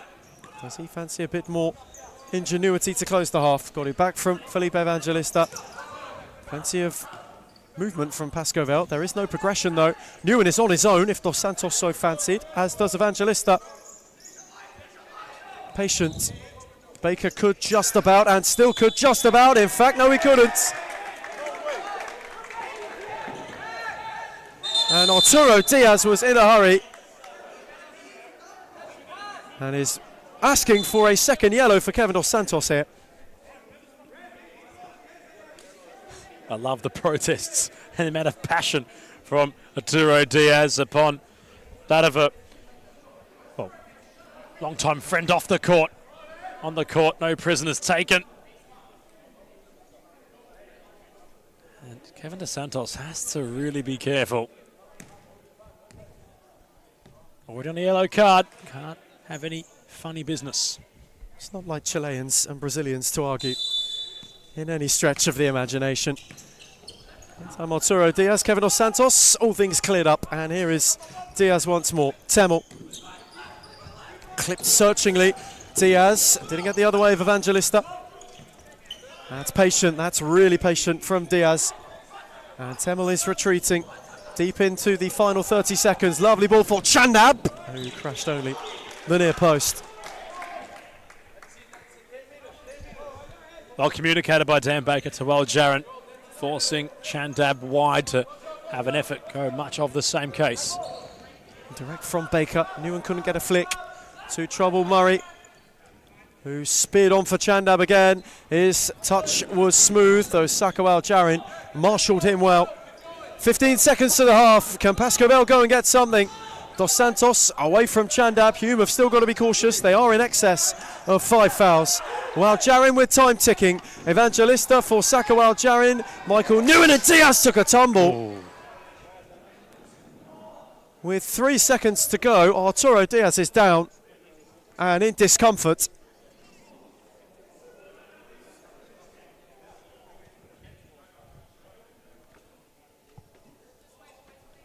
Darabin stunned into silence.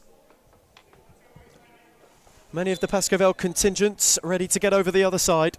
Hume will tick the timeout and will take a half-time lead, courtesy of a terrific Mohamed Temel hit. That separates these two in what has been an enthralling first half of futsal. Half-time in Darabin, it's Pascovel 0, Hume 1.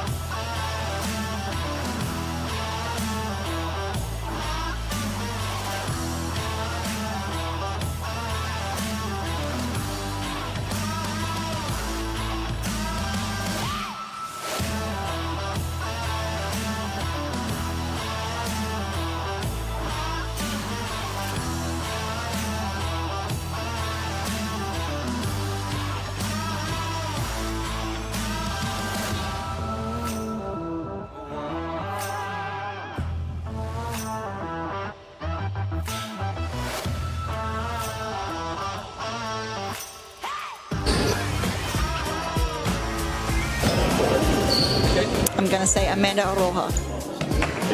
I think this player gets underrated a lot, but Rebecca Davis.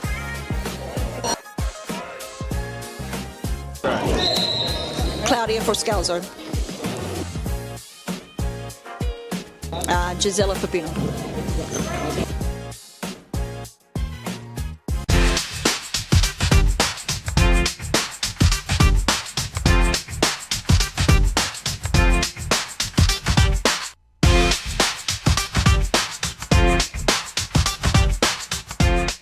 Why do people hate Hume, and why do they hate where we're going to and heading to? I can truly say it's jealousy. You can see he's pretty professional now. Even for me, from an outsider's perspective, I can see the development of the club, and it's just a different level. I said, look, I want to take Hume into a different direction of expanding our connections, and that's when we started thinking abroad and thinking about, okay, what's Hume's future looking like?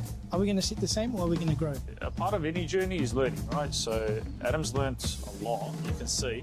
Made a lot of mistakes in the past. It was a rebuild. I took players from Championship. I took players from outdoor. Anything just to stay into the league. Obviously not to let the Hume badge fall. We took it into a different direction, which was the wrong direction. And you can see how we can transform a team within a very short period of time. It's only been, 6-7 months? And we're like a really well-oiled engine now. Going for top three, sitting top three at the moment, where everyone doubted us, coming from relegation, bringing in one of the best coaches in Australia for futsal, bringing in players that are young but can shine. I think that's the best step that we've taken, pretty much. Nando came in and brought different kind of energy. Obviously, I came back from injury pretty much the same week as Nando signed with us, so it was kind of like a coincidence. You can see the progress and what we've been doing for that long, like how much we've improved as a club. Even when they're undermanned, even when the odds are against them, like we're fighting this season. That's the beauty. Previously, when I came, I didn't know. I didn't have a feeling if we're going to come back or not. But now I always feel like we're in it. When you're winning games, right, it brings a different energy. When you're winning week in, week out, or you drop points here and there, but like you're winning 80% of your games or something, you're on a high. I think it makes a really big difference to Adam. He's been unbelievable as a president, as he got obviously last year. So he's obviously been a big part of all of this, and he's been doing unbelievable. Big credit to everyone, to be honest. We're on the right track, I believe, and hopefully we just get better from here. It's all about the brotherhood. It's all about passion. It's all about, if my brother's falling down, what can I do to pick him up? Or how can I pick him up? It doesn't matter what you do at a club. If you're there long enough, it becomes like your property kind of. It feels like you have a piece. You want to stand up and protect it. So I'll always want to protect this club, no matter what. We focus on everything. We focus on all the aspects. And I think that's what a lot of clubs don't have. A lot of clubs hate on us because of that. And the fact that we bring passion to the sport, there's no limit. The sky's the limit. We return for the final time here at Darebin. Hume leading by a goal courtesy of their captain Mo Temel. A money moment in what's appearing to be a money match between these two competitors. It's been our match of the round so far. It's been a high-quality night of futsal. But on the money has been this contest so far, to quote Malcolm Chavallo when promoting Ryzen. Adam Palombi, Ethan Rigg are back on the broadcast, and, well, it's been a game played at a very high quality between Pascoe Vale and Hume. Pascoe Vale trailing by a goal. Hasn't deterred their efforts in trying to get back on level terms. Kevin Dos Santos on debut on a yellow card. Not to mention the post rattling at the other end of where they're kicking to at the moment in this second half. Malcolm Newen had a spot kick denied by Gam Murray. Kevin Lamb's been important. Loses possession to Hamza Swade. The foul tally resetting, of course. Hume conceding 6 fouls, which gave Pascoe Vale half a chance to get back into the game, but they are still yet to take any definitive moments and trail. But it's been physical, and it's been fantastic, this game. You see the number of opportunities both teams have been able to create for one another. The upright, the post has been bruised. It would take something special, which is what Temel gave us, but the amount of quality we've seen on display tonight from both sides. Hume have looked settled when Pascoe Vale have got it right as well. They have looked unplayable at times. It's been a terrific game so far, and neither are certain of their current predicament for sure. Newen, Kademi, Lamb, Kademi, Cardo, advancing forward, the Doctor! Gam Murray collects him. Play resumes. Andre Cara remains down. Swade at the other end. Continues to move forward. The bench is getting vocal. Andre Caro still down. This does not look good from the doctor's perspective. Gam Murray with basically what was a spear when the 50-50 ball was in dispute. Not good scenes. Oh, man.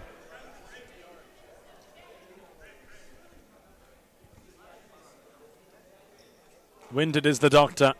Gam Murray at full pace on the ice for the ball. The replay doesn't make it look any better. See the ball from Kademi. It's a gorgeous clip into the channel. Gab Murray comes charging out. Oh, my word. That is a hefty collision.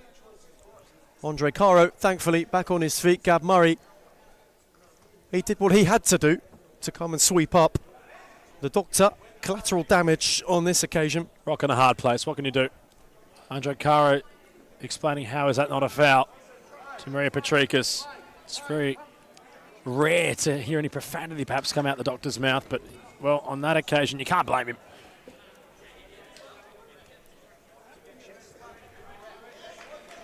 But in the spirit of the game, Gam Murray, it wasn't in any ill intent, that's for sure. No assumptions to be had there. At the other end, however, Hume have a free kick. Nick Parthamos behind it. Will be the one to strike it! Through the wall and in from Nick Parthamos. A player who has been living, breathing and thriving on a futsal court recently. Gets the isolation from the bench and Hume a turn to the good. Pure pace from Parthamos. What a hit that is. And what a couple of weeks this lad is having. Delightfully drilled. Maurizio Novak has found himself in the book behind all of that, still in protest over the collision with Caro and Murray, but Parthamos made them pay with a piercing hit. Hat-trick last week, already off the mark this week.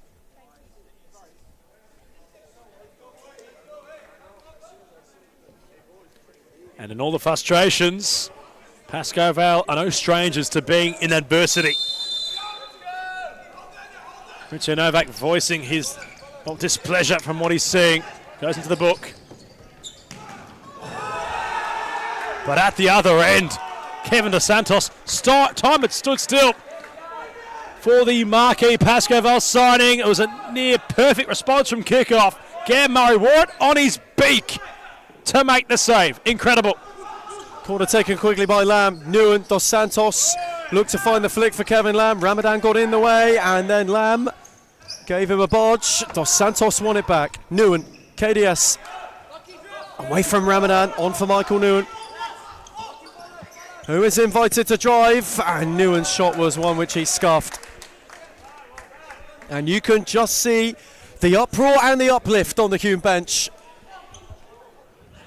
Parthamos coming up priceless once again on a night dubbed the money match, as Clanaris wasn't able to connect cleanly on his effort.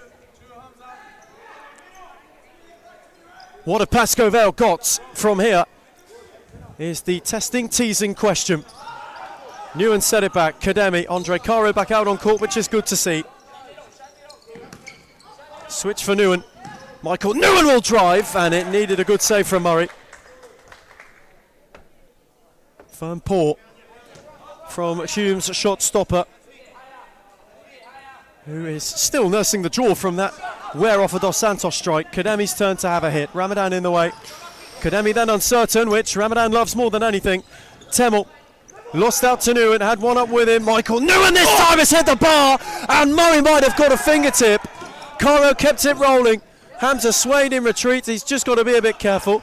It was nicely done by Swade to evade one, evade two. The lunge in was heavy. Lamb then took over. The lunge in two from Clanaris was better. If Murray's got a fingertip on that, that's an unbelievable stop. This is not a boxing match. This is a fist fight in the back of a car park. Oh my goodness, he's got a touch. That is astonishing.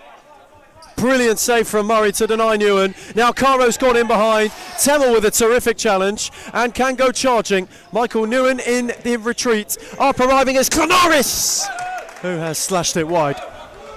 Somehow, someway, Gam Murray has saved what was nearly a certain goal from Michael Nguyen, who's still ruing at the recent opportunity not taken from that of the set piece, which only Cam Murray was in front of. A real battle on court at the moment. Ramadan rolling. Dos Santos took the sting out for Baker. And on that point of a battle, I have to state it again, Ethan. This isn't a boxing match. This is a fist fight in the back of a car park. Both these sides giving absolutely everything at each other. You love to see it from a neutral perspective. Kademi, Dos Santos, Temmel's warding him. Michael Nguyen now. Kevin Dos Santos has got room to drive. Temmel had a lot of him. Dos Santos felt and was adjudicated to have handled it on his way down rather than the contact.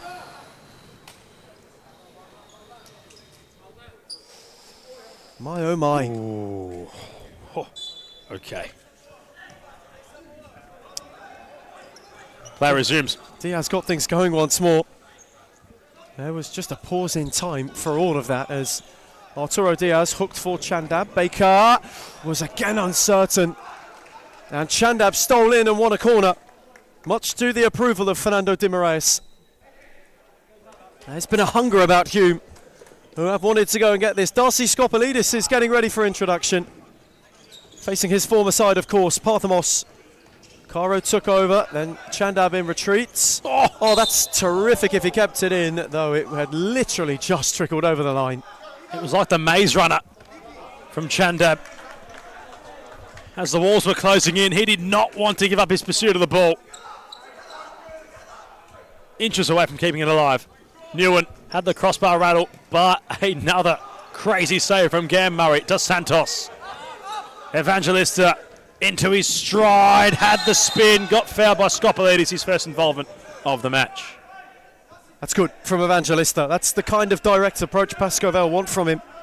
And he just draws Skopolidis into the space, gets across at the right time, and gets the contact. Darcy doesn't do an awful lot wrong.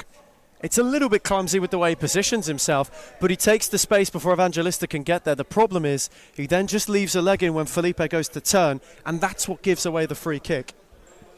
Felipe Evangelista behind the set piece for Pasco Vale. What can he conjure up from this position? Cam Murray, the fine save into his path upon the second attempt as it claimed. Chandab down the line.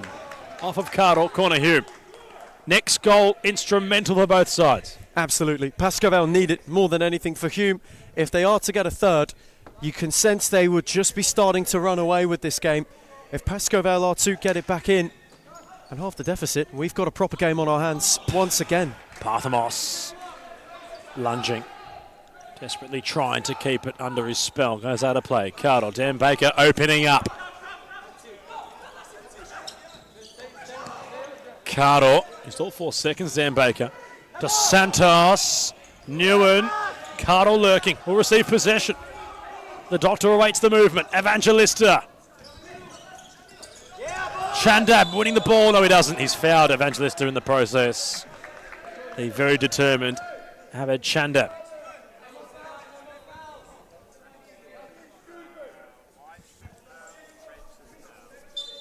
What a way to end your week. What a way to end the round. The climax, the crescendo of this one will be enthralling. It depends on how Pasco Vale are to go about finishing their chances. Cam Murray's had quite the game in his own right, solidifying his performance by not conceding it. The goalkeeper has made some very top shelf saves. Dos Santos.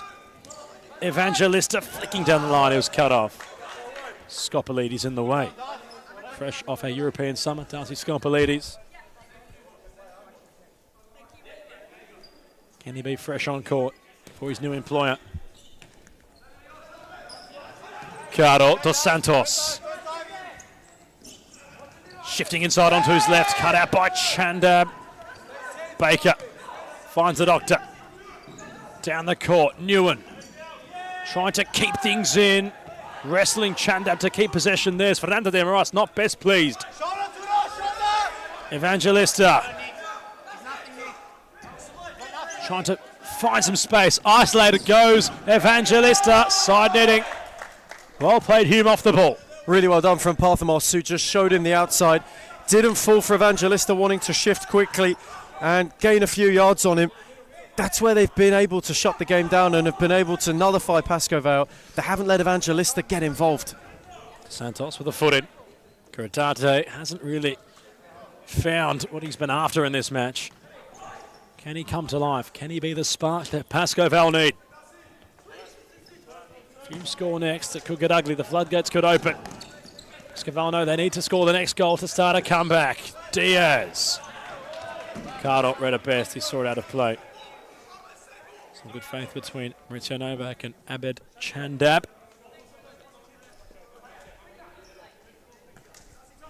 Pascoe Vale have got to go and find something.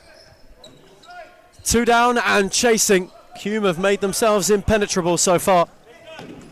Caro and Evangelista have looked to get busy. Dos Santos in the second half is still warming to things, though here he is now. And Arturo Diaz stormed to him. That's a gorgeous ball for Evangelista, who got it out of his feet and steered it for Kuradate, who had darted to the back post. Skopolidis makes way, as does Arturo Diaz. Mohamed Temel makes his way on. Man who's been inspired tonight, one of many in Hume or White. A moment of hashtag futsal respect moments it has been for Mo Temel tonight. Temel's drive. Set back for Swade. Murray, gorgeous ball. Ramadan. Oh, what a flick that is for Swade! Almost champagne from Hume. All it needed was the finishing touch, and that would have been a move of just immense magnitude. What a sight! Ramadan, electric! Caro charging, Swade in. Wheeled it off Dos Santos. Those two battled. Ramadan. Flick for Hamza Swade. Kevin Dos Santos did well to ride the challenge, not once, and then won a free kick the second time. He's been overworked tonight, Kevin Dos Santos. Takes a very heavy sigh of relief. Now the ball will be his. Lockman Ramadan. What a sight to behold tonight. There's a reason why. And a shout out to Theo Statman. That's why he's the Statman's favourite player, that of Ramadan. Tonight really shows us why. What a player. What a performance he's having. In the building tonight too, the Statman. As Kuradate clipped it centrally. Chandab with a good read. And again with that explosive pace kept it alive. And then Caro came crashing through to the peril of some spectators. Hamza Swade with another stint short. You can tell they are managing him on a booking from early. Close potentially to what could be another moment of madness. We've had many today here in Darabin. As Ramadan unable to will be on Kuradate, though he kept it terrifically. Chandab, Ramadan worked a yard for himself and lashed it wide of the near post.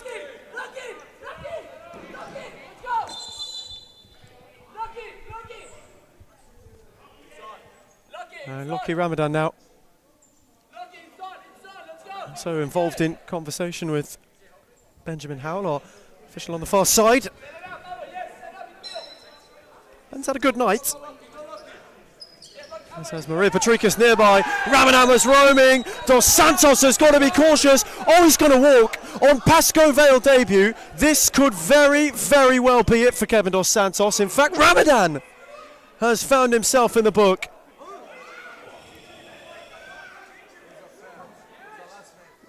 And now, Kevin Dos Santos on Pascoe Vale debut will see red.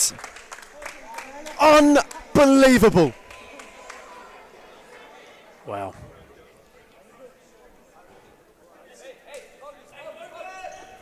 There's something about debuts here at Darabin. They've certainly been, for all the wrong reasons, a talking point. Think back to Sufut Thawanglang for Hume. How he had scored against the Blues, but was, I believe, shown a second yellow and was suspended for the second match he was meant to play here in Victoria. And for Kevin Dos Santos, that trend has continued. It was a trend started by the Black Army. Now in facing the Pascoe Vale Lions, has issued what they were on the receiving end of. And Kevin DeSantos, Series Futsal, well, the marquee signing in the men's competition of all time, has been sent off upon his maiden appearance at his new employer, that of the Pascoe Vale Lions. It's a big story. It's a big development. And Pascoe Vale have to now try not just mitigate that scenario, but they also have to mitigate the fact that they're down a player for the next 2 minutes. Parthamos has got a free kick. He's already had one. And then is within striking range, potentially for a second. Taylor will take it. Oh, what a save from Baker, who got a palm brilliantly. Diverted onto the woodwork for Dan Baker to intervene. And that might have just kept Pascoe Vale in the game. Parthamos' take. Temel. Heads in hands all the way around Darabin here. People can hardly believe what they are seeing. Dos Santos sent off. It is all coming apart for Pascoe Vale at the moment. Chandab, Temel, Parthamos. Do Hume fancy inflicting more pain? Chandab once again. It had opened up for Parthamos momentarily. He went back for Temel instead. Chandab. Temel. Measured from Hume. Well, Temel who's had a night. Parthamos let it run for Ramadan, who didn't catch it cleanly. Well, Pascoe Vale, this is certainly going to be, in these next 11 minutes, a true test of what they're made of. They're down without their talisman. They're down a player. They have to try not concede and then score twice to be on level terms. Hume will bide their time. They don't want to score necessarily right now, or do they, Ramadan? As his effort tonight onto the post. Another great run from Ramadan, and Temel with a terrific ball to find him too. Those two have linked up so well tonight, and it's been a big part. Oh, a new one! Of what had made Hume so successful, though there's the flip side of it. They've sometimes switched off when Baker's gone direct, and Michael Newen's had a couple of looks now. That one maybe thinks he might want to do better with. Newen nearly from nowhere. Well, Pascoe Vale were down a player. That would have been something. Temel, Chandab, his second sticking down. Pascoe Vale trying to get a player back on court. They're halfway through that 2-minute sin bin spell now. Parthamos, Temel, Chandab. Got around Evangelista. Newen had the final touch. Chandab takes the corner quickly. Temel. Parthamos. Blocked from Cardo. Hume unable yet to capitalise upon having an extra player on court. Swade. Temel. This could be the match if Hume score here. Parthamos puts it wide, while Jaron awaits his involvement in this match.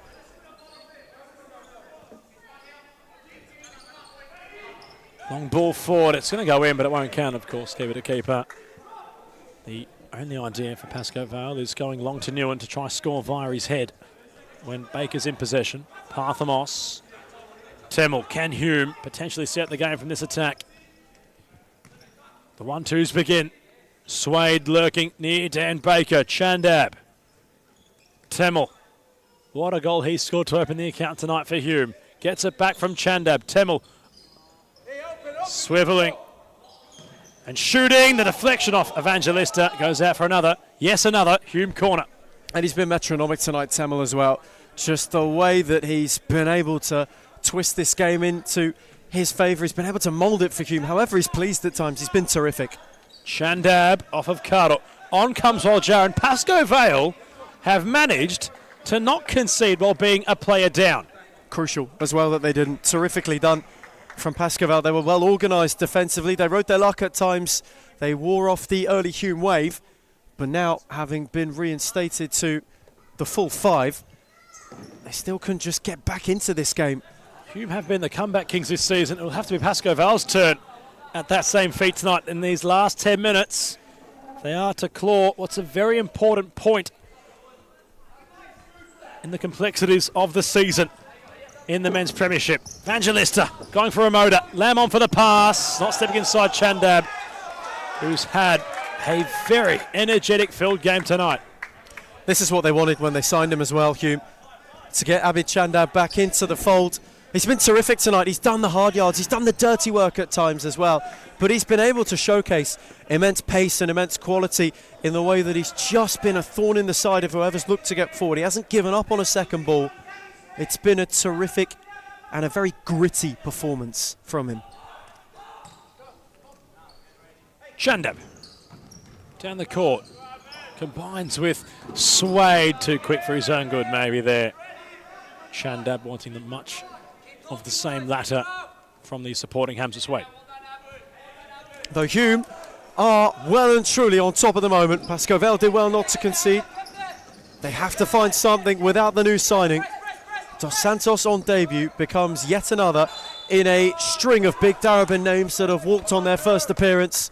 Something about this place that really dislikes debutantes. It is not necessarily kind for your first time here. Hume have relished that. They were on the wrong end of it, of course, 12 months ago. Thankfully only once, not twice, where Rukmang Sama was not sent off on his debut, played the next week. You'd hope he wasn't. Certainly so. He must feel for the charges right now. Lamb, while Jarin steered it over, though that is the best look Pascoe Vale have had this half since Michael Nguyen forced that save out of Gav Murray. Hamza Swade's stint comes to an end, this time without confrontation, as Clanaris Temel. Chandab, him and Lamb flying in. Abid Chandab got a boot in just before the ball found touch.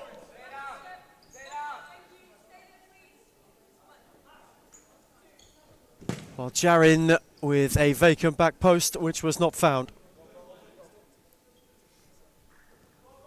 And this is becoming rather bleak, rather familiar territory for Pascoe Vale. A wry smile from Suleiman Mohammed on the Hume bench. As Kelshaw had Kara Amal Jarin, who gave him a shove. Well, forceful was Sakawal Jarin, speared long for Lamb, too long for Lamb. That has been the tale of the evening, really, for Pascoe Vale. It just hasn't clicked again, and it is a repetitive tale this season. It's one really, Adam, they know all too well. As well, Jarin loses out, and Temel is charging. Mohammed Temel around Caro, who left a leg in.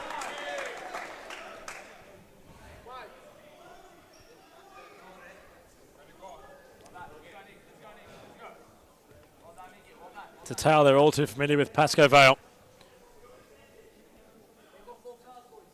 You have to appreciate their ideologies, their endeavours, their collective want to be great.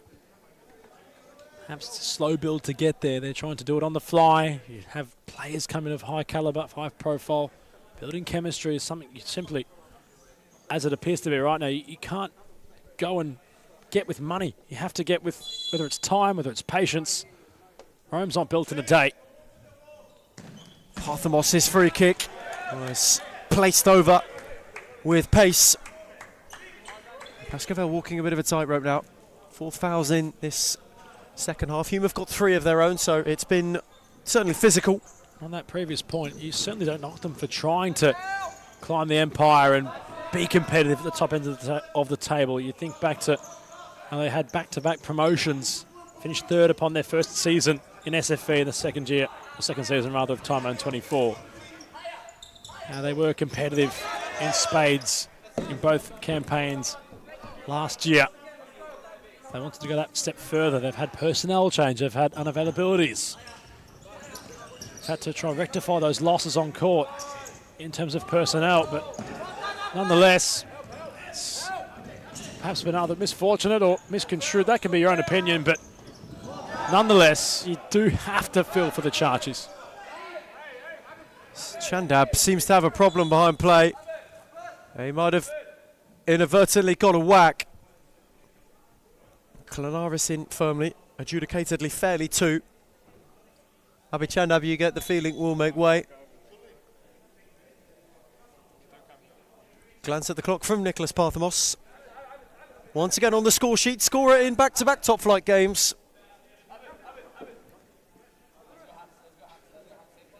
And at the moment, he is part of the difference being made at Hume. Their very own prodigal son, who at the moment is delivering the goods for Fernando Dimirais, Suleiman Mohammed, Adam Kolak and co. That's nifty from Clanaris.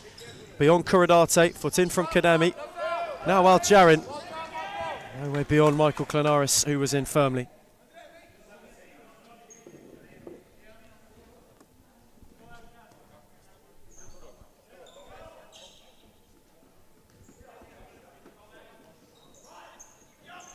Newen. Kademi.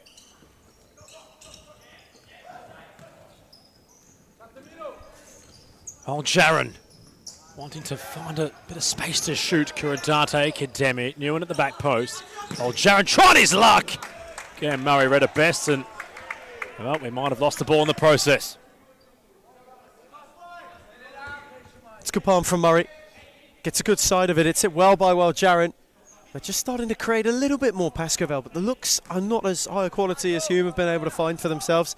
They've lacked that incision and that creativity again. Can't find the end product out of those in red and black stripes. Not for their knock on trying, but in these trying times and trying conditions, a result here would really get Pascoval up and going. It's still within their control. 7 minutes and that left on the clock. Aimless ball from Kademi from the corner. And Kevin Lamb has got the fly kit on. It's a matter of whether, not whether rather, but when he will use it. Calshaw controlling in tight quarters while Jarin loves running at pace towards players. Newen, while Jarin took charge, his effort was blocked. Better. Again from Sako Al Jarin. And Kevin Lamb's an interesting one with the flykeeper kit on. Whenever they have gone fifth man this season, Pascoval, they've always looked more threatening. They've looked way more potent with Kevin Lamb out there. So it's not a bad move, but they need to make it soon if they are to save themselves. Al Jarin. Newen. Kuradate got instinctive. Went the other way, and Pascoval, that might be their fifth foul. Will be 5 fouls for Pascoval, and a rather meaningless one to give away for the fifth for Kuradate.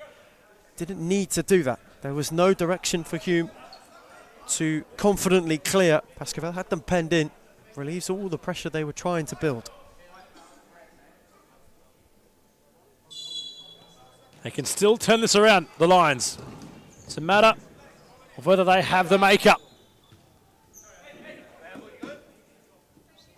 Crying out for some sucker Waljarin magic. Can he provide it? Kademi back to his keeper. Here is Waljarin. Calshaw with each step equal to Waljarin. Nearly around Calshaw, well defended. Had to be careful, Saka. They're on 5 fouls, are his Lions. Time not against them yet, but it's a matter of attitude now, a matter of who can be the one to get this side up off the canvas, not just in this game, but in this season's entirety. Diaz, that is nice. Calshaw. Temel. Blocked by Waljarin, the passing idea. Hume have just controlled this game really well. They had that flurry at the start of the second half where they got the second goal through Parthamos, created a number of opportunities. They now know that Pascoval have exhausted the foul limit. It falls right into Hume's hands as to how they can control the close of this game. Kuradate on the spin, nearly wasn't to be the case to control the ball. Just pressing, Hamza swayed. You're seeing frustration start from Kuradate. Time and time again. Off the ball, bit of nudge and grudge, which is something that Kuradate isn't exactly used to providing. But nonetheless, there has been a timeout. It was issued by Maurizio Novak. Pascoval chasing the game. They trail by 2-0. Hume in front as we cross to a Pascoval timeout. When you have teams like Fitzroy who's been up there and played the nationals, or you have teams like Moreland who played national tournaments as well, if they can do it, why can't we?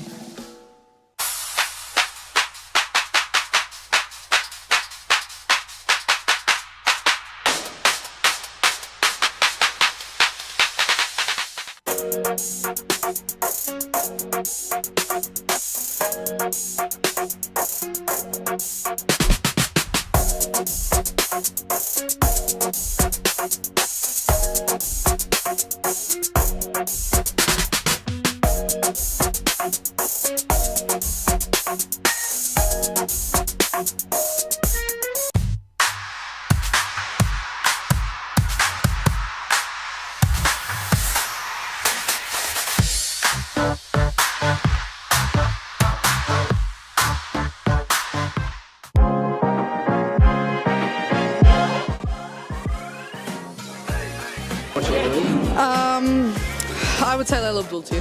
I think Amanda Araha from Fitzroy. Claudia Fuscalzo. Oh, I'll be biased. Reed Jacobs, because she doesn't even know what she's got to do before. Baker gets it rolling. Well, Jaron, heavy off the chests. Culshaw with the effort. They'll need something here within their character. And it's development, Ethan Regiff, Pascoval to overcome a 2-goal deficit. The Lions have got to launch if they are to. Hamza Suede is on the charge the other way, though. For Hume, for the Black Army, it has been their night up until now. They are close to usurping Moreland and going second in the table with how much those two clubs have made of each other in recent weeks. How sweet that could feel for Suleiman Mohammed, Fernando de Moraes and co. If it were to stay this way. They also would give themselves a buffer to Aku. They would close the gap momentarily to Fitzroy, who have a double-digit advantage top of the trees, while Jaron gave it a drive, and Murray got down at the expense of a corner. And here comes Kevin Lamb in the fly keeper kit. Pascoval going fifth man. One final roll of the dice to go and grab something from this game. Evangelista quickly to introduce Lamb, and Temel is there to intervene.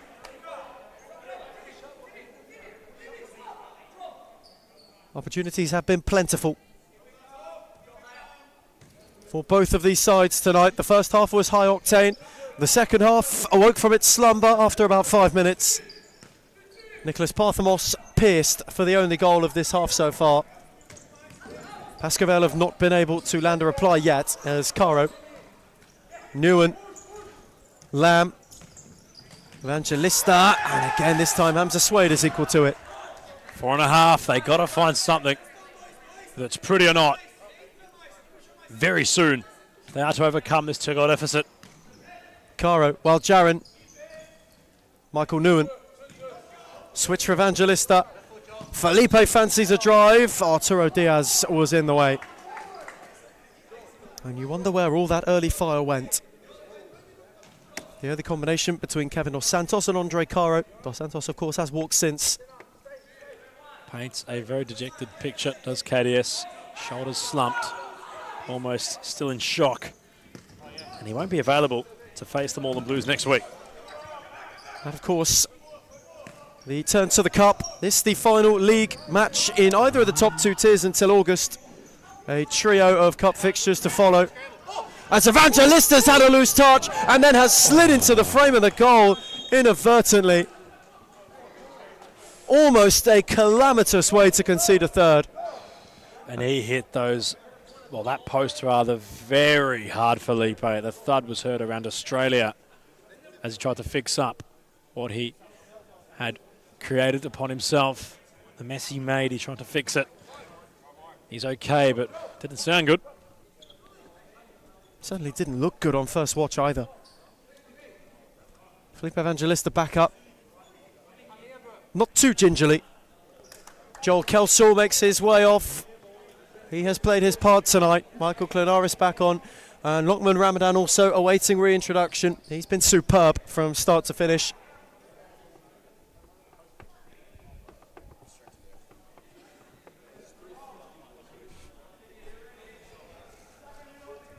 Hume corner taken by Temel. Set for Arturo Diaz, while Jaron gave chase and then gave Diaz an unnecessary barge, and Pascoval have already had 5. That is rather needless from Sako Al Jaron, and it will give Hume the opportunity to go and ice this game.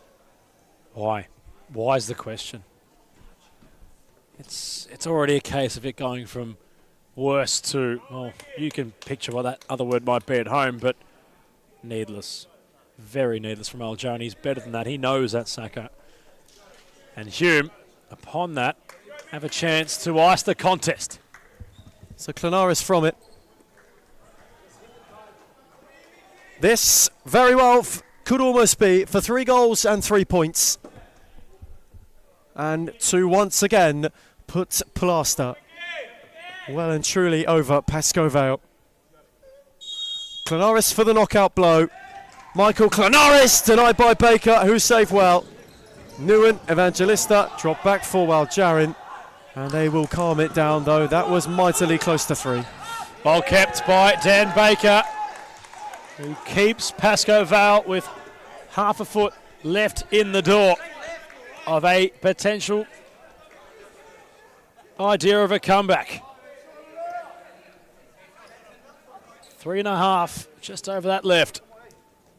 Hume not taking their chance to ice the game, much to how Nguyen had to take his chance to score from the same scenario at the other end, or in the other half rather, at the start of this game when it was still in the balance on the scoreboard.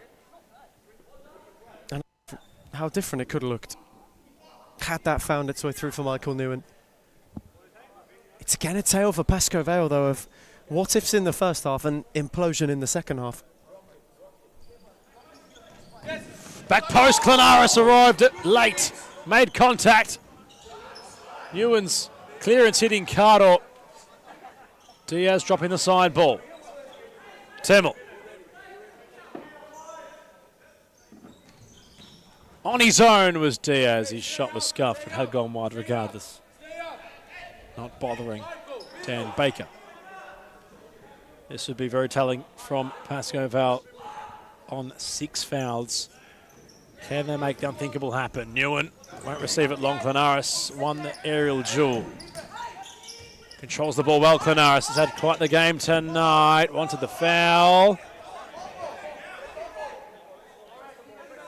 Pascoe Vale's ball. On comes Kevin Lamb. Fly kid on.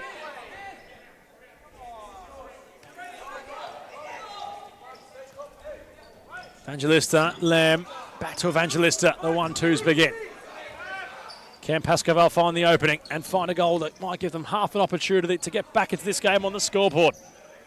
Caro, Evangelista, Lamb, blocked by Diaz, or was it? It was. Hume side ball. Kevin Lamb must be a little bit disappointed. Whenever they've gone 5th man, he's hardly had the opportunity to get in the game before possession's been lost. There's not been that sustained 5th man pressure that the likes of a Moreland and a Fitzroy have done so well to strangle teams. Even Hume, when they've gone 5th man, have withstood that pressure. Pascoe Vale haven't been able to, and they've let Hume off the hook very easily. Nguyen in a wrestle with Swade. Baker had to go, had no choice. Hume 2.5 away. This result will be very important to them, well merited by them. Yes, they're a little ways away from Fitzroy. Adam Kolak's side are on the cusp of going into 2nd place. They'll leapfrog the Blues by 2 points. They'll be 9 points away from Fitzroy in 1st place. So 3 consecutive wins. You'd hope 3 consecutive losses if you are Hume. Would have them on level points with Fitzroy at the top of the summit. If it remains the same come the final whistle, Diaz gets his bench vocal with a clearance. We look to the fixtures ahead. August is when we have some futsal action return. So nothing throughout the month of July in the league. Hume face Carlton Hard on the 2nd of August. Blues face Pascoe Vale, Arku face Fitzroy.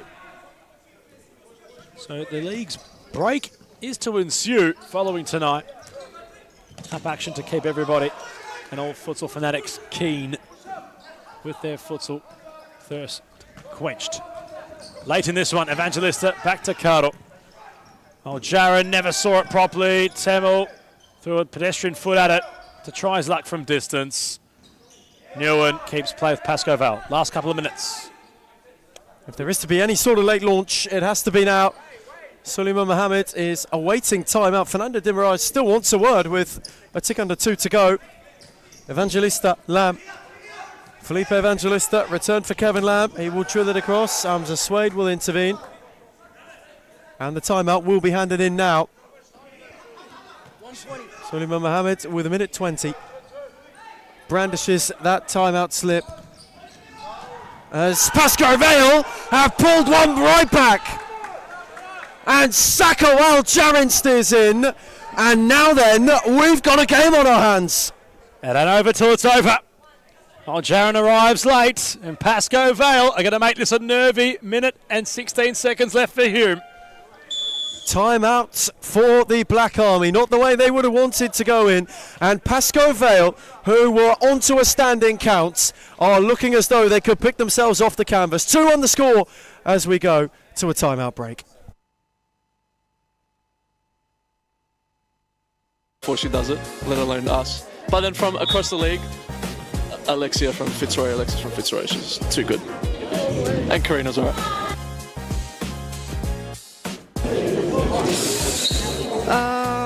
Let me actually think. Fitzroy's white kit. Which team has the best kid in the league? Biased opinion, but also Fitzroy. That's easy, it's us. I'm sorry, it's us. Not a question, Mebon AKU. Liz Air. I think that one will have to be Layla Abdulatif. She would definitely win every time. Ooh. Layla Abdulatif, baller. If I was a girl, probably not Layla. The most clutch player in the competition is definitely Claudia Friscalzo. She is number 1 for sure. Sarah Easthope. And so we are back from timeout. Pasco Vale have just over a minute to save themselves while Jarin is in firmly. They are in excess of the foul count, of course, but it is only a 1-goal game. Saka stole in and half the deficit. Hume, for all their might and all their muster, will not get a clean sheet. And now 3 points in total are in peril. Temmel on for Swade, who warded off Newen. Diaz, Temmel. They will simply have to keep it while Jarin came across, and we are into the final minutes. They will have to crawl closer and closer to a 3 points that takes them above their bitter cross-Constantinople rivals. It would be something truly for Hume at this stage in the season we have not seen for some time. Diaz, Clonaris, again Arturo Diaz, Evangelista this time proving no way through. 50 seconds. They yet to beat Pasco Vale in the league this season. This would be the first time they got one over them. Clonaris around the touchline tightly. Clever drop off from Temmel, who evaded well Jarin. And Newen slid in. Evangelista then got a foot too. 40 seconds. That is all they have to see out. And Diaz has given a golden opportunity. The door may well just have been flung open, though Baker went too direct, way too direct. Too long for Al Jarin. Murray will return in kind. Caro will get up. It'll find its way through for Saka Al Jarin! Denied by Murray massively. Take 2 was as well. And Evangelista's rolled it wide. Goodness gracious. How did they not score? It parted for Al Jarin. And I'm going to say it like Moses in the Red Sea. It was all there to be scored. Right, Pasco Vale star boy again. Murray put himself into the equation. The follow-ups got messy. It was the best look the Lions could have asked for. And with 17 seconds, Hume are almost there, though they've survived quite a fright. You cannot get closer than that. They're going to go again. There's another chance. It will stem from Dan Baker, who's going to potentially have his last involvement in the match. Baker, Kevin Lamb back on. Baker makes way. He might have to be The sacrifice with not long to go at all. Ramadan told to keep it. The time is ticking. If something is to happen, it must do so now. Ramadan slid in roguely. A shin pad's gone flying. Evangelista, Newen, Carlos round the back. Murray intervened. Tennell in a scramble. And Humar over the line. Just. Only just. They found a way. Delights for the Black Army, who go well above their bitter Turkish rivals in the league, into the top two for the first time at this stage in a long time. Hume showed grit, they showed fight. Mo Temmell with a beauty opened it. Nicholas Parthamos pierced through for two, while Jarin got one back, though it was in vain. Kevin Dos Santos' debut did not go to plan, as so often is the script in Darabin. Hume are now only 9 from the top of the tree. Full time from the weekend in Darabin. A delightful way to end it. It ends Pascoe Vale 1, Hume 2.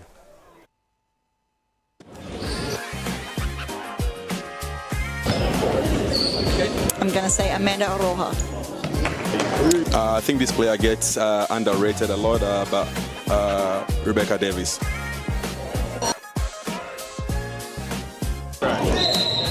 Claudia Forscalzo.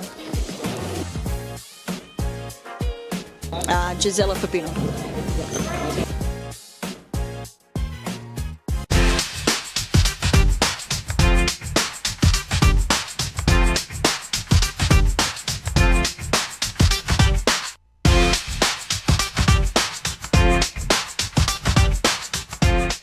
Why do people hate Hume, and why do they hate where we're going to and heading to? I can truly say it's jealousy. You can see he's pretty professional now. Even for me, from an outsider's perspective, I can see the development of the club, and it's just a different level. I said, look, I want to take Hume into a different direction of expanding our connections, and that's when we started thinking abroad and thinking about, okay, what's Hume's future looking like? Are we going to sit the same, or are we going to grow? A part of any journey is learning, right? So Adam's learnt a lot, you can see. Made a lot of mistakes in the past. It was a rebuild. I took players from Championship. I took players from outdoor. Anything just to stay into the league. Obviously not to let the Hume badge fall. We took it into a different direction, which was the wrong direction. And you can see how we can transform a team within a very short period of time. It's only been, 6-7 months? And we're like a really well-oiled engine now. Going for top 3, sitting top 3 at the moment, where everyone doubted us, coming from relegation, bringing in one of the best coaches in Australia for futsal, bringing in players that are young but can shine. I think that's the best step that we've taken, pretty much. Nando came in and brought different kind of energy. Obviously, I came back from injury pretty much the same week as Nando signed with us, so it was kind of like a coincidence. You can see the progress and what we've been doing for that long, how much we've improved as a club. Even when they're undermanned, even when the odds are against them, like we're fighting this season. That's the beauty. Previously, when I came, I didn't know. I didn't have a feeling if we're going to come back or not. But now I always feel like we're in it. When you're winning games, right, it brings a different energy. When you're winning week in, week out, or you drop points here and there, but like you're winning 80% of your games or something. You're on a high. I think it makes a really big difference to Adam. He's been unbelievable as a president, as he goes obviously last year. So he's obviously been a big part of all of this, and he's been doing unbelievable. Big credit to everyone, to be honest. We're on the right track, I believe, and hopefully we just get better from here. It's all about the brotherhood. It's all about passion. It's all about, if my brother's falling down, what can I do to pick him up, or how can I pick him up? It doesn't matter what you do at a club. If you're there long enough, it becomes like your property kind of. It feels like you have a piece. You want to stand up and protect it. So I'll always want to protect this club, no matter what. We focus on everything. We focus on all the aspects, and I think that's what a lot of clubs don't have. A lot of clubs hate on us because of that, and the fact that we bring passion to the sport, there's no limit. The sky's the limit. When you have teams like Fitzroy, who's been up there and played the nationals, or you have teams like Moreland who played national tournaments as well, if they can do it, why can't we?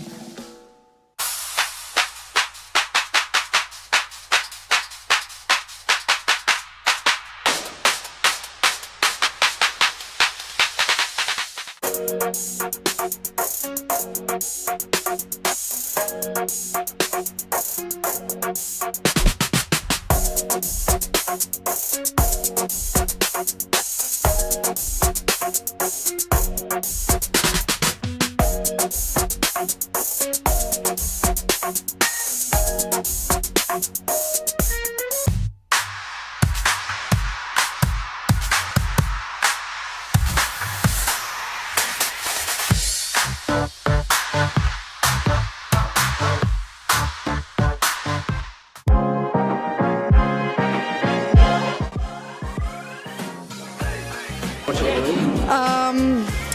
would say Layla Abdul-Latif. I think Amanda Araha from Fitzroy. Claudia Fuscalzo. Oh, I'll be biased. Reed Jacobs, because she doesn't even know what she's got to do before she does it, let alone us. But then from across the league, Alexis from Fitzroy, she's too good. And Karina's alright.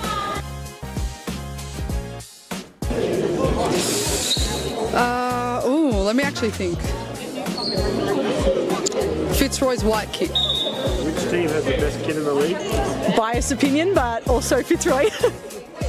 That's easy, it's us. I'm sorry, it's us. Not a question, Melbourne AKU. Liz Air. I think that one will have to be Layla Abdul-Latif. She would definitely win every time. Ooh.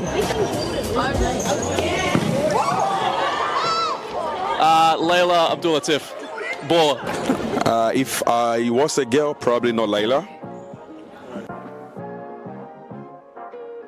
The most clutch player in the competition is definitely Claudia Fuscalzo. She is number one for sure.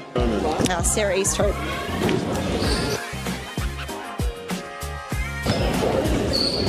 I'm going to say Amanda Aroha. I think this player